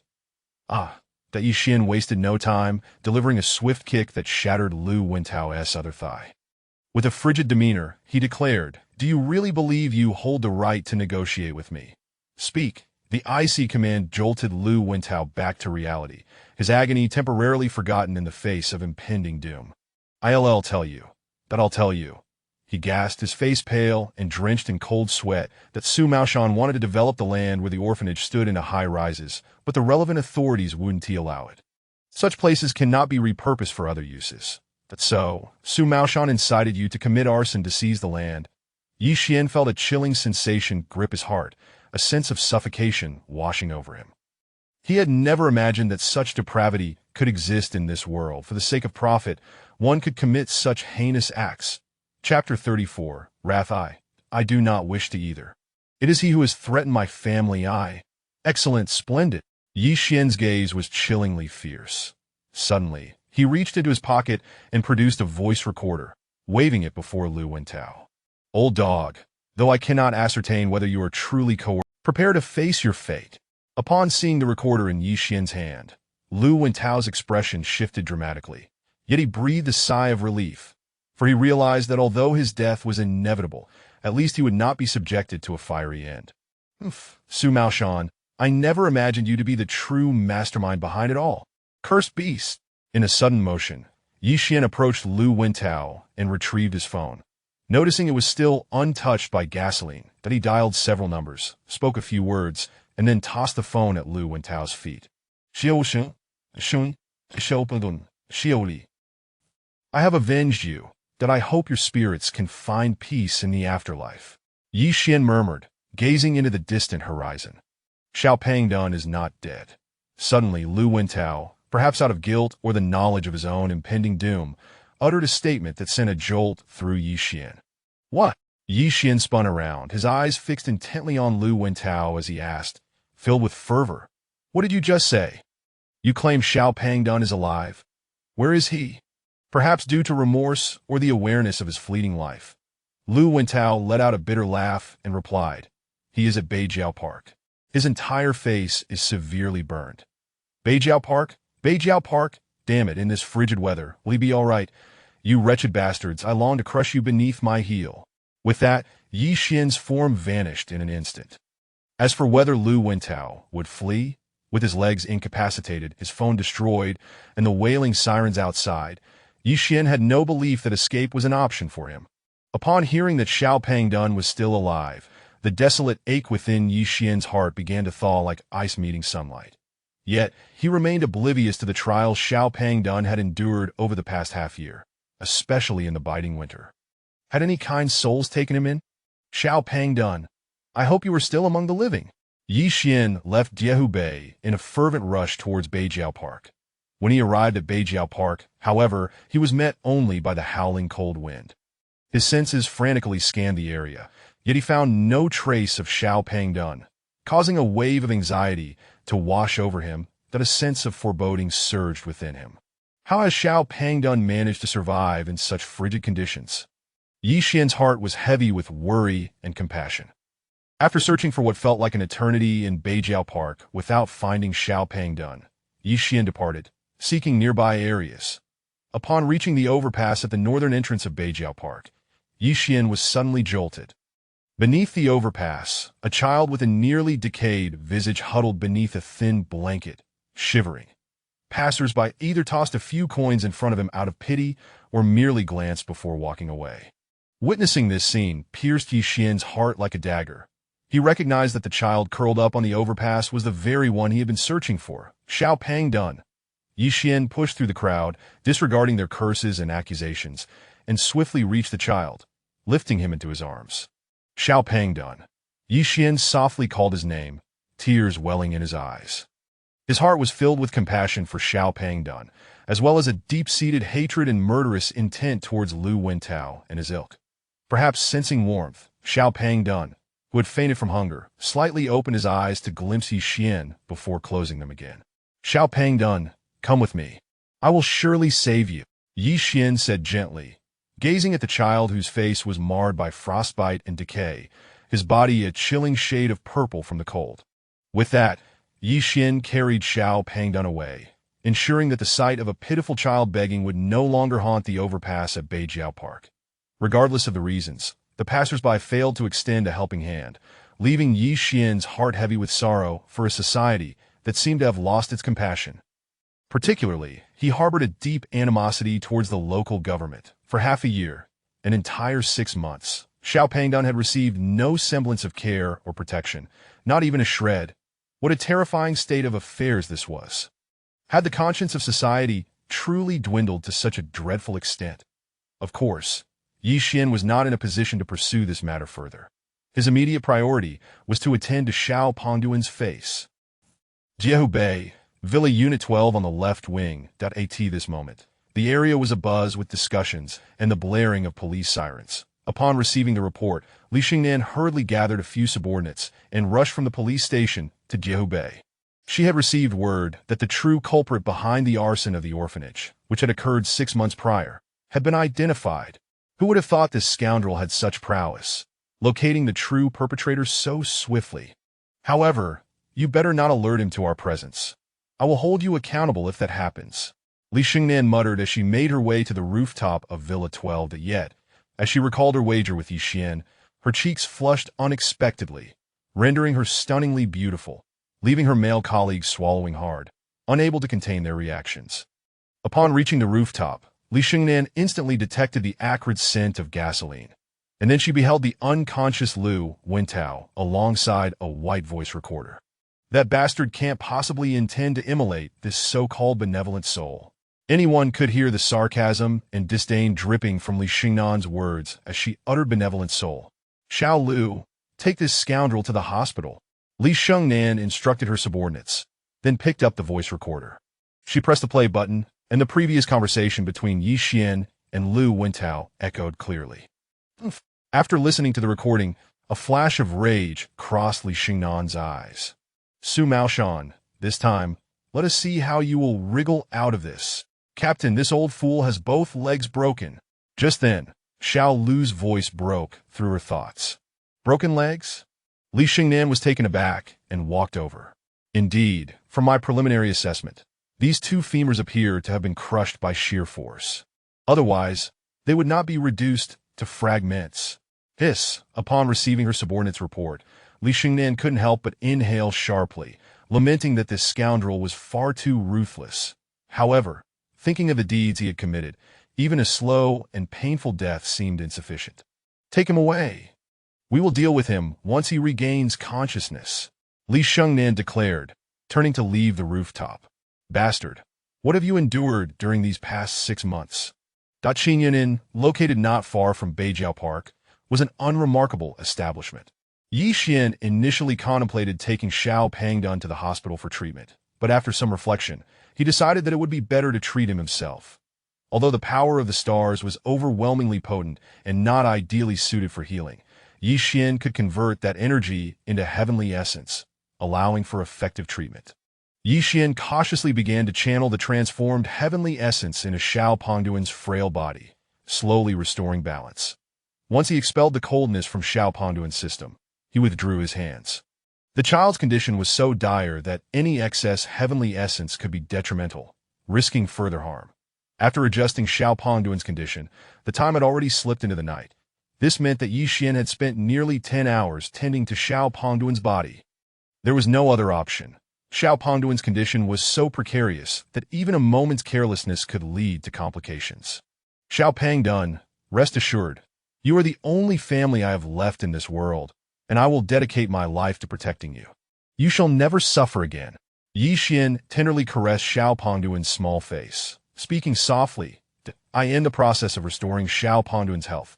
Ye Xuan had expended an immense amount of energy and star power. Reluctantly, he had to wait for recovery before addressing the child's facial decay and frostbite. As for Xiao Pangduan's hunger, it was no longer an issue, thanks to the heavenly essence. After all, such a high-grade energy far surpassed any ordinary food. Ye Xuan understood that with his current cultivation, he was incapable of fully healing the injuries on Xiao Pangduan's face in one go, which left him feeling immensely vexed. My strength is still too limited. Ye Xuan sighed, his desire for greater power intensifying. First, he had faced the formidable Su Mu, then the mysterious young man, followed by Su Maoshan and the beautiful police officer. Among them, the pressure and threat posed by the enigmatic youth and Su Maoshan were the greatest, fueling Ye Xuan's yearning for immense strength. Yet he also recognized that no matter how fervently he craved power, a breakthrough in cultivation was not attainable in the short term. Suddenly, Ye Xuan had an idea. He had several vials of elixirs. Perhaps he could find one suitable for treating skin decay or frostbite. With that thought, he glanced at the slumbering Xiao Pangdun and delved into the swallowing heaven gourd, beginning his search for such elixirs. After some time, Ye Xuan emerged from his contemplation, disappointment etched on his face, for aside from the cleansing elixir he had already consumed, he found that he lacked the capability to open any of the 18 jade vials. Frustrating.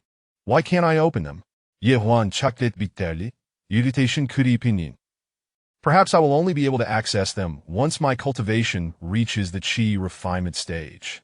Su Maoshan, you had better prepare yourself.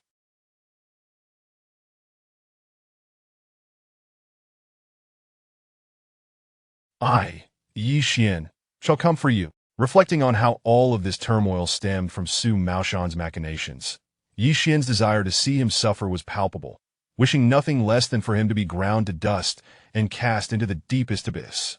Chapter 35. The bitter truth, the true nature of the tragic fire at the orphanage has finally come to light. The arsonist was none other than the current director, Lu Wintao. When this shocking revelation spread, it sent ripples of disbelief throughout Qingyang City. No one could have anticipated that the benevolent Lu Wintao was, in fact, the mastermind behind the inferno that consumed the orphanage, inciting outrage and condemnation from every corner of the city, and even the nation among those with a conscience. The vitriol directed at Lu Wintao was overwhelming, with some suggesting that he should be executed at the very gates of the now ruined orphanage, as a means to appease the vengeful spirits of the unfortunate children. Of course, such an act was nothing but a fantasy. The following day, Ye Xuan learned of these developments while watching television. As the host recounted the harrowing details of the orphanage fire, Ye Xuan found no joy in his restored innocence. Rather, he felt a profound discomfort, for the real culprit was not Lu Wintao, but Su Maoshan, the leader of the Hungry Wolf gang. While Ye Xuan held this belief firmly, for he knew that Lu Wintao could not have lied under his watchful gaze. Yet, why was it only Lu Wintao who was implicated, while Su Maoshan remained conspicuously absent? Could it be that Su Maoshan's influence had infiltrated the police force? Ye Xuan was perplexed by these questions, but he had no time to ponder them. His immediate concern was to tend to the injuries on Little Chubby's face. After a night of recuperation, Ye Xuan had regained approximately 50% of his strength, and of course, he understood that this was due to his ability to absorb the celestial energies of the stars. Otherwise, it would have taken an ordinary person at least half a month to recover. Unfortunately, the spiritual energy on Earth had diminished to a lamentably low state. Suddenly, a soft grunt emanated from behind Ye Xuan. Startled, he turned around to discover that Little Chubby had awakened. "Little Chubby, you're awake?" Ye Xuan exclaimed, his heart swelling with excitement as he gazed at the bleary-eyed child. However, Little Chubby merely regarded him with a wary expression, offering no reply. "Little Chubby, it's me, Brother Xuan," he coaxed gently. "Brother Xuan?" The child's eyes sparkled with a flicker of hope, only to quickly fade away. Little Chubby curled up, stifling sobs. "You're not Brother Xuan. Brother Xuan, doesn't he look like this that you're lying? I will never trust you deceitful people again. I will no longer beg for you outdoors. You are all bad people, all liars." At these words, Ye Xuan felt a jolt of anguish course through him, that he was unaware of what Little Chubby had endured during their separation, but it was clear that it was anything but joyful. "Miss, Sister Lee, have you abandoned Little Chubby? I miss you all so much. Now where are you? Brother Xuan is gone. Sister Ling is gone. That I'm so scared. That Brother Xuan, Sister Ling, where are you?" Witnessing Little Chubby, curled up and weeping in distress, shattered Ye Xuan's heart, leaving him breathless with pain. How could a child endure such suffering?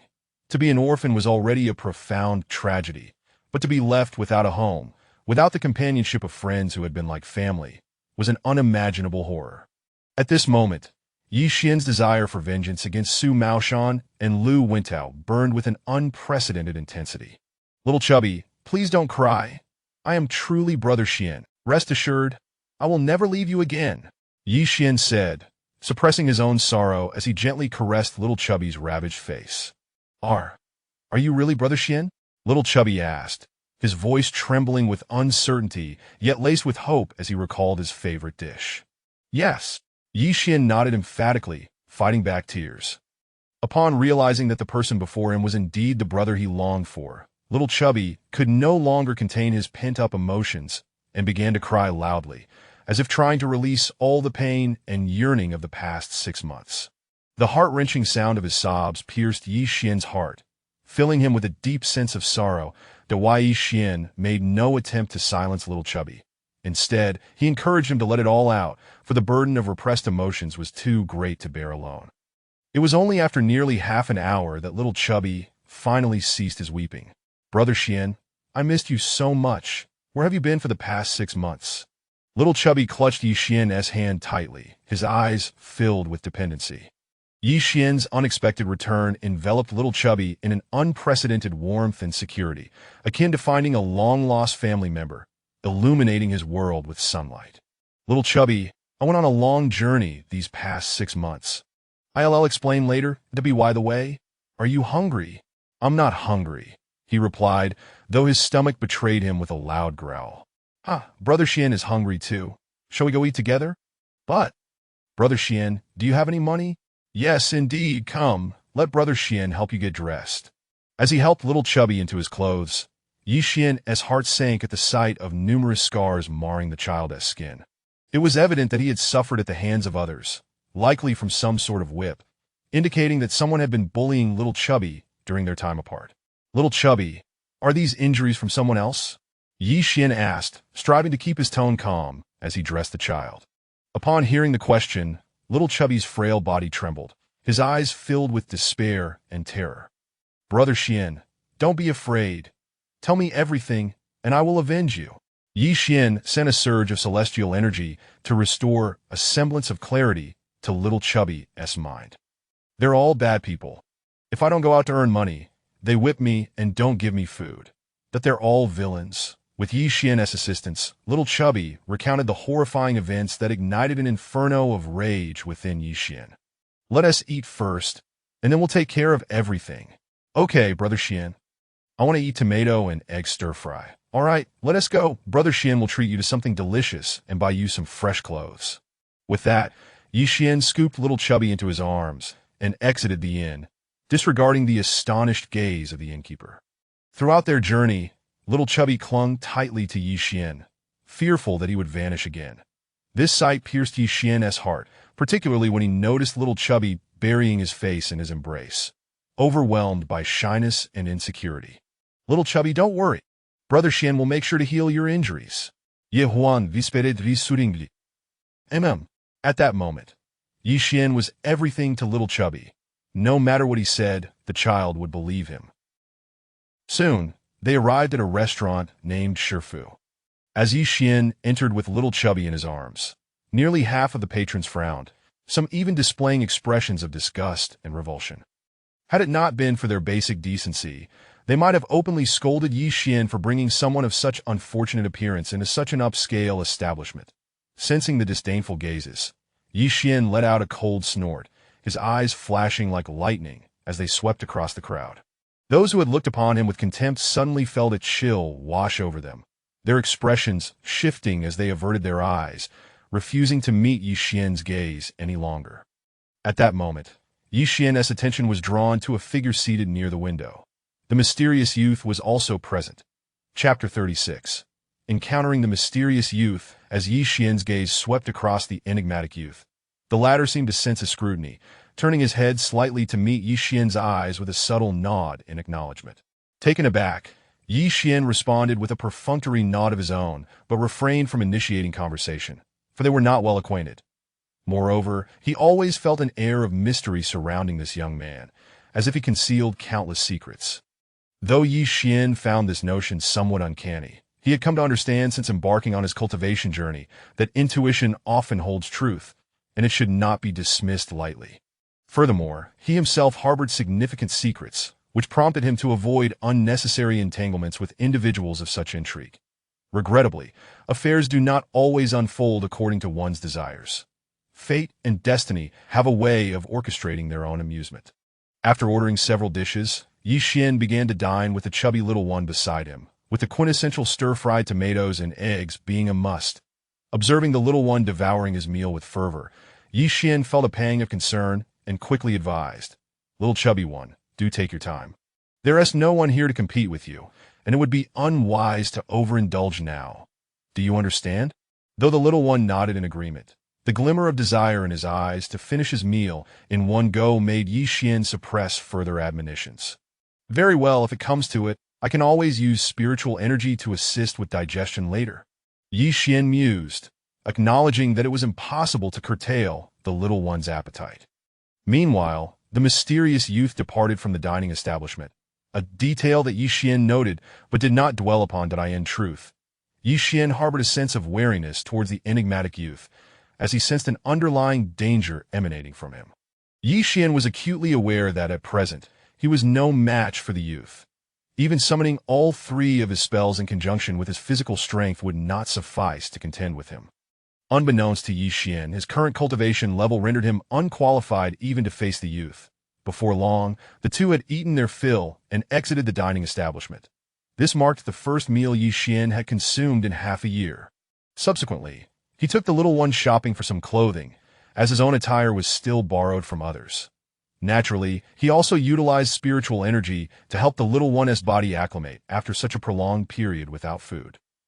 Otherwise, overindulgence would surely lead to digestive issues. Brother Xian, these clothes are so beautiful. Little chubby one has never worn such fine garments before, exclaimed the little one, only to suddenly frown and lament. But alas, Miss and Sister Li can no longer wear them. Sighing in response, Ye Xuan could only express sympathy. Little chubby one, tell me who has been bullying you. I shall seek vengeance on your behalf. This matter had lingered on Ye Xuan's mind. Having finally found his only kin, he could not allow anyone to mistreat them.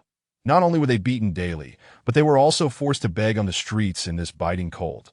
Such behavior was beneath contempt. If Ye Xuan were to endure this injustice without retribution, he would feel as though he could not face himself. Upon hearing Ye Xuan's words, the little one's eyes brightened momentarily, but after a moment's contemplation, he tearfully replied, "Bro, just finding you is enough for little chubby one. Foolish child. Does he not realize that his brother Xian is no longer the naive boy who once allowed himself to be bullied?" Ye Xuan's reasoning resonated with the little one, and after some thought, he nodded, albeit still somewhat apprehensive. "Brother Xian, please promise me you won't go seeking them out." "Very well. I promise you, little chubby one. Humph. Should I discover who has treated you so cruelly, I shall ensure they pay dearly." Yet, Ye Xuan was deeply moved by the little one's willingness to endure suffering rather than allow him to confront the bullies himself. "Little chubby one, how about this? Brother Xian promises to merely observe from a distance, just to see what these individuals look like. After all, it's prudent to be cautious should we encounter them again. Wouldn't you agree?" Ye Xuan resorted to this tactic to allay the little one's fears, wishing to prevent him from thinking that he intended to exact revenge. "Then all right, Brother Xian, but you must promise me not to confront them. They are quite formidable." Ye Xuan nodded in agreement. Soon, they arrived at the North Suburban Park. The little one pointed at a dilapidated building in the distance, saying, "Brother Xian, those rascals are inside there, and there are several other children too, but they do not like to play with me, and I do not know their names. You will be just fine." Ye Xuan could not help but notice the sorrow and dejection in the little one's tone, that he spoke soothingly, while his spiritual sense extended forth like an octopus, probing the dilapidated structure nearby. Upon returning from the North Suburban Park, Ye Xuan checked out of the inn, intending to resolve his lodging situation. With over 10 million in cash at his disposal, he had no need to worry about finances. "Little chubby one, let us go. Brother Xian will find us a place to stay." Ye Xuan lifted the little one into his arms and headed towards a nearby real estate agency. Upon entering the agency named Maya Realty, a polite gentleman approached with a smile, inquiring, "Hello, are you looking to buy or rent a property? I'm interested in renting a quiet house, preferably a bit farther from the city center. Do you have any options?" Ye Xuan asked the agent. "Indeed, there is a property that fits your description, although it is somewhat pricey as it is a villa. Please take a look." Despite Ye Xuan's ordinary attire and the fact that he held a child with burn scars in his arms, the agent displayed no sign of disdain or condescension, indicating a commendable level of professionalism. "Price is not a concern. I will take a look first, and if it suits my needs, I shall move in immediately." With over 10 million in his possession, Ye Xuan considered the rent trivial and did not dwell on it. Having experienced the adage that money makes the world go round, Ye Xuan understood that with sufficient funds, one could procure anything in an instant, a luxury he had never known before. Before long, Ye Xuan arrived in the northern suburban district, which indeed proved to be remote and tranquil, exactly what he sought. After all, whether it pertained to accommodating the little black one or his own cultivation, these were matters that required discretion and silence. He did not wish for anyone to discover that he or the little black one were cultivators. Unbeknownst to Ye Xuan, however, there were those who had already uncovered the secret of his identity as a cultivator. Chapter 37. The new dwelling Ye Xuan took up residence in a courtyard he rented for 2,500 a month, nestled amidst the mountains and waters on the outskirts of the northern district. With hardly any possessions to speak of, his lifestyle was rather simplistic. The courtyard, being situated in a suburban area, was not overly populated, which contributed to the tranquility of the surroundings. It was a traditional courtyard from the 1960s or 70s, constructed with red bricks and tiled roofs, encircled by tall walls. The courtyard was expansive, approximately 150 square meters, with the ground paved in red bricks.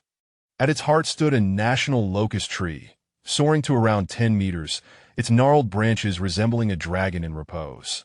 However, it was now deep winter, leaving the trees stark. One could only imagine how, in the summer, the entire courtyard would be cloaked in lush foliage, transforming it into a picturesque haven.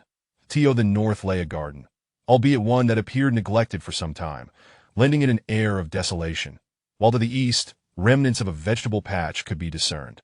Yet, Ye Xuan found great charm in this serene and leisurely abode. "Brother Xuan, is this going to be our home from now on?" the little chubby one asked, tugging at Ye Xuan's sleeve, her frail hand exploring the corners of their new dwelling with a face full of excitement and curiosity. The notion of home was the very essence of hope and yearning for both the little one and Ye Xuan. At long last, they had a place to call their own, albeit rented. Nevertheless, as Ye Xuan surveyed the nearby houses, an inexplicable pang of sorrow gripped his heart.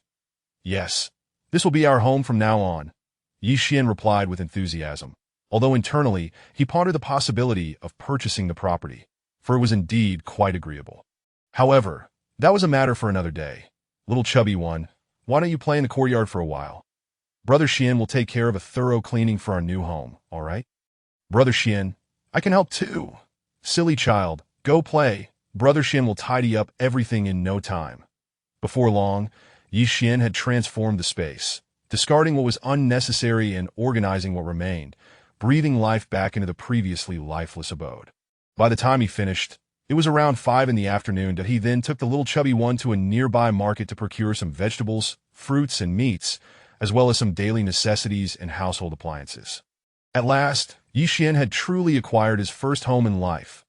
That night, beneath a canopy of stars, after lulling the little chubby one to sleep, Ye Xuan prepared to treat the wounds on her face. He understood that her injuries were grave and could not be healed in one session, necessitating multiple treatments. However, amidst the profound silence, Ye Xuan emerged from his meditative state. After several hours of recuperation, the starry energy within his dantian had not only restored itself, but had also transformed into the essence of heaven and earth. Gazing at the peacefully slumbering little chubby one, Ye Xuan took a deep breath and placed his hand upon her face, carefully channeling the transformed essence into her nearly lifeless skin. His immediate goal was to remove the necrotic tissue and subsequently use the essence to invigorate and nourish the cells, being cautious not to exert too much force, as this was his first attempt at healing another with such energy.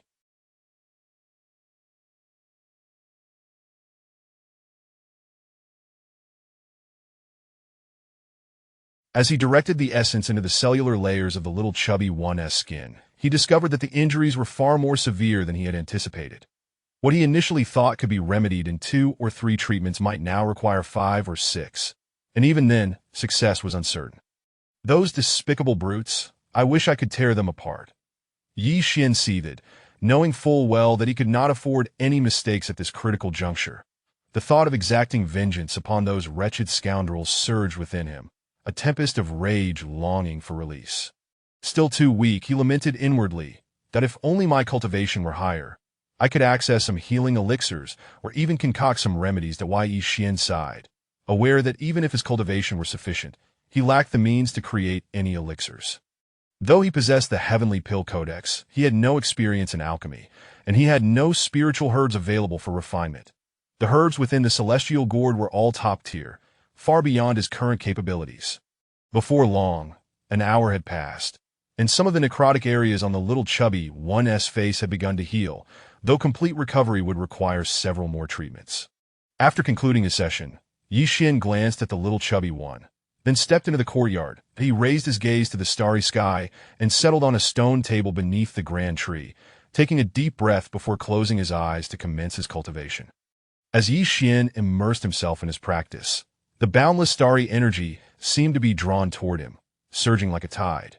Thankfully, the starry energy was invisible to as the energy gradually permeated through countless pores and entered his dantian. It first entered the 8 energy spheres within. After undergoing refinement within these spheres, the energy dispersed throughout his body, strengthening it, while a small portion entered the 8th energy sphere. Once the 8th sphere reached full saturation, Ye Xuan would be poised to break through to the 9th level of qi cultivation, a pinnacle equivalent to the peak of postnatal strength. He understood that he was now at the zenith of the 8th level and, with time, would soon ascend to the 9th level, but such progress would not be instantaneous. After all, the starry energy he could absorb was still less than 1/10 of what was required.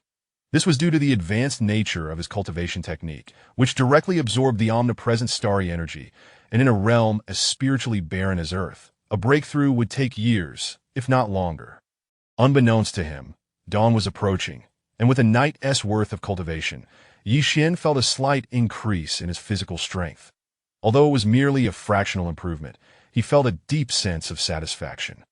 Meanwhile, in a room on the 3rd floor of a bar in Xinjiang City, a few individuals were gathered in discussion. "Boss, with Lu Wentao captured, will there be consequences?" Blood Rose glanced at Su Maoshan, her expression betraying her hesitation.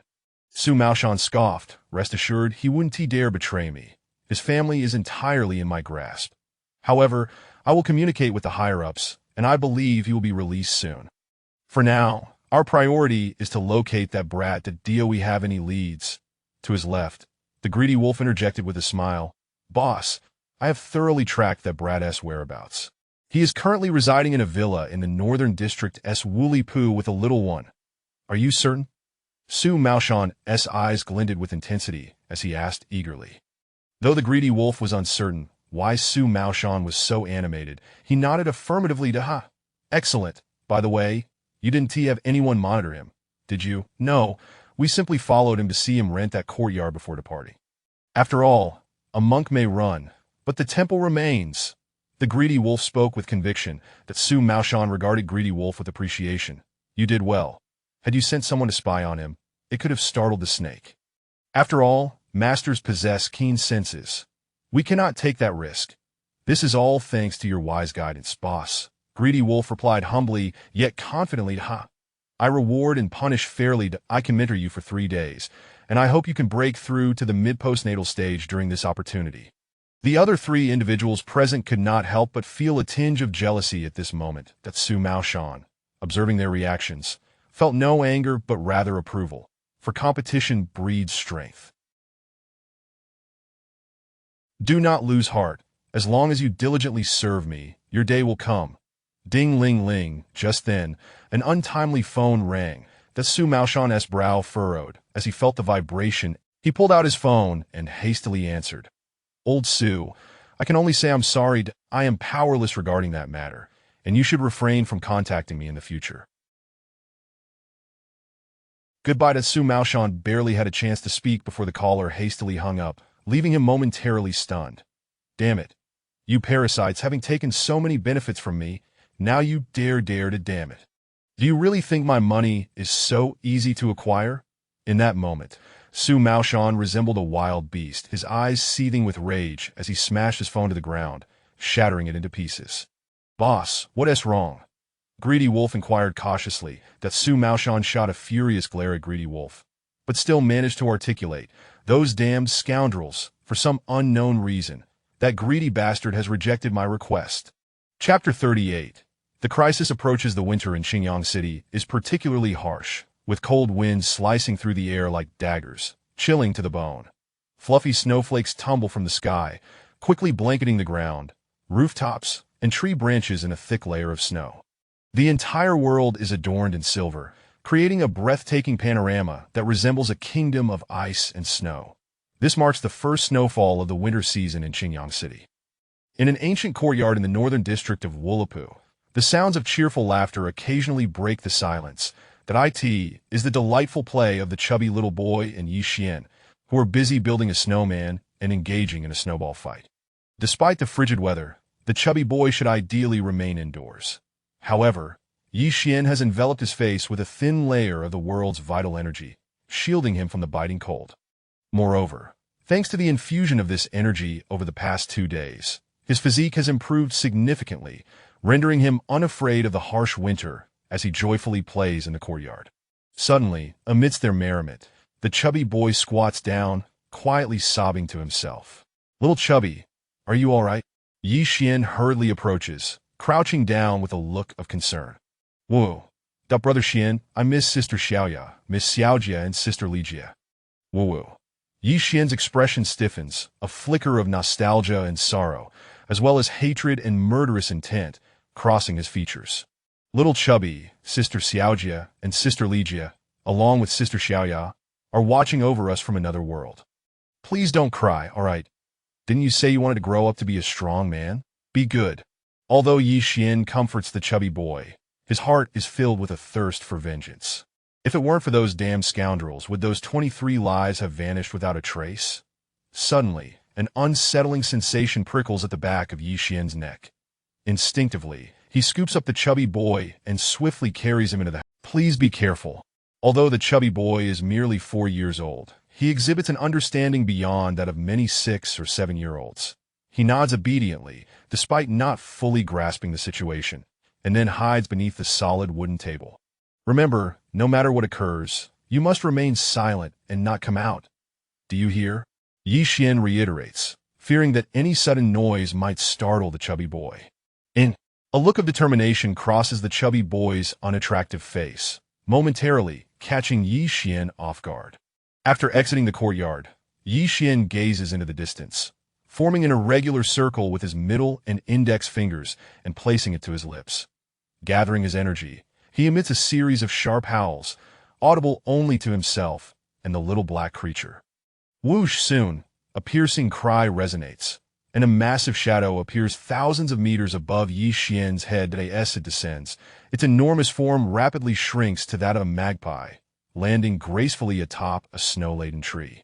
The bond between man and beast has reached a level of profound understanding.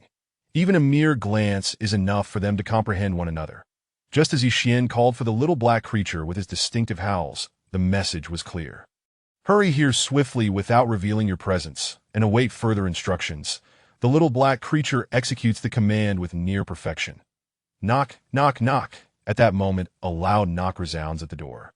Ye Xuan, gathering his strength in silence, asks, "Who is it?" Boom! Before Ye Xuan can finish his sentence, a thunderous crash erupts as the intricately crafted wooden door is kicked open, sending snowflakes swirling into the air. 3 figures enter, but Ye Xuan knows that the entire courtyard has been ensnared by the individuals before him. Haha, kid, I never expected you to actually reside here. How delightful! Su Maoshan exclaims with unrestrained glee as he gazes at Ye Xuan.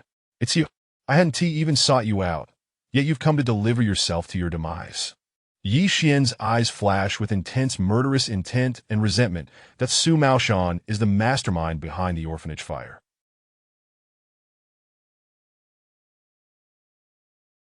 Their meeting is indeed a confrontation between sworn enemies. Filled with palpable animosity, Su Maoshan is momentarily taken aback, bewildered by Ye Xuan's hatred towards him, but he dismisses it as irrelevant. With a mocking laugh, he declares, "Ha ha ha, kid, do you really think a late-stage cultivator like you can contend with me? Are you unaware that I have achieved complete mastery in the later stages? Ha ha, kid, if you don't want to die, you should quickly kneel and beg for mercy from our leader." Greedy Wolf sneers with a cruel smile.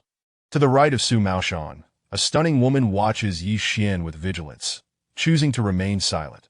She senses a profound danger emanating from him, an instinct that even Su Maoshan fails to perceive. This sixth sense, often deemed mysterious, indeed exists. It is the intuition that everyone possesses, albeit with varying degrees of accuracy.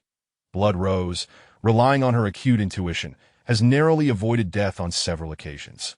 Ye Xuan skolde. At this moment, he is not inclined to retreat easily. Not only does he have the little black creature, who is at least equal to him in strength, but Ye Xuan himself is also not without the ability to fight back. The reason he retreated so easily at the Plum Blossom Bar was due to the overwhelming sense of danger he felt from the mysterious youth that it was as if crossing him would spell his doom. You. Leader, Greedy Wolf requests permission to eliminate Ye Xuan. Greedy Wolf states with a cold snort at Su Maoshan, however, shakes his head, his gaze fervently fixed on Ye Xuan as he speaks. What do you say? Su Maoshan's primary purpose for coming here personally is to obtain that technique. Everything else is secondary. The technique? Ye Xuan blinks, a mocking smile forming in his heart as he realizes he has been underestimated. Does he truly believe he is a mere dish to be served? Does he dare to covet the yin-yang star technique? It is not so easily obtained. What? Have you abandoned your son's vengeance? Ye Xuan taunts and then coldly replies. As for whatever technique you speak of, I'm afraid you will be sorely disappointed, for I possess none. Although Ye Xuan's words suggest a lack of concern, he feels a deep sense of foreboding. He never anticipated that someone would covet his technique so soon. He must exercise extreme caution moving forward, especially given his currently low cultivation level. Should his abilities be revealed, not only would he lose the technique, but his very life would also be at stake. The individuals before him are merely at the peak of the later stage, comparable to the pinnacle of Qi training. Should he encounter someone more powerful, how would he protect himself? Hearing Ye Xuan's derisive remarks, Su Maoshan's eyelids twitch furiously, yet the desire for the flying technique outweighs his fury over his son's disgraced state. He coldly retorts, "Kid, are you truly refusing to surrender it, or merely pretending? If you truly refuse, do you believe I won't set this courtyard ablaze, leaving you forever homeless? Set the courtyard ablaze? Homeless?" At those words, the murderous intent in Ye Xuan's eyes surges to a peak. Was it not this wretched scoundrel who had set the orphanage ablaze? Not only had those innocent children been left homeless, but their tormented souls also wander without rest, all thanks to the man standing before him. With this thought, Ye Xuan lets out a fierce shout, and the 3 prepared star needles in his hand launch forth at an astonishing speed towards Su Maoshan. Their trajectories are aimed at the dantian, heart, and third eye. This is a lethal strike. Yet, will this seemingly fatal blow achieve its intended outcome? Chapter 39. Ruthlessness. Upon witnessing Ye Xuan's swift motion, Su Maoshan was abruptly engulfed by a chilling sensation, a profound sense of impending doom clawing at his heart. Almost instinctively, he darted aside, creating a distance of 3 meters in an instant. Yet, what velocity did Ye Xuan's star piercer possess? Despite Su Maoshan's near instinctive evasion, he could not entirely escape. 2 of the 3 star piercers merely grazed his skin at the center of his brow and dantian, while the one aimed at his heart veered off course, plunging deep into his left shoulder. What had just invaded his body? A concealed weapon? You despicable scoundrel! You dare to employ hidden weapons? What of your sense of morality? Su Maoshan bellowed, a tempest of fury and indignation surging within him. Hidden weapons? Ye Xuan replied with a cold laugh. Do you truly believe that I should adhere to any code of ethics when dealing with the likes of you? You! Very well. Since you are so ungrateful, do not blame me for being ruthless. Su Maoshan sneered before lunging swiftly toward Ye Xuan. But Ye Xuan merely smiled. As Su Maoshan beheld the enigmatic grin upon Ye Xuan's face, a foreboding sensation coursed through him. Do you genuinely believe that the star piercer is limited to a mere direct thrust? Ye Xuan scoffed, suddenly unleashing a thunderous command. Explode! Boom! A faint sound emanated from Su Maoshan's form, and in the next moment his left shoulder erupted violently, half of his arm disintegrating in an explosion, flesh and blood scattering like confetti, gushing forth as if from a geyser. Within mere seconds, his entire body was drenched in crimson. Ah! A chilling wail escaped Su Maoshan's lips, his face paling to an ashen hue. Ah! My arm, my arm! Su Maoshan clutched the severed limb with his right hand, howling in rage and despair. You cursed wretch! I will see you dead. Shoot him down, kill him! Su Maoshan roared like a feral beast, yet his body instinctively began to retreat. However, the greedy wolf, who was Su Maoshan, a master of the postnatal perfection, even if 10 of them combined could not stand against him, yet this formidable figure had inexplicably lost an entire arm. Are you fools deaf? Did you not hear my command? Su Maoshan bellowed, his frustration boiling over as he observed the 2 standing transfixed. Meanwhile, he quickly pressed on his left shoulder, staunching the geyser of blood that had threatened to spill forth. If you wish to live, it would be wise not to move. Ye Xuan snorted, inwardly marveling at the might of the star piercer. In truth, Ye Xuan himself was uncertain whether the star piercer could indeed detonate, as he had yet to master its explosive properties. Alas, the odds of igniting even 10 star piercers were slim. It seemed fate had conspired against Su Maoshan.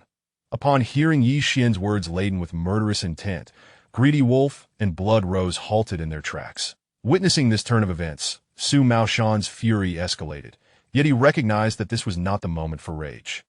His cultivation, having suffered due to the loss of an arm, was now reduced to about 70 to 80%, and he was keenly aware of Ye Xuan's treacherous abilities. Even with the strength to fight, he dared not act recklessly, fearing that another such explosive maneuver might target his Dantian, leading to not just injury, but death. Whoever can assist me in slaying this scoundrel shall inherit the position of deputy leader, in addition to a reward of $1 million. Su Maoshan declared, confident that this proclamation would spur the two into action, particularly the excessively greedy wolf. Indeed, as Greedy Wolf absorbed this information, a flicker of avarice ignited in his eyes that in a sudden motion, he drew his firearm, aiming it directly at Ye Xuan's head. Humph! Ye Xuan had been vigilantly observing the trio's every movement. Upon noticing Greedy Wolf's compliance with Su Maoshan's command, he let out a cold snort and swiftly launched 2 star piercers toward Greedy Wolf's brow and Danton, as for Blood Rose, the alluring woman. Ye Xuan chose not to engage her, as she remained inactive. Puff! Greedy Wolf's hand, poised to pull the trigger, froze mid-air as the 2 star piercers seamlessly embedded themselves in his brow and Dantian.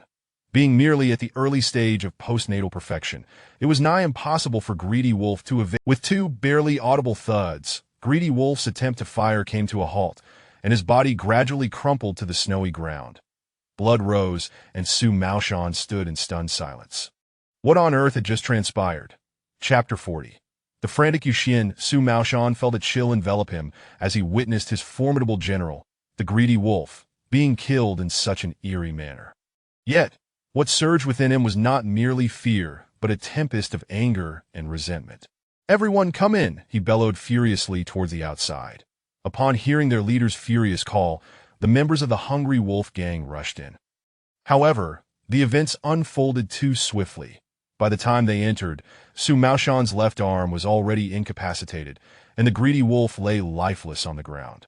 "Leader, what has happened to you?" "What about the Greedy Wolf?"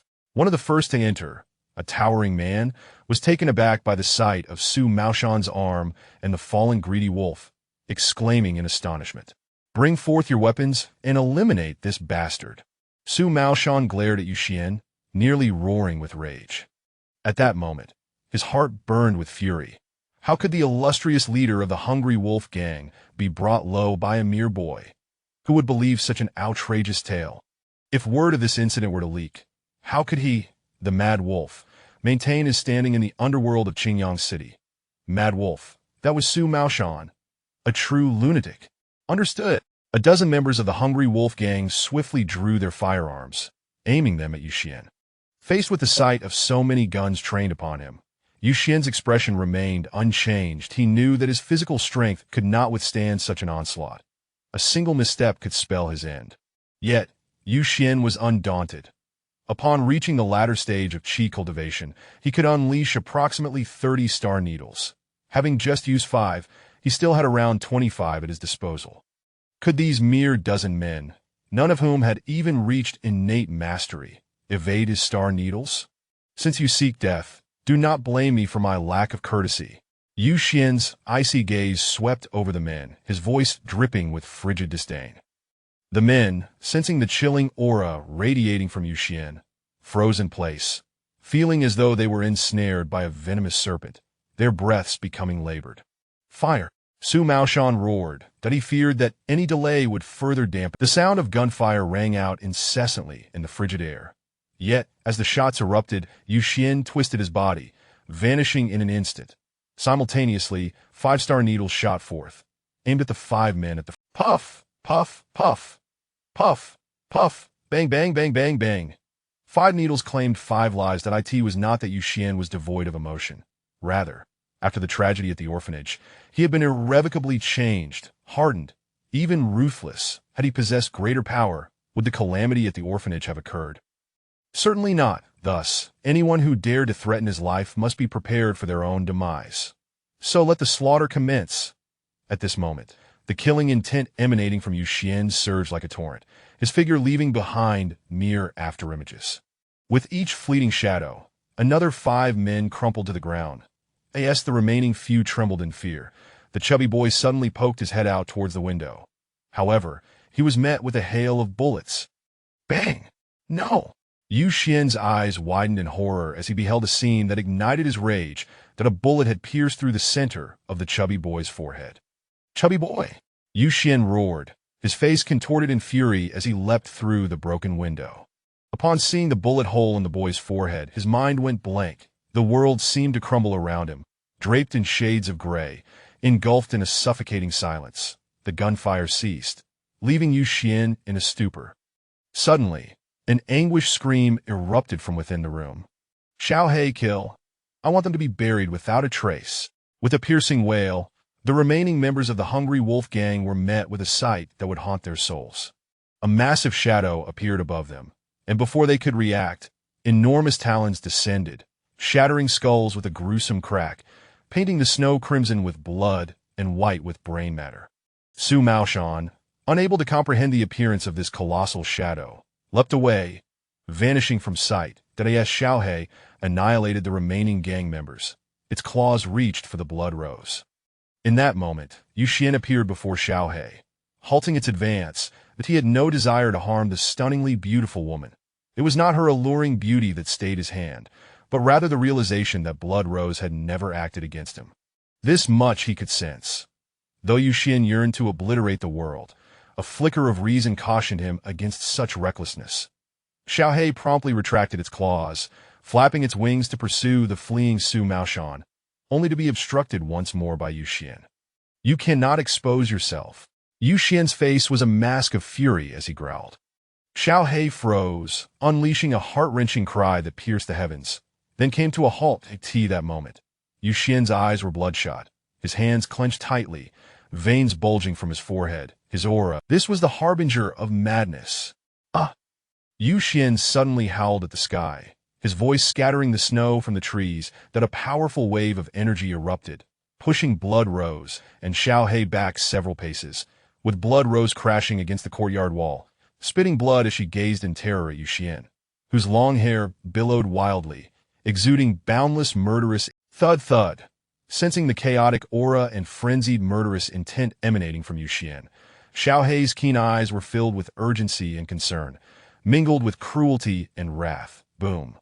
A surge of even greater energy exploded from Ye Xuan, his long hair whipping in the wind, his formerly pale face shifting from red to white, then to a deep purple, his entire being trembling like a leaf in a storm. Puff, puff, puff. The blood erupted from his mouth, his aura plummeting from formidable to feeble. That moment, the Primordial Star Tower within Ye Xuan's consciousness suddenly radiated a grayish light, illuminating the chaotic depths of his mind. The once turbulent waves of consciousness calmed, as if encountering their nemesis, and Ye Xuan's complexion and aura gradually stabilized. Abruptly, Ye Xuan, as if overtaken by an uncontrollable force, sat down in the snow, wrapping his arms around his knees and closing his eyes, entering a state of meditation. Cough, cough!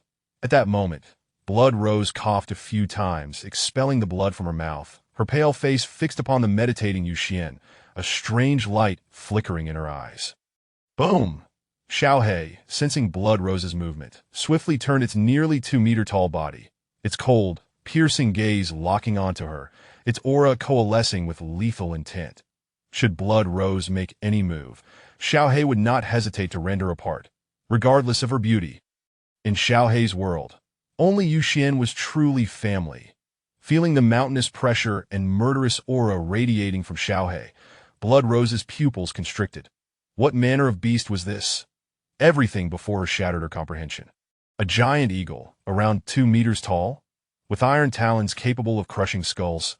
The chilling gaze of the eagle revealed a tangible killing intent, and the sight of several corpses nearby made even the bloodthirsty Blood Rose's legs tremble.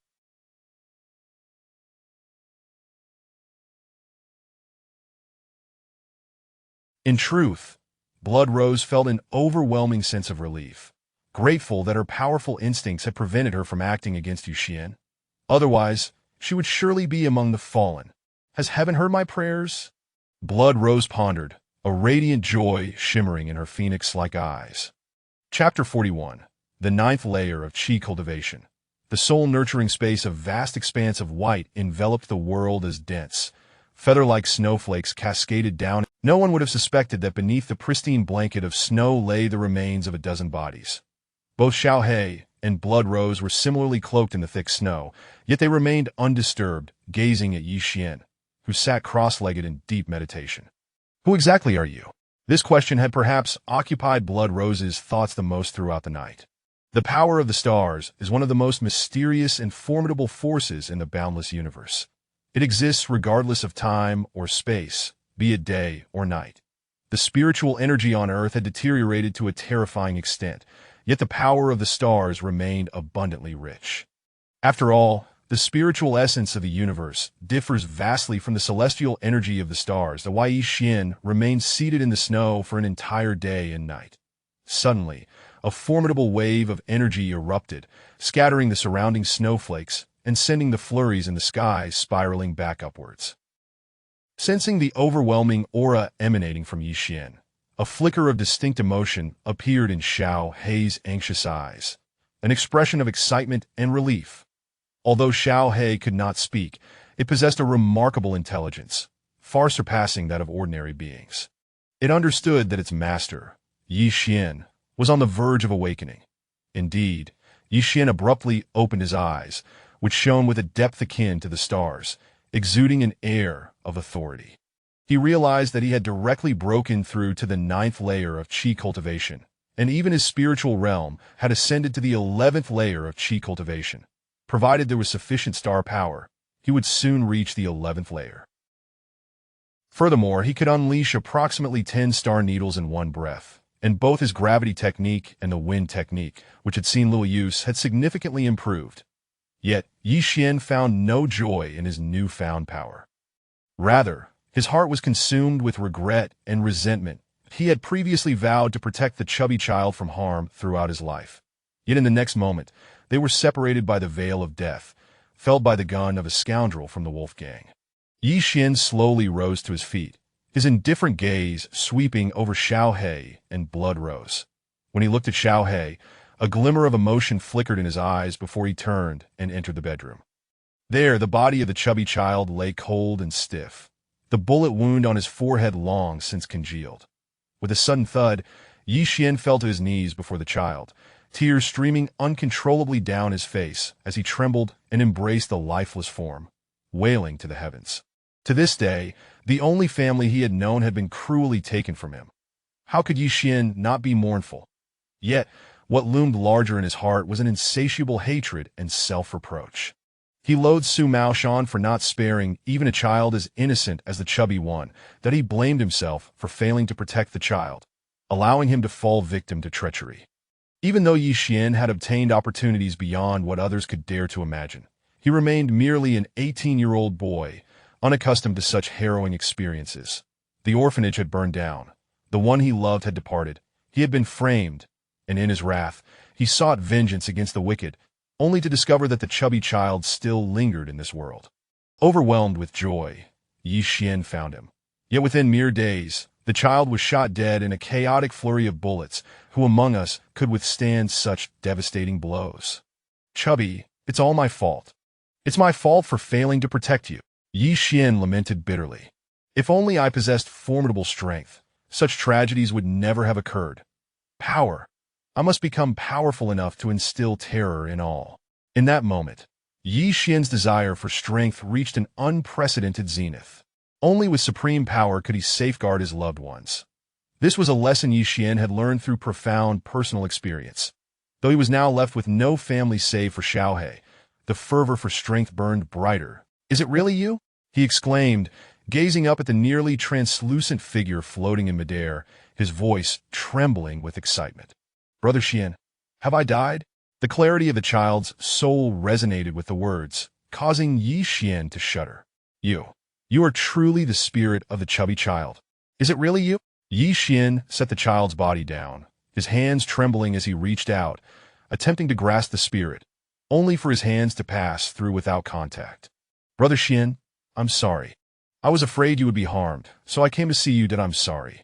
It was my fault. The child's spirit spoke with a face full of sorrow and grievance. Chubby, what should I do? How can I save you? Revive you? But how can I bring you back? I need strength. Ye Xuan howled like a frenzied beast, feeling helpless and lost that if only he possessed strength that could instill fear in gods and demons alike, he would not feel so powerless. Brother Xuan, please do not blame yourself. Just being able to see you again makes me very happy that I miss Miss Xia and Sister Ye too. Please do not be sad, all right? The understanding chubby child consoled the distraught Ye Xuan. No! Ye Xuan roared in anguish, interrupting the child. His face contorted with rage, he bellowed, Brother Xuan will not allow you to die like this. There must be a way to save you. There must be. Brother Xuan, I can stay with you for 6 more days. Please do not be sad, all right? Woo-woo. No, Chubby, Brother Xuan can save you. I can save you. Suddenly, Ye Xuan's body trembled, and a look of ecstatic realization illuminated his face.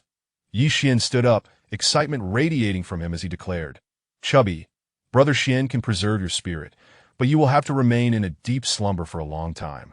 Only when Brother Xuan's strength surpasses a certain threshold can I seek out the ghostly cultivation methods for you. It was at that moment of despair and helplessness, contemplating how to rescue the chubby child, that the heavenly swallowing gourd within him conveyed a message. It could harbor and nurture souls. Recalling the words of his mysterious master, Ye Xuan realized that the heavenly swallowing gourd served more purposes than merely containing elixirs. It possessed many unknown functions awaiting his discovery, and nurturing souls was undoubtedly a miraculous ability. With this thought, Ye Xuan could hardly contain his elation. Though he could not truly resurrect the chubby child at present, as long as he could preserve the spirit, when his strength grew and he unlocked the Primordial Star Tower to find ghostly cultivation techniques, the chubby child would one day appear before him again. Brother Xuan, can I truly be saved? The spirit of the chubby child radiated with a surge of emotion. However, the child soon wore a forlorn expression, saying, Brother Xuan, please do not deceive me. Granny Nixon has said that once a person dies, they cannot be revived. No! Ye Xuan shook his head anxiously, his excitement palpable as he replied, Chubby, no. Brother Xuan can truly save you, but you must wait until my strength is sufficient for you to awaken. During this time, you will have to remain in a deep slumber. And do you know, Brother Xuan is already among the celestial beings, so you must trust me, all right? Celestial beings, Brother Xuan? Is that true? Indeed, it is true. However, the longer you remain outside, the more you will be tainted by the impurities of the world. I will take you inside now. With that, Ye Xuan summoned the pitch-black heavenly swallowing gourd, took a deep breath, and opened the lid, directing it toward the spirit of the chubby child as he commanded, Collect! Whoosh! The spirit of the chubby child instantly vanished, reappearing in another realm within the heavenly swallowing gourd as the chubby child was collected into the gourd. Ye Xuan's mind involuntarily echoed with 4 words. Soul nurturing space. This must be the second function of the heavenly swallowing gourd. Ye Xuan felt immense relief, for had he not just experienced a breakthrough to the pinnacle of qi cultivation, he would not have been able to unlock this second space. Unfortunately, no matter how much Ye Xuan called, the chubby child remained motionless. He had fallen into a deep slumber upon entering the soul-nurturing space, and Ye Xuan soon realized that this space also provided numerous benefits for his own spirit. Ye Xuan distinctly felt that his spiritual essence had solidified somewhat in just a short span of time, and even his recently achieved 9th layer of qi cultivation had stabilized significantly. The soul-nurturing space possesses such a formidable and miraculous function. It seems that the chubby child's entry here will yield unexpected benefits. Ye Xuan quickly grasped the extraordinary nature of the soul-nurturing space. After observing the chubby child lost in slumber for a while, Ye Xuan exited the soul-nurturing space. Finding a temporary solution to rescue the chubby child brought a semblance of solace to his heart. It seems I must expedite my cultivation, that I hope that by the time the chubby child awakens, I will have unlocked the first layer of the Primordial Star Tower, so I can seek out ghostly cultivation techniques for this little one. However, I must first address the immediate matters at hand. With that thought, a fierce glint of murderous intent flashed in Ye Xuan's eyes as he cast a glance at the several corpses lying in the yard, blanketed by the snowflakes. Chapter 42. Cooperation. Upon witnessing the rotund figure plunged into a state of unconsciousness, Ye Xuan lingered for a moment before departing from the soul-concealing space within the swallowing sky gourd. Emerging from the soul-concealing confines, Ye Xuan donned a sullen expression as he entered the courtyard. "What is your name?" Ye Xuan inquired coldly, casting a fleeting glance at Blood Rose that a shiver coursed through Blood Rose's heart. Her breath suddenly constricted, and a chilling sensation enveloped her veins. Almost instinctively she uttered, "Blood Rose. Blood Rose." A flicker of surprise danced in Ye Xuan's icy gaze, indicating that he was indeed familiar with the name. However, reflecting on the fact that he was no longer the naive Wuxia Meng, he felt little trepidation. "You ought to be grateful that I refrained from taking action just now. Otherwise, one of us would surely lie lifeless here." After a dispassionate glance at the alluring woman, Blood Rose, he abruptly remarked, "I truly fail to comprehend how a postnatal martial artist like you could be entangled with the underworld." At his words, Blood Rose trembled, her countenance filled with horror as she gazed at Ye Xuan. This was her deepest secret, one that even Su Maoshan was oblivious to. Yet, the thought that even someone as formidable as Su Maoshan had lost an arm to this man before her brought her a sense of relief. Suddenly, a glimmer of intrigue flashed in Blood Rose's eyes as she regarded Ye Xuan. "Your insight is indeed commendable," Blood Rose said, a bitter smile gracing her lips as she addressed him. "Even if you are a postnatal martial artist, you remain inconsequential in my eyes. You may leave." Ye Xuan paused, then warned, "However, should I ever catch a glimpse of you within the evil wolf gang again, do not expect me to show mercy, even for a beautiful woman such as yourself." Ye Xuan's tone was chilling, sending a shiver down Blood Rose's spine. She was certain that should she provoke this man, she would meet a fate worse than death. It was an instinct, a palpable fear. With a face marred by resentment, Blood Rose asserted, "To speak frankly, I harbor an irreconcilable enmity with Su Maoshan. Do you truly believe I would return to the evil wolf gang? The reason I have infiltrated their ranks, willing to play the role of a feared and loathed figure in the underworld, is to one day exact revenge upon my foe. However, Su Maoshan's strength is overwhelming, and I am no match for him. Yet, encountering you has ignited a flicker of hope." She spoke earnestly, her eyes shimmering with sincerity as she looked at Ye Xuan. The white Ye Xuan furrowed his brow, scoffing. "Such tactics are rather juvenile, are they not? Or do you harbor ulterior motives?" In response, Blood Rose shook her head despondently. "Had it not been for my quest for vengeance, I, a mere weak woman, would never have embarked upon this irreversible path. Who would willingly live such a perilous life? Had it not been for that incident, perhaps I would be nurturing a family by now. Wouldn't you agree, young Master Yi?" As she spoke, tears glistened in her eyes, and her expression was one of profound sorrow as she gazed at him. Ye Xuan regarded her in silence. Even without Blood Rose's involvement, he would have sought to eliminate Su Maoshan. Their objectives were aligned. While Ye Xuan's formidable spirit could discern that the alluring woman before him was speaking the truth, yet he felt no inclination to delve into the nature of her enmity with Su Maoshan. After studying Blood Rose intently, he then surveyed the numerous corpses concealed beneath a blanket of snow and remarked, "How shall we dispose of these bodies? Do you have any suggestions?" With this statement, Ye Xuan had indirectly acquiesced to Blood Rose's proposal. Indeed, upon hearing Ye Xuan's words, a spark of excitement ignited in Blood Rose's eyes, and her sensuous, enchanting visage blossomed with a captivating charm that momentarily distracted Ye Xuan. Noticing Ye Xuan's momentary lapse, Blood Rose exchanged a knowing smile before declaring, "I can certainly assist you with that, young Master Yi." Ye Xuan nodded, considering that such matters should be simple for someone well-versed in the underworld. "Do you know where Su Maoshan's true stronghold lies?" At this question, Blood Rose fell silent. After a prolonged pause, as Ye Xuan's gaze grew increasingly frigid, Blood Rose finally sighed. "To be honest, I have long believed that Iji Mei was the evil wolf gang's headquarters, but something has always alas, I cannot ascertain its actual location." She spoke with an expression of helplessness. Not even you are aware. Ye Xuan inquired nonchalantly. Do not doubt me. I genuinely do not know. Blood Rose spread her hands, portraying an air of helplessness. Ye Xuan scrutinized Blood Rose intently, remaining silent. Is it true that a wily rabbit has 3 burrows? Quite the cunning fox, he mused. Yet, one day, I shall uncover the truth. What manner of skill was this? Was it telekinesis? Impossible. Such feats could only be performed by a transcendent master of the innate realm. Could it not? Could it be that this man before her was indeed a legendary master of the innate realm? Suddenly, Ye Xuan's figure appeared increasingly enigmatic in Blood Rose's eyes. Ye Xuan examined the silenced pistol in his grasp, an icy glint flashing in his gaze. The rotund figure had met his demise by this very weapon. With a flick of his wrist, the silenced pistol vanished from sight, further shocking Blood Rose. What sorcery was this? Though she was not a superlative master, she was still a late-stage postnatal martial artist and possessed keen perception. Yet, she still failed to discern where the pistol had vanished. She longed to inquire, but she understood that everyone harbors their own secrets. Should she rashly pry, it might provoke his ire, which would be ill-advised.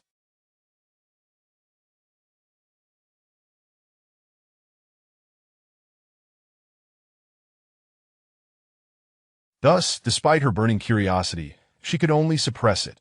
After all, curiosity killed the cat, did it not? Suddenly, Ye Xuan reached into the sky with a fierce grasp, unleashing a soul-piercing scream that reverberated through Blood Rose's very being, akin to a wretched specter, exuding horror and despair. What Blood Rose did not realize was that Ye Xuan had indeed grasped a ghost just moments before. It was the soul of one of the evil wolf gang members he had vanquished. To be precise, the soul of the one who had slain the rotund figure. Since you dared to fire upon a mere child, it is evident that you are a villain of the highest order. Let your soul be cast into oblivion, never to be reborn. Consider it a deed of righteousness. As Ye Xuan spoke, his spirit surged, twisting the terrified soul until it was reduced to nothingness. Upon hearing Ye Xuan's soliloquy, Blood Rose's mind buzzed as she was rendered utterly bewildered. Could it be that he possessed the ability to capture souls? How could that be? Or was he merely performing for her benefit? Yet, what of that anguished wail from the soul, just now? What could that possibly mean? Chapter 43. The ruins of suburbia. The Blood Rose's contemplations were not without merit. Although in that moment, her gaze towards Ye Xuan transformed, becoming tinged with wariness, even fear, and a hint of reverence. After all, ghosts, those elusive entities, are imperceptible even to masters of innate realms, let alone the possibility of capturing them. Ghostly deities belong to the realm of legend. Merely hearing of them is one thing, but witnessing them is an entirely different matter. However, Blood Rose was no ignorant commoner.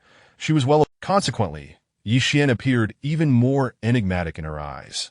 Her instincts warned her that this individual before her was not to be trifled with, and a strong premonition surged within her, suggesting that aligning herself with him would lead to unimaginable opportunities. This feeling was vague and indistinct, yet it compelled Blood Rose to treat the situation with utmost caution. Ye Xuan had merely crushed the soul of the individual who had slain the chubby boy, leaving the remaining spirits untouched. He cast a glance at the dozen or so terrified souls lurking in the shadows, let out a cold snort, and disregarded them entirely. Young Master Yi, just now you.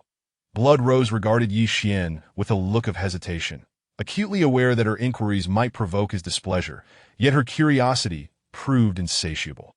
Ye Xuan's indifferent eyes met hers as he stated, "When the time is right for you to know, you shall know. For now, it is best if you feign ignorance. Do you understand?" Blood Rose's heart quivered, and she quickly nodded in agreement, indicating her comprehension. "Very well, allow me to handle these corpses. After you leave your contact information, you may return, that I'm certain you know what to do, so there is no need for me to elaborate." Ye Xuan suddenly recollected his heaven-swallowing gourd, a perfect place for concealing the evidence, and thus spoke. Blood Rose was momentarily taken aback, but ultimately nodded. Leaving her contact information before departing, as she exited, Ye Xuan casually remarked, "Blood Rose, I trust you are an intelligent person, aware of what should be said and what should remain unspoken." Do not disappoint me. Despite the monotony in his tone, it was precisely this blandness that caused Blood Rose to stiffen, instinctively nodding before taking her leave. Watching Blood Rose retreat into the distance, Ye Xuan's gaze flickered, lost in thought.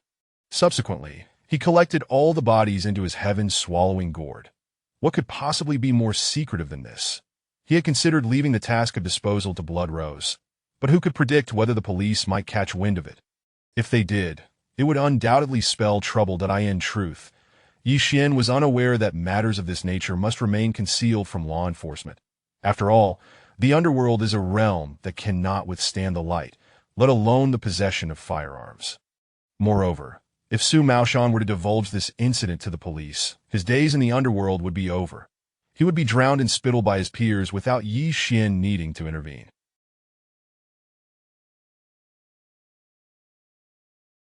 Meanwhile, after Su Maoshan was startled into flight, he refrained from heading to the Plum Blossom Bar, instead making his way to a desolate area far beyond the northern suburbs.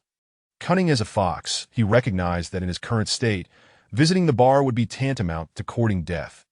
This remote, abandoned site had been neglected for several years, housing a half-finished building left to decay due to the developer's financial troubles. Stumbling through the derelict structures, Su Maoshan eventually arrived at the most dilapidated low-rise building, glancing around before quickly entering. Inside, the scene was one of utter disarray. Excrement, refuse, and broken furniture littered the space, as though it had lain in neglect for ages. Yet, Su Maoshan paid no mind, striding toward a door blocked by a decrepit wooden barrier. With a creak, he pushed it open and stepped inside. As Su Maoshan crossed the threshold of the small wooden door, darkness enveloped him. After a moment, his eyes adjusted, and he discovered a staircase descending in stages. After navigating several twists and turns, having ventured over 20 meters deep, he suddenly encountered a steel door. Scanning a spot with his hand, a crisp sound echoed, and the thick, 30-centimeter metal door began to open slowly. Upon entering, the door closed behind him with a soft thud. "Boss, what? What has happened to you?" Upon his entrance, a muscular man with an exposed torso exclaimed in surprise, approaching him. "Let us not dwell on that now. Have you prepared the items I instructed?" Su Maoshan's expression darkened ominously. "Why, yes, they are ready." The sturdy man trembled slightly as he replied. "Good." Su Maoshan nodded before continuing. "Relay the order. 20 of you must diligently cultivate. By the way, apart from the previously mentioned 3, has anyone else reached the late postnatal stage? Aside from those 3, 2 others have attained the late postnatal stage." As he spoke, they had arrived at the basement, only to find it devoid of others. During this period, do not venture out. Focus on your cultivation, striving to advance as many postnatal warriors as possible. Once I emerge, we shall proceed. When that time comes, who could have imagined that beneath this abandoned, half-finished building over 30 meters down lay the true headquarters of the evil wolf gang? Though the numbers were few, only 20 individuals, each possessed strength at least at the mid-postnatal stage, with 5 being experts in the late postnatal stage. Remarkably, even Blood Rose, who had been in hiding for years, was oblivious to this. Chapter 44. Xiaohaoqi in a certain location within the northern district, occasional sounds of curses and the clattering of objects could be heard. "Damn it, that wretched bastard. When I need you, you're fast asleep. When I don't, you suddenly appear. You infuriate me to no end." If Ye Xuan were present, he would undoubtedly recognize that this disgruntled individual was none other than the enigmatic youth he had encountered at the bar. "Where the hell are you?" Xiaohaoqi banged his head against the wall, cursing furiously. "Hey, what do you want from me? Don't you realize that my soul is currently merging with you, you little rascal?" A grumpy, ancient voice suddenly echoed in Xiaohaoqi's mind. Startled, Xiaohaoqi jumped up from the sofa. Urgency etched across his face as he exclaimed, "Old bastard, do you know what I've discovered these past few days? With your looks, what else could it be but a beautiful woman? Now, if there is nothing of importance, kindly refrain from disturbing me and focus on cultivating the initial techniques I entrusted to you." The ancient voice began to fade, unperturbed by being called an old bastard. Xiaohaoqi, filled with impatience, insisted, "Wait. Do you think everyone is like you, an old lecher? While you were snoozing, I stumbled upon the traces of cultivators. Didn't you say that practitioners on this planet are as rare as phoenix feathers and unicorn horns? How is it that I've already encountered two in just over a year? At that moment, Xiao Haoqi felt a tumultuous wave in his consciousness, and the ancient voice resounded once more. You've encountered another. That shouldn't be the case. Could it be that thing is about to emerge? Impossible. The timing isn't right to be. By the way, what level of cultivation does this practitioner possess? Any notable characteristics? Xiao Haoqi nodded, suppressing his usual flippant demeanor, and replied solemnly, that fellow gives off only two impressions. First, utterly weak. Second, shrouded in mystery. You're merely in the latter stages of integration and have yet to even step into the door of cultivation. What qualifications do you have to judge others? The ancient voice retorted, scoffing at him. Hey, old bastard, must you be so discouraging? After all, I am another version of you. Xiao Haoqi protested, muttering for a moment before saying, that person feels oddly peculiar. I can't sense a trace of spiritual energy emanating from him. There is not a hint of demonic energy or ghostly aura. Nothing at all. It's quite mysterious. The ancient figure in his nonsense. How could I misjudge? A mere lad at the 8th level of Qi training. How could I possibly be mistaken? What a joke. Clearly, Xiao Haoqi had unwavering confidence in his own judgment. Absence of spiritual energy, demonic energy, or even ghostly energy. How could that be possible? Perhaps you should recount everything you saw and felt in detail. The aura was very refined, mysterious, and ethereal. Although it was faint, it evoked a feeling akin to standing before the vast starry sky, surrounded by countless stars that I can hardly describe this sensation. Stars? I see. That lad must have obtained an extraordinary inheritance, enabling him to absorb the power of the stars. You should avoid provoking such a person. If you do, strike decisively to eliminate him, lest you invite endless troubles. The tone grew grave as the warning was issued. What? The power of the stars? Old bastard, you can't be serious. The power of the stars is immensely mysterious and powerful. How could it possibly be absorbed? Xiao Haoqi exclaimed, leaping up in astonishment, still doubting me. You're like a half-filled cup of water. You know nothing of the vastness of the heavens. That I can tell you that the foundational techniques you practice will also allow you to absorb the power of the stars once you break through to the nascent soul stage. At that point, you will truly comprehend the might of the star power. Now, unless a life-threatening danger arises, do not disturb me. I can hardly bear it. With that, the ancient voice vanished, this time truly gone. That old bastard. Xiao Haoqi muttered a curse under his breath, then casually produced a box of cigarettes. After retrieving one, he snapped his fingers, igniting a small, vibrant flame at his fingertip. He lit the cigarette and took a satisfying drag, gazing at the city below with a glimmer of anticipation in his eyes. The power of the stars. What a marvelous thing. But enough of that. My finances are a bit tight lately. Let us see if there are any tasks available. Xiao Haoqi shook his head, murmuring to himself as he approached a sleek, high-end white laptop. He began typing furiously, and soon entered a new interface. The page was exquisite, as captivating as an adult film that a stunningly voluptuous woman, nearly bare, gazed seductively at Xiao Haoqi, her voice almost a moan as she uttered the following words. Your Excellency, Cold Emperor, it is my honor to serve you. May I inquire what level of task you require? With the sultry figure on the screen, dripping with allure, Xiao Haoqi remained unfazed, responding coldly, Are there any tasks in Qingyang City lately? Ding! A light chime sounded, and the alluring woman vanished, replaced by several lines of crimson text. Assassination target. Su Maoshan, leader of the evil wolf gang strength. Peak postnatal full circle, capable of breaking through to innate at any moment. Reward. 5 million. 4 reasons unknown. This was the only task that appeared. Your Excellency, Cold Emperor, this is the only formidable opponent in Qingyang City. As for the minor characters, I took the liberty of omitting them from the list, the digital beauty said. Su Maoshan. Xiao Haoqi's eyes flickered with interest.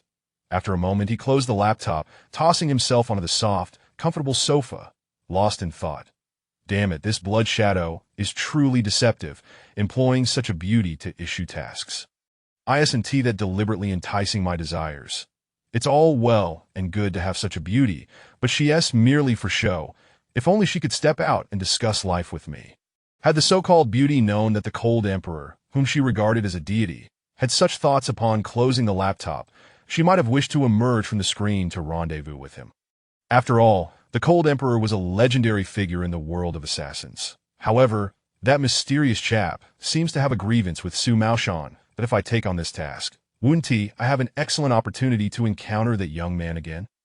Ultimately, Xiao Haoqi accepted the task, eagerly anticipating another meeting with the enigmatic figure.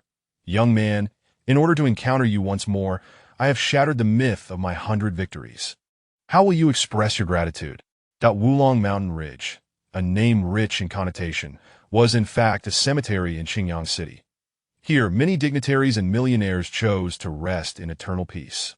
The unfortunate children of the orphanage were laid to rest here as well, though the terrain was far from ideal, being rather poor. They were interred in a small hill.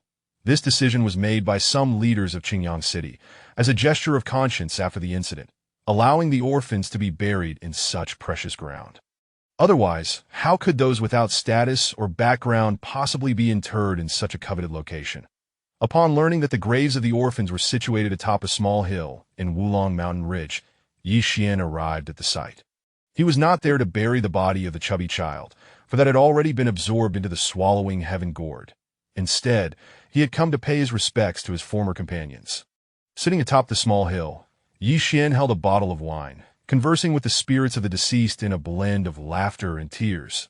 Chubby Xiao Xiao, Xiaoli, and Xiaya, my dear siblings, may you rest in peace. Those wretched bastards who caused your demise will pay dearly, and I, Xian Gu, will ensure they suffer a fate worse than death. With that, he gazed skyward at the evening sky, where it seemed the faces of his cherished ones appeared, smiling down upon him. For now, I must apologize for your resting place in this wretched location. Once I resolve everything, I will find you the most suitable sanctuary. With a sigh, he swayed and vanished like a specter. Unbeknownst to Ye Xuan, this eerie scene was witnessed by an elderly caretaker of the cemetery, who was so startled that he suffered a heart attack and was rushed to the hospital. From that moment on, Wulong Mountain Ridge was draped in a shroud of mystery. Apart from the daylight, no one dared to approach after dark, for it was said that spirits wandered within this fabled burial ground. Of course, that was merely a side note. Shortly after Ye Xuan departed, a graceful figure approached the small hill that if Ye Xuan were to witness this, he would surely gasp in astonishment, for the individual was none other than Xiao Ling. Yet now, Xiao Ling appeared as though she had lost her very soul, her face drawn and her physique considerably emaciated. Clad in a red-down jacket and cradling a bouquet of flowers, she arrived at the hill and suddenly froze. Flowers? A wine bottle? Has someone been here? Xiao Ling scanned her surroundings suspiciously, but found no trace of anyone. Finding no one, she dismissed the thought and, gazing at the tombstone before her, gently placed the flowers at its foot. Xiao Xiao Xiaoli Xiaya. Are you all well over there? Your sister Linga has come to visit you again. I'm sorry, Linga has been useless. Despite all this time, I have yet to find Xian Gu. I don't even know if he is alive or dead. Xian Gu, where are you? Ling misses you so much. Xian Gu, unbeknownst to her, the Xian Gu she longed for had left the area less than half a minute prior, and under normal circumstances, they should have crossed paths. However, Ye Xuan's departure had been unusually discreet. Xian Gu, will we ever meet again in this lifetime? As she spoke, Xiao Ling was already in tears. At Chapter 45, Fateful Encounter, Ye Xuan arrived at the Yijimei bar, only to find it eerily deserted. At least, that was the case at present. He sought out a public telephone and called Blood Rose, then waited at the entrance of the bar. Soon, a striking figure clad in a vibrant rose-red leather jacket exuded. He often leaves me with a feeling of being shrouded in mystery. Then, does that mean we cannot locate that scoundrel? Ye Xuan expressed his disappointment. Noticing the glimmer of disappointment in Ye Xuan's eyes, Blood Rose felt a pang of regret, yet she genuinely had no knowledge of Su Maoshan's true hideout. She cast an apologetic glance at Ye Xuan. Suddenly her expression shifted, as if recalling something. Young master, I just remembered something rather peculiar that on one occasion I stumbled upon Su Maoshan showing unusual interest in a derelict building on the outskirts of the Northern District. Could it be the outskirts of the Northern District? Ye Xuan interjected. Indeed, this beautiful lady speaks the truth. Su Maoshan's actual lair lies within that abandoned structure in the northern district. At that moment, a voice rich with magnetism rang out. Ye Xuan's heart raced as he turned abruptly, and upon seeing a young man leaning against a lamppost, hands in pockets, a cigarette dangling from his lips, his eyelids twitched. "It's you." Ye Xuan narrowed his eyes, a sense of unease washing over him as he scrutinized the mysterious youth before him. "Indeed, it's me." Xiao Haoqi tossed his long hair flamboyantly, a wicked grin spreading across his face as he approached Ye Xuan. Glancing at Blood Rose, he extended his hand with a smile. "Greetings, I am Xiao Haoqi." Xiao Haoqi. In China, the surname Xiao Hao is quite rare. Ye Xuan studied Xiao Haoqi, suppressing his doubts, and shook his hand, replying, "Hello." Ye Xuan refrained from disclosing his own name, clearly wary of the sudden appearance of Xiao Haoqi. Xiao Haoqi smiled nonchalantly. He noted Ye Xuan's guarded demeanor, but chose not to confront it, understanding that he had been somewhat presumptuous. "Is what you said true?" Ye Xuan asked, glancing at Xiao Haoqi, inquiring about his earlier statements. "Let's walk and talk," Xiao Haoqi suggested with a casual smile, gesturing for them to proceed. Ye Xuan regarded Xiao Haoqi intently, nodded at Blood Rose, and together they climbed into a vehicle heading towards the outskirts of the northern district. Through Xiao Haoqi's explanations, Ye Xuan and Blood Rose began to grasp the true extent of Su Maoshan's power, which had grown alarmingly formidable. Besides Su Maoshan, a master at the peak of the postnatal stage, there were 3 other advanced postnatal warriors, and even a formidable mysterious force behind Su Maoshan, though Xiao Haoqi did not reveal its origin. Xiao Haoqi's knowledge stemmed from his identity as the legendary lone wolf, Cold Emperor, of the Blood Shadow assassin organization, ranked among the top assassins globally. "Are you an assassin?" Ye Xuan furrowed his brow, regarding Xiao Haoqi with scrutiny. From what he had gathered, Ye Xuan sensed that Xiao Haoqi was a man shrouded in mystery and power. He felt that even 10 of himself would stand no chance against this individual. Xiao Haoqi shrugged nonchalantly. "Indeed, but I do not belong to Blood Shadow to clarify. While I am an assassin, I am not exclusively tied to Blood Shadow. I am more of a lone wolf." "What? Are you interested in becoming an assassin?" Upon hearing this, Blood Rose's eyes sparkled with intrigue at the revelation that this seemingly youthful man was an assassin. The term lone wolf particularly struck her, as she understood that such assassins possessed terrifying skills. Her confidence for this venture soared. "Is Su Maoshan your target for this mission?" This was the concern that weighed most heavily on Ye Xuan's mind. He had not yet contemplated the prospect of becoming an assassin himself. "Indeed, he is a target I must eliminate." Ye Xuan's tone remained icy. Even when confronting someone as formidable as Xiao Haoqi, his resolve did not waver. He harbored a deep-seated vendetta against Su Maoshan, vowing to personally deliver his demise. He would never allow another to steal that opportunity. Xiao Haoqi smiled inwardly, having anticipated this outcome.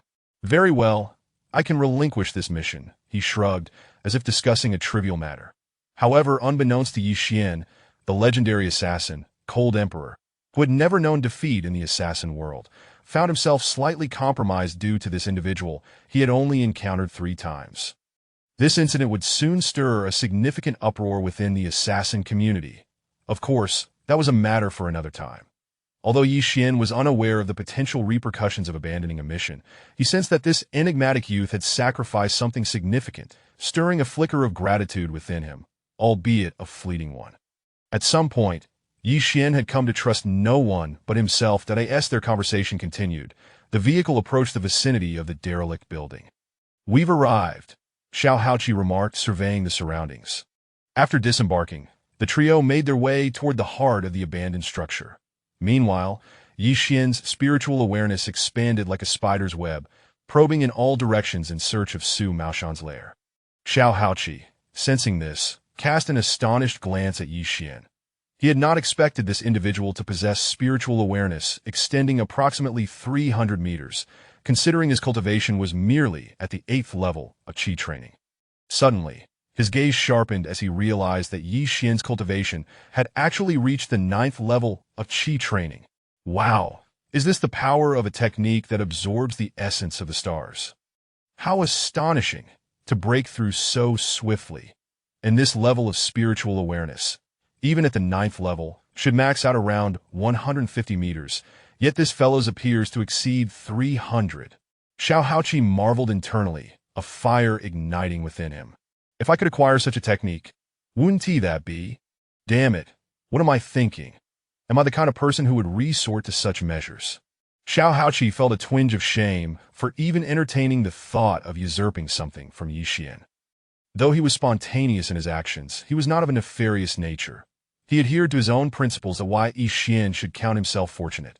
His extraordinary luck had spared him from crossing paths with malevolent individuals, or he had thoroughly scanned the area within a radius of 300 meters, yet still found no trace of a single soul. Wait, it feels as though I've overlooked something.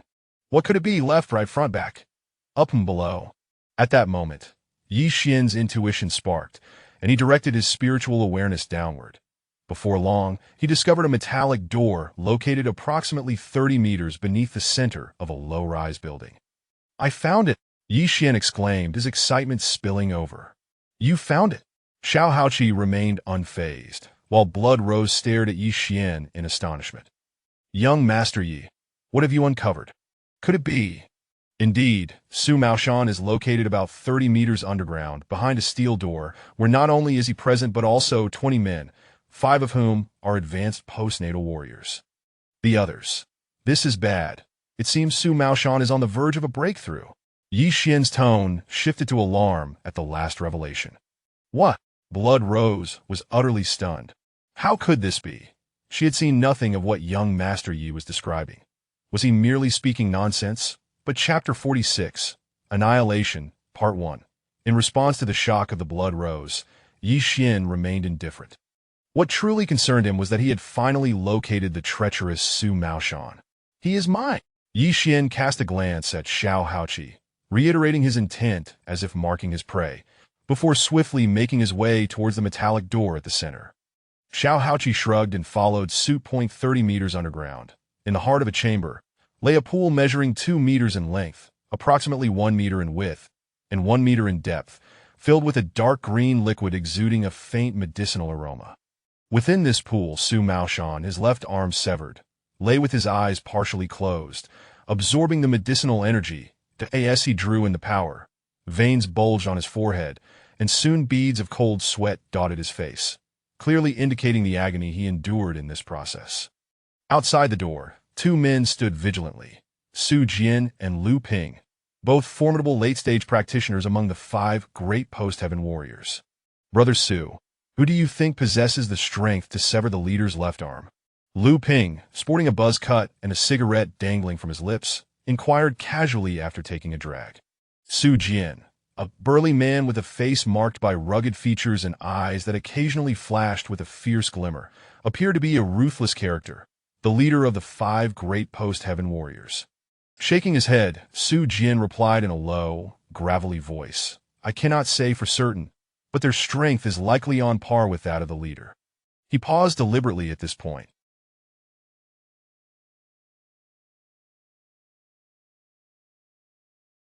Understanding Su Jian's intent to boast, Lu Ping quickly ingratiated himself, asking, Brother Su, I am but a simpleton, unaware of the intricacies at play here.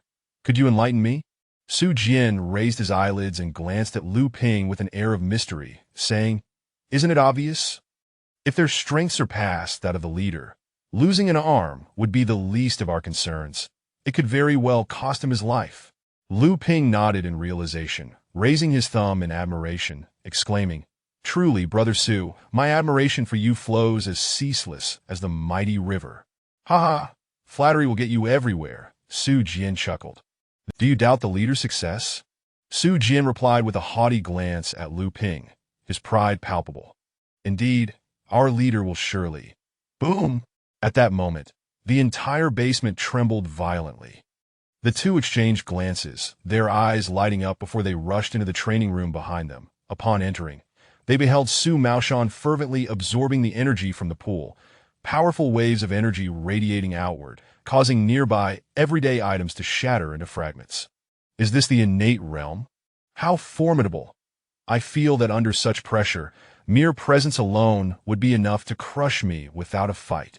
Lu Ping exclaimed, his excitement palpable as he gazed at Su Maoshan in the pool, his words tumbling over each other. Silence. The leader is in a critical phase of meditation that if you disturb him, I shall tear you apart.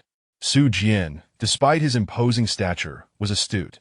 Hearing Lu Ping's outburst, he quickly reprimanded him. Yes, brother Su. I was foolish to speak out. I shall not do so again. Enough. Let us step outside and guard the entrance. Once the leader emerges, it will be our time to unify the underworld of Qingyang City. With that, Su Jian held his head high, exiting as if he had already conquered the entire city. Just then, a thunderous crash reverberated through the air, and the nearly 30-centimeter thick metallic door at the entrance of the basement was sent flying, crashing down amid the training equipment, rendering many pieces utterly destroyed. What is happening? The crowd hastily exited their chambers. Who are you? Su Jian shouted, pointing at the suddenly appeared trio of Xiao Haoqi, Ye Xuan, and Blood Rose, his face a mix of fury and surprise. At that moment, one of the 18 men stepped forward, pointing an accusing finger at Blood Rose, and shouted, Blood Rose, how dare you betray the leader? What? Blood Rose? You mean the leader of our wolf pack's blood hall? How can this be? The majority of the group, aside from the man who spoke, were oblivious to Blood Rose's identity, leaving them astonished and bewildered. Blood Rose, however, was struck with terror, for the scene before her mirrored precisely what Ye Xuan had just described. How could this be? Did he truly possess the ability to uncover such earth-shattering secrets? Was it possible he even knew of the affairs below? Su Maoshan is on the verge of a breakthrough. Xiao Haoqi suddenly glanced at the central chamber, offering a warning. You wretches! Angered by the trios, with the leader in such a critical moment, they could not allow any disturbances. Thus, upon Su Jian's command, the 18 men drew their weapons, aiming them at the trio. Ye Xuan coldly exclaimed. From the moment the chubby man was slain, Ye Xuan had vowed to eliminate all of Su Maoshan's subordinates. Of course, it was not an indiscriminate massacre. As long as they had no ties to the events of 6 months prior and bore no ill will towards Ye Xuan, he would not seek their annihilation. However, the scene before him indicated that these individuals were all loyal to Su Maoshan. Since they were diehard followers, they were not to be spared. Meanwhile, Xiao Haoqi was not idle either. He extended his hand, and though nothing visibly appeared, everyone present, save for the 6 slain by Ye Xuan, collapsed to the ground. This spectacle caused Ye Xuan's pupils to constrict. He was utterly ignorant of how these individuals had met their demise. As he scrutinized the scene, Xiao Haoqi chuckled softly and transmitted. It's quite simple. A rather ordinary spell combined with potent spiritual awareness can effortlessly snap an enemy's neck from thin air.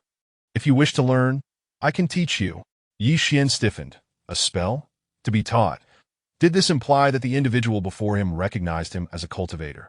Upon this realization, Ye Xuan's wariness toward Xiao Haoqi escalated significantly. Just imagine if his opponent were himself. How would he defend against such an assault? As for Blood Rose, she was utterly stunned. Among these people, she could sense at least 3 were late-stage practitioners, one of whom was even more formidable than herself. Yet, in the blink of an eye, these 18 powerful individuals had perished. How utterly overpowering! This was the singular thought that consumed Blood Rose's mind, that Su Jian and Lu Ping had initially anticipated a spectacle, eager to witness how the trio would be gunned down. However, in the next moment, they found their own faction obliterated with a mere wave of the hand, leaving them drenched in cold sweat. Why you don't come any closer, stay back. Su Jian, his face heavy with layers of fat, struggled to maintain composure as he faced the encroaching trio, his voice trembling. What a farce. The preceding scene had been too surreal and terrifying. They hadn't even comprehended how the others had died. Did they truly believe they could stand against the trio? Scram or die? Ye Xuan's eyes glinted with coldness as he barked the command. With 2 intense battles behind him, Ye Xuan grew increasingly confident in his abilities. 2 mere late-stage practitioners posed no threat to him, for he was a legendary cultivator. Perhaps only an innate realm master could instill a sense of pressure upon him. Unbeknownst to Ye Xuan, he had already slain no fewer than a dozen individuals, yet he bore no shadow of guilt. This was quite uncharacteristic. Perhaps it was simply in his nature. Sensing the murderous intent radiating from Ye Xuan, the two men trembled. They had no doubt that should they refuse to comply, they would meet the same fate as the 18 before them. Loyalty, threatened by death, was swiftly vanquished. The two hastily retreated towards the exit. But just then, with a deafening crash, they felt their insides shatter, vitality draining rapidly as their consciousness faded into darkness. At that moment, Su Maoshan, emanating a powerful aura, appeared before the trio. I've wasted years nurturing you ungrateful wolves, a bunch of useless scum. Su Maoshan glowered, casting a furious glance at the now-deceased duo. Yet when his gaze fell upon the lifeless bodies of the 18 subordinates sprawled on the ground, his expression contorted in rage. These had been his loyal subordinates, cultivated over many arduous years, yet they had perished before achieving any glory for him. How could Su Maoshan not be furious? However, when he turned to face Ye Xuan, a surge of intense murderous intent filled him with elation. Ha ha! You little wretch! What skill you possess to have found this place. Quite impressive. Su Maoshan could not help but laugh maniacally at the sight of Ye Xuan. Ha! You little brat! Walking the path to heaven, yet refusing to tread it, and forcing your way into hell without invitation. I shall not be held responsible for my ruthless actions. You defeated foe can only bark like a dead dog. Ye Xuan retorted with a cold laugh, showing no mercy. You little wretch, do not think you can engage in verbal sparring. Today, this will be your burial ground. However, before I end your life, I shall graciously accept that item you possess. Ha ha ha ha. Ye Xuan laughed, and so did Xiao Haoqi, their laughter perplexing Su Maoshan, who felt a surge of anxiety in his chest. But as he considered his newfound strength, which had surpassed his previous self tenfold, he unleashed the aura exclusive to the innate realm. Chapter 47, Annihilation, Part 2. Sensing the imposing aura emanating from Su Maoshan, Ye Xuan's heart sank. Indeed, this fellow had broken through at such a critical moment. Although his foundation and realm were unstable, he still possessed the strength of the innate realm. Though merely at the initial stage of the innate realm, it was comparable to the early stage of the fusion realm. Nevertheless, Ye Xuan did not allow himself to feel intimidated or fearful, but on the contrary, he felt his blood surging with fervor. Firstly, Su Maoshan was a target he must eliminate, which was of utmost importance. Secondly, Ye Xuan was eager to discover just how formidable the innate initial stage of ancient martial arts truly was, and whether he, at the pinnacle of the late stage of qi cultivation, could withstand it. Ye Xuan was still somewhat unclear about the power dynamics and distinctions between cultivators and ancient martial artists. He only grasped a rough outline. After reaching the perfection of the acquired realm, one ascended to the innate realm, yet he was oblivious to how many levels existed within the innate stage, nor did he know what lay beyond it. Likewise, he was only aware that after the perfection of qi cultivation came the fusion stage, and he would have to wait until he broke through to the fusion stage to comprehend the subsequent realms. Feeling the venomous and murderous intent in Su Maoshan's tone, Ye Xuan merely smiled coldly, though his heart was filled with vigilance. After all, the man before him was now at least 10 times more powerful than before. Even with a missing arm, he could not be underestimated, that in an instant, the atmosphere of the entire basement grew palpably tense. Casting a glance at the poised Ye Xuan, Xiao Haoqi pondered for a moment before signaling for Blood Rose to retreat to a safe distance.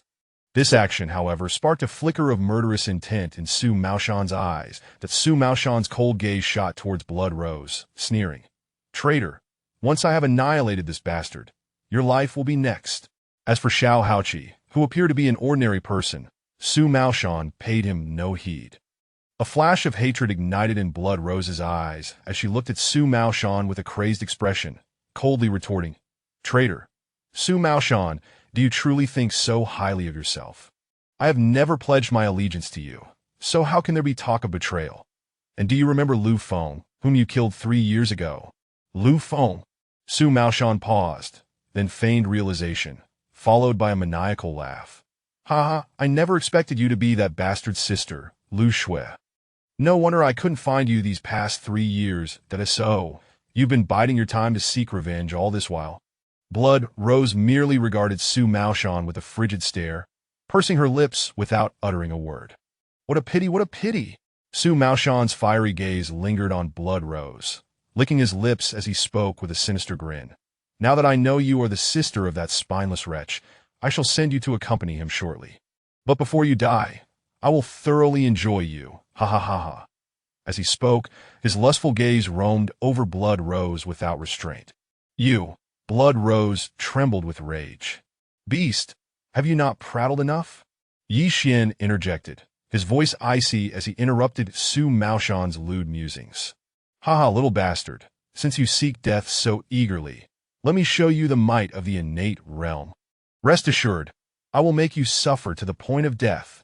Su Maoshan momentarily stunned, then let out a sinister laugh as he drew a 3-foot military knife from beneath his foot, his bloodthirsty eyes fixated on Ye Xuan. In truth, Su Maoshan despised Ye Xuan above all else, and Ye Xuan felt the same. Ever since inadvertently acquiring the ancient martial arts cultivation method, Su Maoshan had refrained from flaunting his prowess, choosing instead to conceal his strength and build his influence in the shadows. After breaking through to the acquired realm, he cunningly poisoned and killed Lu Feng, the leader of the former Qingyun gang, seizing control of the gang and renaming it the Evil Wolf Gang. Subsequently, he secretly expanded his influence, reaching the peak of the acquired realm. Just as Su Maoshan believed he was ready to dominate the entire northern district's underworld, he encountered Ye Xuan, who ultimately severed his left arm. For a martial artist, losing an arm meant a significant reduction in strength, at least diminishing their power by a fifth, which was catastrophic. Filled with resentment and murderous intent, Su Maoshan resorted to desperate measures, forcibly breaking through his cultivation level using forbidden techniques, fearing that he might not withstand a single attack from Ye Xuan in their next encounter. Fortunately, he succeeded against all odds.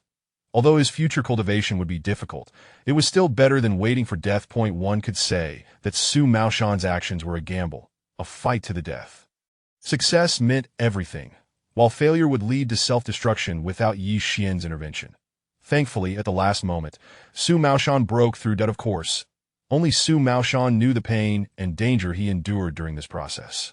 The method he employed was known as the spirit infusion technique, a way to forcibly enhance one's cultivation in the ancient martial arts world.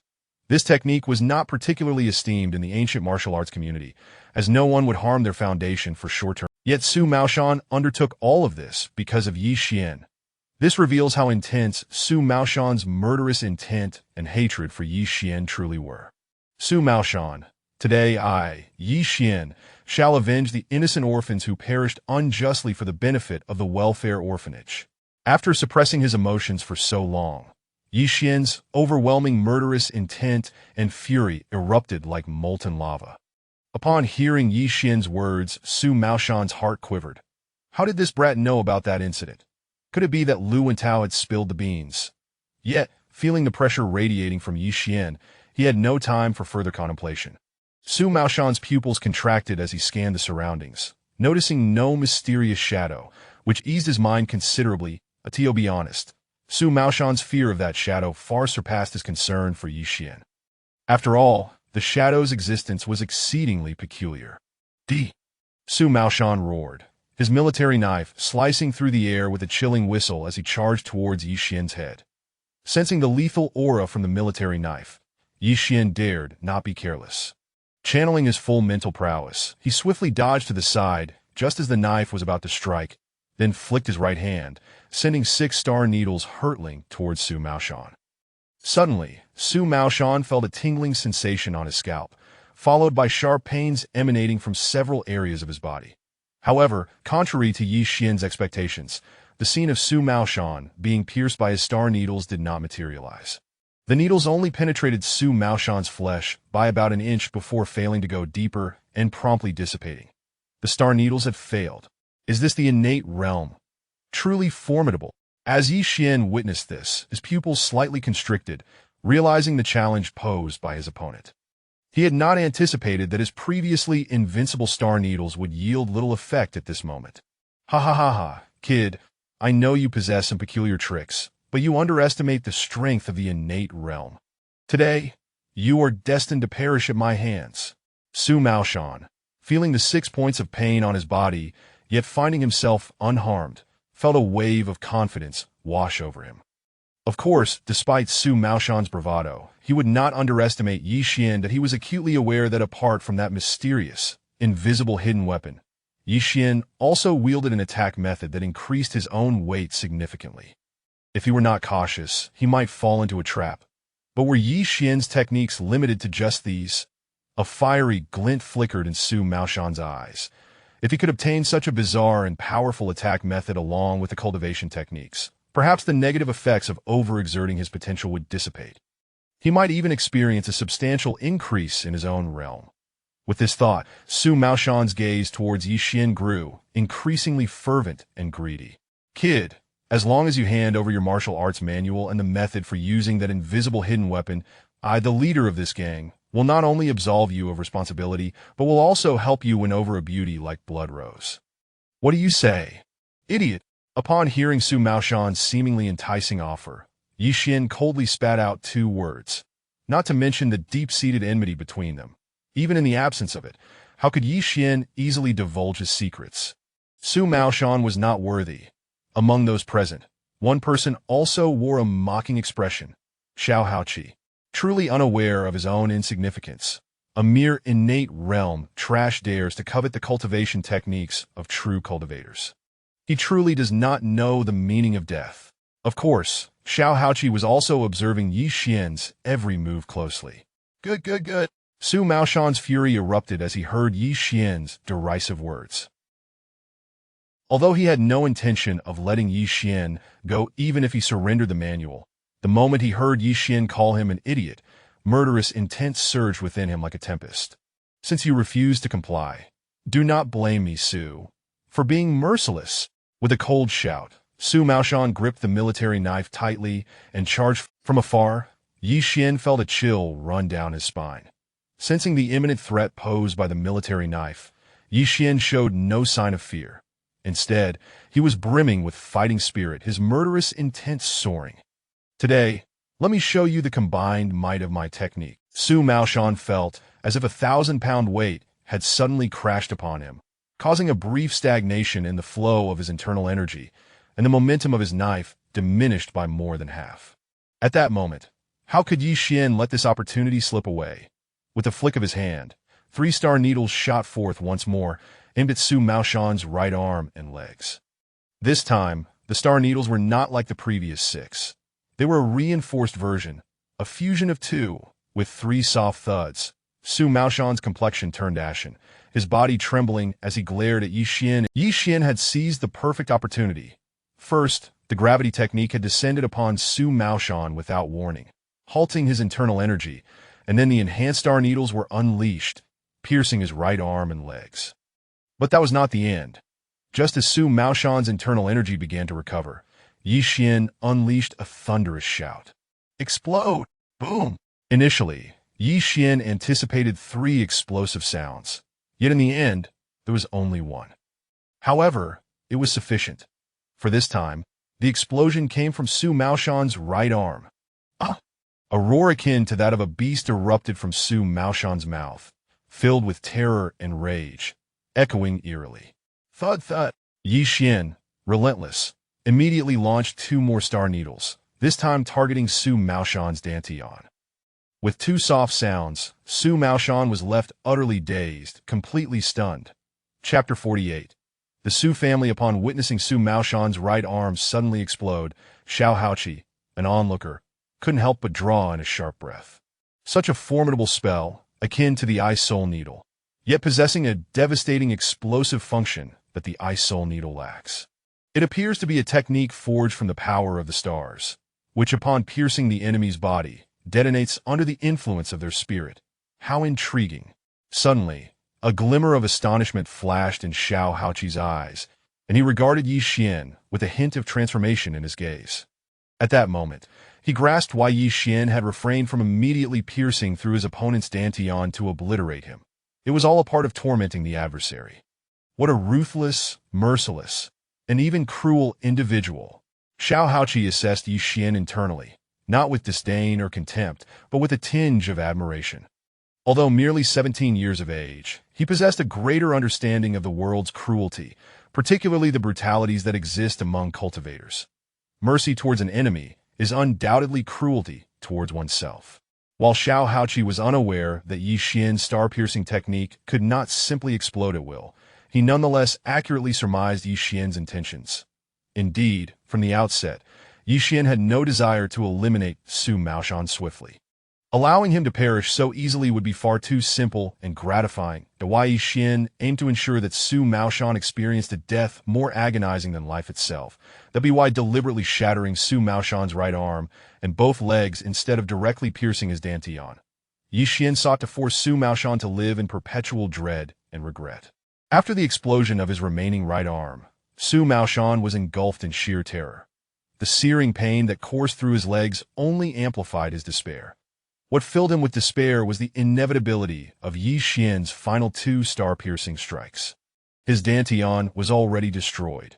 Losing his left arm had not yet rendered him utterly powerless. But with only his right arm remaining, Su Maoshan had entirely lost the qualifications to contend with Ye Xuan. Yet, even in such a dire state, he still had 2 legs, which at least offered him the chance to escape to an unknown place and live out the rest of his days. However, fate played a cruel joke on him, as now even his legs had been mercilessly crippled. The most disheartening blow was the devastation of his dantian. In that moment, Su Maoshan felt as though the very heavens had collapsed around him. The sky turned a desolate gray. He understood that his life was irrevocably over. Power, wealth, dominance over Qingyang City, and even the national underworld, all had become mere illusions, ephemeral as water lilies and moonlight, dissipating into nothingness under the touch of the star-piercing strikes. Clang! The military knife, along with his right arm, fell to the ground, and the fingers that had gripped the hilt twitched as they hit the earth. You! How vicious, how utterly vicious you are! Su Maoshan glared at Ye Xuan with a face full of resentment, his voice rising in a frenzied scream. Vicious? A chilling murderous intent flickered in Ye Xuan's eyes as he coldly responded, then bellowed. You dare call me vicious? Beast, did you not feel a twinge of malice when you set fire to the welfare orphanage? You wretched creature, those were innocent orphans. They were already pitiable enough. Yet you, a beast, burned them alive. Has your heart been devoured by dogs? No, damn it, you simply have no heart. Overcome with rage, Ye Xuan seized a knife nearby and began to madly hack at Su Maoshan. No, please, I beg you. I am of the Su family. If you kill me, the Su family will never let you off. As he felt the palpable aura of murderous intent and brutality emanating from Ye Xuan, Su Maoshan was no longer the formidable underworld leader, but rather a pitiful wretch, his face awash with fear.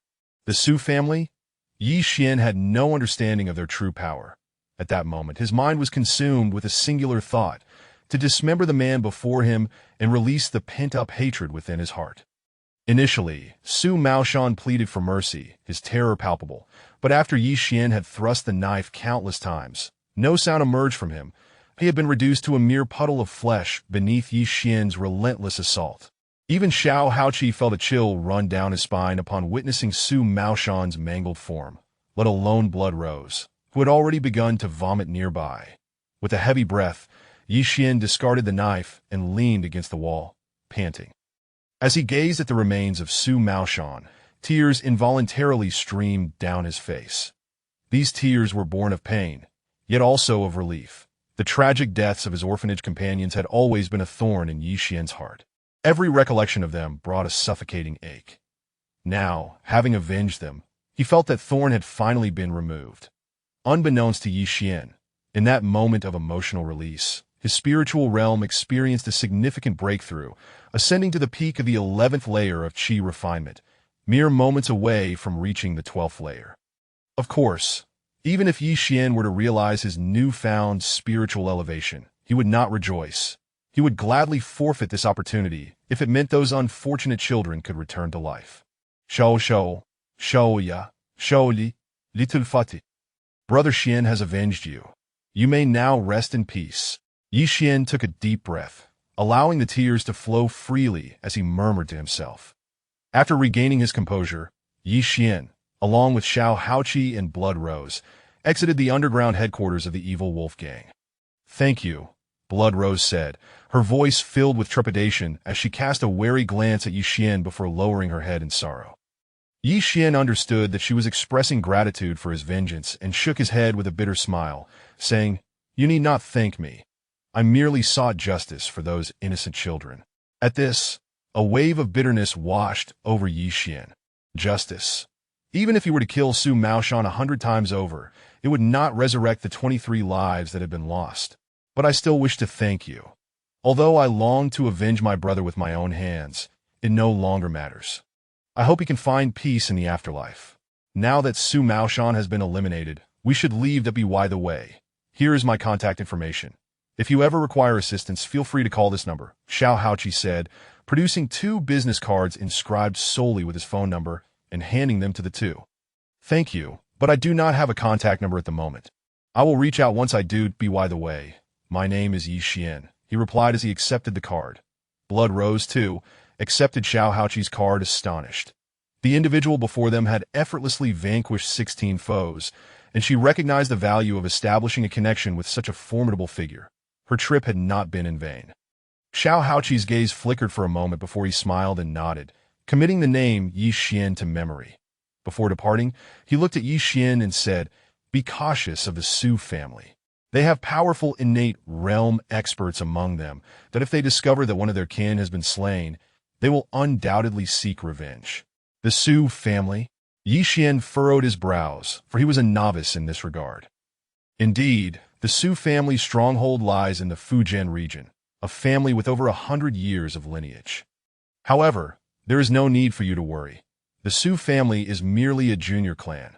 What you must be wary of is their background. As he spoke, Xiao Haoqi glanced at the gravely serious Ye Xuan. With a subtle smile, he added, "But rest assured, they won't uncover this place anytime soon. And as for the forces behind them, they are unlikely to intervene for a mere Su Maoshan." Damn!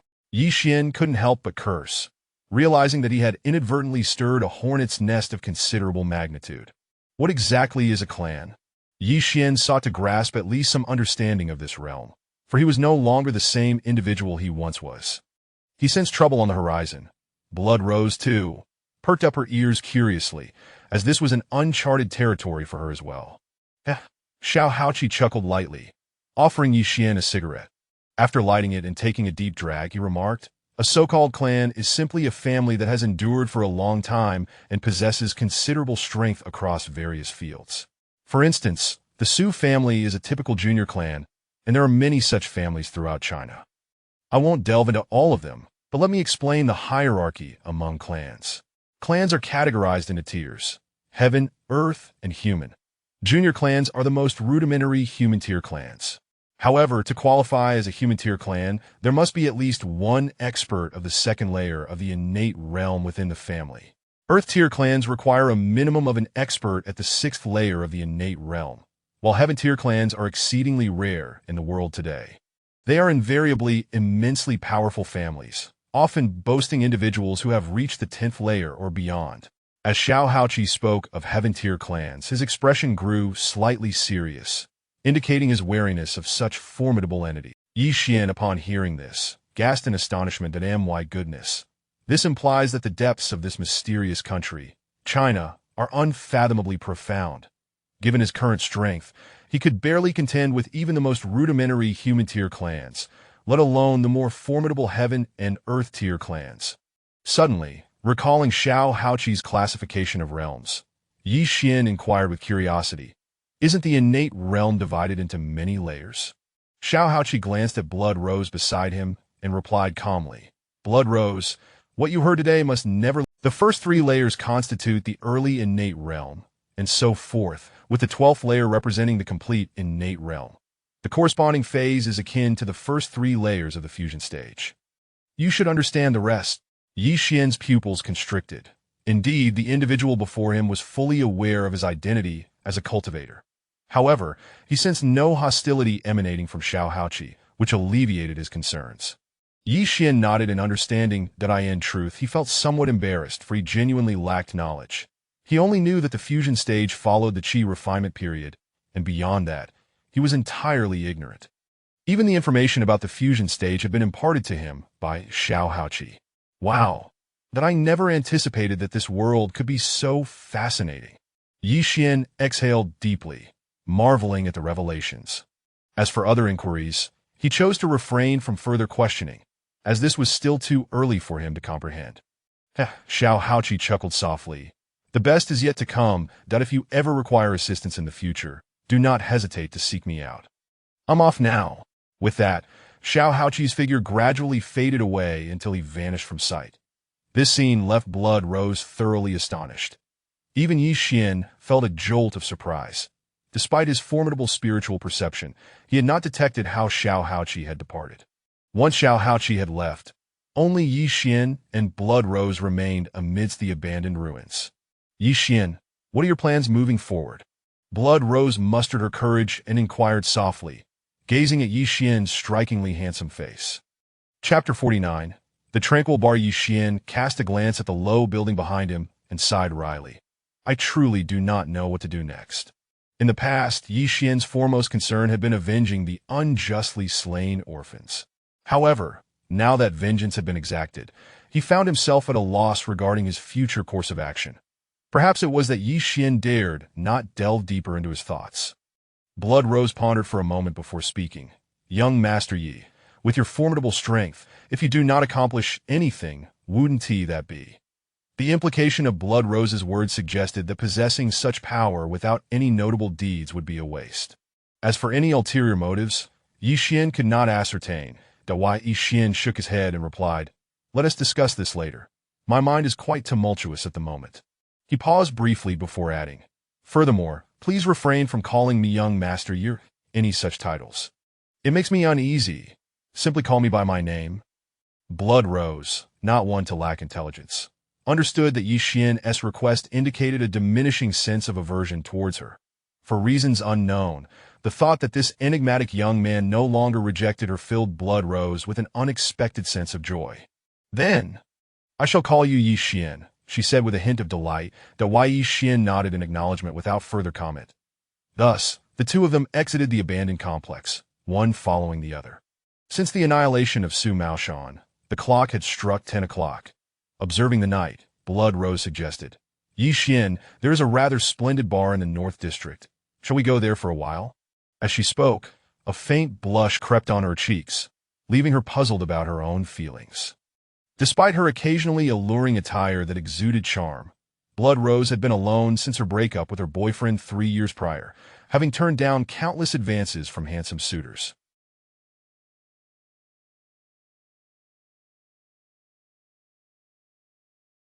Ye Xuan did not decline Blood Rose's invitation and nodded in agreement. At that moment, he too felt lost, unsure of what to do next. As for cultivation, given his current emotional turmoil, it was not a suitable time for such pursuits. Seeing that Ye Xuan had indeed acquiesced, Blood Rose felt an inexplicable thrill of joy once more. What is happening to me? Why do I feel this way?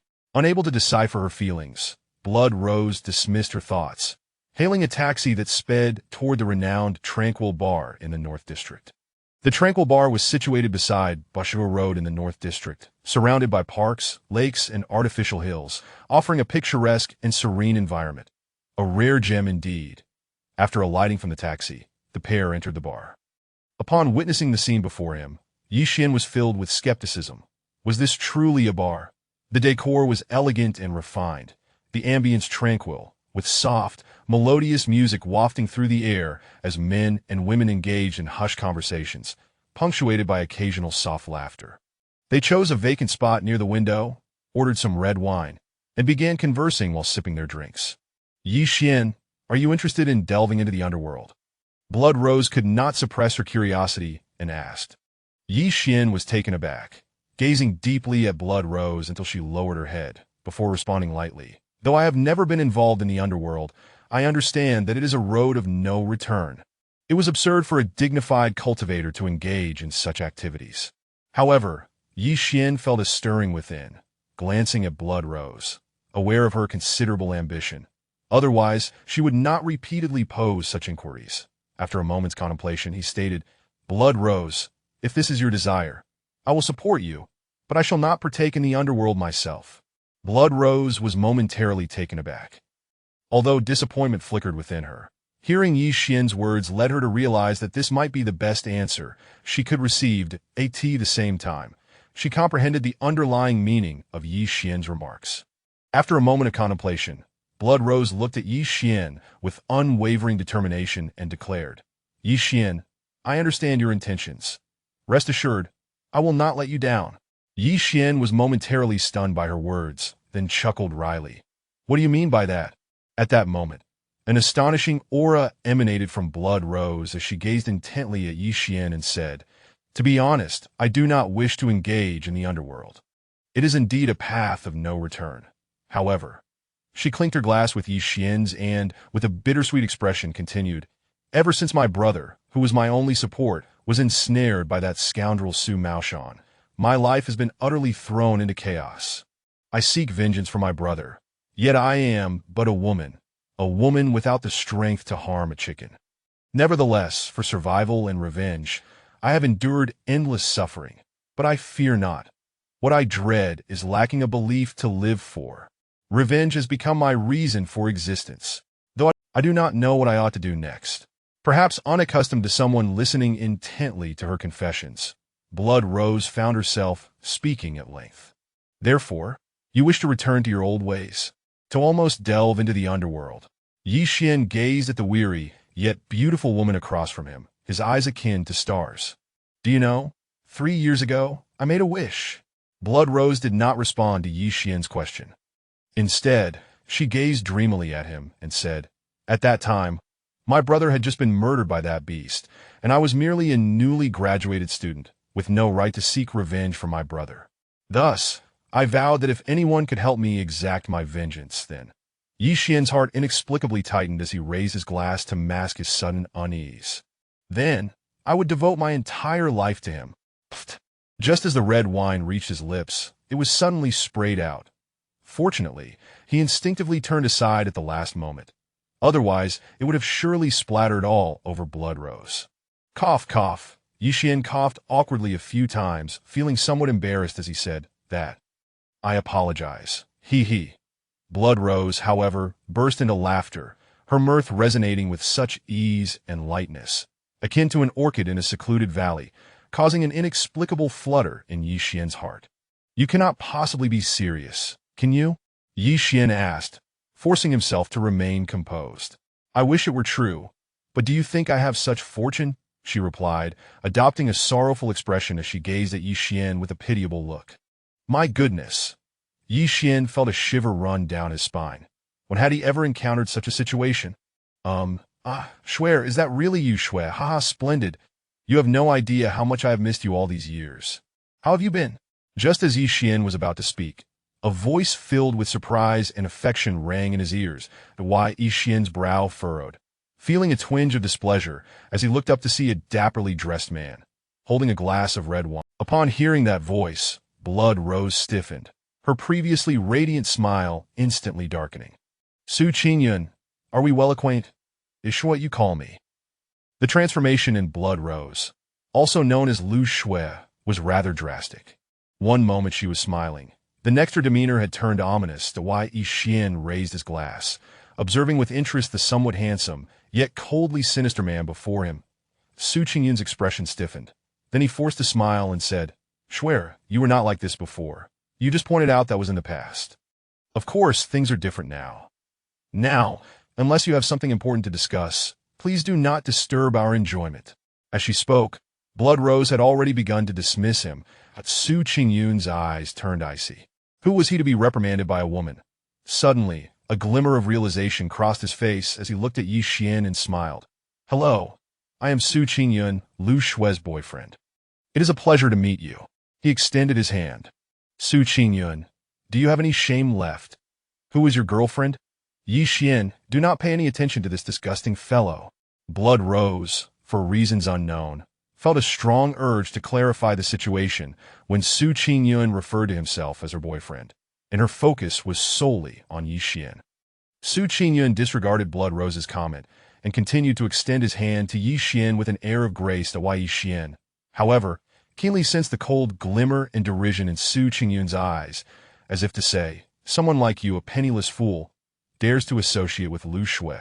Ye Xuan, being a young man filled with youthful vigor, was not one to tolerate such provocations. Moreover, he possessed considerable confidence in his own abilities. If you wish to make a fool of yourself, it would be remiss of me not to oblige. With that, Ye Xuan extended his hand, smiling lightly. Hello, though you already know my name, I must say, I am not particularly pleased to meet you. Su Qingyun's smile was strained, yet the coldness in his gaze grew increasingly pronounced. You little pauper, I think I shall disable your hand today. With that, Su Qingyun gripped Ye Xuan's hand and suddenly exerted force. Ye Xuan felt a surge of cold amusement within. If he were to be bested by this mid-stage martial artist, it would be as if Su Maoshan had risen from the underworld to seek revenge on him. Blood Rose recognized the underlying tension between the two men, yet curiously refrained from intervening this time, instead watching Su Qingyun, who was drenched in cold sweat, with a mocking expression. With your mediocre skills, how could you ever be a match for Ye Xuan? What an idiot! As Blood Rose silently scoffed, a sharp cracking sound accompanied by a cry of pain rang out. Crack, crack! Ah, hey, are you okay? Is everything all right? Ye Xuan released his grip, feigning. Chapter 50, The Ambush. You. Upon hearing those words, Su Qingyun nearly exploded with rage, while Ye Xuan's seemingly concerned, yet feigned expression appeared to him no different from that of a demon. Trembling, his right hand throbbed with excruciating pain, a stark reminder that his bone was fractured. He was a cultivator at the mid-stage of the postnatal realm. Even a group of 7 or 8 robust men would pose no challenge to him, yet he found himself at a disadvantage against this seemingly frail youth. What do you mean by you? Ye Xuan shot a cold glance at Su Qingyun and retorted, If I hadn't practiced for a few days, I dare say you would have completely crushed that hand of yours. Su Qingyun, for the sake of our past friendship, I advise you to leave quickly. Some individuals are not to be trifled with. Blood Rose observed Su Qingyun's pale complexion and furrowed her brow in concern. Despite her loathing for the man before her, she could not forget that she had once been foolishly enamored with him. Blood Rose was not devoid of empathy. Should she provoke this individual, she would not escape unscathed. Yet she could not have anticipated that her well-meaning warning would resonate in Su Qingyun's ears as a grievous insult. Su Qingyun felt a profound humiliation wash over him. When had the esteemed young master of the Su family ever been subjected to such indignity? Indeed, both Ye Xuan's seemingly benevolent words and Blood Rose's admonition were perceived by Su Qingyun as nothing short of an affront. You vile wretch, silence yourself. Su Qingyun's once handsome visage contorted into a grotesque snarl as he pointed an accusing finger at Blood Rose, akin to a shrew berating her rival. He then turned his icy gaze towards Ye Xuan, sneering. You little bastard, you believe you can toy with the women I have discarded. You truly are audacious. In an instant, the dignified demeanor Su Qingyun had previously maintained crumbled into nothingness. Ye Xuan's expression hardened, while Blood Rose abruptly rose to her feet, pointing an accusatory finger at Su Qingyun, declaring, Su, shut your foul mouth. How could I have been so blind as to fall for a scoundrel like you? Leave! Leave! This insolent harlot dared to utter such words to him. You dare tell me to leave? Su Qingyun bellowed, his fury palpable as he pointed a trembling finger at Blood Rose. Leave! You seek death. Su Qingyun seethed, raising his hand to strike Blood Rose across the face. Humph. Do you think I am still that Na'vi fool who allows others to bully me? Blood Rose retorted, coldly snatching Su Qingyun's left hand. You. Su Qingyun was taken aback, astonished that Blood Rose had the strength to seize his wrist. Blood Rose shot him a frosty glance and warned, If you wish to keep that left hand of yours intact, I suggest you temper your arrogance and distance yourself. With that, she released his grip, casting a disdainful look his way before indicating the exit and returning to her seat. Very well, I did not anticipate that you were a concealed expert. It seems I, Su Qingyun, have misjudged you. Su Qingyun's eyelids twitched, disbelief washing over him as he regarded Blood Rose. Blood Rose, maintaining a stoic expression, regarded Su Qingyun with indifference, choosing to remain silent. Experiencing rejection from Blood Rose, Su Qingyun's gaze shifted to Ye Xuan, filled with scorn, derision, and a hint of pity. I know you. Your name is Ye Xuan, correct? Ye Xuan furrowed his brow, suspicion creeping into his mind. Are you perplexed? Su Qingyun, could it be that this Su fellow was truly as dim-witted as he seemed, or was there a hidden meaning in his words? Suddenly, Ye Xuan felt a rapid heartbeat, an ominous premonition washing over him. Instinctively, he kicked his chair away, using the motion to shove Blood Rose aside while hastily retreating. Thud.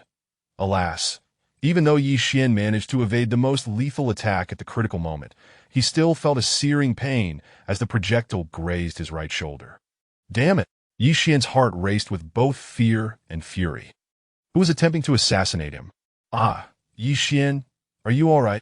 Blood Rose inquired, her expression filled with concern upon seeing the blood seeping from his shoulder.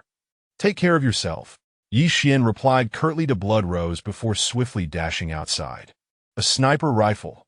Upon witnessing this scene, Blood Rose involuntarily thought of those words, followed by a wave of emotion. She was touched that Ye Xuan had not forgotten her, even in his most perilous moment, pushing her away to ensure her safety. As she contemplated speaking, Ye Xuan had already vanished into the night. You must not come to harm, Blood Rose murmured to herself, gazing at Ye Xuan's rapidly disappearing figure. This time you will likely be disappointed. Su Qingyun's voice dripped with cold laughter. Blood Rose paused, narrowing her phoenix eyes as she scrutinized Su Qingyun, her tone icy as she queried. Do you know something? Su Qingyun shrugged, his voice dripping with sarcasm. What, are you worried about your beloved?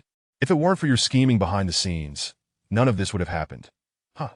With that, she tossed him 200 yuan, casting a frosty glare at Su Qingyun before hastily departing. Overreaching fool, daring to lay a hand on young Master Shimon's woman. Is that not courting death? The mere thought of young Master Shimon made Su Qingyun's countenance turn decidedly uneasy. Damn it! On the rooftop of a building opposite the Jingyi bar, a lean man clad in leather swiftly startled. A wave of fear coursed through the lean man, his pores erupting in sweat. Yet in the next moment, the calm and decisive demeanor of a killer emerged. He abruptly turned around, a glinting dagger appearing in his hand, and lunged at Ye Xuan. The assassin's actions left Ye Xuan astounded, yet he was merely surprised.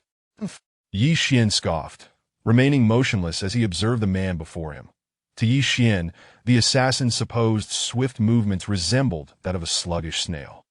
The lean man reveled in his own cleverness, a sinister smile spreading across his face as he thrust the dagger towards Ye Xuan's heart. Is that how eager you are to die? The lean man's pupils dilated in horror as he gazed at his hand, now firmly grasped by Ye Xuan. Chapter 51. Blood Shadow. It can be said that if it were not for Ye Xuanling's keen perception and swift reactions, he might very well be gravely injured or even dead by now. After all, at his current level of cultivation, he was unable to withstand bullets, especially those from a sniper rifle.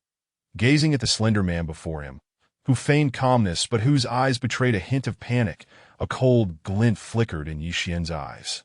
Anyone subjected to such an inexplicable attack would certainly feel aggrieved. Who are you, and why do you wish to kill me? Ye Xuan asked, gripping the slender man's hand, his icy gaze sweeping over him. The slender man's eyes flashed with a moment of shock and fear. Even one as composed as he was felt a prickling pain on his skin, akin to being pierced by needles, and a tremor of alarm and rage surged within him. You damned bastard, do you consider me an ordinary person? How dare you report false intelligence? The slender man inwardly cursed the one who had issued the mission. How could this be an ordinary person? An ordinary person would not have appeared before him on the 18th floor from the ground level in an instant. The distance from the Jingyi bar was not a matter of mere steps, but rather thousands of meters, not to mention the obstacles presented by the intervening floors. Yet this man had materialized before him within 30 seconds after he fired his weapon. How terrifying was that? As an assassin, he was aware that there were many powerful individuals in this world, which did not surprise him overly much. The only unexpected aspect was how his seemingly mundane assassination mission had escalated to this level. Mission failed. Do as you will. Upon hearing Ye Xuan's chilling words, the slender man's eyelids twitched violently, and he forced himself to remain composed. Do you truly fear not death? Ye Xuan raised an eyebrow, regarding the man before him with a hint of mockery, He could not believe there existed anyone in this world who was unafraid of death. Death? Do you think those of us who tread upon the knife's edge fear death? What a joke. The slender man shot a provocative glance at Ye Xuan, sneering to ha. Ye Xuan chuckled lightly, releasing the slender man's arm. Just as the slender man was taken aback, believing he had been let go, Ye Xuan suddenly produced a gleaming dagger from his hand and plunged it fiercely into the slender man's left arm. With a sickening sound, the dagger sank deep into the slender man's flesh. Ah! A piercing scream echoed in the night, so shrill that, had they not been on the rooftop, one might have thought it a ghostly wail. The slender man, drenched in cold sweat, glared at Ye Xuan with venomous eyes, roaring, "You damned bastard! What do you intend to do?" Ye Xuan scoffed, withdrawing the dagger with a casual smile, and replied, "Did you not just claim to fear not death? Why then do you question my intentions?" "Oh, I see now," Ye Xuan continued, feigning an epiphany. "You were merely putting on a show, weren't you? In truth, you were quite terrified of death, am I right?" At that moment, the slender man looked at Ye Xuan as though he were a demon incarnate, but he felt that the truly bloodthirsty and merciless individual was not himself, a seasoned silver-tier assassin, but rather the man standing before him. In answer to the slender man's defiance, Ye Xuan delivered another indifferent stab. This time, the dagger pierced through the slender man's right shoulder. "Bastard! You fiend! What do you want from me?" At this moment, the slender man was utterly gripped by terror.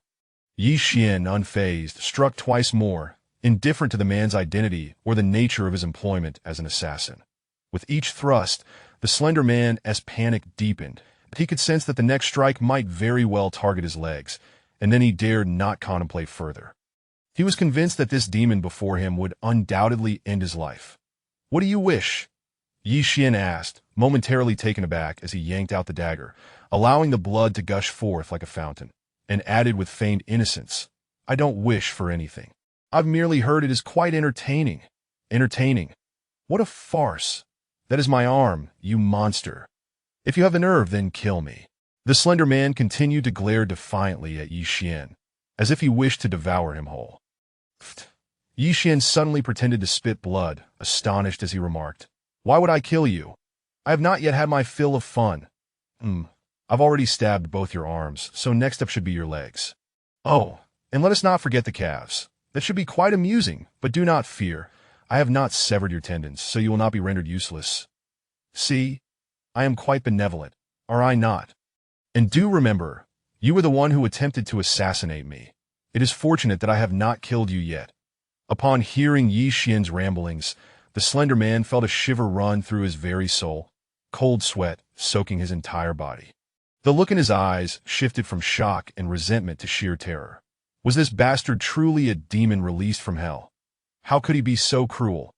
Especially when he mentioned the calves, the slender man instinctively tightened his legs, feeling a chilling breeze blow ominously between them.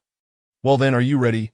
I am about to stab your left leg and the calf between your right." With that, Ye Xuan twisted the dagger in his hand, his gaze lingering ominously between the slender man's legs.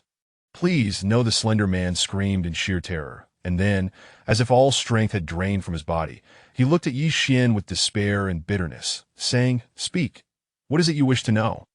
Clearly, under this seemingly playful pressure, the slender man had utterly lost his resolve that he was an assassin, not a death-seeker. How could he not cherish his own life? "Who sent you to kill me? And who are you?" Ye Xuan shot a knowing glance at the slender man, his tone casual. The slender man let out a cold laugh, responding, "Sent me? No one can command me to kill you. The only reason I came to assassinate you is that I accepted a mission. Damn it, I originally thought it would be an ordinary task, but instead I stumbled upon something far more formidable."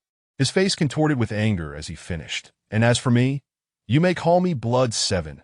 After uttering this, Blood 7 hung his head in despair, as though oblivious to the blood streaming from his shoulders. "Answer my question.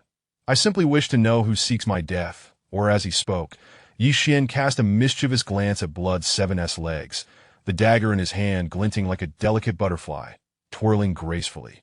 Blood 7 shuddered. "Damn it. Given the look on this guy's face, if I do not speak, that dagger will surely find its way to my most vital parts, that if this bastard were to ruin my manhood, What would be the difference between that and death? Thus, when he was about to reveal who had sent him, he suddenly shivered, as though recalling some terrifying matter, and grimaced, saying, "You may as well kill me that I as an assassin. If I betray my employer, that would be far worse than death itself." Ye Xuan was astonished by Blood Seven's words. Could it be that this fellow truly feared death? Unbeknownst to Ye Xuan, it was not that Blood Seven feared death, but rather that he believed the consequences of revealing the identity of his employer would be far more brutal than death. The ironclad rules of the Blood Shadow organization struck fear into Blood 7's heart. "Are you an assassin from the Blood Shadow organization?" Ye Xuan suddenly inquired, recalling that mysterious individual, Xiao Qiqi, who seemed to be connected to Blood Shadow.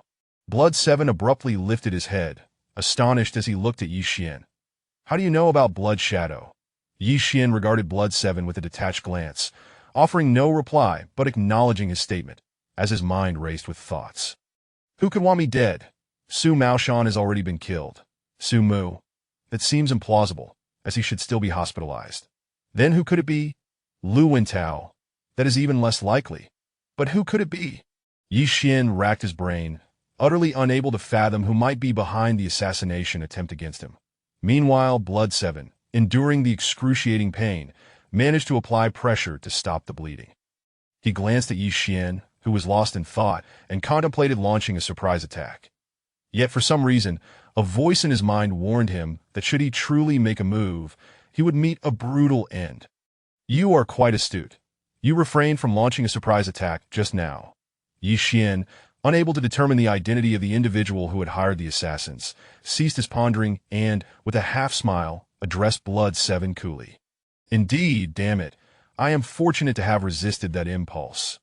Blood 7 forced a bitter smile, acknowledging, "My instincts told me that if I attempted to ambush you, the outcome would be catastrophic. You possess a degree of self-awareness." Ye Xuan chuckled, then shifted the conversation, stating coldly, "Blood 7, is it originally? Had you revealed the identity of the mastermind, I would have spared your life. However, unfortunately for you, you have chosen to seek your own demise, and thus, I am afraid I must oblige. Survival of the fittest. Do as you will," he said with a bitter smile, then closed his eyes as though awaiting the arrival of death. "Then go die with that." Ye Xuan's dagger glinted as he prepared to strike down Blood 7, but just then, Blood 7 suddenly opened his eyes wide, and a small, button-sized black object appeared in his palm. He hurled it at Ye Xuan, grinning menacingly. "Ye Xuan, I admit you are formidable, but you are still too naive to die." He then swiftly retreated. "Not good." Upon witnessing Blood 7's sudden action, Ye Xuan's eyelids twitched. Instinctively, he summoned the wings of stars and ascended into the air. Boom! Just then, a deafening explosion echoed. Damn it! What a cunning bastard! Although Ye Xuan, nevertheless, he felt a surge of anger. Had he not reacted swiftly, this esteemed cultivator might have been blown to pieces by a bomb. Realizing this, Ye Xuan broke out in a cold sweat. It seemed he had been overly arrogant regarding his identity as a cultivator. Meanwhile, Blood 7 had already seized the opportunity to escape into the elevator, attempting to flee. But could Blood 7 truly escape? If he could slip away so easily, then Ye Xuan, as a cultivator, might as well find a block of tofu and end his own life, forsaking the path of an immortal. Chapter 52. Who is young Master Shaman? Ye Xuan never anticipated that he could be outsmarted by a mere mid-stage practitioner. While fury surged within him, it was overshadowed by a profound sense of self-reproach and regret. It was all his fault for placing excessive trust in his own abilities, resulting in a near-fatal encounter with that scoundrel. With lingering trepidation, Ye Xuan gazed at the gaping hole in the rooftop, inhaling sharply as he realized how fortunate he was to have evaded at the critical moment. Otherwise, that cavity would have been carved directly into his body. Upon hearing the thunderous explosion, the entire building erupted into chaos. And within moments, police sirens wailed in the distance, indicating that someone had reported the incident. However, none of this concerned Ye Xuan. He would leave it to the authorities to handle at present. His spiritual perception had reached over 300 meters, allowing him to clearly capture the fleeing figure of Xueqi. If I let you escape this time, I, Ye Xuan, will change my surname. Ye Xuan snorted coldly, the celestial wings behind him vibrating as he vanished into the night sky. Fortunately, It was nighttime. Otherwise, this scene would have undoubtedly terrified countless onlookers down on a nearby street. Xueqi cast a wary glance at the towering building in the distance, his heart racing as he patted his chest and muttered to himself, "Damn, that was too dangerous. If it weren't for my cleverness in fooling that idiot from the start, where would I be now?" Suddenly, Xueqi's expression darkened, a flicker of rage igniting in his eyes. He murmured coldly, "That damned young master Shiman deceived me into believing he was an ordinary person, nearly costing me my life. No way. I must make that scoundrel pay for my losses." With that, he retrieved his phone and dialed several numbers, and soon the call was connected. "Hello. May I ask who this is?" came a deep voice from the other end of the line. "You, young Master Shiman, truly have a poor memory. It's Xueqi." Xueqi's tone was somewhat unfriendly. Although he yearned to unleash a tirade against young Master Shiman, he restrained himself, well aware of the formidable power that backed him. "Oh." Evidently, upon recognizing Xueqi's voice, young Master Shiman's tone rose slightly, a light chuckle escaping him. "So it's Brother Xueqi. Tell me, have you dealt with that pauper yet?" "Young Master Shiman, you are rather unreasonable that a peak stage practitioner is worth only a mere 100,000 yuan. I believe an explanation is in order for my organization, Blood Shadow." Xueqi was acutely aware that based solely on his mid-stage prowess, he was not qualified to challenge the Shiman family. However, the powerful assassin organization, Blood Shadow, that he represented was an entirely different matter. And no matter how formidable the Shiman family might be, they could not possibly rival Blood Shadow. "What?" The voice on the other end of the line was clearly taken aback, rising in disbelief. "Are you aware that your concealment of the truth led to my misjudgment, almost resulting in my demise? Do you realize that my arms were nearly crippled by that scoundrel?" Xueqi's agitation intensified with each word, on the verge of shouting at young Master Shiman through the phone. The mere thought of Ye Xuan's calm, yet utterly demonic demeanor sent shivers down his spine, filling him with dread towards young Master Shiman. After a prolonged silence, young Master Shiman's voice emerged from the other end, cold and composed, clearly taken aback by the revelation that the so-called pauper was actually a peak stage practitioner, a fact he had never anticipated. "Brother Xueqi, I sincerely apologize. It was my oversight for failing to properly investigate that scoundrel's background. Since you say he possesses peak stage abilities and has caused you injury, I am truly sorry. To express my regret, I will transfer an additional 500,000 yuan to your account." "How does that sound?" "Humph." Xueqi coldly snorted, expressing his profound dissatisfaction. "Young Master Shiman, despite all this, you still do not believe my words. 500,000. Is that all a peak stage practitioner is worth?" Have you killed him yet?" Young Master Shiman suddenly chuckled, leaving Xueqi momentarily speechless. "My arms were nearly ruined. What does that count for?" Xueqi seethed with frustration. If it weren't for his own cleverness, he might not even be alive right now. Think 500,000 could simply dismiss him. Was he to be treated like a beggar? "Fine, I'll add another 100,000. Clearly, this matter cannot rely solely on you, Brother Xueqi." With that, young Master Shiman abruptly hung up the call. "Bastard, how dare you hang up on me?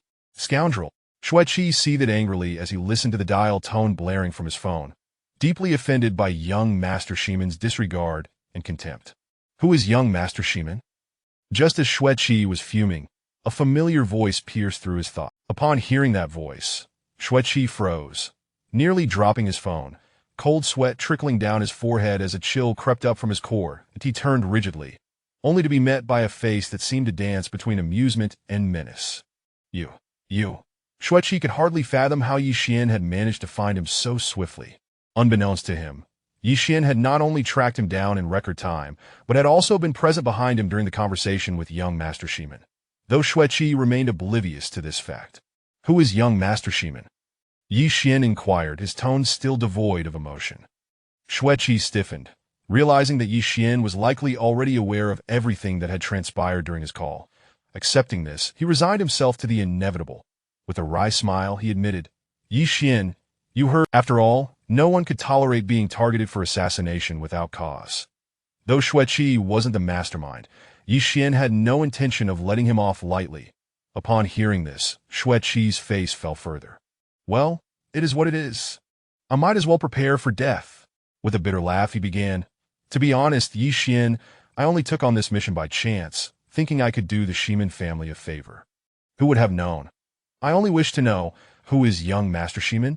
And what is the Ximen family? Ye Xuan abruptly interrupted Xue Qi's words, speaking in a calm, yet firm tone. Young Master Ximen is the second son of the Ximen family. As for why they want to kill you, I'm not privy to that information. Now that the conversation had reached this point, Xue Qi decided to divulge everything he knew. The Ximen family is one of China's ancient martial clans, immensely powerful, with their stronghold located in Fujian. This is all that I know. As for the intricate details, it lies beyond my knowledge. After sharing this information, Xue Qi was drenched in cold sweat, nearly stumbling as he braced himself for the inevitable consequences. Revealing his employer's secrets was a capital offense within Blood Shadow. Yet today, he had committed that very transgression. Ye Xuan observed Xue Qi, who now seemed devoid of life, offering no words of consolation. His mind raced with thoughts of the Ximen family. The Ximen family. Damn it, when did I ever provoke them? Damn. Could it be that the Ximen family has ties to the Su family? After pondering for a while, Ye Xuan could not ascertain any offense he had committed against the Ximen family, so he decided to set it aside, believing he would eventually uncover the truth. Scram, Ye Xuan coldly commanded, turning on his heel to leave. At that moment, his mood was exceptionally foul. Being inexplicably targeted for assassination was hardly a cause for joy, and regarding Xue Qi, Ye Xuan felt no desire to punish him further. He understood that revealing the employer's secrets would undoubtedly lead to Xue Qi's grim fate, that Ye Xuan bore no burden regarding Xue Qi's impending doom. After all, those who kill are inevitably hunted down in return. This was an immutable truth. Without a second thought for Xue Qi's fate, Ye Xuan strolled languidly through the bustling streets, methodically contemplating whether he had inadvertently offended anyone recently. Alas, no matter how hard he racked his brain, he could not arrive at a satisfactory conclusion. Suddenly, he halted, a distinctly unrefined yet somewhat familiar figure flashing through his mind. Xiao Haoqi. That fellow was a killer. Wasn't he? Surely he would have some knowledge about the Ximen family?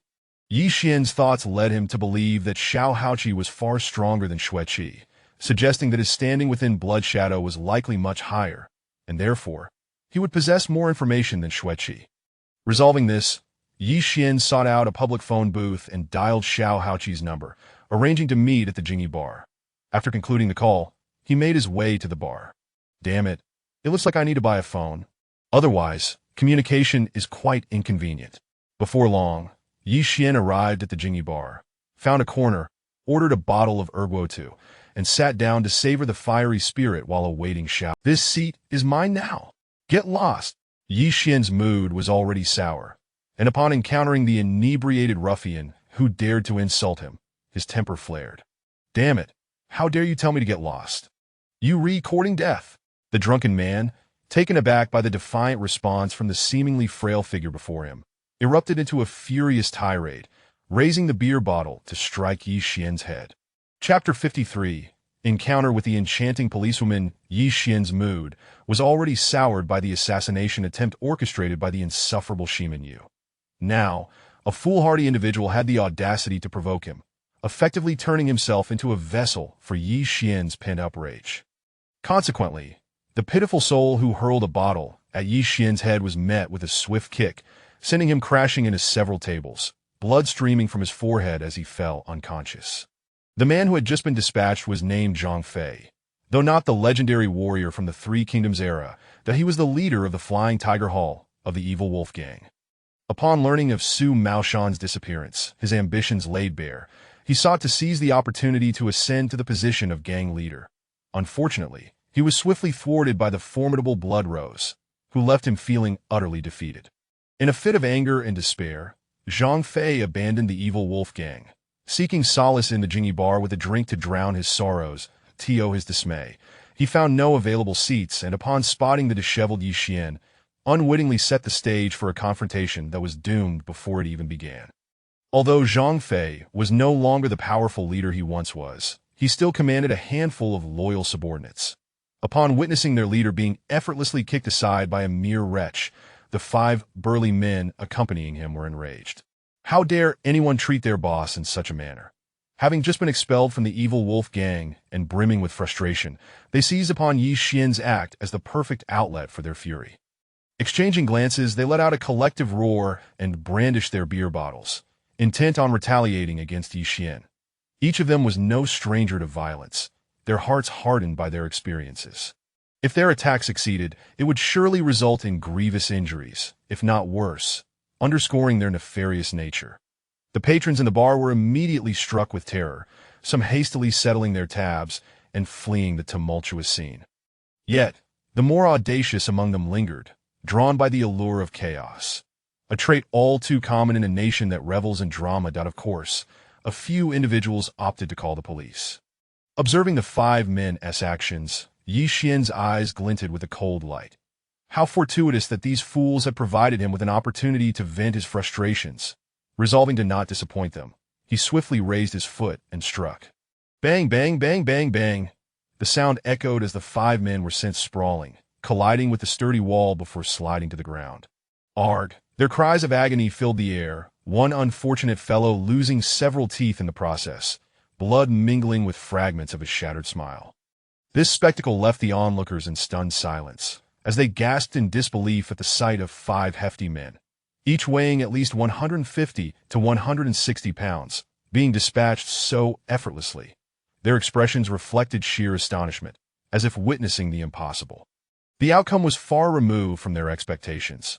They had anticipated a scene where the 5 giants would unleash a brutal assault on the scrawny youth, leaving him battered and pleading for mercy. But the reality was starkly different. That after a brief moment of shock, the crowd erupted into a flurry of whispers. Good heavens, this fellow is astonishing. Those were 5 formidable men, yet he sent them flying with a single kick.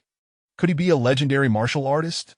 Indeed, from my perspective, that lad is undoubtedly a master of the martial arts, perhaps akin to the likes of Yang Guo from the Tales of Yore. One individual spoke with conviction, as though he had some prior acquaintance with the fictional heroes of martial arts dramas. Blimey, this is not at all what I envisioned. Brother, what were you thinking? I thought that lad would be. He glanced at his friends, wary of their intentions, and added angrily, You scoundrels, I wish to live a few more years.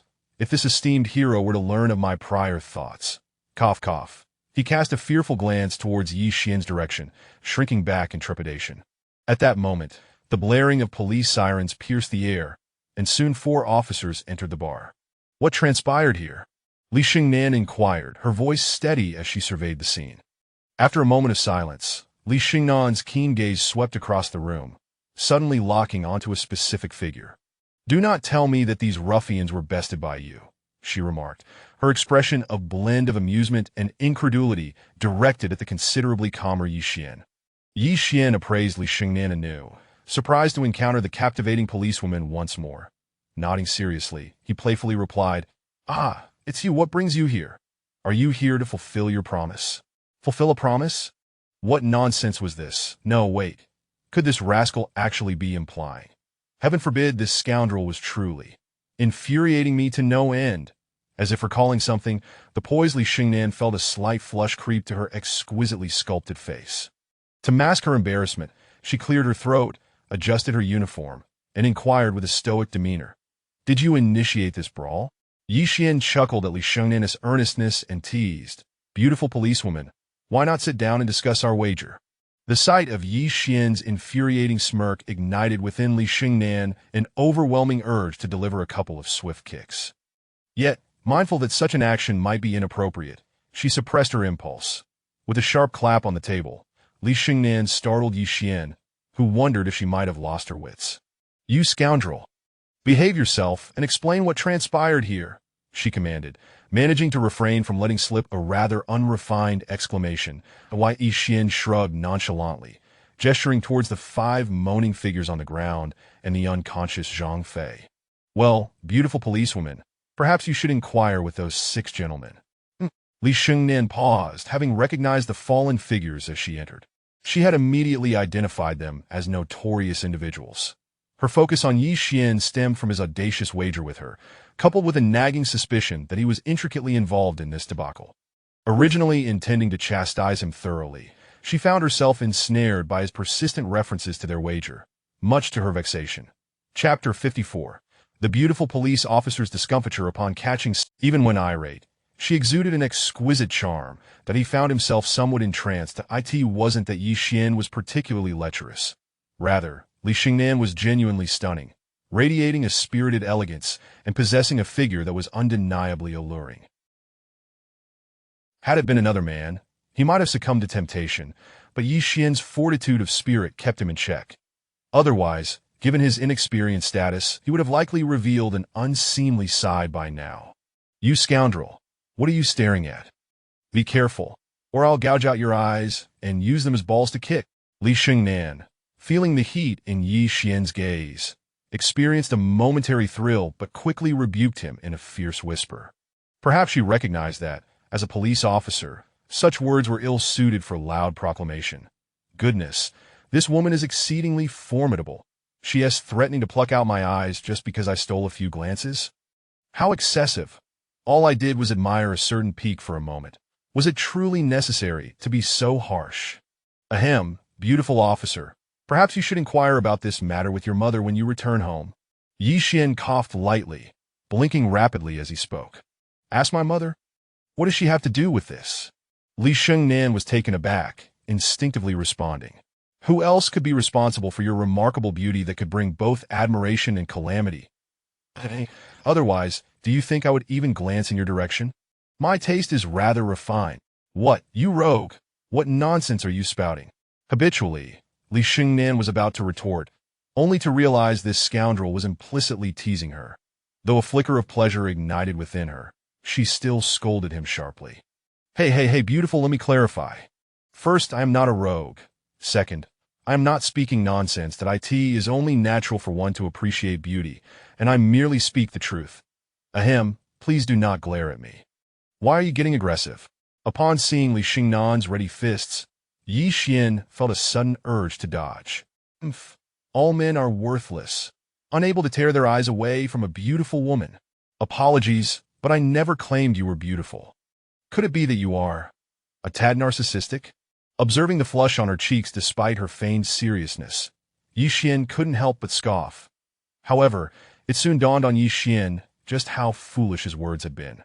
Upon hearing his quip, Li Xingnan froze momentarily, then, without warning, lifted her delicate foot and aimed a kick at his most sensitive area. Good heavens! Ye Xuan broke into a cold sweat, hastily retreating. Though she missed her intended target, the kick landed on his thigh, causing him to grimace in pain. Hey, are you not being a bit excessive?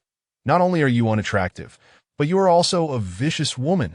Ye Xuan, still shaken, glared back at the frostily beautiful Li Xingnan, continuing his irritable banter. Fury flickered in Li Xingnan's eyes, but she quickly composed herself and spoke with a sinister undertone. You little brat, you have assaulted me. The evidence is irrefutable. Now, come with me to the station for an investigation that may last several months. She emphasized the phrase several months deliberately. Good grief. I now realize just how poor my judgment is. Not only are you unappealing, but you are also cruel, and now you reveal yourself to be a treacherous villain. Are you, perchance, the reincarnation of a scorpion? Otherwise, how could you be so? Wait. Are you really going to try that again? Let me tell you, if you incapacitate me, don't blame me for your lack of a fulfilling love life. As Ye Xuan spoke, Li Xingnan's leg came flying towards him once more, intent on delivering a decisive blow. Thus, Ye Xuan began to evade while continuing his taunts. Damn it, I would rather forfeit my love life than, you wicked rascal, I will end you. Ha. You may not want me, but I certainly want you. Besides, I wouldn't dream of depriving you of a fulfilling love life. How lonely and empty that would be, wouldn't you agree? Ye Xuan laughed heartily. You scoundrel, stop right there. Stop for what? Let me kick you a couple of times to vent my frustration. Do you truly think that is possible? Captain, are you both all right? A few bystanders, feeling uncomfortable with the playful banter between Ye Xuan and Li Xingnan, approached to interrupt their chase. Li Xingnan's body stiffened, halting her pursuit. She shot a fierce glare at Ye Xuan, who was watching her with an amused expression. Taking a deep breath, she silently admonished herself not to be angered. It was not worth getting upset over such a rogue. However, when she caught sight of Ye Xuan's intense gaze, filled with an almost predatory hunger, a shiver ran down her spine, and she felt a peculiar warmth envelop her heart. If it weren't for the fact that she was a police officer on duty, no one could predict what actions this extraordinarily beautiful woman might take. Unbeknownst to Li Xingnan, the aggressive glances from Ye Xuan did not provoke her disdain. Instead, they stirred an unusual sentiment within her. Had it been anyone else, she might have already put them in their place. With a fierce glare directed at Ye Xuan, she averted her gaze and turned to her colleague Xiao Lu, expressionless as she pointed at Ye Xuan and the 6 men on the ground, commanding, "Take these ruffians back to the station. I shall personally interrogate them." "Yes, Captain Li." Xiao Lu nodded, his face showing some discomfort. He then pulled out handcuffs and approached Ye Xuan, intending to restrain him. "Wait!" Ye Xuan gently pushed aside Officer Xiao Lu, smiling calmly as he said, "I referred to you as a scorpion." "What did you say?" Li Xingnan abruptly turned, her charming face icy as she glared at Ye Xuan, exuding an air of menace that suggested she would skin him alive if he didn't clarify. Ye Xuan instinctively shrank back, pointing at the 6 men on the ground as he explained. Ahem, could you please clarify? Just now, these 6 fellows did not utter a word before grabbing beer bottles and attempting to smash them over my head. Had I not possessed even a modicum of martial skill, I might have been killed. And yet, you all wish to restrain me without even inquiring about the circumstances. Furthermore, if you don't believe me, you can question those present. They can testify on my behalf that if that is not sufficient, I believe the bar has surveillance footage that could verify my claims. With that, Ye Xuan crossed his arms, regarding the beautiful police officer with a mocking expression. "You scoundrel, if you truly only possessed a modicum of martial skill, would you have been able to send those thugs flying? If you genuinely possessed only a modicum of martial skill, could you have single-handedly dismantled the Wolf Gang in a single night? Who would believe such nonsense? Yet, who could blame me for wanting to teach you a lesson? I, Li Xingnan, would not have endured such an insult in vain." Chapter 55. The Ximen family, although Li Xingnan longed to unleash her pent-up frustrations upon them. Fate intervened at the last moment as she received an urgent phone call, compelling her to hastily conclude matters. After delivering a stern reprimand to Zhang Fei and the others, she departed swiftly. Just before her exit, Li Xingnan cast a fierce glare at Ye Xuan. Yet in her flustered embarrassment, she hurriedly fled. There was no denying that Ye Xuan's gaze was exceedingly aggressive, and she feared that if she lingered any longer, she might be tempted to unleash a barrage of bullets upon him, allowing him to savor the taste of peanuts all too frequently. Ye Xuan watched as Li Xingnan left in an apparent rush, his curiosity piqued, yet he chose not to dwell on it. As for Zhang Fei and his companions, they shot Ye Xuan a resentful glance before turning away. The remaining onlookers, seeing there was no further entertainment to be had, resumed their revelry, engaging in laughter and libations that Ye Xuan paid little heed to the entire affair. After all, they were merely insignificant figures at the mid-stage of their postnatal development, far from worthy of his concern. What truly mattered now was to ascertain the nature of the Ximen family. The Ximen family, Ye Xuan mused, raising a bottle of erguo in contemplation. "Young Master Yi, what an intriguing demeanor you possess." At that moment, a cheerful voice broke the silence. "Ah, you're here. Please have a seat." Ye Xuan smiled as he gestured to the opposite chair, rising to greet the newcomer. "What would you like to drink?" After Xiao Haoqi settled into his seat, Ye Xuan inquired with a friendly tone. Xiao Haoqi shrugged, glancing at the erguo in Ye Xuan's hand. "I'll have a bottle of erguo too. Seeing how enchanted you are with it, I am curious to try it myself." "Waiter, another bottle of erguo, please," Ye Xuan instructed, nodding to a beautiful server who had just passed by. "Please hold on a moment," the server replied, her eyes brightening as she cast an awestruck glance at Ye Xuan before dashing to the bar to procure a bottle, placing it on the table without haste to leave. Xiao Haoqi, intrigued, exchanged glances between Ye Xuan and the server, puzzled by the admiration reflected in the server's gaze towards Ye Xuan. "Is there something you need?" Ye Xuan asked with a smile. "Phew. Thankfully, my idol is not as cold and unapproachable as I imagined." "Idol? Do you truly practice martial arts? By the way, my name is Xiaoyan, and I am a server here." The alluring server, dressed in a rather provocative outfit, hesitated for a moment before eagerly asking, her eyes sparkling with anticipation. Ye Xuan was taken aback, awkwardly scratching his nose as he replied, "Well, I can't really say I know martial arts. I just possess a bit more strength than the average person. That's impossible, idol, don't deceive me. With those impressive flying kicks, you must be a martial arts master. I've watched countless martial arts dramas, like The Legend of the Condor Heroes and The Return of the Condor Heroes." Stop, stop, stop. Seeing Xiaoyun's enthusiasm building, with her fingers gesturing animatedly, Ye Xuan quickly interrupted, feeling a headache coming on. Those are merely fabrications. They should not be taken to heart, that if there's nothing else, you should get back to work. Look, someone is calling for you over there. In this world, there could be no such figures as Li Xuan or Yanghua. They were all fictional. However, ancient martial arts truly existed, and even legendary cultivators were real. Yet, how could Ye Xuan possibly divulge such truths?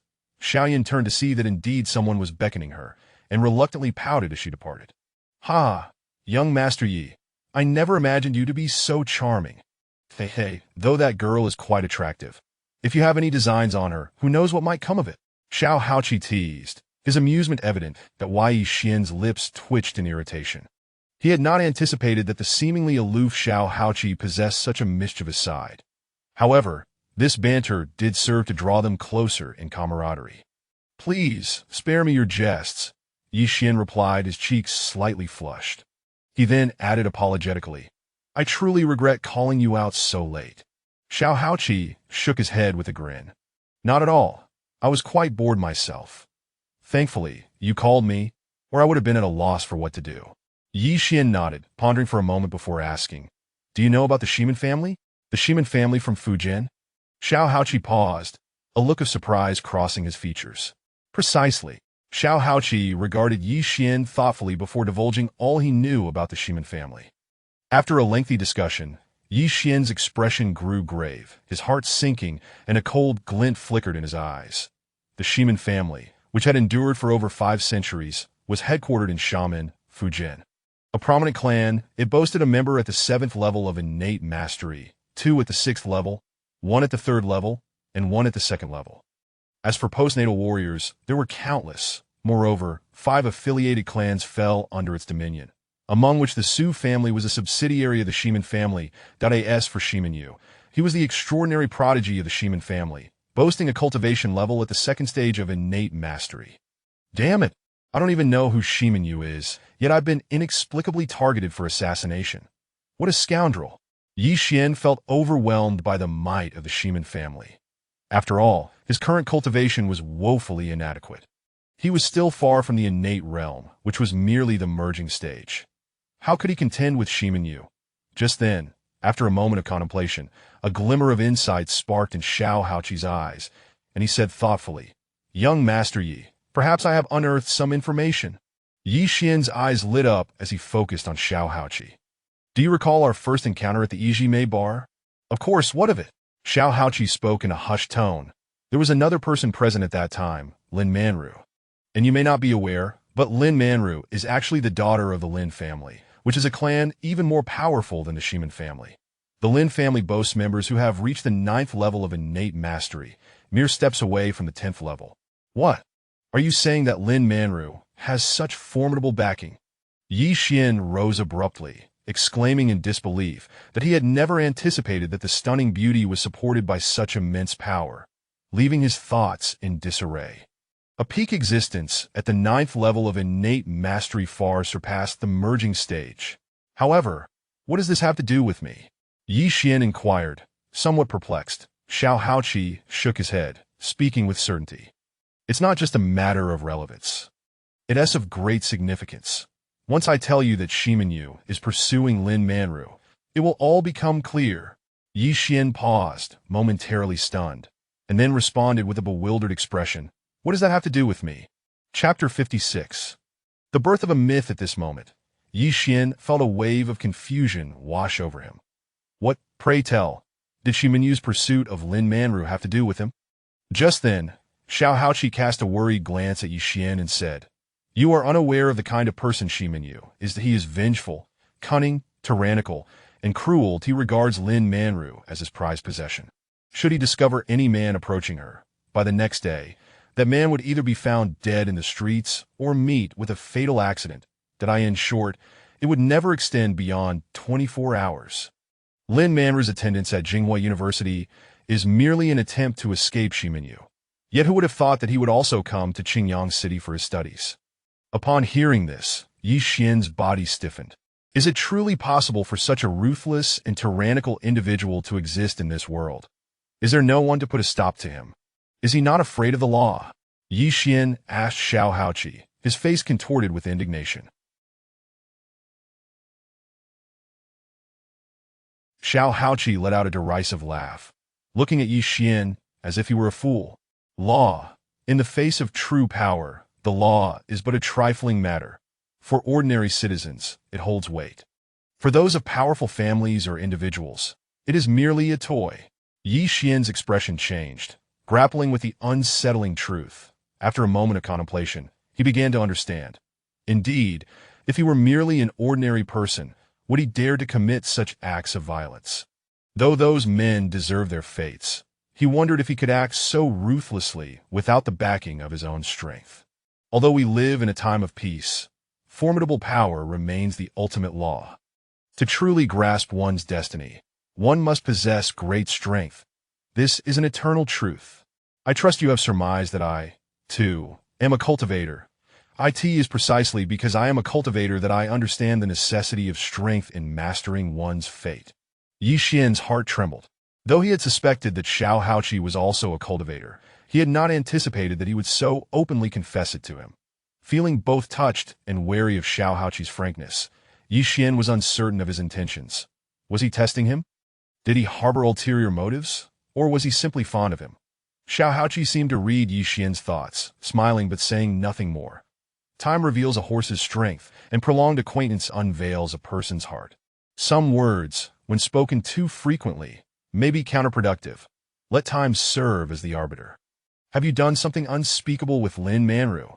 Otherwise, why would he attempt to assassinate you? Xiao Haoqi teased, looking at Ye Xuan with amusement. Ridiculous, Ye Xuan retorted. I met her only once at Iji Meijio, and she did help me once at Daihuan. That's it then. He must have seen you flirting with her while residing at Daihuan. Flirting? We've barely exchanged a few words. What flirting is there? Yet, Shiminyu's tyranny is excessive. To wish for my demise over such triviality. Ye Xuan was now 90% certain that Shiminyu's assassination attempt stemmed from his lighthearted banter with Lin Manru. This realization only fueled his anger.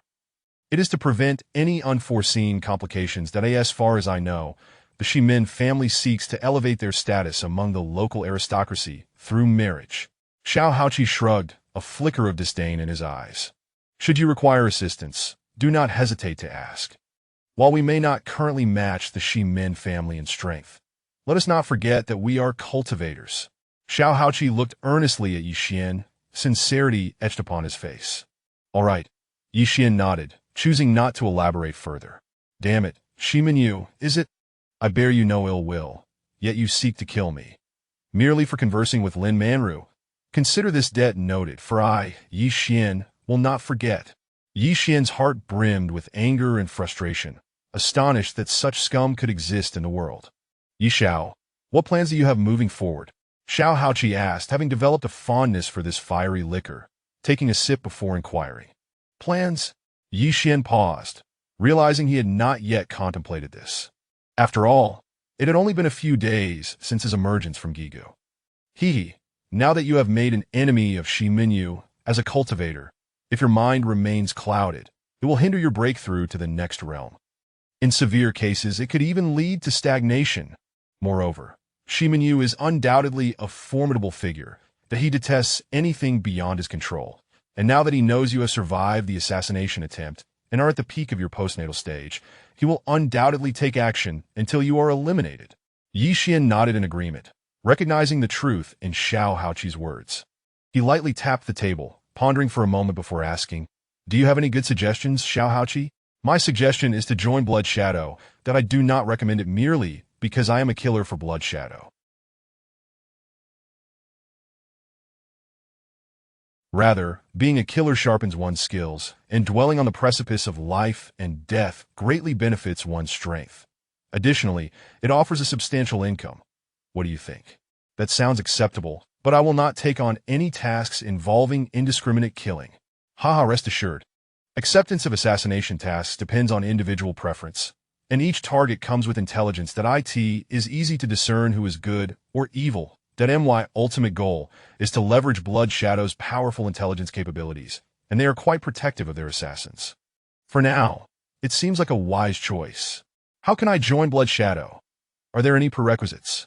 After listening to Xiao Haoqi's explanation, Ye Xuan felt significantly reassured. First, you will need a refer, which I can provide.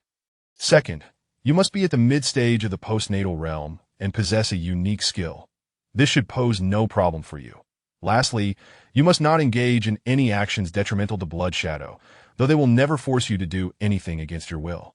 Very well, I shall join Blood Shadow. With no issues regarding the three conditions, Ye Xuan agreed decisively. Unbeknownst to him, a legend that would shock the entire assassin world was about to be born under the shadow of an assassination. Now that you've made your decision, if there is nothing else, I can take you to register as an assassin right away. By the way, there are two types of assassins. The first type, like me, is a lone wolf, not bound by any organization, simply accepting assassination tasks. However, this type of assassin, while enjoying freedom, must surrender 20% of their earnings to Blood Shadow. The second type is affiliated with the assassin organization, undergoing unified training, and they receive 10% less in commissions than the lone wolves. I choose to be a lone wolf, Ye Xuan declared without hesitation. Xiao Haoqi's expression revealed that he had anticipated this response. Excellent. In that case, let us proceed with the registration. P.S. Writing a book is arduous. If you find it to your liking, please extend your support to Ye Xuan with recommendation votes or the like. Thank you. The plot of Evil Sovereign is about to reach its climax, so stay tuned. Chapter 57. Inversion of Truth. Before long, the two arrived at the bustling area of Paley Square in the Northern District. After disembarking from the vehicle, Ye Xuan surveyed the surroundings and, with a hint of confusion, inquired, "The Blood Shadow branch isn't located nearby, is it?" "Indeed, it is right here." "Isn't it astonishing?" Xiao Haoqi chuckled in response. "Yes, it is quite remarkable. Who would have imagined that the world's foremost assassin organization would establish a branch in such a vibrant locale? Actually, it's quite simple. The more conspicuous a place is, the more clandestine and secure it tends to be. Just like how the most perilous spots can often be the safest. Great secrecy resides in plain sight. Impressive. With that, the two made their way to a venue known as the X Club. "Good day. Please present your identification." Upon reaching the ornate, vintage entrance, a burly man clad in black rudely demanded. "What? Identification? Do you mean an ID card?" Ye Xuan asked, perplexed. "An ID card? Damn it, where did this impoverished brat come from? Do you even know where you are, Scram? Don't obstruct me from standing guard." The man in black cast a disdainful glance at Ye Xuan and Xiao Haoqi, mocking them. Xiao Haoqi's expression darkened, and he coldly stated, "Apologize to my friend." "What did you say?" The man was taken aback by Xiao Haoqi's words, before sneering, "Who does this dead dog think he is to demand an apology from me? Do you believe I could crush you with a mere finger? Are you quite certain you will not apologize?" Xiao Haoqi's eyes narrowed, a glint of coldness flickering within them. The man in black involuntarily flinched, perhaps due to the chill in the air, but thought little of it. Hearing Xiao Haoqi's words, he swung his massive hand towards him, cursing loudly. "Damn it, who does this little brat think he is to act arrogant before me? Watch as I slap you to death." "Seeking death?" The cold glare in Xiao Haoqi's eyes intensified as he swiftly seized the man's wrist, speaking icily. "It seems the X Club has deteriorated to the point of employing trash as doormen. In that case, I shall render you useless." "Render you useless." The moment the man heard these words, a wave of foreboding washed over him. Yet upon seeing the two seemingly ordinary and youthful individuals, he felt an unwarranted surge of bravado and growled menacingly. "You bastard, knowing this is the X Club, you still dare to act brazenly. Do you believe I won't kill you?" Crack! The sound of the man's wrist being crushed echoed, followed by his anguished screams and furious roars. "Bastard, You dare to ruin my wrist. Do you know who I am? Ah. The man attempted to invoke the authority of those behind him to intimidate, but was met with a swift kick to the abdomen from Xiao Haoqi, sending him crashing to the ground with a thunderous impact that reverberated through the area. What the hell is going on? Ye, what has happened to you? At that moment, a commanding voice resonated, and upon seeing the writhing figure on the ground, who was none other than Ye, the second in command of the Blood Shadow branch in Qingyang, the speaker's expression shifted to one of rage. Ah! Uncle, you must avenge your nephew. I am being beaten to death. Upon recognizing his uncle, Ye clung to him like a lifeline, weeping like a child despite being a grown man. A flicker of disdain crossed Ye Xuan's face. Yet, being his own nephew, he solemnly inquired, what on earth transpired? Realizing his uncle's tone was laced with discontent, Ye hurriedly recounted, just now, 2 youngsters came to the entrance, insisting on entering our X-Club. I did my utmost to prevent them from entering, as I knew our club's regulations. No entry without identification. However, those 2 brats refused to listen, claiming this was some garbage place, questioning why identification was necessary to enter. They even threatened to kill me, and now I feel as though my stomach is about to explode. You must take charge, uncle. What? Is this truly the case? You're not deceiving me. After hearing Ye Xuan's lament, a frown creased Ye Xuan's brow, his voice cold. Absolutely true, uncle. How could I possibly deceive you? Those 2 brats are likely still at the entrance. Ye Xuan's heart quaked, but he forced himself to respond, avoiding eye contact. I shall see who dares to act recklessly within my X-Club. Truly, they must have a death wish. Ye Xuan scoffed, ready to investigate just who had the audacity to behave so brazenly in his domain. What a bold statement. I truly have no desire to live. Perhaps you could escort me on my way? Before Ye Xuan could finish his thought, a cold voice interrupted. Ye Xuan's eyes flared with anger. It had been years since anyone dared to address him so directly. Who are you? What do you mean by harming my club? He inquired, his expression darkening. When did the X-Club harbor such wretched individuals? Those lacking in manners, spouting slander, and reversing right and wrong. How dare such refuse to vanish? Are they not afraid of being killed? Who are you? Ye Xuan's eyes gleamed with realization. Observe closely. We are not without identification. As Xiao Haoqi spoke, he produced a golden card from his pocket, flicking it with his finger, sending it hurtling towards Ye Xuan. Upon seeing the golden card, Ye Xuan's countenance soured considerably, that as he grasped it and read the inscription, he felt as though he were facing a terrifying specter. His entire body trembled as if he were a leaf in the wind, cold sweat streaming down his pale cheeks. Cold. Cold. Ye Xuan stammered, his face losing all color. Xiao Haoqi cast a frigid glance at Ye Xuan, who felt as if his very soul were being laid bare. At that moment, Ye Xuan, pointing at Xiao Haoqi, shrieked, Uncle, it was this brat in black who assaulted me. Quickly seize him. I want him to suffer a fate worse than death, to understand that some individuals are not to be trifled with. Bastard, you will be silent.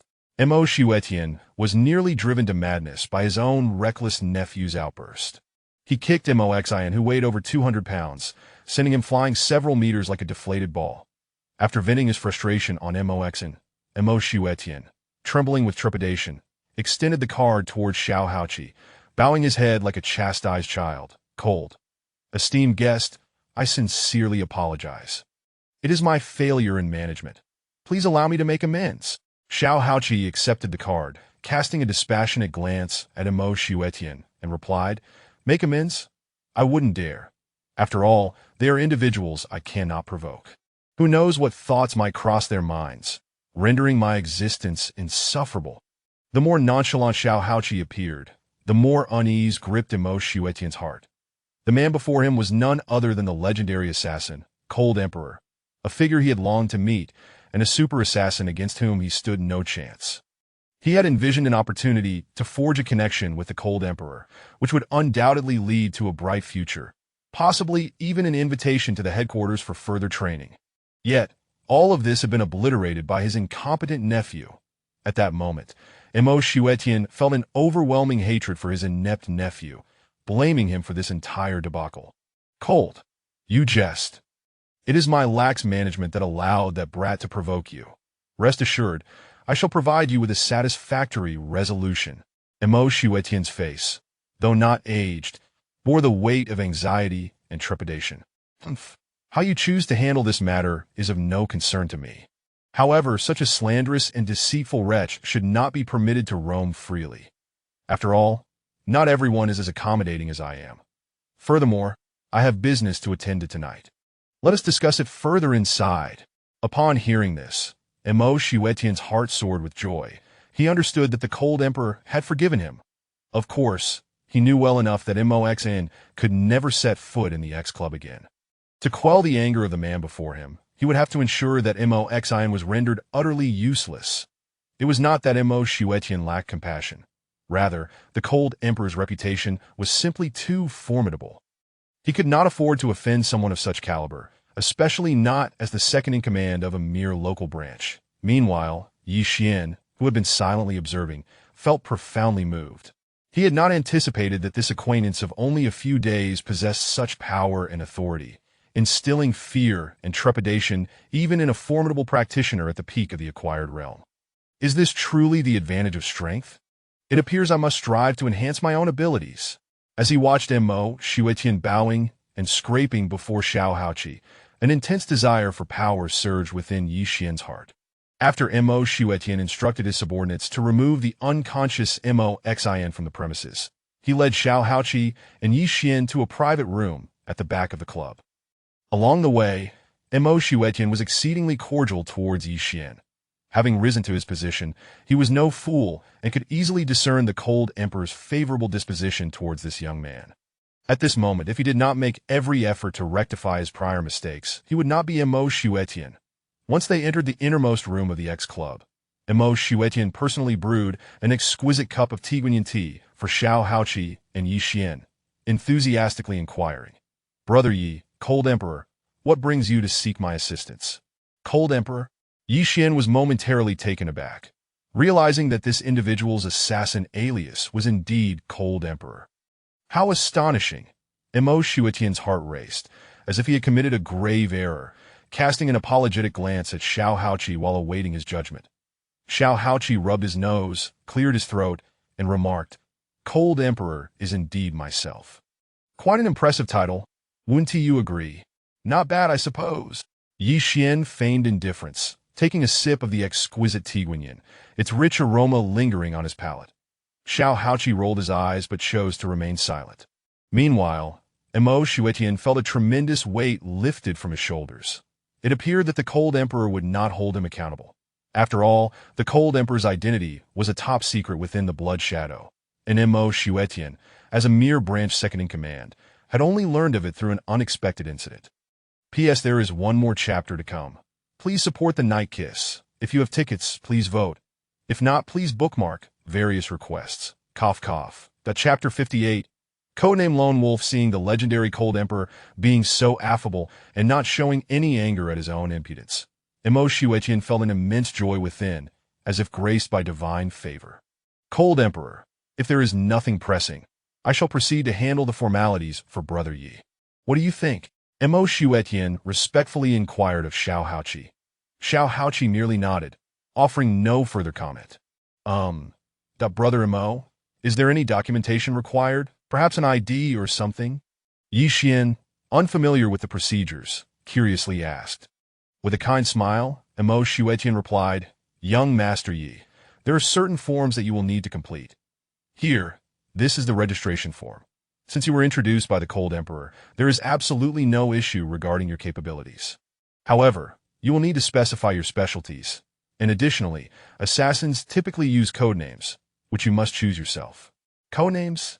Ye Xuan was momentarily taken aback, uncertain of what name to select. Indeed, no assassin would use their real name. "For instance, I go by Cold Blood," Xiao Haoqi remarked with a nod and a smile. "Are you not called the Cold Emperor? Why the alias of Cold Blood?" Ye Xuan questioned, perplexed.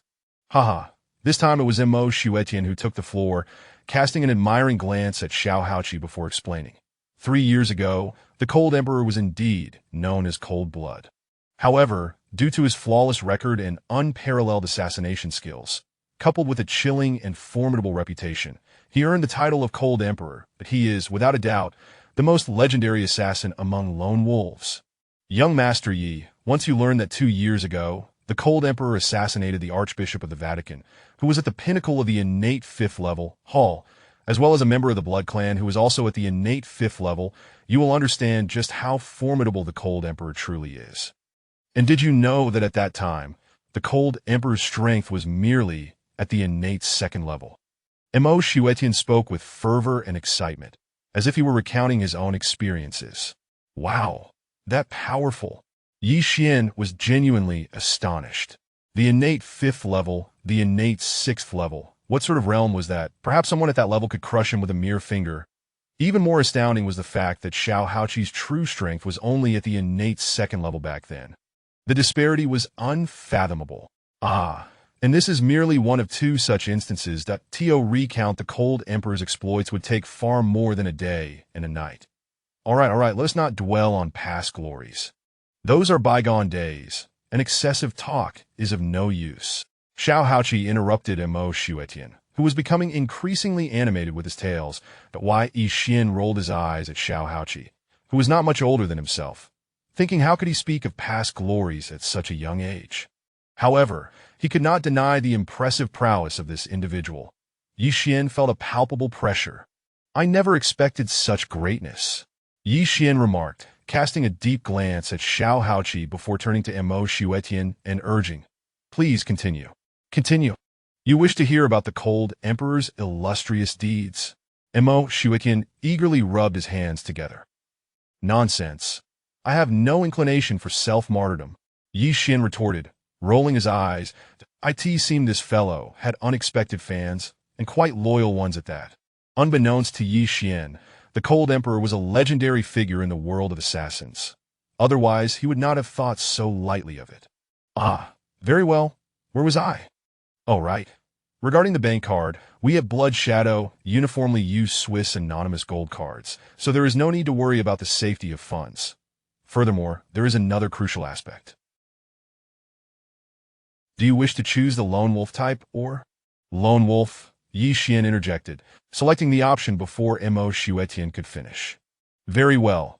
Please allow young Master Yi to wait about a day, and I shall deliver all the necessary documents. By the way, young Master Yi, what is your address? Ye Xuan nodded in understanding, as it was fitting for someone accompanying the most legendary Lone Wolf, the Cold Emperor, to choose the Lone Wolf type. Ye Xuan nodded and proceeded to provide his current address. Here, this is the membership fee. Xiao Haoqi suddenly produced a Swiss gold card and handed it to Ye Xuan. Ye Xuan could not possibly accept the Cold Emperor's money and quickly declined, saying, "Cold Emperor, this is absolutely out of the question. I have already felt quite indebted to both you and young Master Yi. Consider this membership fee a gesture of my apology." Membership fee. Ye Xuan felt a bit embarrassed. How could joining Blood Shadow be free? Since it's not a large amount, I didn't mention it. It's only 1 million. I will cover it for you, and when you accept the task and earn money, you can repay me later, Xiao Haoqi said with great understanding, knowing that his relationship with Ye Xuan was not yet at that level. His words were meant to alleviate any concerns or awkwardness Ye Xuan might feel. Only 1 million. Truly, wealth was abundant. Thank you. I will repay you when I have the means, Ye Xuan stammered, initially considering using the cash from his swallowing gourd to pay the membership, but he quickly reconsidered. Producing 1 million in cash out of thin air would surely raise suspicions. After all, this was no magic trick, and the people present were not fools, especially Xiao Haoqi, who was a cultivator and undoubtedly aware of the existence of storage treasures. It was not that Ye Xuan did not trust Xiao Haoqi, but rather that their relationship had not reached that level of intimacy, that if Xiao Haoqi were to discover that he possessed a storage treasure, it would present an additional potential danger. Until he grew stronger, it was best to keep such matters concealed, that in the end, no matter what, Ye Xuan would not accept the Cold Emperor's money, considering it a token of goodwill towards Ye Xuan, as well as an apology. Reluctantly, Ye Xuan accepted Ye Xuan's kindness, knowing that further refusal would be inappropriate. Although Ye Xuan did not harbor strong feelings for Mo Xuetian, he certainly did not dislike him, for the one who wielded influence and spread lies was his nephew, not Mo Xuetian himself. In the end, Ye Xuan settled on the codename Lone Wolf for himself. After completing all the formalities, the two departed from the X-Club. Once they parted ways, Ye Xuan made his way directly home to Woolapu.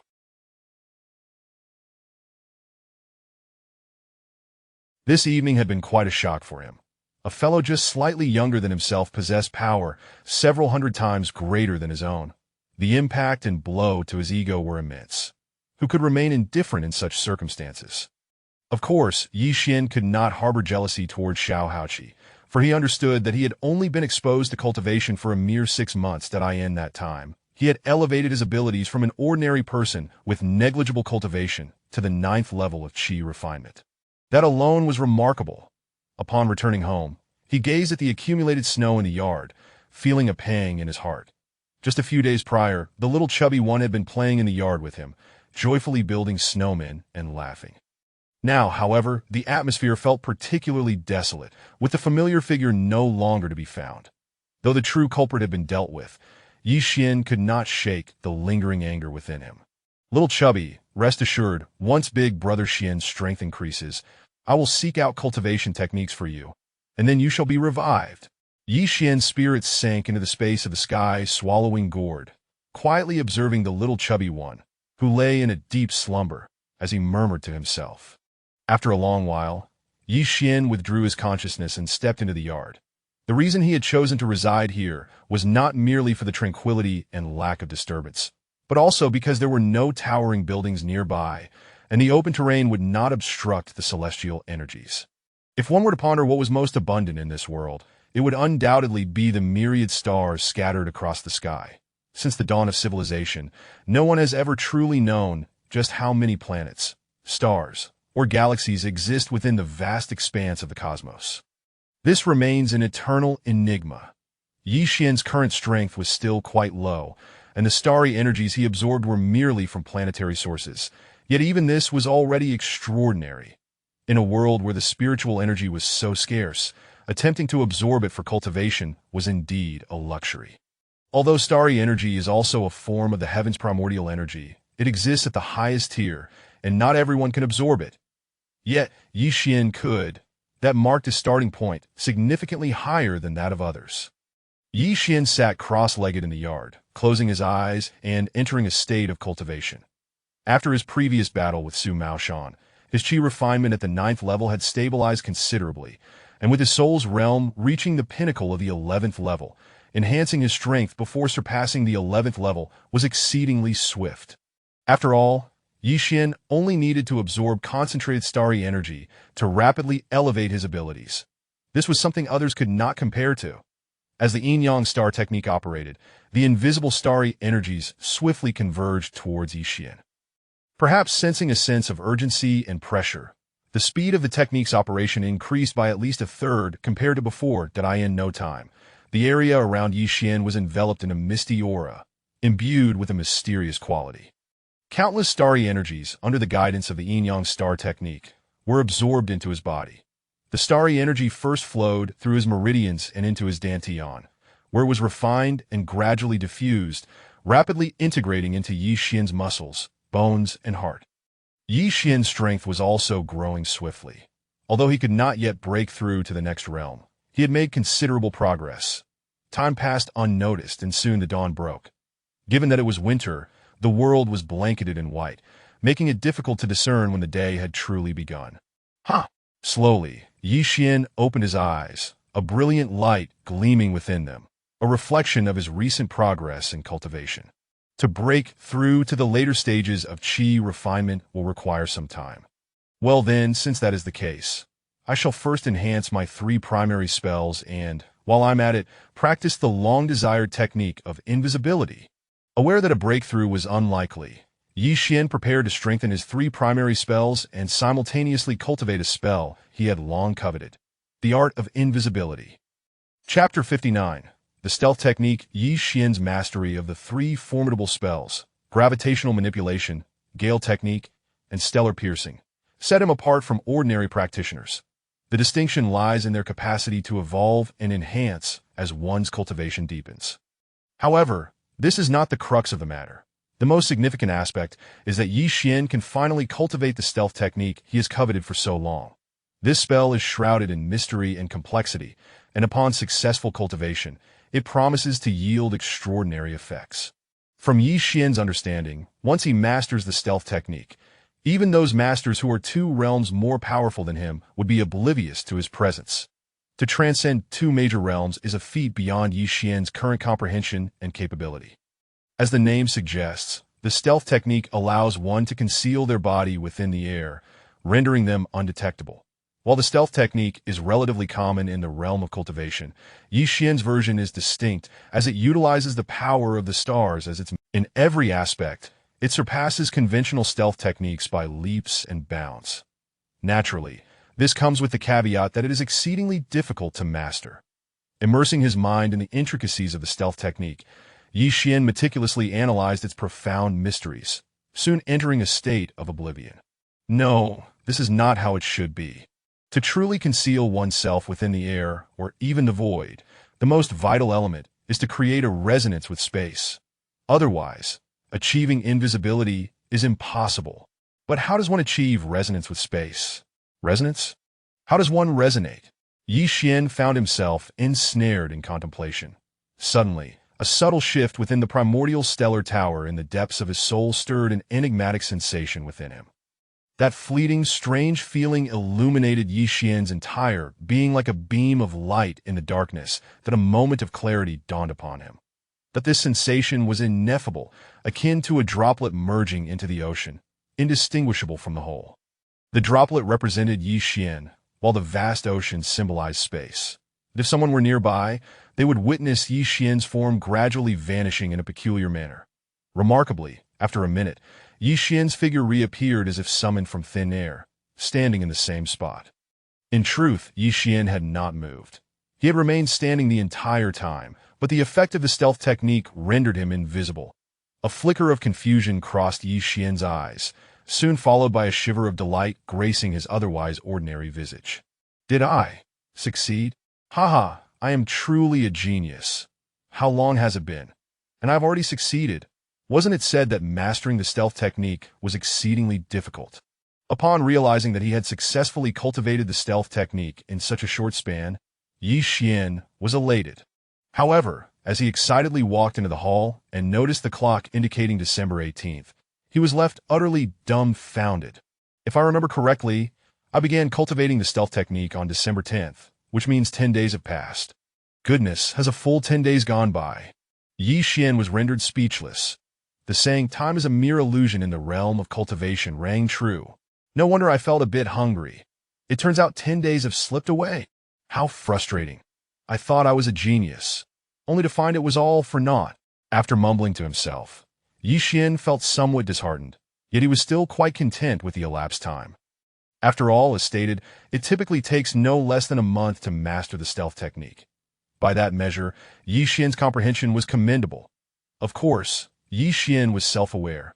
Without the sudden, mysterious wave of profound energy from the stellar tower, he would not have been able to cultivate the stealth technique so swiftly. Upon exiting the hall, Ye Xuan was taken aback to discover a package resting beneath a nearby tree. Strange, I don't recall this being here before, he mused as he approached the package. Upon picking it up, he realized it had been left by Ye Xuan 10 days prior in his courtyard. Young Master Ye, seeing that you were immersed in your cultivation, I refrained from disturbing you. The contents of this package include a bank card, a computer, and a specially designed phone prepared for you by Blood Shadow. Once you awaken, should you have any questions, you may use the address on the paper to enter the Blood Shadow space for further details. Additionally, if you require any assistance, do not hesitate to call me. As Ye Xuan held the note, he felt a chill run down his spine, chiding himself for being so careless. He was fortunate that Ye Xuan had no ulterior motives. Otherwise, he might have already met his end. For instance, like Shi Minyu. From now on, I must not be so negligent. Ye Xuan resolved inwardly. He placed the package into the swallowing gourd and turned to leave, prioritizing a meal first. By the way, where has that rascal Xiao He gone? Has he really not shown up in these 10 days? But he should be fine. His strength surpasses mine, and he is inherently a master of the skies.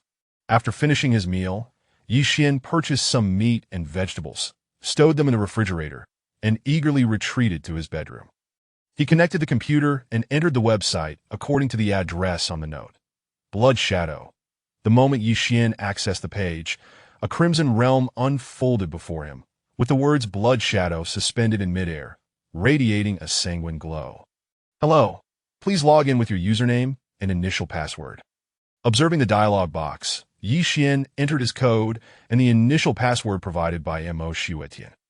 In no time, he found himself on his personal page, promptly changing his password before leisurely exploring the Blood Shadow space.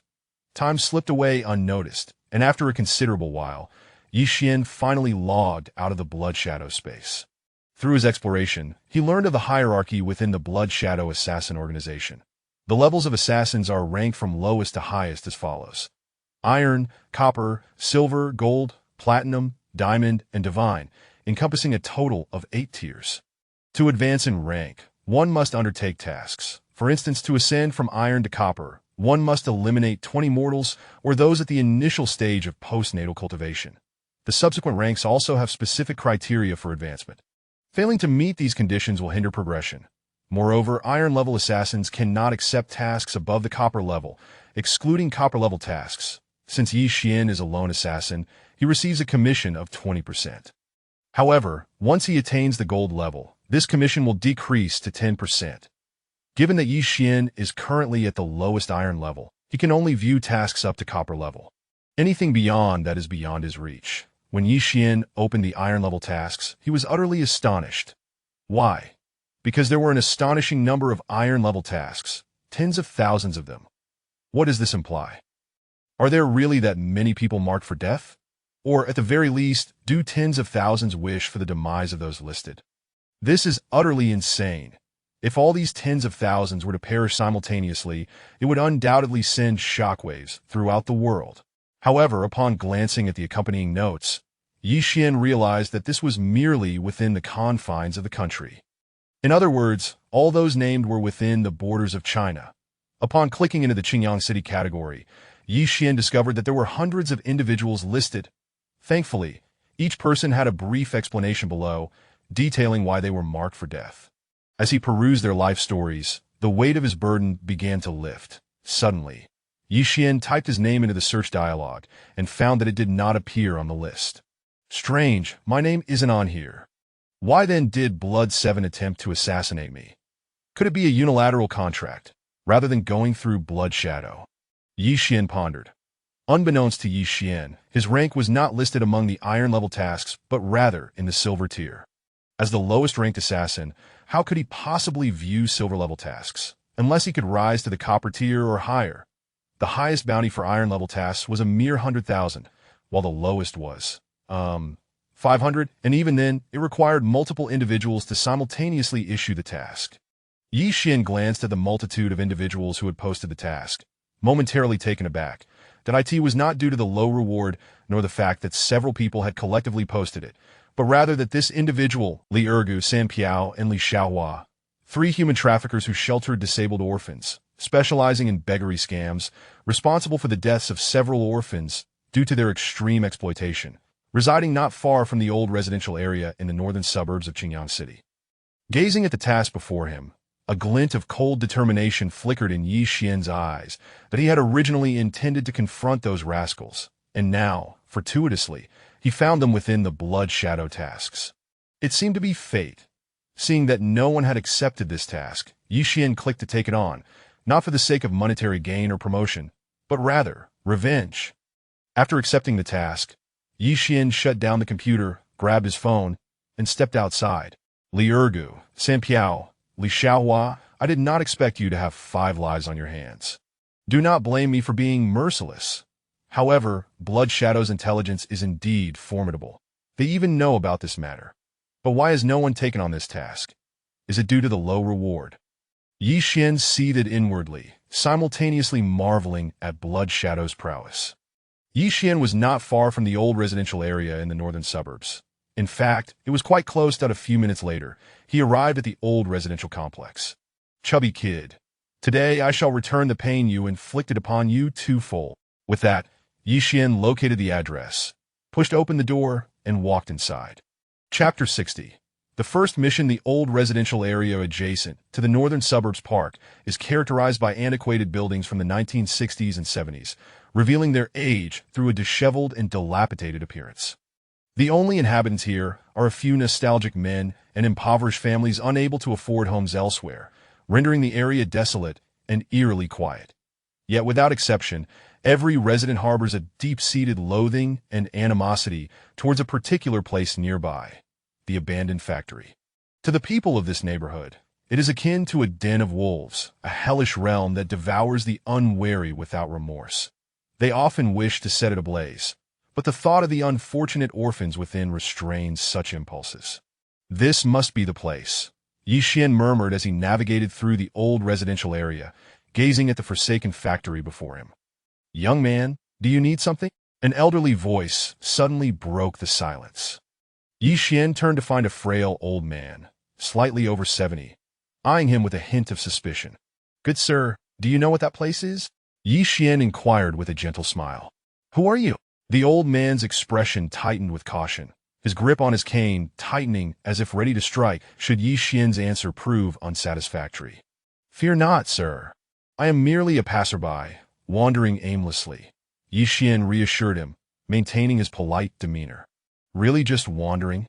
The old man relaxed slightly, but still wore a look of skepticism. "Is there something troubling you, sir?" Ye Xuan asked, noticing the man's apprehensive demeanor. No. Why would there be? However, upon observing Ye Xuan's robust physique, his doubts began to dissipate. "Listen to this, old man. If you have no business here, it would be wise to leave promptly," he advised, shaking his head as he turned to depart.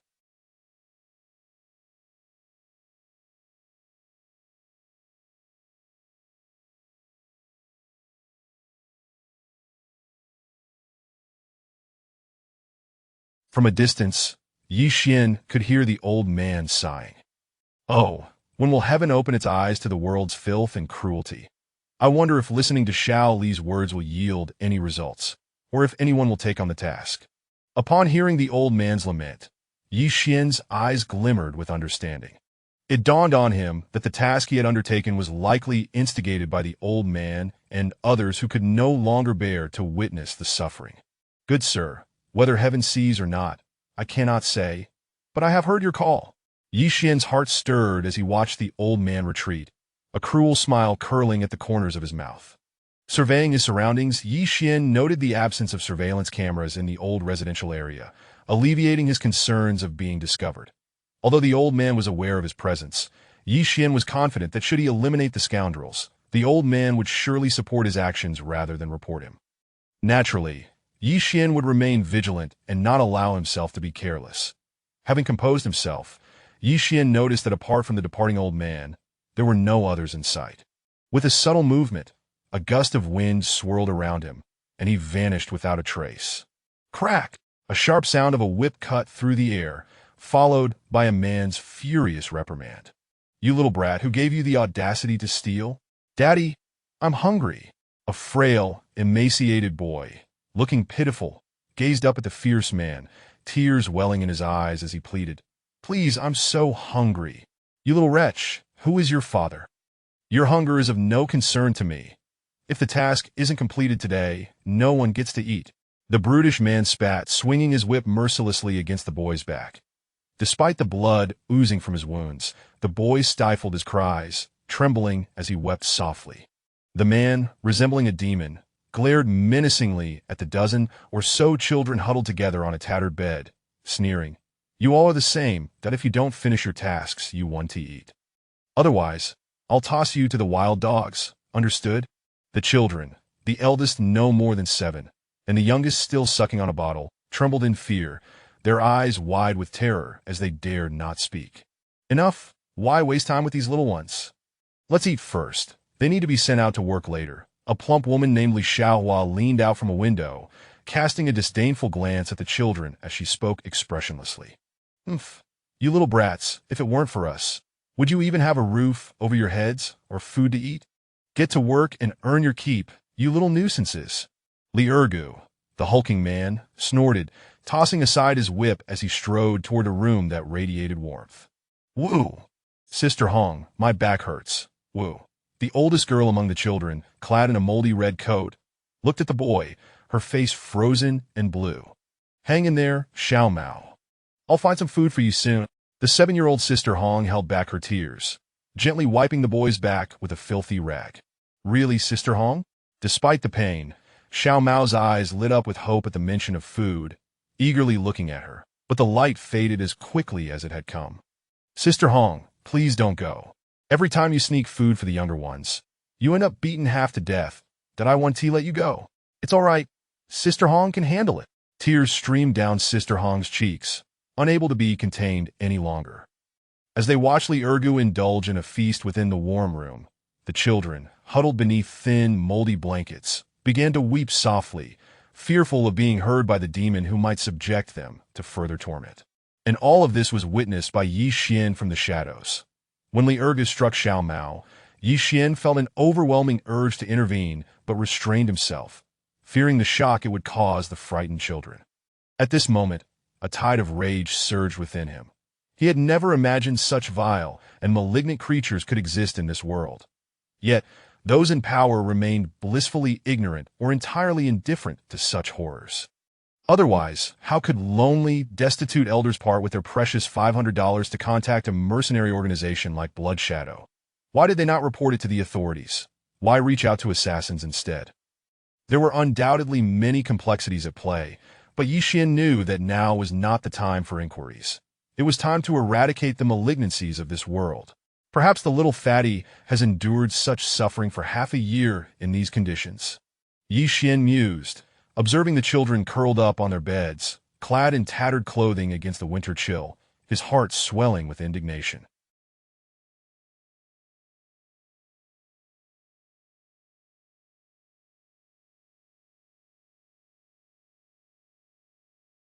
These children could never have imagined that from this very moment onward, all their suffering, grievances, hunger, and pain would cease to exist.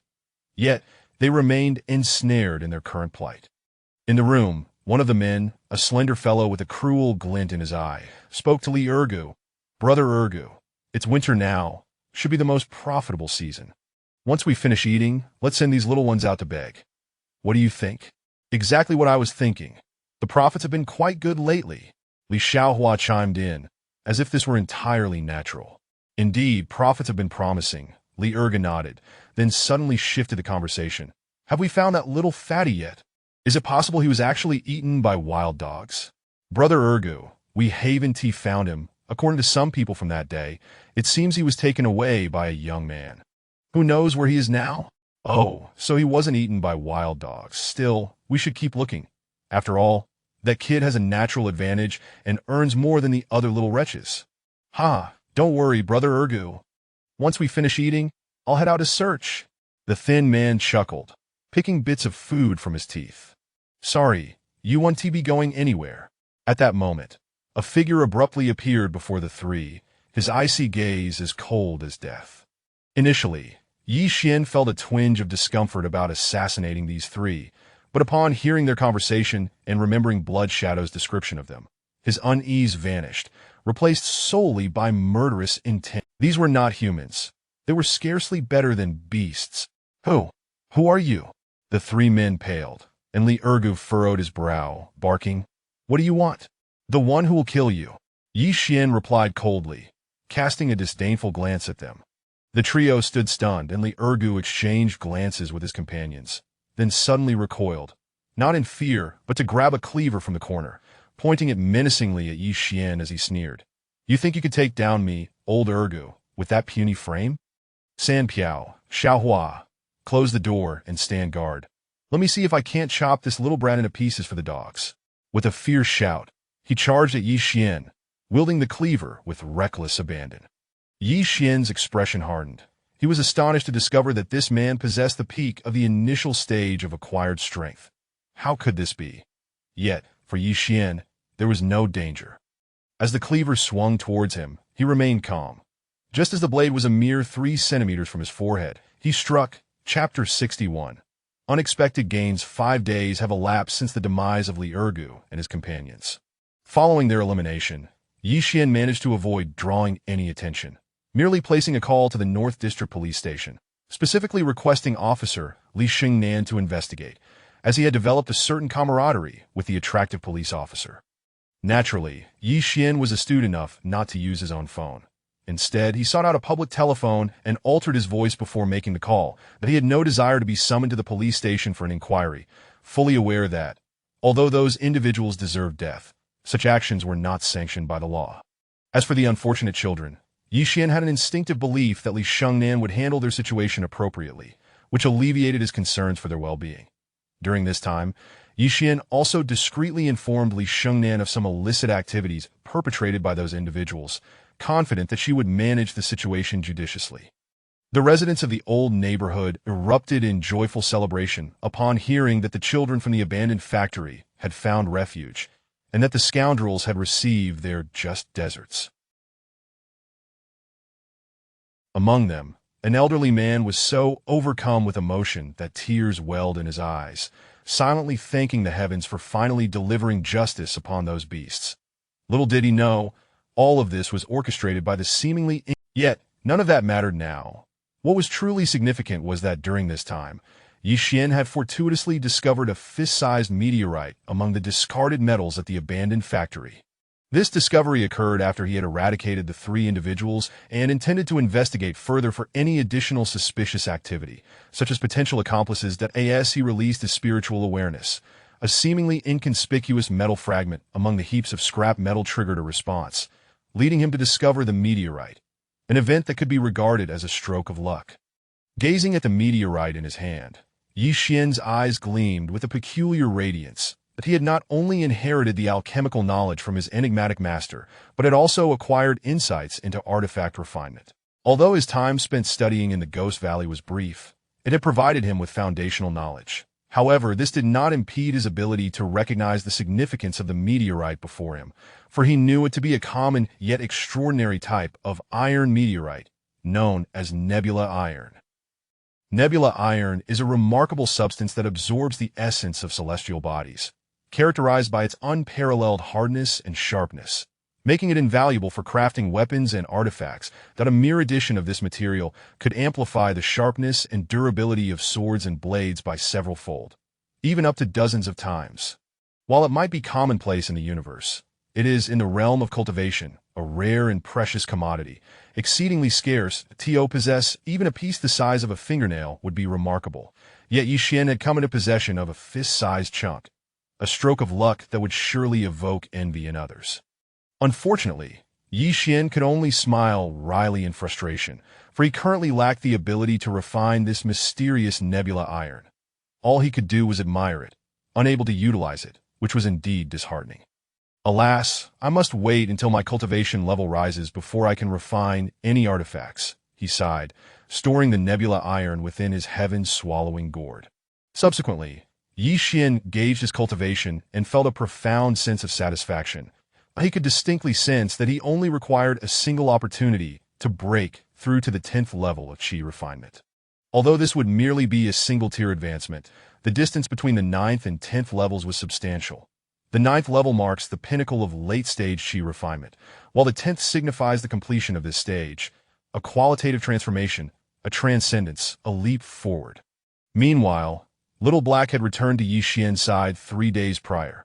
Observing the magnificent creature, who appeared regal as it rested with closed eyes, Ye Xuan felt a pang of inadequacy. The creature's strength had astonishingly surged once again. Previously, Ye Xuan could contend with it, but now he was far from its match. The sight of its glimmering, lethal talons and sharp wings sent shivers down his spine, instilling a sense of helplessness. He pondered the devastation that would ensue should one of its claws strike him. Although his physical resilience had improved and he could withstand bullets, he was still no match for the might of Little Black's claws. Ye Xuan could only break into a cold sweat, though he felt a surge of happiness as well. The more formidable Little Black became, the more delighted Ye Xuan felt. That night, Ye Xuan sat in quiet meditation within the courtyard, entering a state of cultivation. Behind him, Little Black, resembling an imperious monarch, vigilantly guarded him, harnessing the power of the stars to enhance its training. Having learned from past experiences, Ye Xuan established a soundproof and alert barrier to prevent any disturbances during his retreat, unwilling to be interrupted during his focus. As Ye Xuan and Little Black delved into their training, Li Xingnan was diligently following the trail left by Ye Xuan, conducting a citywide sweep to apprehend those involved in the trafficking of children, particularly those exploiting orphans for begging. Such audacious, illegal activities could not occur without substantial backing, and after 5 days of investigation, the trail led directly to her superior, Ma Cheng. Li Xingnan's gaze was cold as she regarded Ma Cheng, producing evidence and slamming it onto his desk with an air of contempt. "Director Ma, there are certain documents here that require your immediate attention," she stated, boldly taking a seat across from him. Ma Cheng, a balding man in his 40s, felt a sudden unease as he looked at the dossier before him, his eyelids twitching. Could something untoward have transpired? "What is this?" he asked, confused, as he observed the imposing figure of Li Xingnan. With a half-smile, Li Xingnan replied, "Director Ma, you will discover the truth upon opening it." "Ah!" Ma Cheng furrowed his brow, picking up the dossier, only to set it down again with an insouciant smile. "Xingnan, I will review this when I have the time. For now, there is a matter I need to assign to you regarding. Is it about the child trafficking case in Qingyang City, the forced begging of orphans, or perhaps the annihilation of the Wolf Gang? Or is it related to Lu Wentao's escape from prison?" Li Xingnan interjected coolly, smirking. "Ma Cheng, your secrets are quite well kept, but do you not know the saying, 'The heavens have eyes, and nothing escapes their watch'?" Startled, Ma Cheng leapt to his feet, his expression one of shock. Yet he quickly composed himself, his demeanor shifting as he pointed an accusatory finger at Li Xingnan. "Comrade Li Xingnan, I advise you to watch your words, that I am your superior and the head of the North District Police Department. How dare a mere team leader question me? Guards, take Li Xingnan away and confiscate her firearm. I want to see just how bold you are, little girl, to slander the director." Ma Cheng shouted, slamming his fist on the desk in exasperation. At the sound of Ma Cheng's furious command, 4 or 5 police officers rushed in from outside, ready to seize Li Xingnan's weapon. That insufferable woman, relying on her looks, had become increasingly overbearing in the station, meddling in affairs that were none of her concern. Now she had crossed the line and angered the director. "Don't move," the officers shouted, guns trained on Li Xingnan's head. "How dare you?" Li Xingnan thundered. "Ma Cheng, you despicable parasite. Not only are you complicit in child trafficking, but you also associate with the Wolf Gang. I am curious to know what Su's family has offered you. The orphanage that once stood in the North District now thrives under your clandestine support, does it not? And you lot? What a disgrace. To have worked alongside such filth for so many years, knowing full well the beast was engaged in foul play, yet failing to report it simply because he is the director? You! I remember your name, Su Nung, correct? A scion of the Su family? You know just how many young lives you've ruined. And you Lu Xiaofei, Ma Cheng's lover and secretary, right? I can hardly bear to recount the misdeeds you have committed. Prepare to face the consequences." Li Xingnan raged like a ferocious tigress, pointing an accusatory finger at those present, but Ma Cheng's expression darkened, his emotions shifting rapidly as he shot a glance toward a man named Su Nung, his eyes glinting with malice.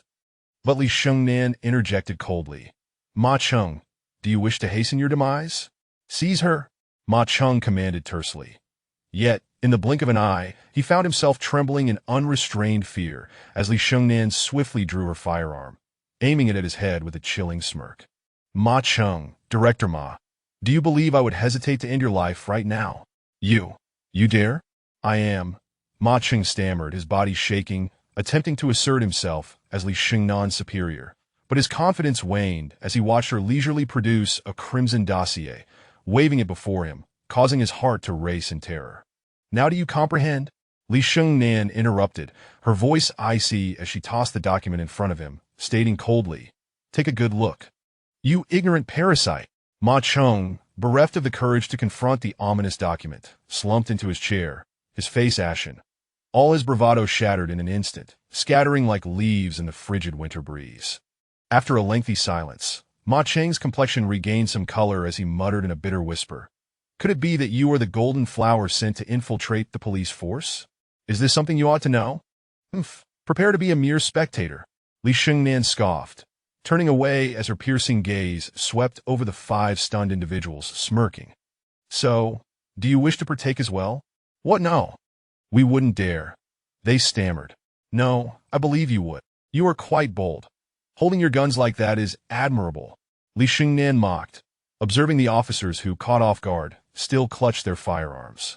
The officers trembled, hastily lowering their weapons, fear etched on their faces, unwilling to meet Li Shengnan's gaze. They had not anticipated that retribution would arrive so swiftly. One moment, they reveled in the misfortunes of others, and the next, they found themselves on the precipice of their own demise. Chapter 62. When will you fulfill your promise? Upon seeing the news of Lu Wentao's prison break, Ye Xuan was consumed by anger, cursing the police for their incompetence. How could they be so foolish and ineffectual? Unable to contain his frustration, Ye Xuan took out his phone and dialed Li Shengnan's number. As soon as she answered, he unleashed a torrent of questions and accusations, continuing until he had vented his fury, at which point a soft, clear voice broke through. Have you finished your tirade? Li Shengnan inquired gently, as if she could sense the depth of Ye Xuan's rage. After his outburst, Ye Xuan's heart began to settle. He realized that he could not blame Li Shengnan for this situation and, with a hint of remorse, uttered an apology. There is no need for apologies. Instead, why don't you meet me at Peninsula CAF? If you wish to know what you're curious about, come here, she stated decisively before hanging up. That Ye Xuan stared blankly at his phone, which had fallen silent, muttering to himself before closing the door and heading towards Peninsula CAF.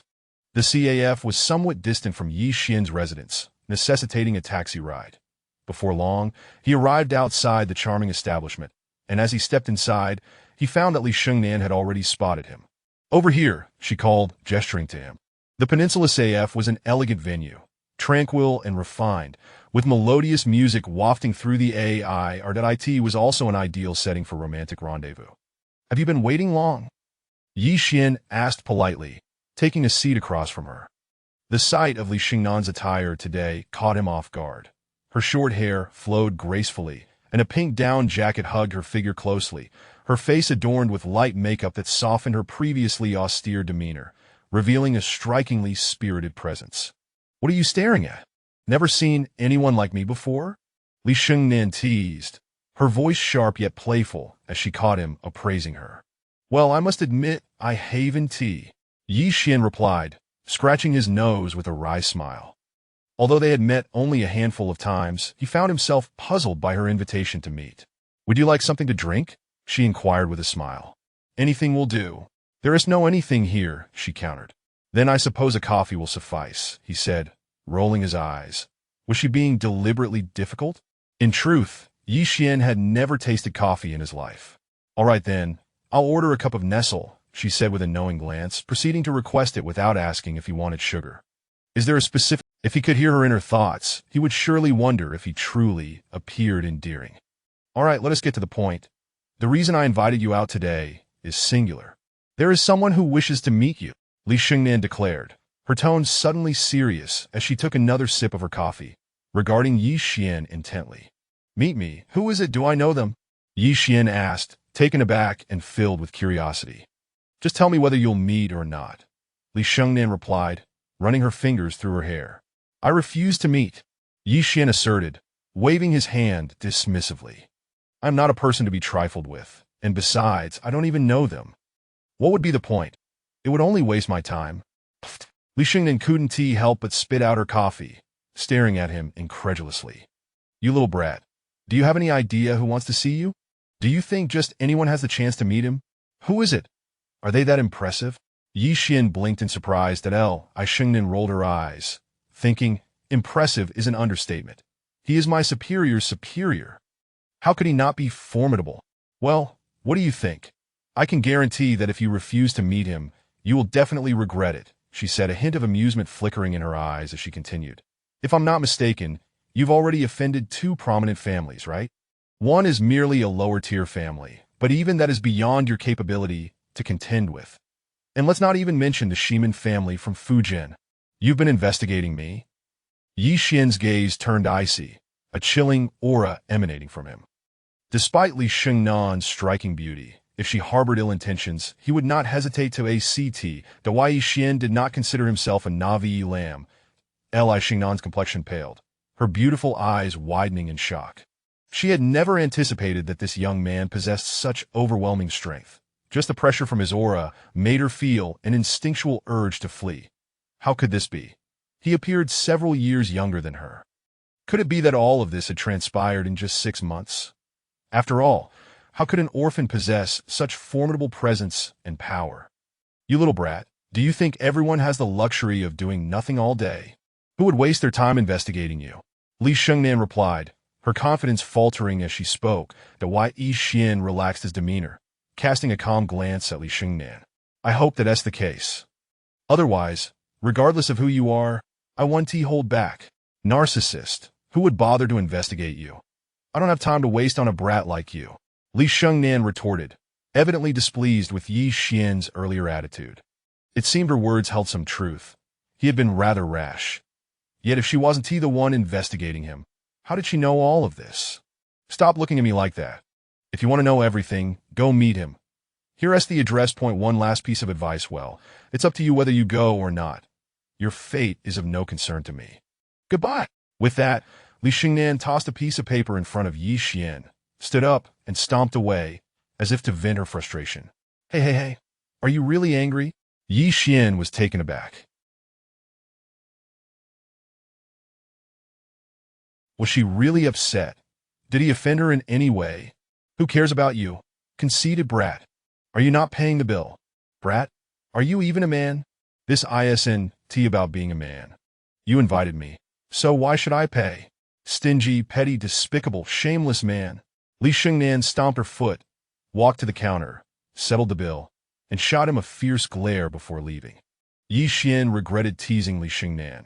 Watching her storm out, he suddenly called after her. By the way, when will you fulfill your promise? Li Xingnan halted, her face flushing in anger as she shouted, Go die, you brat! With that, she stormed out, ignoring him completely. Goodness, one cannot judge a book by its cover. I thought she was gentle and demure, yet she turned out to be quite the fiery character. Should I still collect on my gambling debt? Ye Xuan mused aloud, his words drifting into Li Xingnan's ears. You infuriating brat. Go to hell. The moment she heard his teasing remarks, Li Xingnan nearly exploded with rage, her breath quickening as her ample chest heaved in agitation. After leaving Peninsula CAF, Ye Xuan followed the address on the note and arrived at an elegantly tranquil courtyard, steeped in an ancient charm. That he knocked on the door. Come in, young man, a deep, magnetic voice called from within. Heeding the invitation, Ye Xuan pushed open the crimson door and stepped inside. As he entered the courtyard, his gaze sharpened, a wave of indescribable comfort washing over him, as if every pore was opened, greedily absorbing the fresh air. What is this?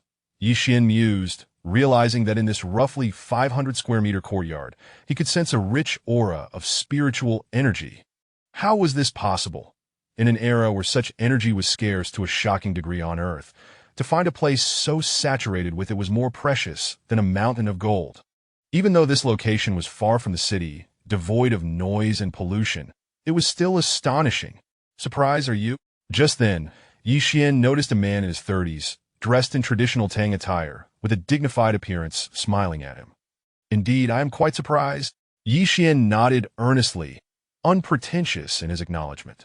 He sensed that the man before him exuded a formidable presence, akin to a towering mountain, suggesting he was likely a powerful expert. Ha! The man chuckled lightly, gesturing toward a nearby rattan chair. Please, have a seat. Ye Xuan nodded in gratitude and sat down. I anticipated your arrival, so I brewed a pot of tea for you to sample, the man continued, maintaining a relaxed demeanor. Ye Xuan picked up the exquisite white jade teacup, took a sip, and instantly a wave of fragrant flavor enveloped his palate, prompting him to close his eyes in enjoyment.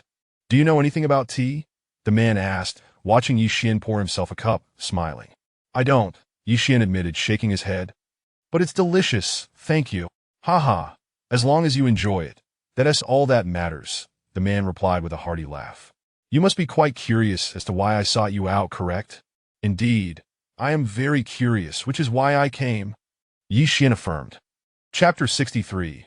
The Hidden Dragon. The man cast a deep glance at Ye Xuan before replying with a calm smile. Allow me to introduce myself. My name is Lin Feiyu, the leader of the Hidden Dragon's 3rd Division. The Hidden Dragon's 3rd Division? Ye Xuan felt a surge of curiosity, unsure of what this division entailed. Haha, it's understandable that you're unaware. The Hidden Dragon is a clandestine organization within our nation, tasked with addressing particularly challenging matters, such as foreign spies or subversive forces. One could say it serves as a guardian of national security. Do you grasp the concept now? Ye Xuan was taken aback, though he maintained a composed demeanor, which earned Lin Feiyu's silent admiration. As Lin Feiyu continued his description, Ye Xuan began to comprehend the true nature of the so-called Hidden Dragon.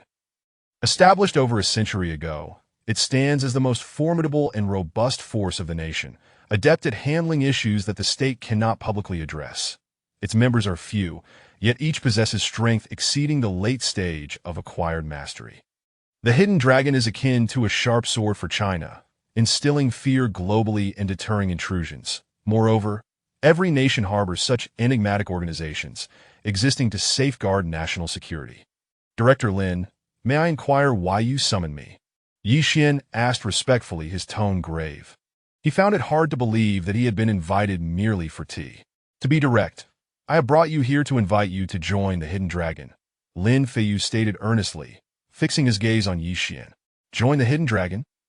Ye Xuan was momentarily stunned, then chuckled wryly. Director Lin, you flatter me.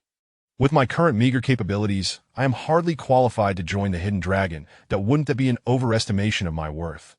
I think it would be best to decline. Ye Xuan understood that his past actions had likely been thoroughly monitored, yet he bore no resentment. After all, the existence of the Hidden Dragon was precisely to ensure national security. Any significant power or influence emerging beyond their oversight would naturally attract attention. If anticipating Ye Xuan's response, Lin Feiyu chuckled softly and said, Ye Xuan, a former orphan from the welfare orphanage, mysteriously vanished 6 months ago due to the machinations of Lu Wintao and the local authorities. Then, just days ago, you resurfaced, first dismantling the evil wolf gang to assist Su Maoshan's son, Su Mu, who was at the late stage of acquired mastery, before confronting the vile Lu Wintao, threatening him with gasoline to unveil the true culprit behind the orphanage fire 6 months prior. Subsequent, young Yi, do you require further elaboration? And do not misconstrue our actions as mere surveillance. This is our duty, simply to ascertain whether you pose a threat to national stability. Ye Xuan surmised that his movements had been meticulously tracked, but hearing it articulated by Lin Feiyu still left him in a state of shock. Such a formidable intelligence network. Although he had not made a concerted effort to conceal his whereabouts, it was astonishing how quickly they had learned of his recent activities. Director Lin, are you implying that you are coercing me into joining the Hidden Dragon? Ye Xuan's expression darkened slightly. Lin Feiyu appeared unfazed by Ye Xuan's demeanor, maintaining his tranquil smile. Young Yi, you misunderstand. The information I shared with you is not intended as a threat. I genuinely wish for you to join. He had already made enemies of the Su family, and he was uncertain how they might retaliate. Moreover, the formidable Shiman family loomed over him like a mountain, a daunting presence. Though he had allied with the Blood Shadow, his status as a lone wolf rendered him powerless. Given his current strength, he could not contend with the Su family, let alone the Shiman family. What he desperately required now was power or influence. Lin Feiyu before him was subtly presenting a pathway forward. Having come to this realization, Ye Xuan understood how he should respond. So, have you thought it over? Director Lin, what are the benefits of joining the Hidden Dragon? Are there any restrictions or obligations? If it means sacrificing my freedom, then I shall decline. Lin Feiyu burst into hearty laughter at Ye Xuan's words, displaying no concern for his attitude or demands. He explained with mirth, Young Yi, rest assured, joining the Hidden Dragon entails no drawbacks. Rather, it offers tremendous advantages. First, every official member of the Hidden Dragon, which includes those at the early stage of innate mastery, though you have already dispatched an opponent at that level, thus qualifying as a formal member, will receive a villa, a yearly salary of 2 million, and a vehicle valued between 300 to 500,000. As for your freedom, it will remain intact. However, should you be assigned a mission, you must prioritize it above all else. Before Ye Xuan could respond, Lin Feiyu continued. Moreover, there are considerable powers at your disposal. For instance, individuals like Lu Wintao or the chief of the North District Police, Ma Cheng, can enact immediate measures without prior approval. What? Ye Xuan was genuinely astonished now. This was akin to wielding the authority of a royal envoy from ancient times. The thought of potentially possessing such power made his heart race, not from a desire for greed, but because possessing such authority would undoubtedly facilitate his endeavors. This was tantamount to holding the power of life and death. It could be said to be immensely influential. Are you intrigued? However, do not abuse this power. It should only be exercised with concrete evidence. Otherwise, do not misuse your authority. Additionally, actions against provincial-level officials are not permitted, as such individuals are the pillars of the nation. Targeting one could destabilize the very foundation of the state, though this is not an absolute rule. In other words, even if a provincial-level official committed a transgression, one could still wield such authority. Ye Xuan's spirits soared at the thought. So, do you wish to join the Hidden Dragon? Oh, and by the way, there are many beautiful women within the organization, Lin Feiyu said, his smile oddly mischievous. Yes, Ye Xuan replied, scratching his nose. Haha, I knew you would agree. Lin Feiyu laughed heartily before producing a green booklet, a silver handgun, and a silver badge, placing them before Ye Xuan. These are your credentials and badge. The handgun must not be misplaced. He winked playfully. Wait, did you prepare all of this in advance? Did you know I would certainly join the Hidden Dragon? Ye Xuan felt a wave of frustration wash over him, realizing that Lin Feiyu had anticipated his decision. Ahem, this is called having the foresight to recognize a hero, you see? Lin Feiyu replied. What if I had chosen not to join?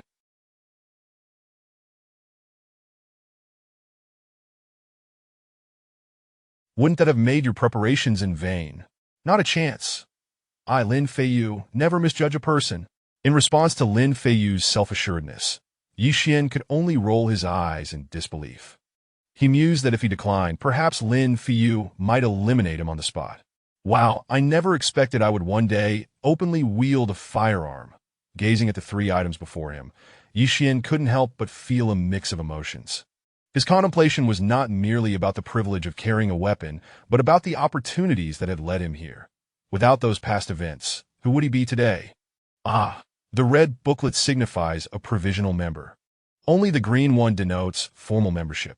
The silver handgun is an internally developed weapon of the Hidden Dragon, boasting greater firepower than a Desert Eagle. It holds 5 rounds, and additional ammunition can be procured. The silver badge is exclusively for our Hidden Dragon's 3rd Division, which is also known as the Silver Dragon.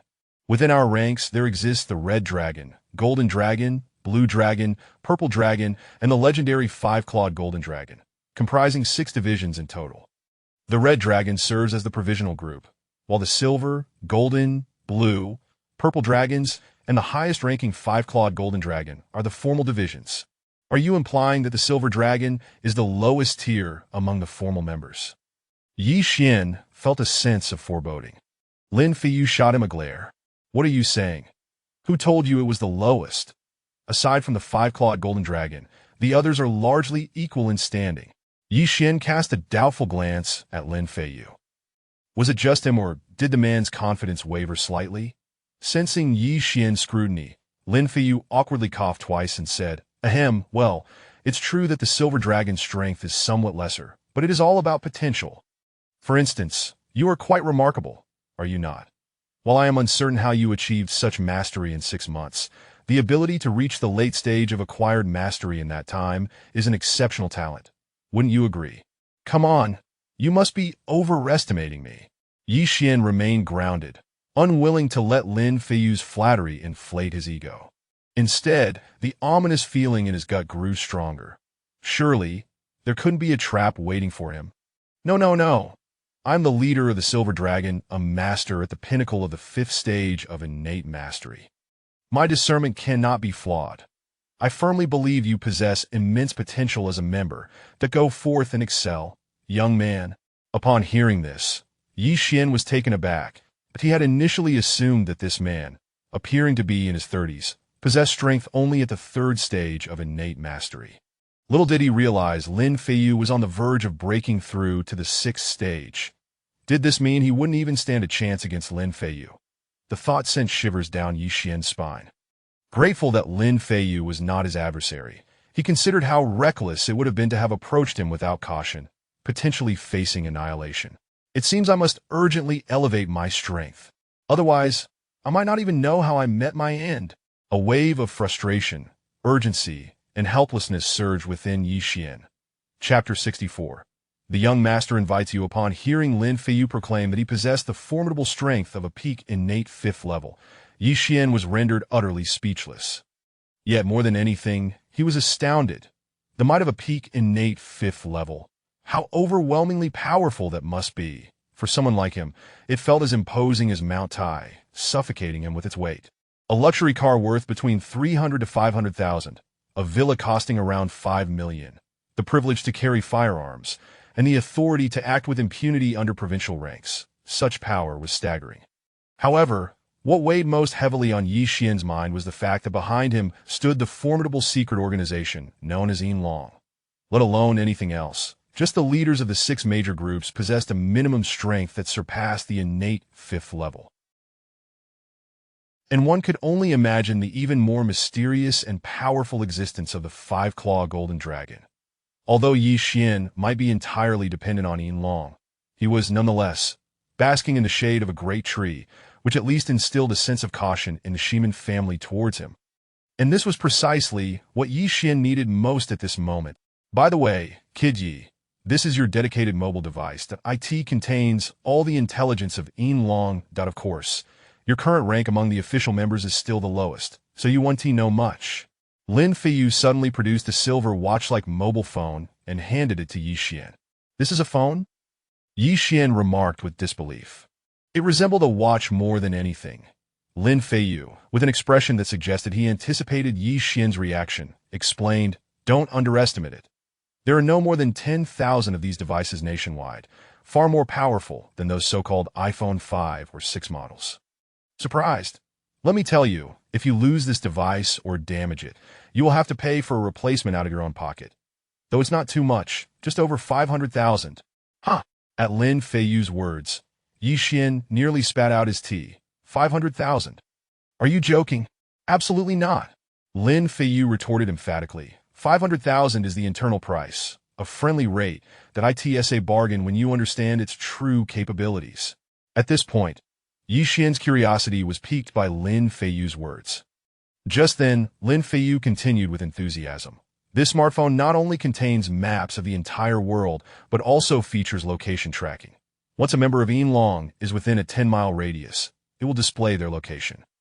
Furthermore, the resources within it are virtually limitless, especially regarding intelligence that if you wish to investigate someone, simply input their name, and every detail will be revealed.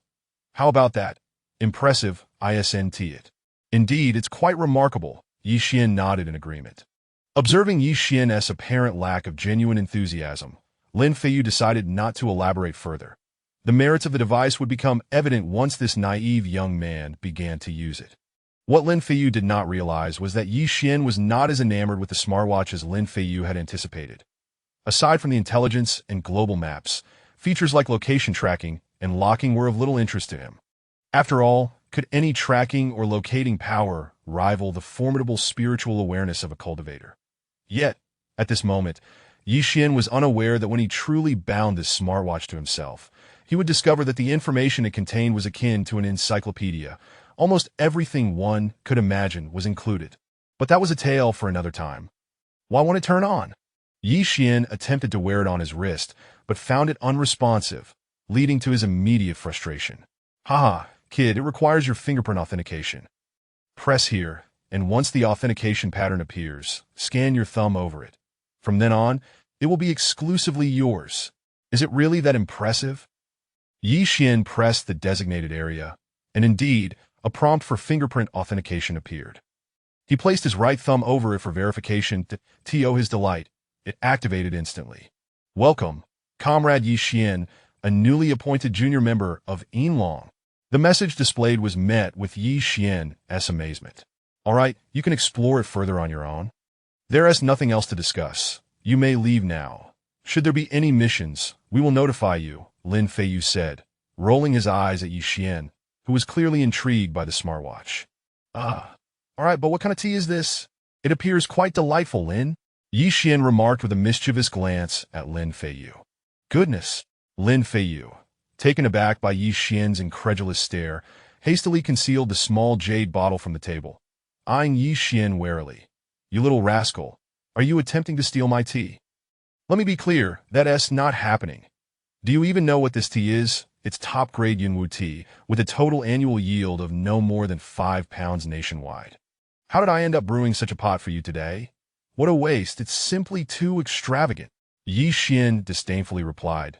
It's just a worthless tea. ISNT it. When I have something good, don't even think about it. Top-grade Yunwu tea, I'm off. With a parting shot, Ye Xuan cast a lingering glance at the so-called top-grade Yunwu tea before striding towards the exit. Good stuff? Can it compare to my top-grade Yunwu tea? It's worth far more than gold, and you've never seen anything like it. How dare you boast in front of me, you uncultured brat?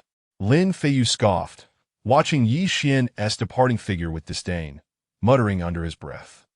Little did he know, today's events would become one of his greatest regrets in life, but that is a story for another time. Enjoy your arrogance while you can point one day, you'll regret it. What a worthless tea, calling it top grade. When the time comes, I'll let you beg for treasures that far surpass this. Ye Xuan thought bitterly that as Lin Feiyu watched Ye Xuan's receding figure. An unsettling premonition crept into his mind, as if Ye Xuan's words held an unsettling truth. Could it be? This kid possesses something even more valuable than this top-grade Yunwu tea. But how is that possible? Perhaps I'm overthinking it. That on 5th Avenue in the Northern District, one of the premier commercial streets in Qingyang City, a plethora of eateries, clothing stores, entertainment venues, and gyms thrived here. Not far away was the esteemed Tsinghua University. That moment, a striking and refreshing figure emerged before the crowd. Anyone who laid eyes on her, be they male or female, would halt in their tracks, captivated by her delicate and breathtaking beauty. Miss Xiaoling, you've emerged. My young master is waiting for you. A man clad in a black suit stepped out of a sleek black Audi and politely addressed Xiaoling. Xiaoling furrowed her brows in confusion. Your young master? I am sorry, but I have other matters to attend to. With that, she attempted to bypass him and leave. Having encountered such scenarios far too often, Xiaoling was weary of men claiming to be young masters or general managers, or whatever title they conjured up. Her disdain for such individuals was palpable. They were merely enamored with her looks. That moment, she felt a bitter laugh rise within her. In her heart, there was only one person who could truly capture her affection.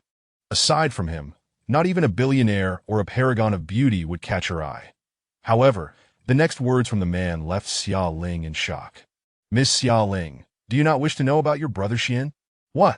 What did you say? Repeat that. Where is he? Where is he? In an instant, Xiaoling lost her composure, gripping the black-suited man's collar, her voice trembling with urgency. Tears welled up in her beautiful eyes, cascading down as if a dam had burst. After half a year, the name Brother Xian had once again surfaced before her. Where was he? Why hadn't he come to find her in all this time? Was he still harboring a misunderstanding about that incident? Brother Xian, do you realize what kind of life I have endured these past 6 months? The mention of Brother Xian sent shivers of anticipation through Xiaoling's heart. The man in black smiled faintly. Miss Xiaoling, if you wish to see your brother Xian, you must get in the car. He opened the rear door of the vehicle as he spoke. Are you certain you are not deceiving me? Xiaoling was no fool. On the contrary, she was quite astute. Although she yearned to learn about Ye Xuan, how could she trust that his words were genuine? Miss Xiaoling, you have no other choice. Moreover, the information regarding your brother Xian is indeed true. Come now, get in the car. You'll understand once we arrive. And if you refuse, your brother Xian may be in danger. The man in black observed Xiaoling calmly, a mysterious smile gracing his lips. Brother Xian is in danger. Those 5 words detonated like a bomb in Xiaoling's heart, prompting her to act without a second thought. She flung the car door open and climbed inside. "You're quite clever, Miss Xiaoling." The man in black smiled eerily as he made his way to the driver's seat, starting the Audi and speeding away. As nearby students witnessed Xiaoling's departure, they began to murmur, "Ah, what a pity, such a beautiful flower, and she has gone off with that old man. How unfortunate. Humph. She puts on such a high-end mighty facade, yet isn't she just a trophy for someone? Are you just a bit envious and hateful? But with your uncle's indifference and your grandfather's neglect, you've grown up starved for affection. What else can you do but envy others? You jerk! Who are you talking about? Although I'm not the school's belle, I'm still the flower of my class, all right. How dare you say that about me?" As the irate girl reacted, her companions erupted into laughter, fleeing the scene. "Humph, you scoundrels dare to mock me. What is so great about that Xiaoling? Isn't she just a plaything for others? If you say one more word, I'll make sure you don't see tomorrow's sun." Just as this girl, consumed by jealousy and resentment, cursed Xiaoling, a chilling voice echoed in her ears. P.S. Night Kiss humbly seeks votes and support. Is there any? Chapter 65.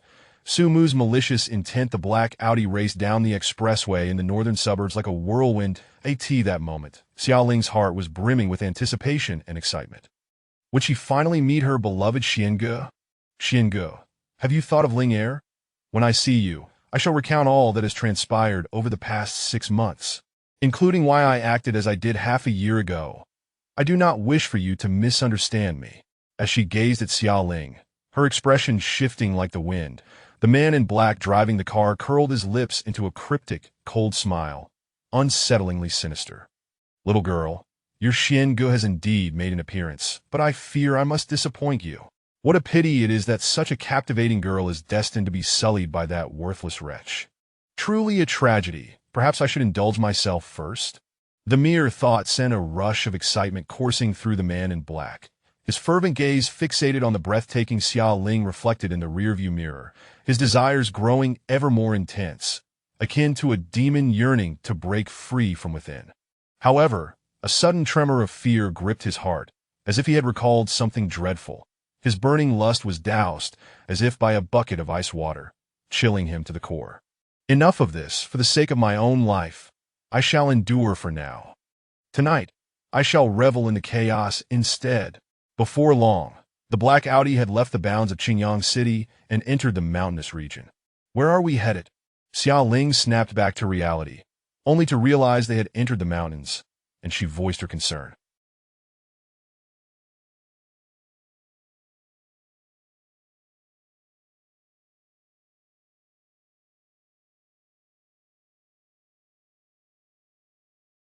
The man in black remained silent, his focus unwavering as he drove. "Stop the car, let me out!" An ominous premonition swelled within Xiaoling as the trees around them grew denser. "Little girl, cease your shouting. We shall arrive shortly, that if you continue to scream, do not blame me for taking advantage of you. Do not doubt your own allure, nor my self-control." Upon hearing this, Xiaoling's delicate face drained of color, turning pale. "Arrive! Step out!" After an indeterminate amount of time, a cold voice roused Xiaoling from her thoughts. She looked up to find herself surrounded by dense trees and bamboo groves, where a grand, 2-story white villa loomed ahead. At the entrance of this villa stood 2 burly men in black, wielding machine guns like sentinels, their hawk-like eyes scanning the surroundings. Witnessing this scene, Xiaoling's foreboding grew ever stronger. Yet, alas, she had been entirely subdued by the men in black. Any thoughts of escape were futile, especially with the 2 guards at the door. At that moment, as Xiaoling inadvertently lifted her gaze, she noticed several armed men patrolling the villa's balcony. A shudder coursed through her. What kind of place was this? Heavily armed and dangerous. "Enough of your staring, Miss Xiaoling. You will soon discover what this place is," the man in black sneered, shoving her towards the villa. Upon entering, Xiaoling's expression shifted dramatically as she beheld the man seated in the grand hall. "Su Mu, is it you?" she exclaimed, her voice trembling. "Ah, my dear fiancé, have you forgotten your husband?" Su Mu's face contorted grotesquely as he regarded Xiaoling with a chilling smile, his voice dripping with mockery. "Do you even possess the right to say that? Even if every other man on this earth were to perish, I, Xiaoling, would never marry a beast like you, she retorted, revulsion evident in her gaze. Ah, Xiaoling, fret not. Soon my brothers shall indulge in your delicate bloom. Today, you are in for a treat. My brothers are seasoned warriors. I dare say, they shall ravish you. Su Mu's face twisted into a malevolent grin as he observed the trembling Xiaoling, his laughter malicious. You are a monster. You are worse than a beast. Ha ha ha. Curse me all you like. Soon you shall be moaning in pleasure. Ha ha ha. Xiaoling's heart sank with dread as she beheld Su Mu's deranged and venomous expression. Her eyes were filled with terror and apprehension. What is this? No more curses. Go on, unleash your fury. My brothers enjoy your fiery spirit. Beast, what do you intend to do with me? Are you not afraid of the law's retribution? Xiaoling's face turned pale as she attempted to invoke the law in hopes of intimidating Su Mu. Alas, she was far too naive. The sanctity of law was but a jest in the eyes of these men. Or worse, it was nothing more than a ludicrous farce, for these men were desperate outlaws. Their only creed was power. Ha ha ha la. What is that? Little girl, today I shall show you what it truly means to be a woman. Rest assured, I have no interest in someone of your caliber. I shall leave you to my brothers. Su Mu's deranged laughter echoed as he addressed his companions. Gentlemen, this girl is not only a virgin, but also a stunning beauty. Enjoy her. Haha, Su Xiao, we thank you. Su Xiao, we shall not hold back. With that, several men grinned wickedly, their eyes ablaze with desire as they fixated on Xiaoling. Since her arrival, their gazes had not strayed from her. When had they ever encountered such beauty? Now, not only could they gaze upon her, but they could also have their way with her. What ecstasy that would be! Xiaoling was utterly paralyzed by the horrifying scene before her. Despair enveloped her, and an overwhelming fear rendered her mind blank. Suddenly, she trembled as a familiar figure, one she knew all too well, abruptly appeared in her thoughts. It was Ye Xuan. Su Mu, what have you done to my Xiange? You wretched girl, still thinking of your Xiange at a time like this. How pathetic! The mere mention of Xiange ignited Su Mu's fury. Had he not suffered his current plight entirely due to Ye Xuan? Not only had he lost his powers, but he had also been stripped of his manhood, a hatred so profound that even the waters of the nine heavens could not cleanse it. Yet here was Xiaoling, daring to utter Xiange's name in his presence. How could he possibly remain composed? Beast, what have you done to my Xiange? Xiaoling's voice was laced with hatred and anger, the despair and fear that had gripped her fading in the wake of Xiange's name. Seeing her reaction, Su Mu roared, You wretched girl, what is so special about that garbage, Ye Xuan? Why do you love him so? Does my status pale in comparison to his? Tell me why. Xiaoling replied with a cold smile. Why? Simply because you are a beast. Do you think you can compare to my Xiange? You a beast, do you truly believe you are worthy? Wretched girl, you seek death. Su Mu, do you truly believe I, Xiaoling, am a fool? Do you think I am unaware of who set fire to the orphanage? It was you wretches. Ha ha ha, wretched girl. What does it matter if you know? I suppose it was that old hag Lu who informed you. Alas, we have dealt with her too. Indeed, your Xiange took the fall for us, but sadly, he was thrown into the Ghost Valley, leaving no trace behind. Do you truly believe your Xiange is alive? What? You lie. You are a liar. You tricked me. My Xiange cannot be dead. Xiaoling's face paled, her spirit shaken, her body trembling as she staggered backward. Ha ha ha, deceive you. What are you even worth? I loved you so much, and for half a year, I refrained from taking you by force. Yet your heart is room only for that damned Ye Xuan. Wretched girl. Wretched girl.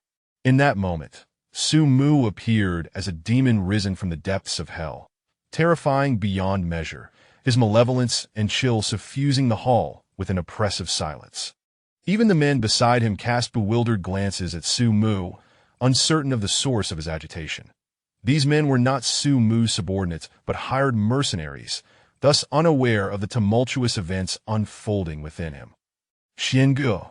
Xiange. Cough. Overwhelmed with sorrow, Xiaoling suddenly coughed up blood, her body swaying dangerously. Xiange, do you know, Ling Er has never betrayed you, never. In my heart, there is only you, Xiange. This life, the next, for all eternity. It shall be only you. Xingu, I miss you so dearly. That Xingu, I shall come to you now. Heartbroken, Xiaoling's eyes suddenly glimmered with determination as she lunged toward a nearby pillar. Upon hearing the devastating news of Ye Xuan's demise, she resolved to end her own life to follow her beloved Xingu. Stop! At that moment, a furious roar rang out, echoing through the air. Then, like a flash of lightning, a figure appeared before Xiaoling, catching her in a firm embrace and preventing her from taking her life. Fool! How could you be so reckless? Do you truly believe Xingu is dead just because they told you so? Fool!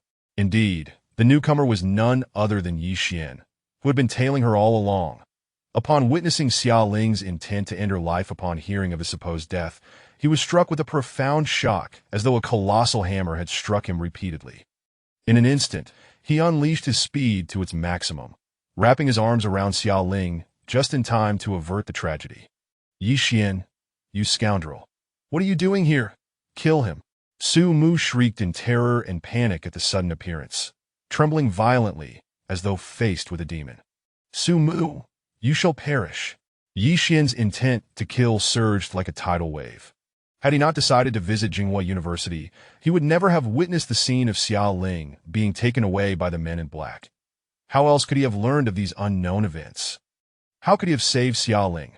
All of this was the doing of that wretched Su Mu. If Su Mu were not slain, how could Ye Xuan ever quell the raging hatred within his heart? PS votes are free and do not require any payment. Could you spare a vote for us? Of course. Any other support would be greatly appreciated. Ahem. Night Kiss is here to express gratitude. Seeking Patronage, Chapter 66. Su Mu's Doomsday, feeling the overwhelming murderous intent emanating from Ye Xuan, Su Mu felt as if he had plunged into an icy abyss. Terrified, he gazed at Ye Xuan, unable to comprehend how this harbinger of death could appear at such a critical moment. If there were anyone in this world whom Su Mu loathed the most, yearning for 1,000 tortures upon him, it would undoubtedly be the very Ye Xuan before him. Alas, he was also the one he feared the most. It was this individual who had transformed him into a wretched being, neither human nor ghost. Fire, fire, kill him, quickly kill him. Su Mu howled in a frenzy, his voice rife with boundless dread and panic. Ye Xuan emitted a cold snort, and in an instant, the star piercer materialized in his hand, aimed at the several burly men who had just fired upon him. Since you seek death, I shall gladly escort you to your demise. Ye Xuan had never shown mercy to those who dared to shoot at him. Moreover, these brutes had the audacity to attempt to humiliate Xiaoling. They deserved nothing less than death. Ah, the anguished cries of death rang out as 5 black-clad men, each wielding a handgun, suddenly collapsed to the ground without a hint of injury upon their bodies. However, the astute observer would notice a pinhole-sized wound appearing on their foreheads, a testament to the devastating power of the star piercer. If one were to be pierced through the head and still draw breath, it would be a miracle. Witnessing the bizarre demise of the 5 men beside him, Su Mu's complexion turned ghastly pale, and he felt a chill enveloping him. Why you? Su Mu stammered terror-stricken as he retreated. Su Mu, I had no intention of killing you, but since you dared to set your sights on Xiaoling, do not blame me for my ruthlessness. Ye Xuan's eyes blazed with uncontainable fury and hatred. Ye Xuan, I beg you, do not kill me. Please, I was blinded by greed, committing acts more vile than a beast. Spare my life, I implore you. Not only have you rendered me incapacitated, but you have also taken away my manhood. I do not wish to die. I truly do not wish to die. I beseech you, spare me. Under Ye Xuan's formidable aura of death, Su Mu completely broke down, dropping to his knees and fervently bowing his head, hoping for mercy. Observing Su Mu before him, Ye Xuan felt a mixture of anger and pity. Was this truly the same Su Mu who had been so arrogant and full of swagger just half a year ago? What difference was there between him and a pitiful creature? This was the disparity of power. If it were he kneeling there today, how tragic that would be. With this thought, Ye Xuan's craving for strength intensified once more. Only with immense power could one truly grasp their own fate. Yet, Ye Xuan would not let Su Mu off so easily. Such filth belonged in hell. The pitiful are oftentimes deserving of disdain. Sumu, so this is your fate. Humph. Today shall be your final resting place. Ye Xuan scoffed, preparing to strike Sumu down. Please, Ye Xuan, don't. I can gift you this villa, and I have $5 million to offer as well. Just spare my life. I beg you. As he spoke, Sumu produced a bank card from his pocket, hoping to sway Ye Xuan into granting him mercy. Humph, you wretched scoundrel.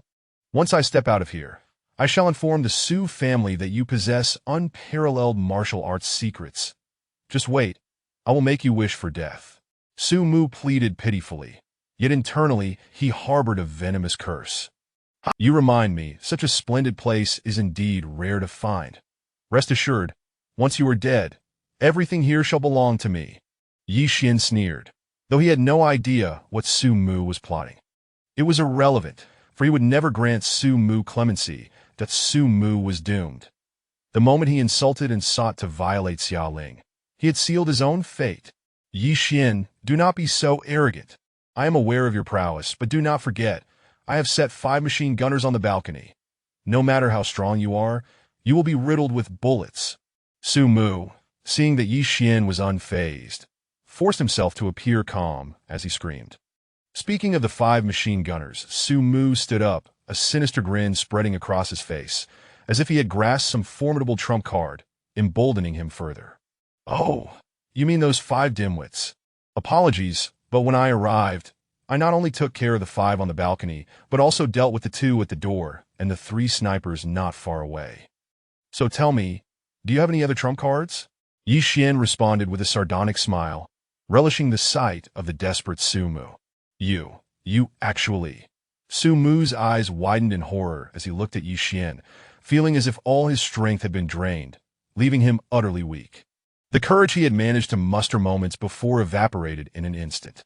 Su Xiao, do you feel the fear? The panic? By the way, I assume you have heard about your father Su Maoshan's disappearance. Forgive me, but I killed him a few days ago. Ye Xuan dropped another bombshell, leaving Su Mu's mind in a daze. You despicable bastard.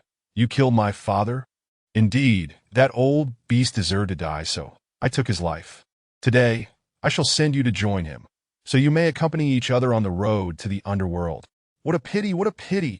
Sumu suddenly lifted his head, looking at Ye Xuan with a calm expression, shaking his head with a hint of regret. I should have killed you and thrown your body into the Ghost Valley back then. What a shame! A flicker of surprise crossed Ye Xuan's eyes at such a moment. This fellow could still regain his composure. Just as Ye Xuan was taken aback, Su Mu's expression abruptly shifted, glaring at Ye Xuan with malice. In his hand, he brandished something resembling a remote control, laughing maniacally. You vile beast, since I didn't kill you 6 months ago, and you have brought me to this state, then let us perish together today. Ha, you never saw this coming, did you? Not good. Upon seeing the remote control-like device in Su Mu's hand, Ye Xuan's face changed dramatically, a wave of deep unease washing over him. Almost instinctively, he summoned dozens of star piercers, launching them frantically at Su Mu. Ha. Ye Xuan, are you still so arrogant? In the end, you will die by my hand. Ha. Perish together. Die, let us all die together. Just as Su Mu, filled with resentment and hatred, prepared to press the red button, his eyes widened in horror, as if witnessing something immensely terrifying. Soon after, he saw his body punctured like a water-filled balloon, blood gushing forth, instantly transforming him into a grotesque figure. The hand clutching the remote was obliterated, falling to the floor, while the remote itself tumbled away. Bang! Su Mu's body crumpled to the ground as if pushed by an unseen force, his eyes wide open, filled with unwillingness and despair. Seeing Su Mu fall lifeless, Ye Xuan let out a sigh of relief. The moment had been perilously close.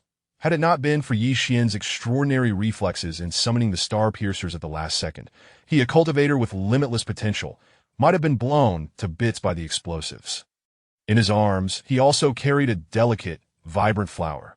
After vanquishing Su Mu, Ye Xuan finally had the time to gaze at Xiaoling, cradled peacefully in his embrace. Upon seeing her serene face so close, a wave of emotion surged within him.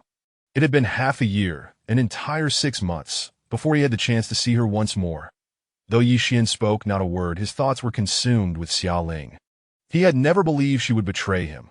Perhaps there were unspeakable reasons behind her actions. He longed to hear her explanation, but at that time, he had been ensnared in the Ghost Valley. After emerging from the Ghost Valley, due to lingering sentiments, he had not sought her out immediately, leading to the delay until now. Originally, he thought he might never see Xia Ling again in this lifetime, yet fate had woven its intricate threads, allowing him to rescue her in such dire circumstances. Some bonds are destined by fate. No matter how hard you try, you cannot escape them. Xia Ling felt as if she had experienced a dream so vivid it was indistinguishable. Just as she wished to escape the humiliation, contemplating self-harm to preserve her purity, a figure descended from the heavens to rescue her. In that dream, she even heard a familiar voice softly calling her fool. A soft whimper escaped her lips. Ye Xuan's body trembled as he hurried to the bedside, his gaze brimming with excitement as he watched Xia Ling slowly awaken. "You're awake." Ye Xuan's voice was light and tender, almost ethereal. "Where is this? Who are you?" As Xia Ling opened her eyes, she beheld a face that was both unfamiliar, yet oddly familiar. Confusion clouded her features. "Would you like something to eat? I can prepare it for you. I remember your favorite dishes are sweet and sour ribs and fish-flavored shredded pork," Ye Xuan replied gently, sidestepping her question. "Who are you? How do you know my favorite dishes?" Xia Ling, startled, clutched the blanket tightly, her voice tinged with panic. "Silly girl." At that moment, Ye Xuan felt a rush of emotion, unable to help but tenderly call her silly girl. A shiver ran through Xia Ling as she widened her beautiful eyes, staring fixedly at Ye Xuan. That term of endearment had only ever been used by her beloved Xiangu. The thought of her Xiangu made Xia Ling unable to restrain her emotions, and she instinctively clung to the blanket, tears streaming down her cheeks. Chapter 67. The long-awaited reunion as Ye Xuan beheld Xia Ling, curled up beneath the covers and softly sobbing. His heart felt as though it were being gripped by an invisible hand, causing a suffocating pain. How had she endured these past 6 months? "Do not weep any longer. If you continue, you shall lose your beauty. Are you not concerned that when your brother Xian returns, he might find you unappealing?" Ye Xuan chuckled lightly, stifling the tears that threatened to escape from his eyes, and teasingly attempted to lighten the mood. Brother Xian, at the mention of his name, Xia Ling ceased her crying, her face alight with hope as she gazed at Ye Xuan, her voice urgent with desperation. "Do you know Brother Xian? Where is he? Please tell me where he is. I beg you." Ye Xuan could only manage a bitter smile within, realizing that cultivation was not without its drawbacks. "That I know him and am aware of his whereabouts. But first, shall we have a bite to eat? After we finish, I'll share everything with you, all right?" He spoke to her as one might soothe a child, his heart aching with tenderness for her. "If I eat, will you tell me about Brother Xian?" Xia Ling inquired, her eyes filled with eager anticipation. "Yes." Ye Xuan nodded, a peculiar expression on his face. "Little girl, I am your brother Xian, yet regrettably, you do not recognize me. How disheartening. Very well, I shall eat a great deal, enough to ensure Brother Xian knows that Ling is doing splendidly." With that, Xia Ling attempted to rise, startling Ye Xuan, who turned pale. "Wait!" he exclaimed, hastily interjecting, "You should remain seated until I leave. Cough, cough." With that, Ye Xuan fled the scene, feeling anxious about his earlier decision. What if she discovers that I was the one who undressed her?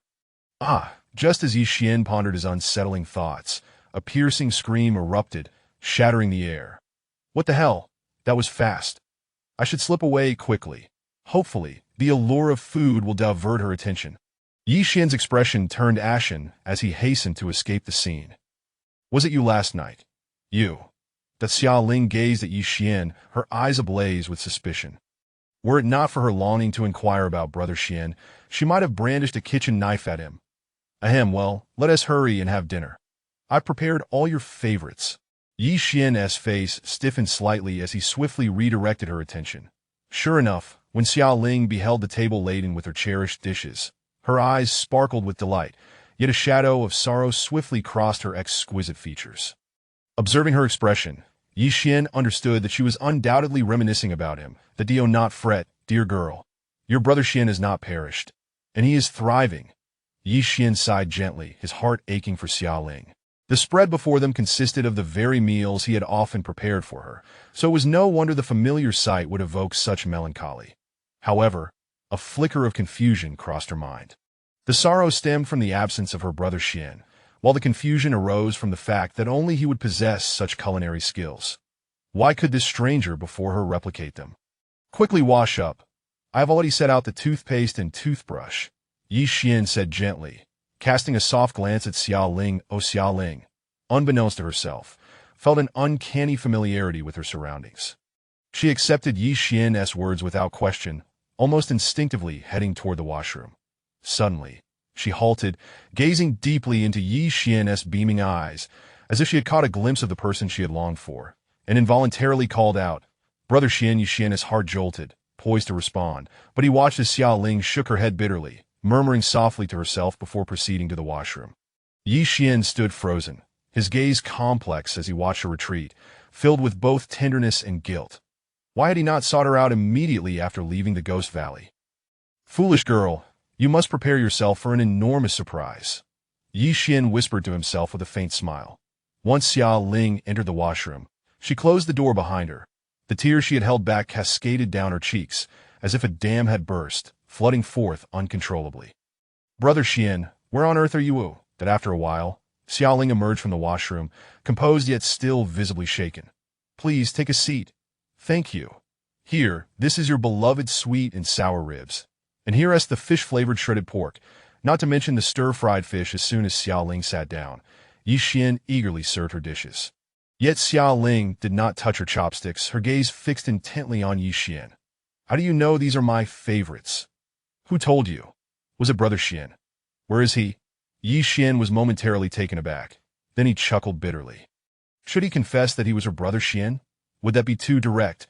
As he mused over this, Xiaoling's voice, filled with hope, rang out again. "Please, I implore you, can you tell me where Brother Xian is?" Ahem. Ye Xuan coughed lightly, then regarded Xiaoling with a tender expression, placing his chopsticks down as he smiled ruefully. "Silly girl, if I were to tell you that I am Ye Xuan, your brother Xian, would you believe me?" "Impossible." Xiaoling stood abruptly, her breath quickening, her chest rising and falling as she glared at Ye Xuan. "That you're lying. You are not Brother Xian."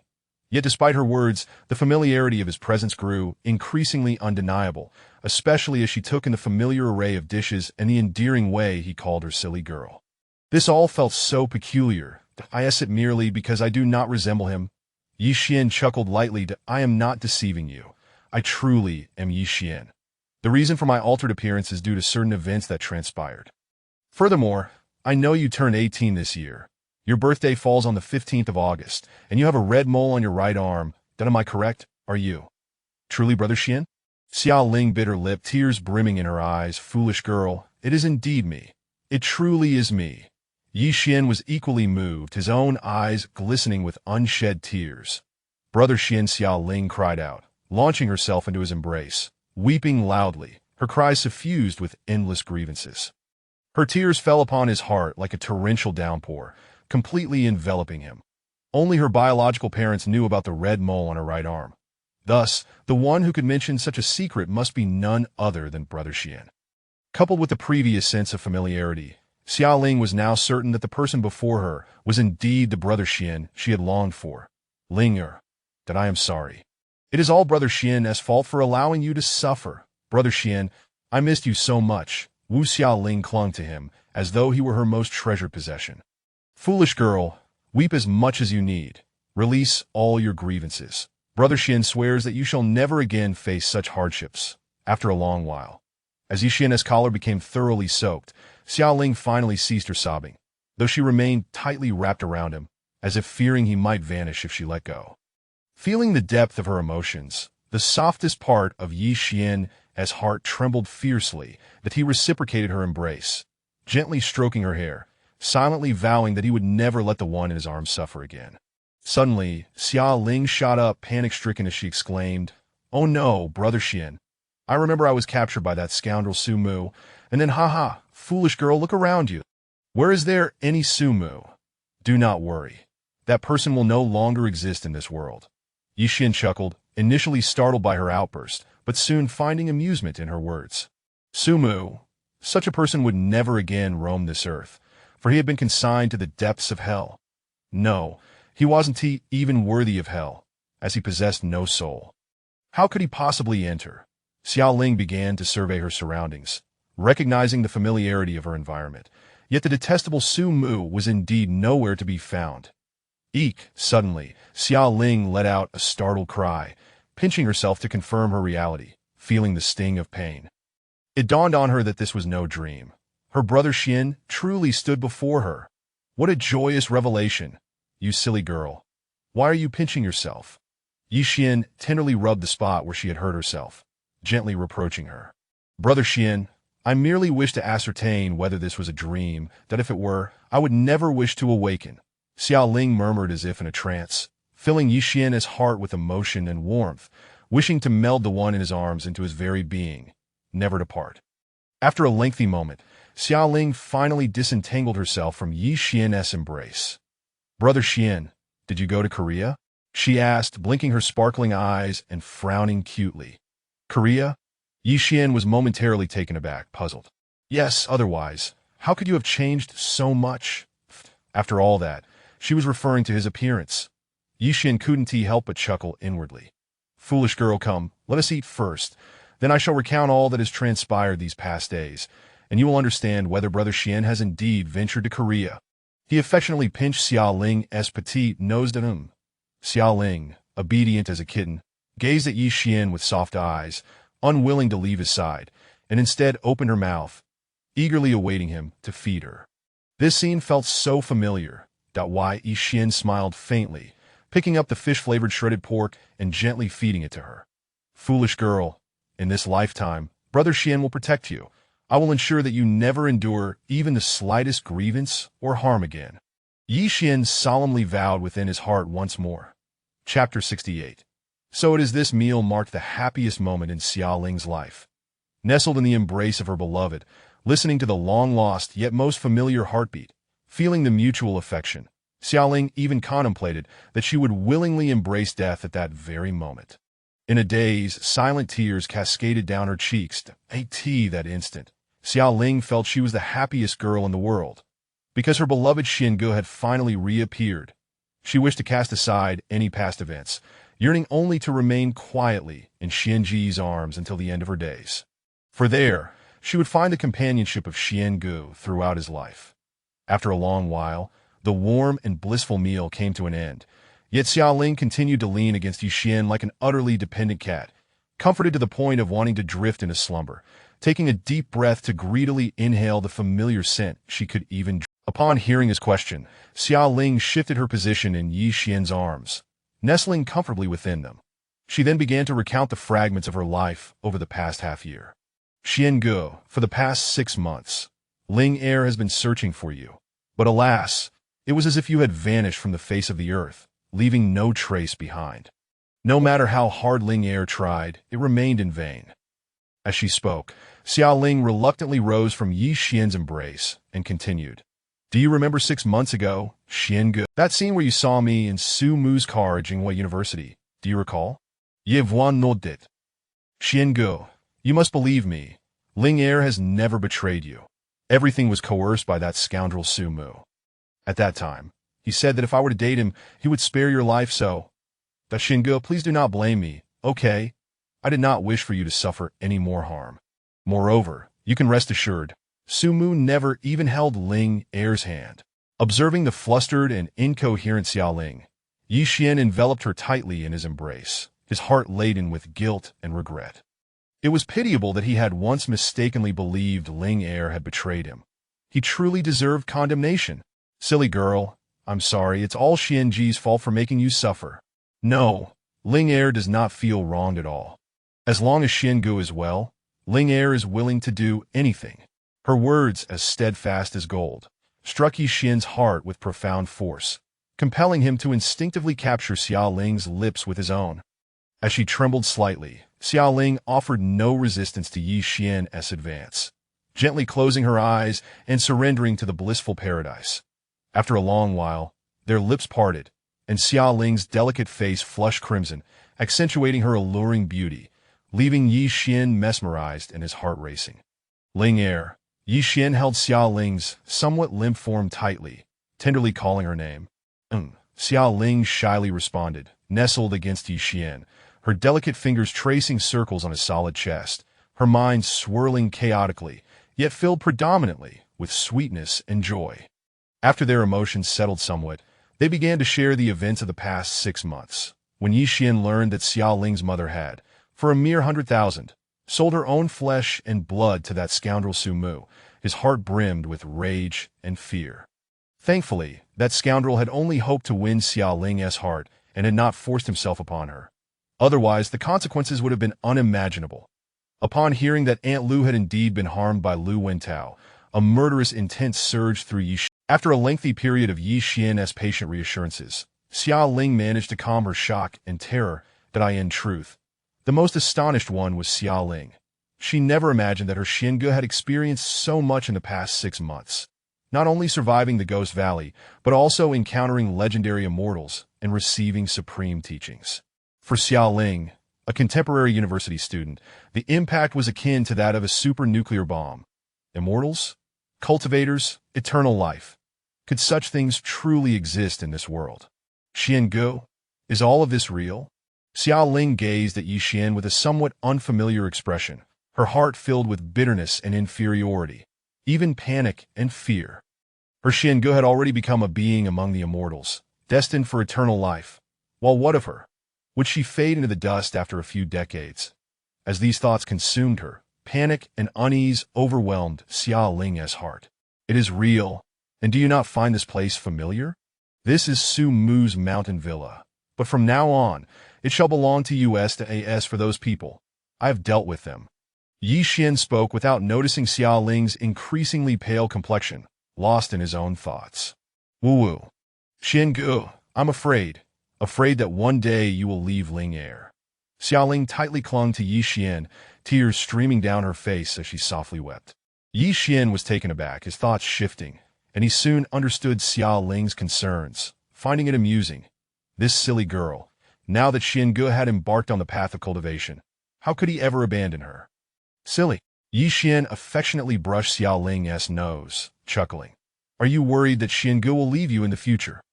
Stop overthinking. Now that Xiange has embarked on the path of cultivation, how could he leave behind his silly girl?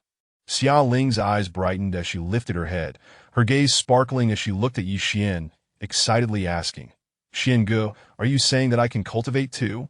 Yes, indeed. However, not just yet. You must wait until my cultivation improves and I find a technique for you. But rest assured, within a year at the latest, you will be able to cultivate. Though unable to begin immediately, Ye Xuan's words sent Xia Ling into a frenzy of joy. Yay, that is wonderful. This way, I can be with Xiange forever. How splendid. Observing the elation of the girl in his arms, who was simply thrilled at the prospect of being with him eternally, Ye Xuan felt his heart enveloped in warmth and happiness. To have such a girl, what more could one desire? As he watched Xia Ling flutter joyfully like a little bird, Ye Xuan's thoughts drifted far away. Life is indeed marvelous. A person who was meant to perish not only survived, but also inherited the legendary teachings of immortals. If not for Lu Wentao, the Earth's surface, and Su Mu's schemes, how could Ye Xuan have become who he was today? In fact, Ye Xuan found himself somewhat grateful to those who had plotted against him. Without them, there would be no current Ye Xuan. Eventually, Xia Ling calmed down and noticed Ye Xuan gazing at her with fervent intensity. Startled, she instinctively shrank her head. Although she had little experience, she had encountered such heated gazes countless times. Yet, rather than feeling repulsed, Xia Ling felt a surge of sweetness, anticipation, and a hint of shyness. Bad guy? She shot Ye Xuan a playful glare, attempting to rise and escape the place that made her heart race so wildly. However, Ye Xuan swiftly embraced Xia Ling, breathless as he gazed at the bashful girl in his arms. His lips once again finding hers that a blissful sigh escaped Xia Ling as she melted into his embrace, surrendering completely.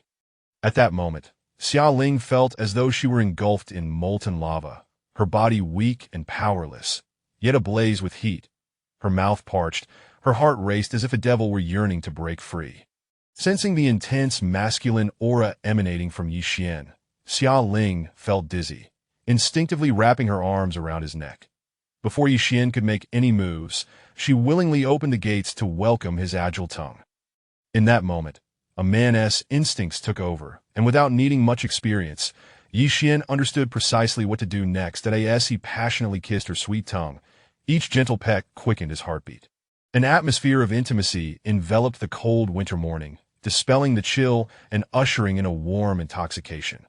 Suddenly, Ye Xuan, driven by insatiable desire, let one hand wander up to Xia Ling's ample bosom, gently kneading it. Feeling an unfamiliar sensation surge through her, Xia Ling shivered, abruptly jolted from her reverie. Upon regaining her senses and noticing Ye Xuan's hands on her bosom, her already flushed cheeks turned crimson, as, with a soft whimper, she melted against Ye Xuan's embrace. Seeing Xia Ling offer no resistance, Ye Xuan felt as though he had received a passport to indulge further, becoming more audacious as he slipped his hand beneath her thick down jacket. Ding, ding, ding. Ding, ding, ding. Just as Ye Xuan was about to take things further, a sudden, urgent ringing disrupted the moment. Damn it, which scoundrel dares to interrupt my bliss? If I find out who you are, I will make you regret it. Ye Xuan seethed, furious at the audacity of whoever dared to disturb him at such a critical moment. Taking advantage of the distraction, Xia Ling escaped Ye Xuan's grasp, shooting him an annoyed glance before darting up to the second floor. Wait, something feels off. Why does Ling Er walk so oddly? Could it be that her legs are injured? Ye Xuan mused to himself, observing Xia Ling's somewhat awkward gait. Upon hearing Ye Xuan's musing, Xia Ling's face turned dark as she nearly fainted from embarrassment. You naughty boy, isn't it all your fault? Fuming, Ye Xuan picked up the phone, and without hesitation, he roared into the receiver. Damn it, if you don't explain why you called, don't blame me for tearing you apart. You little brat, are you having a fit? What with the shouting? Did I disturb your spring dream? Lin Feiyu on the other end of the line replied, momentarily taken aback before laughing.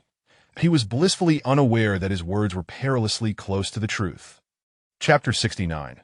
The task. Upon hearing the teasing voice on the other end of the phone, Ye Xuan instantly broke into a cold sweat. Damn it, you think you could just tear someone apart? With a mere flick of a finger, they could crush you.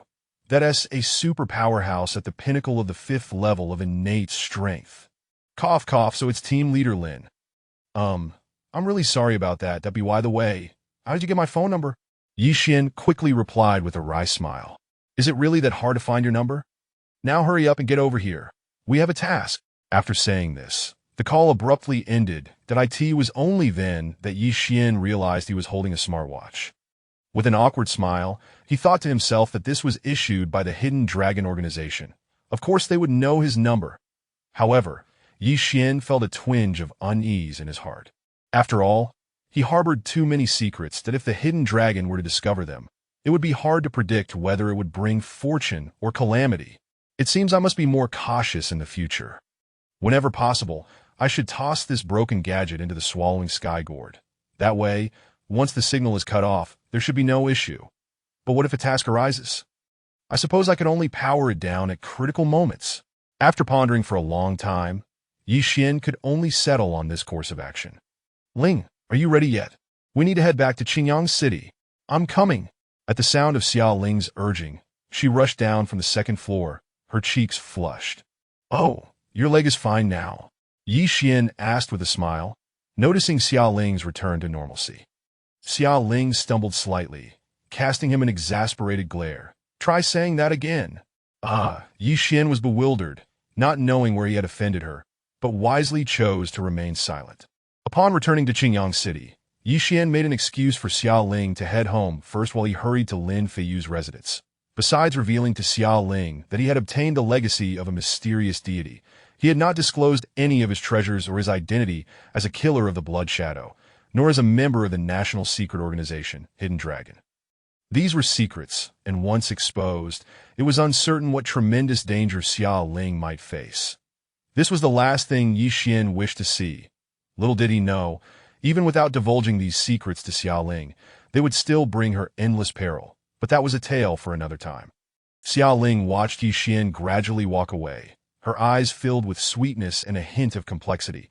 She keenly sensed that her brother Xian had truly changed. He had become somewhat unrecognizable. Yet, regardless of how he had transformed, he would always be her brother Xian, still deeply in love with her. The mere thought that her brother Xian was a legendary figure filled her heart with intense pride and elation. Xiao Ling even felt a wild urge to proclaim to the world that her man was a deity. Yet, she understood that such declarations were utterly impossible. If she were to speak thus, everyone would likely think she had lost her mind, and quite severely at that.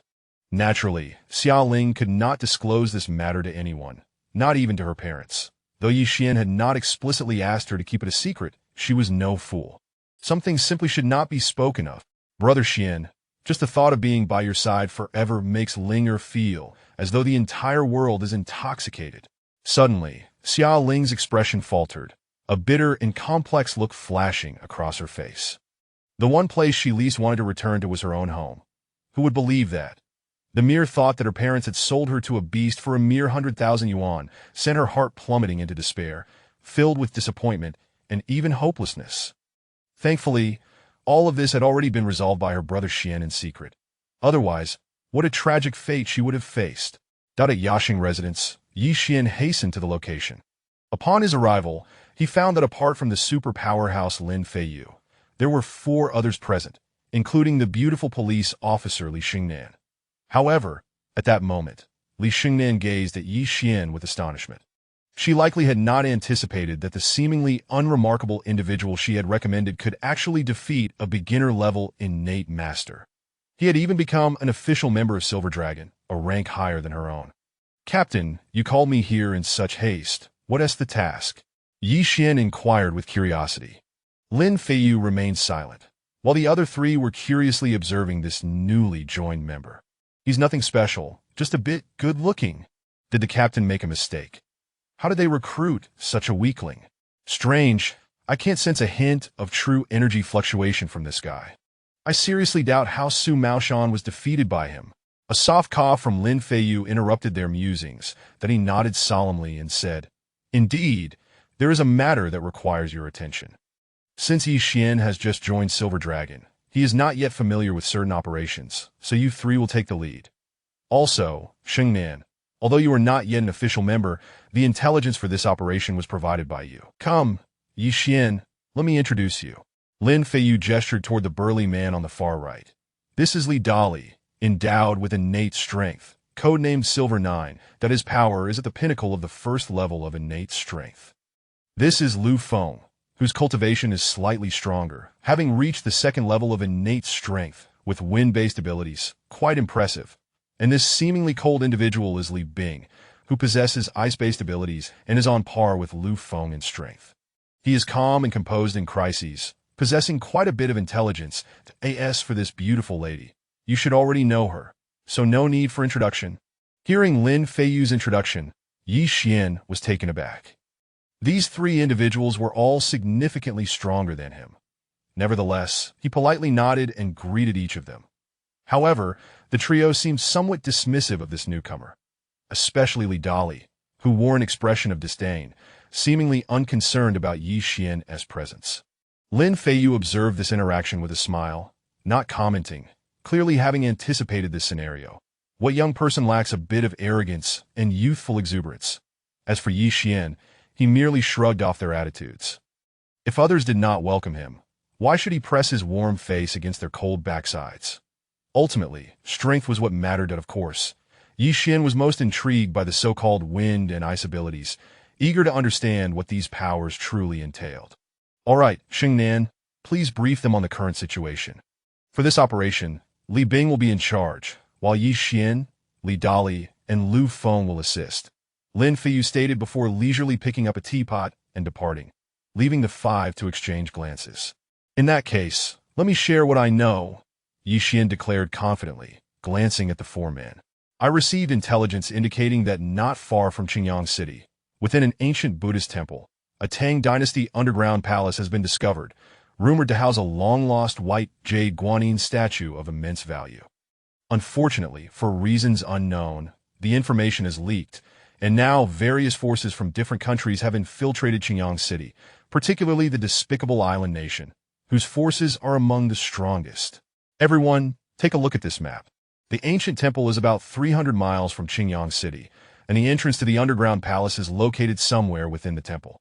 Our task is to enter ahead of these forces and locate the white jade guanyin statue. Does anyone have any questions?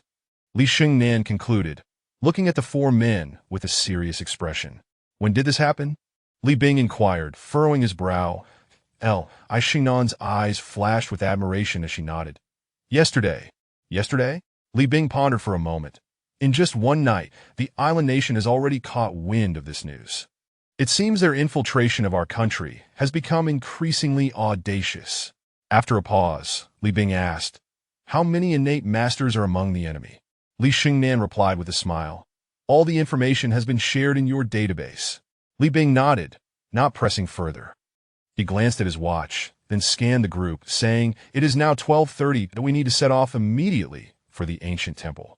He paused, casting a meaningful glance at Ye Xuan. Since Captain Lin, Li Bing nodded in satisfaction, waving his hand. "All right, let us head out right away. We need to arrive there by 1:30. On the way, we should ascertain the enemy's strengths, lest we find ourselves ambushed without realizing it." With that, he strode out of the courtyard. Soon, Li Dali and Lu Feng followed suit, leaving only Li Xingnan and Ye Xuan in the yard. Number 13. Impressive. I didn't expect, he shrugged nonchalantly, responding with a hint of arrogance. "What can I say? It's hard not to stand out when you're this cool, huh?" Li Xingnan shot him a disdainful look before asking, "By the way, do you have a car?" "Let us go. I don't have one right now, so I'll just hitch a ride with you." "A car?" Ye Xuan was once again bewildered. "When did I get a car?" "What, you don't want to take me? Is that it?" Li Xingnan shot him a fierce glare. "Miss, I don't have a car. The organization mentioned they would provide me with one, but I haven't received it yet." Ye Xuan replied, looking quite frustrated, wondering if he had been duped. P.S. "Dear friends, where are the votes? I can't seem to find them. Please lend a bit of support. I'm deeply grateful." Writing ice into easy. Chapter 70. Foreboding at the ancient Buddha temple. Upon hearing Ye Xuan's words, Li Xingnan couldn't help but roll her eyes. How could this guy be so clueless, utterly unaware of anything? Had he not gone to retrieve the car? Although the price was somewhat low, at just over 500,000, the performance in various aspects of the vehicle could hardly be compared to that of a luxury sedan. How could he not know this, given that it was intended for internal use? "Kid, your car is parked right at your doorstep. Who told you not to be home last night?" At that moment, Lin Feiyu's voice drifted in from the backyard. "Now you should believe it, right?" Ye Xuan shrugged innocently, as if to convey that it wasn't that he didn't want to take him along, but rather that he genuinely had no idea he had a car. Cough, cough. Unexpectedly, he had a car now. The rapid turnaround was almost too much to fathom. Ye Xuan thought to himself with a hint of mischief. The two quickly arrived at Wulapu and indeed spotted a black SUV parked in front. Hey. Gazing at the imposing sight of the vehicle, Ye Xuan couldn't help but stroke his chin, marveling at it. From the very first glance, he had fallen in love with the car.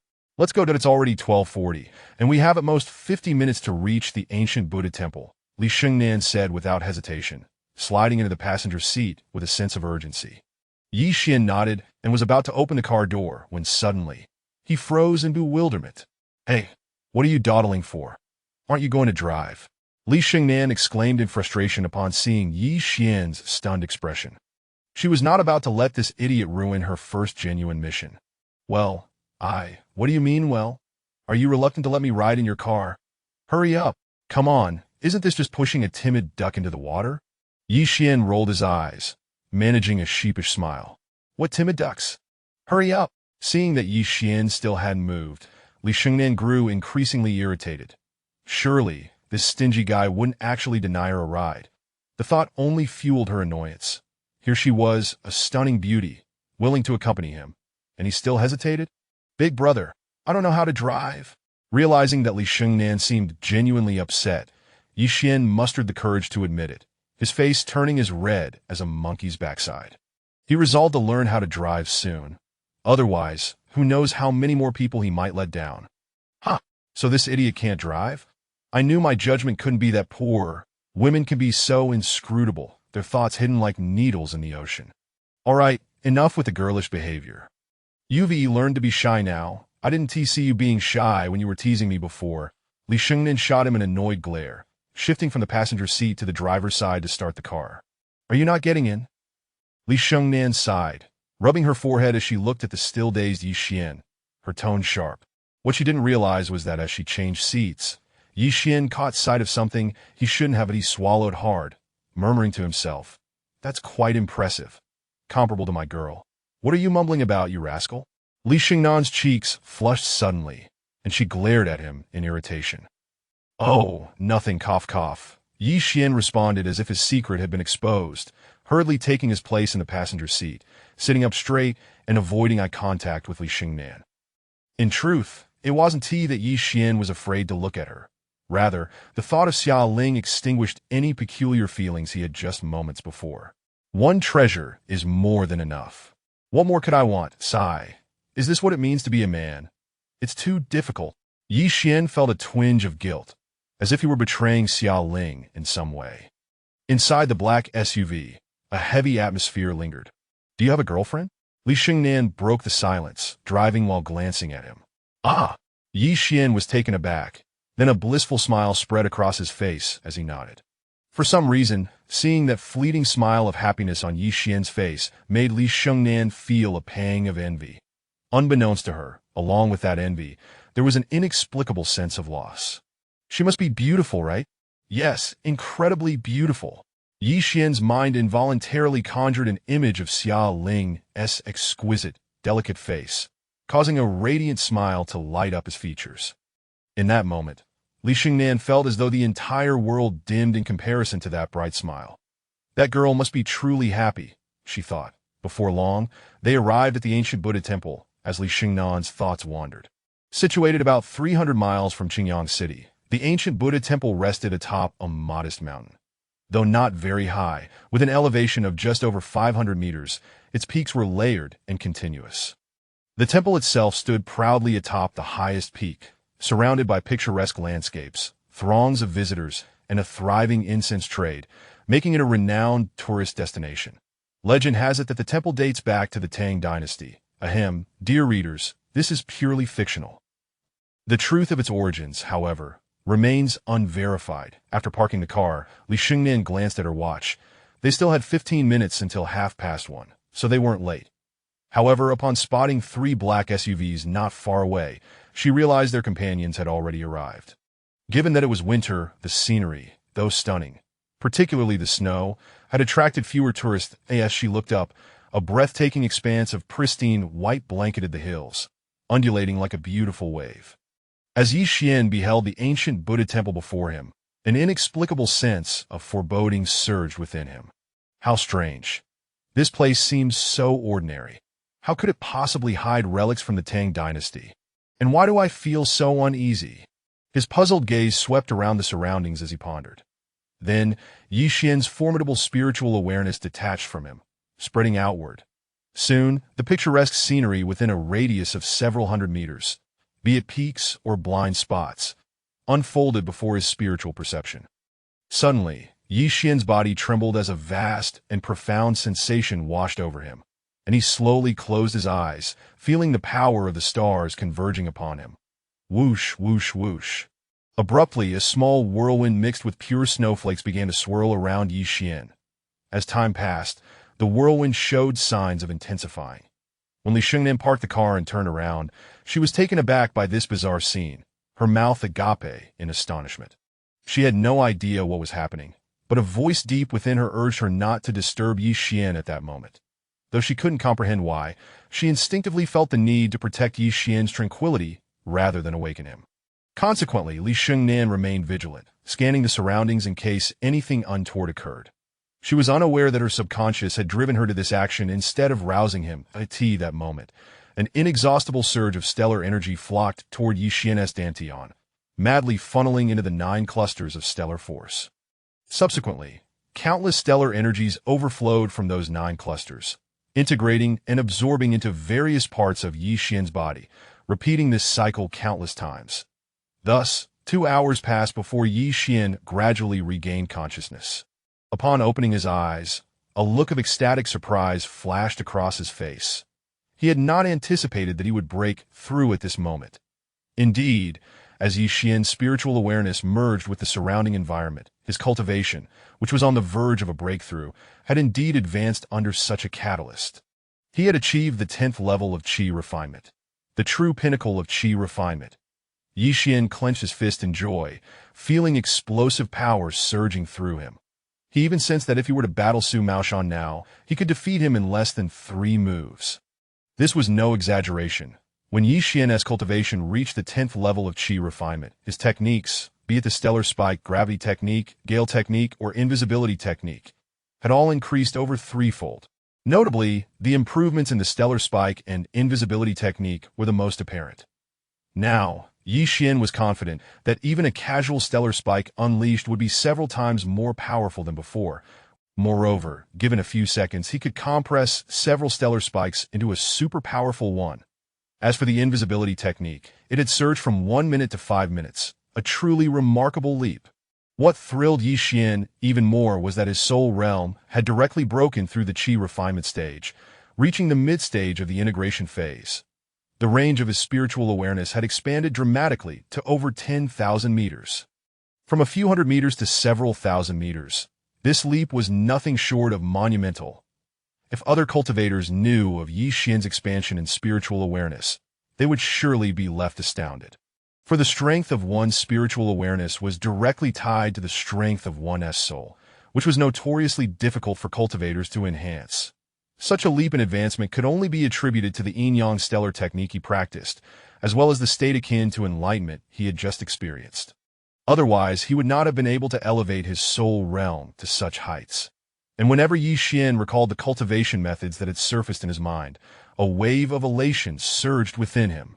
This foretold that he would soon reach the integration phase, signifying the innate realm that at that point, he would possess a flame that could only be harnessed through the yin-yang stellar technique, Dan Fire. Then he would be able to concoct various magical treasures or elixirs. Thus, his strength would experience a substantial leap once again. Dan Fire was not something that could be mastered in the integration phase, nor could it be grasped in the Qi building phase. It could only be wielded by the immensely powerful Golden Core stage. The fact that Ye Xuan could possess Dan Fire in the integration phase underscored just how extraordinary his cultivation technique was. Ye Xuan also learned that the realms following Qi refinement were the integration phase and the Qi building phase, which corresponded to the innate triple heaven and the innate 6 heavens, respectively. After briefly reviewing the techniques in his mind, Ye Xuan finally calmed his excited heart. You fool! Do you realize that because of you, we've wasted so much time? If the mission fails, can you take responsibility for it? Just as Ye Xuan had awoken, a rough voice filled with fury rang out. Chapter 71. Madness and Suggestions. Ye Xuan furrowed his brow, the joy he had just experienced dissipating entirely in the wake of that angry rebuke. Enough. Number 9. You should refrain from speaking too much. Clearly, something has transpired with Ye Xuan. At this moment, Li Bing, unusually, shot a glare at Li Dali and addressed Ye Xuan. If the mission encounters issues, can this little brat bear the responsibility? Although Li Dali restrained himself under Li Bing's admonition, he still cast a disdainful glance at Ye Xuan, snorting coldly. I sincerely apologize. I did not anticipate a breakthrough in my cultivation at this time. Truly sorry. Ye Xuan, aware of his shortcomings, cast an apologetic glance at Li Bing and the others, but notably avoided looking at Li Dali. It was evident that Li Dali sensed the provocation in Ye Xuan's gaze and was ready to erupt in anger. Enough! Li Bing interjected sharply upon noticing Li Dali's impending tirade, causing the already frigid air around them to grow even colder. Feeling the weight of Li Bing's formidable presence, Ye Xuan's eyes flickered momentarily as he regarded Li Bing thoughtfully. As for Li Dali, his eyelids twitched nervously, casting a wary glance at Li Bing before falling silent. Lu Feng and Li Xingnan chose to remain silent, realizing that at this juncture, aiding anyone would be ill-advised, and it was better to let the leader, Li Bing, handle the situation. After all, he was the appointed leader of this expedition, was he not? I apologize, Number 13. Number 9 has this temperament. He is quite a decent person, albeit a bit cold on the outside yet warm within. You'll get used to it. Li Bing played the peacemaker at this moment. Ye Xuan was somewhat taken aback by Li Bing's sudden shift in demeanor, wondering how this man, known for his icy disposition, could so abruptly reverse his attitude towards him. Not only Ye Xuan was surprised, the others shared their astonishment, glancing at Li Bing. When did this so-called ice block man become a warm-hearted individual? Sensing the gazes upon him, Li Bing inwardly smiled wryly, thinking that if they could perceive the immense mysterious power emanating from number 13, they would understand the reason behind his change of heart. The leader is indeed worthy of his title. His insight remains as sharp as ever. This time, we may have stumbled upon a treasure for our Silver Dragon team. Li Bing sighed, his thoughts complicated. All right, let us proceed swiftly, that we were meant to arrive here by 1:30, and now it is already 3:30.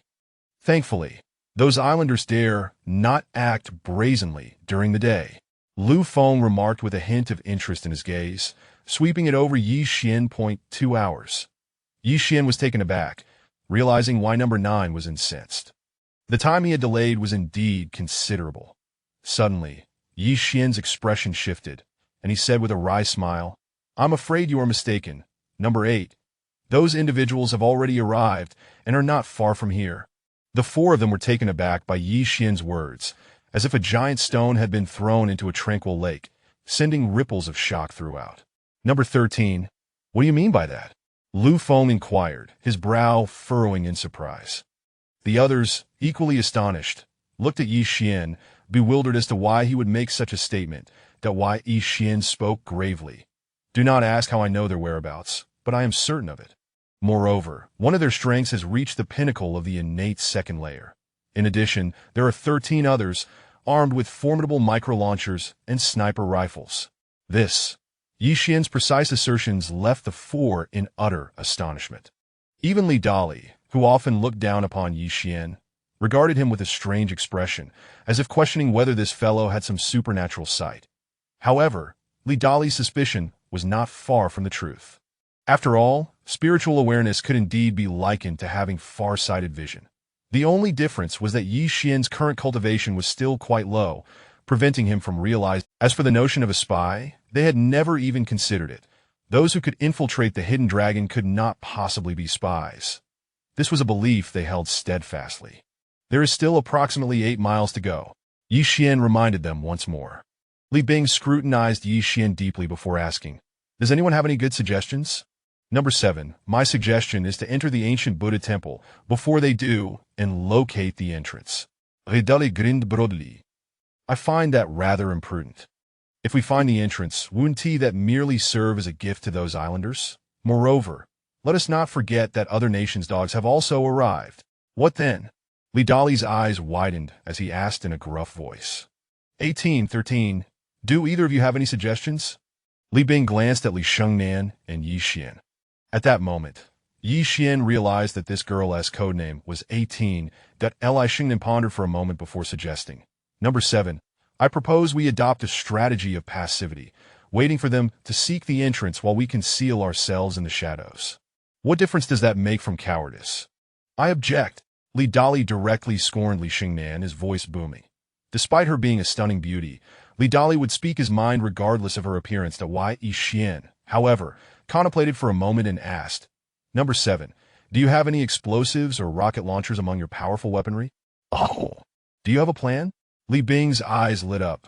While I wouldn't say I have a definitive plan, I can certainly provide them with a harsh lesson.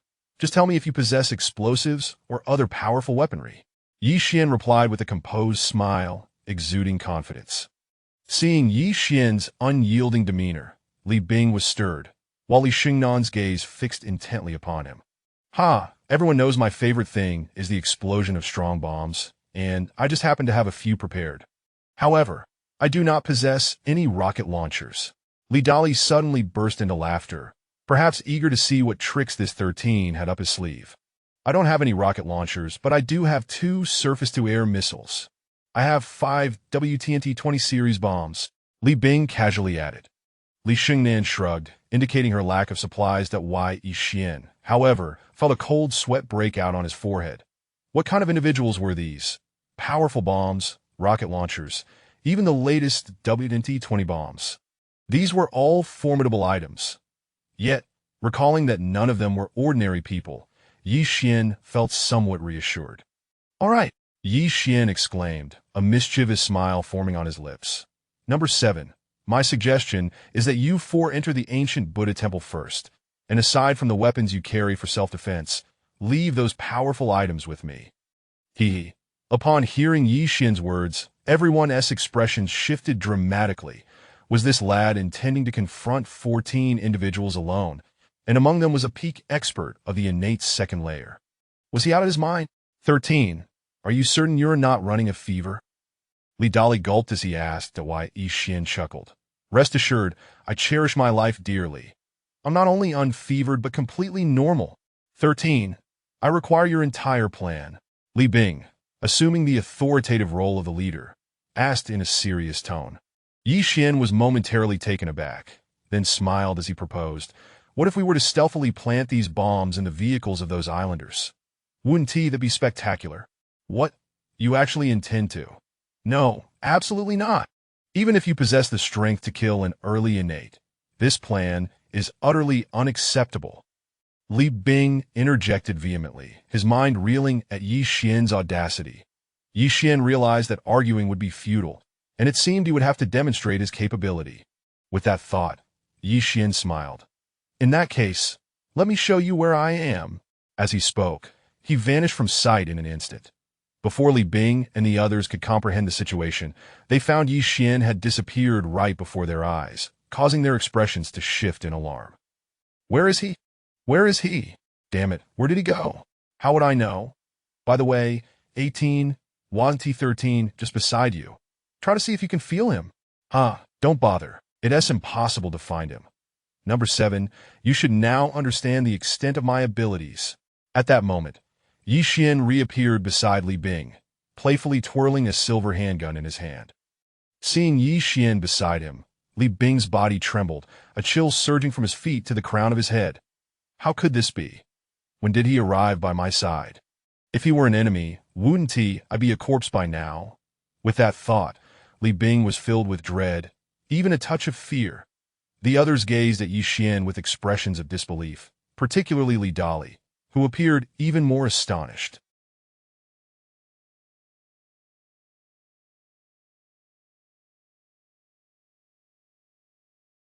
At that moment, Li Dali felt immense gratitude towards Li Bing. Had Li Bing not just scolded him, he might have considered turning against this mysterious thing. Thinking about Ye Xuan's incredible stealth abilities sent a shiver down Li Dali's spine. All right, since 13 possesses such an extraordinary ability to become invisible, I approve your suggestion. After a moment, Li Bing cast a deep glance at Ye Xuan, his tone somewhat begrudging. I concur. Agreed. You. Be careful. Unsurprisingly, the last statement came from Li Xingnan. Rest assured. Ye Xuan replied with a gentle smile before urging, let us leave this place swiftly. And please hand over your weapons to me. Also, I hope you can keep this matter confidential. The group nodded, retrieving the previously agreed-upon weapons and handing them all over to Ye Xuan before they set off toward the ancient Buddha temple. I will wait for you up top. At last, Li Xingnan's cheeks flushed slightly as she cast a shy glance at Ye Xuan, whispering her words before hastily running off to catch up with the others ahead. Ye Xuan awkwardly scratched his nose, watching her graceful figure depart before turning away to intercept the islanders' convoy. Islanders, today I shall have a proper encounter with you scoundrels. Let us see if you dare to act brazenly on my homeland any longer. Ha! Chapter 72. Boom, boom, boom. Ye Xuan's plan was remarkably simple. Leveraging his formidable invisibility technique, he aimed to approach the convoy of the island nation pigs and then hurl powerful explosives into their vehicles, thereby sending them to meet their emperor. This plan could hardly be deemed anything but insane. Indeed, it risked his very life. However, it was predicated on the fact that Ye Xuan possessed the invisibility skills of a cultivator, specifically one mediated by stellar forces, thus rendering the peril significantly diminished, despite the apparent madness of the scheme. These foolish pigs from China really believe their secrecy is impeccable, but they are utterly oblivious to the omniscience of our great Japanese empire. A man clad in black within an unremarkable jeep cackled. Yamamoto-kun, how could such a despicable and grotesque nation like China ever compare to us? This time, the white jade guanine is as good as ours. Indeed, haha, it is undoubtedly ours. Nonetheless, we must exercise caution. Although the Chinese are vile and ugly, there are still a few exceptionally formidable masters among them. Yamamoto-kun, can anyone truly surpass your prowess? You are the pinnacle of our Yamaguchi-gumi, akin to a supermaster of the innate second layer. With a mere wave of your hand, you could obliterate an entire city of those Chinese pigs, couldn't you? Perhaps due to their need to conceal their whereabouts, the island nation pigs spoke in clumsy Mandarin, making it relatively easy for Ye Xuan to comprehend. Hidden in the shadows, Ye Xuan scoffed at their arrogant proclamations. How dare a mere, innate second-layer master exhibit such hubris? Just the leader of the Silver Dragon group, Lin Fiyu, could extinguish several of these wretched beings with a single finger, let alone annihilate a city with a mere gesture. Did they truly believe that the vast land of China was a nation of trifling beings? Today, I shall test just how powerful you island nation pigs truly are.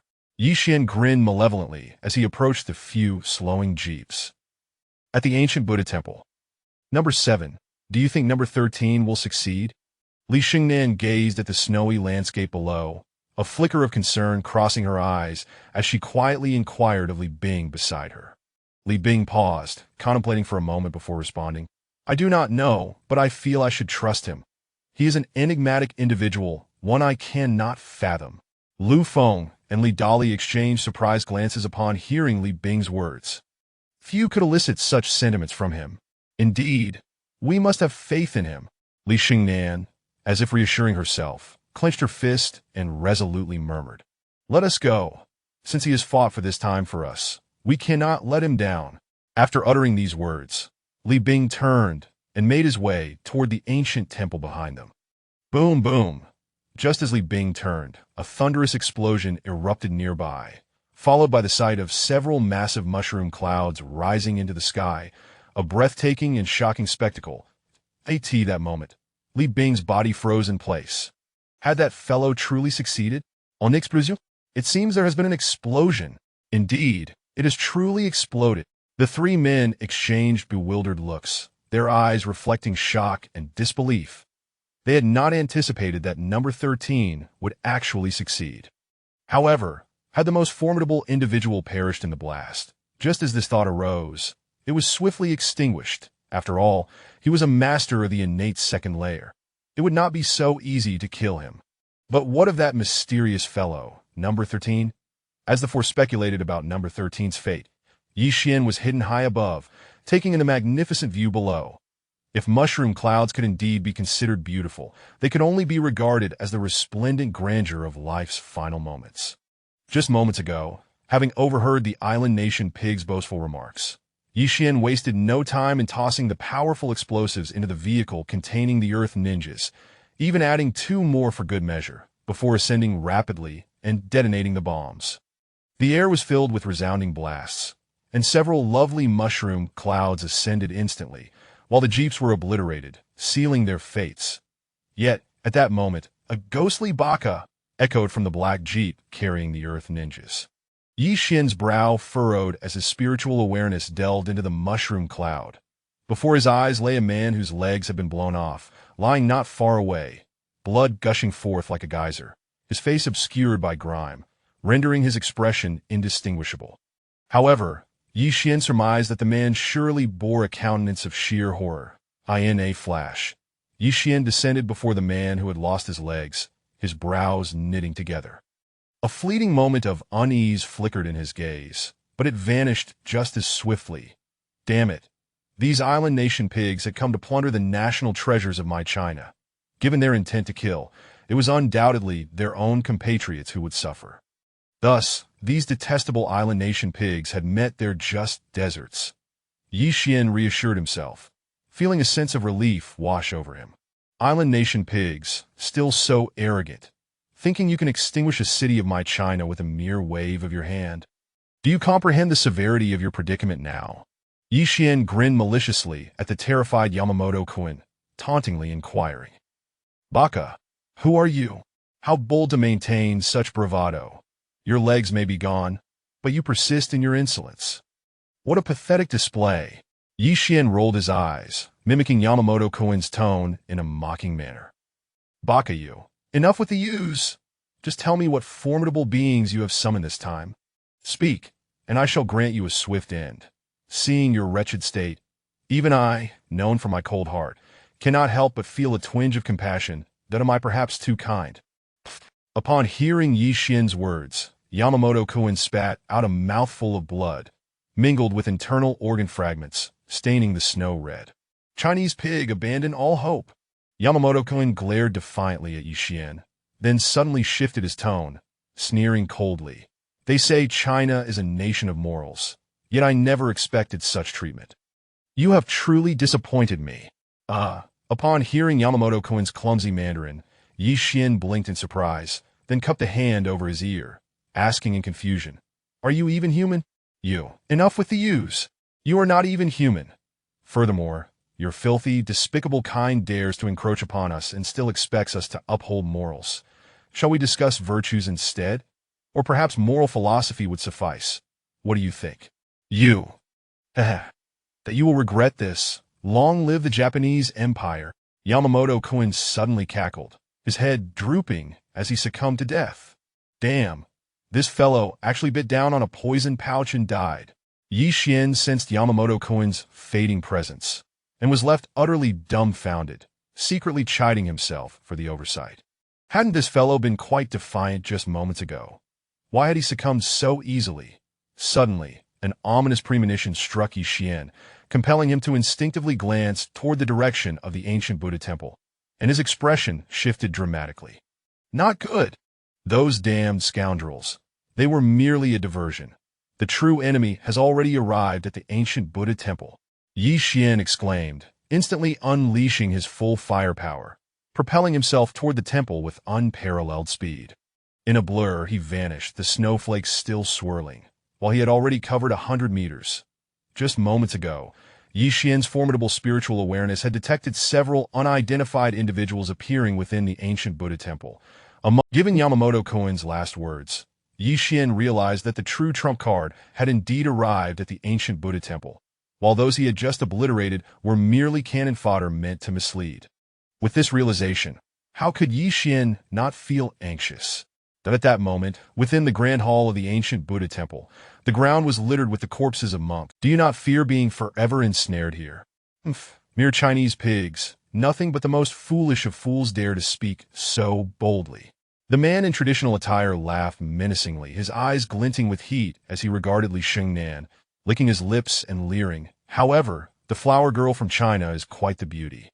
How about this? If you agree to hand over this flower girl, I shall spare your lives. What say you? Beast! The hot-tempered Li Dali roared in indignation.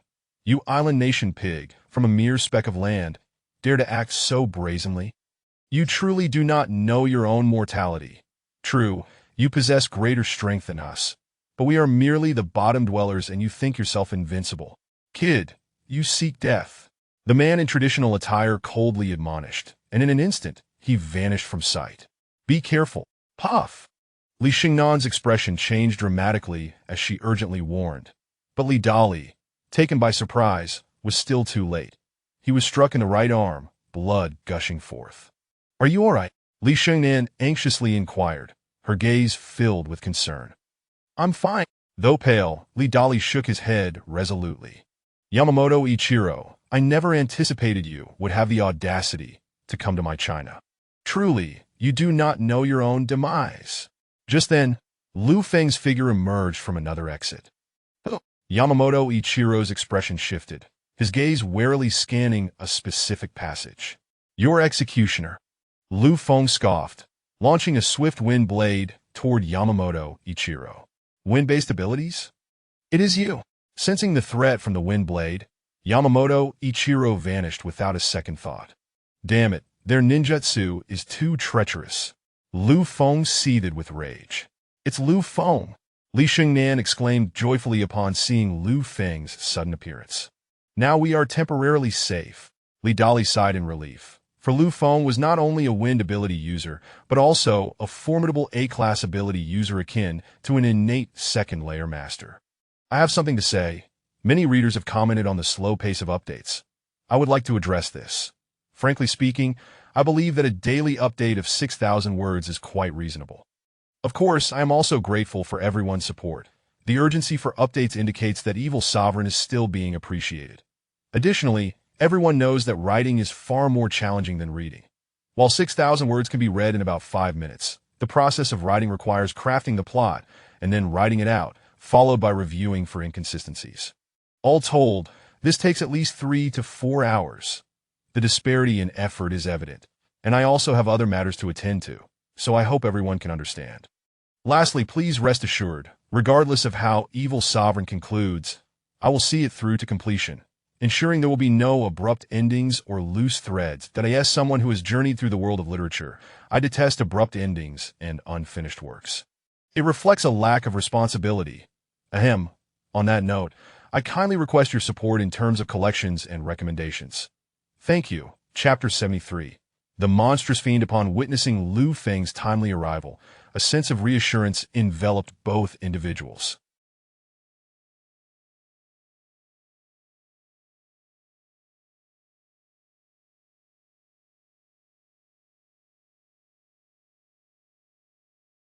After all, Lu Feng was an innate level 2 wind elementalist.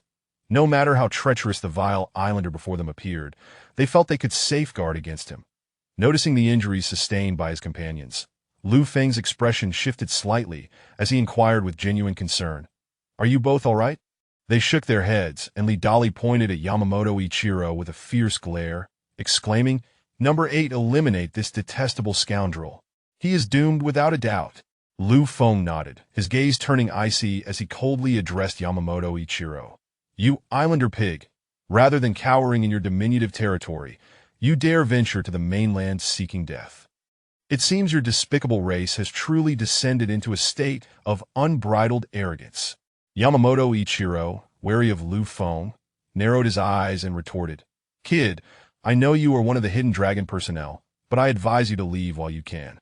Otherwise, when our forces arrive, death will be your inevitable fate." "Haha, are you referring to those 14 islander pigs? Did you not hear the sounds of the explosion? Indeed, those 14 islander pigs have already met your emperor, so abandon your futile hopes."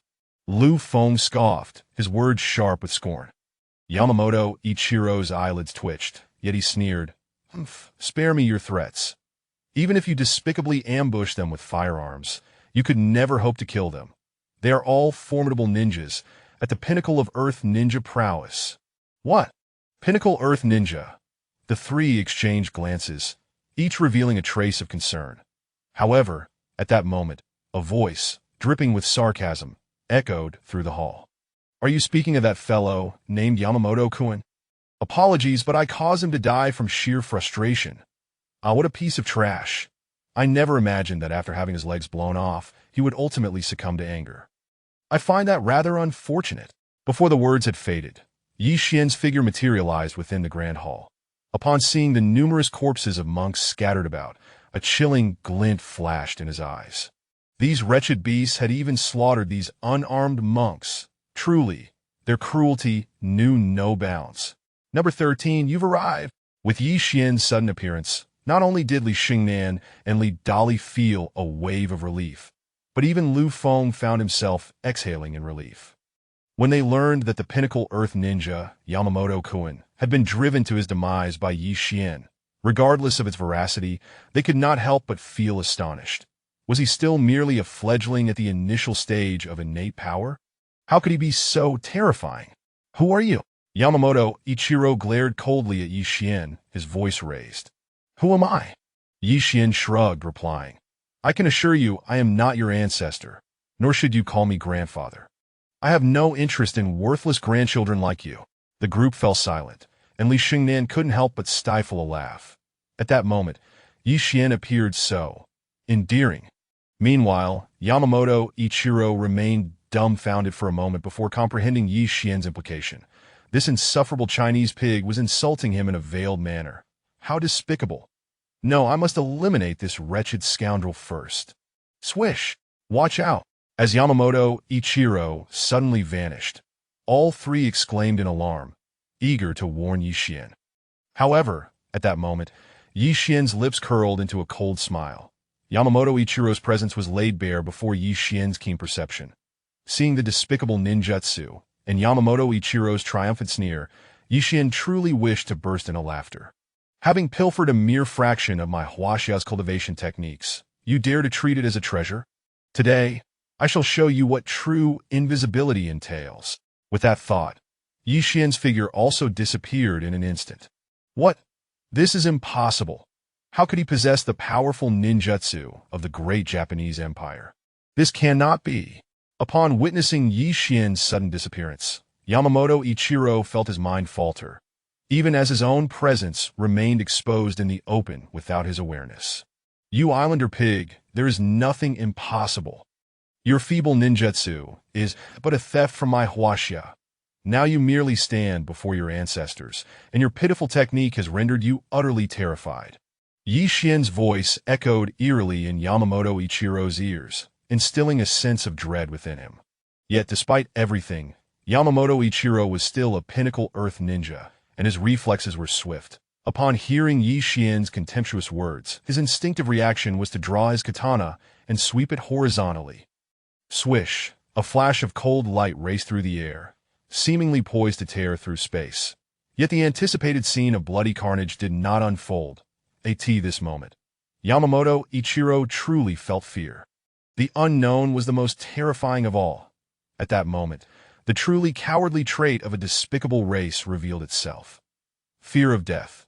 Yamamoto Ichiro stumbled, feigning an advance towards Li Xingnan and Li Dali, but in reality, he merely leaned slightly before darting toward the hall's exit. Coward! As Yamamoto Ichiro's figure became visible, everyone had already taken note. Thus, when he made his escape, they couldn't help but hurl insults, while Lu Feng dashed after him. Suddenly, Lu Feng's body came to an abrupt halt, disbelief etched upon his face, and Li Xingnan and Li Dali were equally stunned. Just as Yamamoto Ichiro was about to flee, his body trembled, and he not only ceased his escape, but collapsed to the ground with a resounding thud, blood gushing from his mouth like a flowing stream, his life force extinguishing rapidly. What on earth is happening? Could this fellow have suffered a cerebral hemorrhage? Did he succumb due to excitement at such a critical moment? Or was there some terrifying presence outside that frightened him to death? No. The three felt an unsettling sensation in their hearts. Could it be that as this thought crossed their minds, they turned to see Ye Xuan lowering his hand, his face slightly pale. Suddenly, a shocking realization emerged within them. Could it be that the islander pig was slain by Ye Xuan? But how could that be possible? At that moment, Ye Xuan sighed inwardly. His cultivation was still insufficient. Merely firing 2 enhanced versions of the star needles, which were compressed from 5-star needles, had depleted at least a third of his celestial power. This left Ye Xuan astonished. Number 13, did you kill him? Lu Feng asked, his voice trembling slightly, betraying his disbelief. Ye Xuan forced a smile. It is exceedingly difficult to slay someone at innate level 2. However, I did not disappoint. Puffed. The three felt a surge of blood rising in their throats. Does this imply that a pinnacle earth ninja was eliminated by a mere fledgling who had yet to reach the innate realm? For a moment, they nearly simultaneously extended their thumbs upward, their eyes reflecting admiration and peculiar awe. This fellow was indeed a prodigy. To dispatch a pinnacle earth ninja while still in the later stages of the acquired realm. Who would believe such a tale? Yet, they believed it, for they had witnessed this miracle with their own eyes. They were completely convinced by Lin Feiyu's earlier claim that Ye Xuan could slay someone at the initial stage of innate power during the later stages of the acquired realm. It was no joke. If he could kill a pinnacle earth ninja, then the initial stage of innate power was nothing to fear. In truth, Ye Xuan's genuine strength was not as formidable as it appeared. The key lay in Yamamoto Ichiro's lack of combat intent. Why Ye Xuan's ability to slay Yamamoto Ichiro was significantly influenced by luck at this moment. The most fortunate individual was undoubtedly Li Dali. Damn, this fellow is a freak. I am relieved I did not offend such a monstrosity. Otherwise, life would be quite difficult moving forward. No, I must apologize for my earlier behavior. I hope this freak can overlook the matter. With this thought, Li Dali awkwardly cleared his throat and said, Ahem, number 13, I hope you can forgive my previous actions. I'm just a simpleton and sometimes I speak without thinking, so, He scratched his head innocently. Did we have any past grievances? I was unaware, Ye Xuan replied with a teasing smile. Li Dali's eyes brightened with gratitude as he looked at Ye Xuan, eager to speak, but Ye Xuan interrupted. All right, number 9, since we are on the same team, we are brothers. And since we are brothers, you understand? With that, Ye Xuan winked that why Ye Xuan was not a petty person. The reason Li Dali had previously looked down on him was solely due to strength. Now that his prowess was revealed, he had earned Li Dali and the others' respect, and thus, it was not a significant matter to Li Dali, along with Lu Feng and Li Xingnan, exchanged glances, deeply moved by Ye Xuan's words of brotherhood. All right, Ye Xuan, from this day forth, you shall be my brother, Li Dali. Li Dali directly called Ye Xuan by his name instead of his code name, showcasing his sincerity. And I too, Lu Feng chimed in with a smile. Though I am a woman, I count myself as well. Li Xingnan regarded Ye Xuan with a peculiar gaze, her face slightly flushed as she nodded, asserting her equality in strength. Though the three said little, the debt of gratitude for Ye Xuan's life-saving intervention was firmly etched in their hearts. Without Ye Xuan's timely arrival, at least one or two of them would have surely perished. Ahem. Ye Xuan cleared his throat. He had not anticipated that a simple remark would elicit such a profound reaction, which caught him off guard. Nevertheless, Ye Xuan felt a warmth in his heart, a burgeoning sentiment of friendship brewing within. I see you both are injured. You should promptly tend to your wounds that it is likely we will face a hard battle soon, Ye Xuan suggested, eager to redirect the conversation upon noticing their injuries. Right. The wounds may not be deep, but they still require attention. Lu Feng, momentarily taken aback, quickly retrieved some antiseptic and bandages from his backpack, skillfully tending to Li Dali's injuries. Hey, are you made of wood? Don't you see that this young lady needs assistance? Noticing Ye Xuan lost in thought, Li Xingnan huffed in annoyance. Oh, my apologies. I was just checking for any potential enemies nearby, which caused me to forget about you. I'm sorry. Ye Xuan scratched his head awkwardly, feeling a bit sheepish as he moved closer, that Li Xingnan rolled her eyes, shooting him an indignant glance. Can you come up with a more pathetic excuse? If daydreaming counts as scouting for enemies, then could I not sleep and also ponder national affairs? Meanwhile, Lu Feng and Li Dali observed Ye Xuan, who had just exuded confidence, now acting completely different under Li Xingnan's playful rebuke, and they exchanged knowing smiles. As they gazed at the bashful Li Xingnan, the two men wore expressions that only men could understand. That I have something to say. Many readers have commented on the slow updates, so I want to clarify that, honestly, I believe that a daily update of 6,000 words is quite reasonable. Of course, I also appreciate everyone's support. The urgency for updates indicates that the story is still well received. Furthermore, everyone understands that writing is challenging while reading is simple. Reading 6,000 words takes at most 5 minutes, but writing requires crafting the plot, and once completed, I must also review it for any inconsistencies. Altogether, this process takes at least 3 to 4 hours. The disparity is evident, and as Night Kiss has other matters to attend to, I hope everyone can understand. Lastly, please rest assured that regardless of the final outcome of the story, I will certainly complete it. I detest abrupt endings and incomplete narratives, which is a sign of irresponsibility. Finally, may I request some collections and recommendations? Thank you.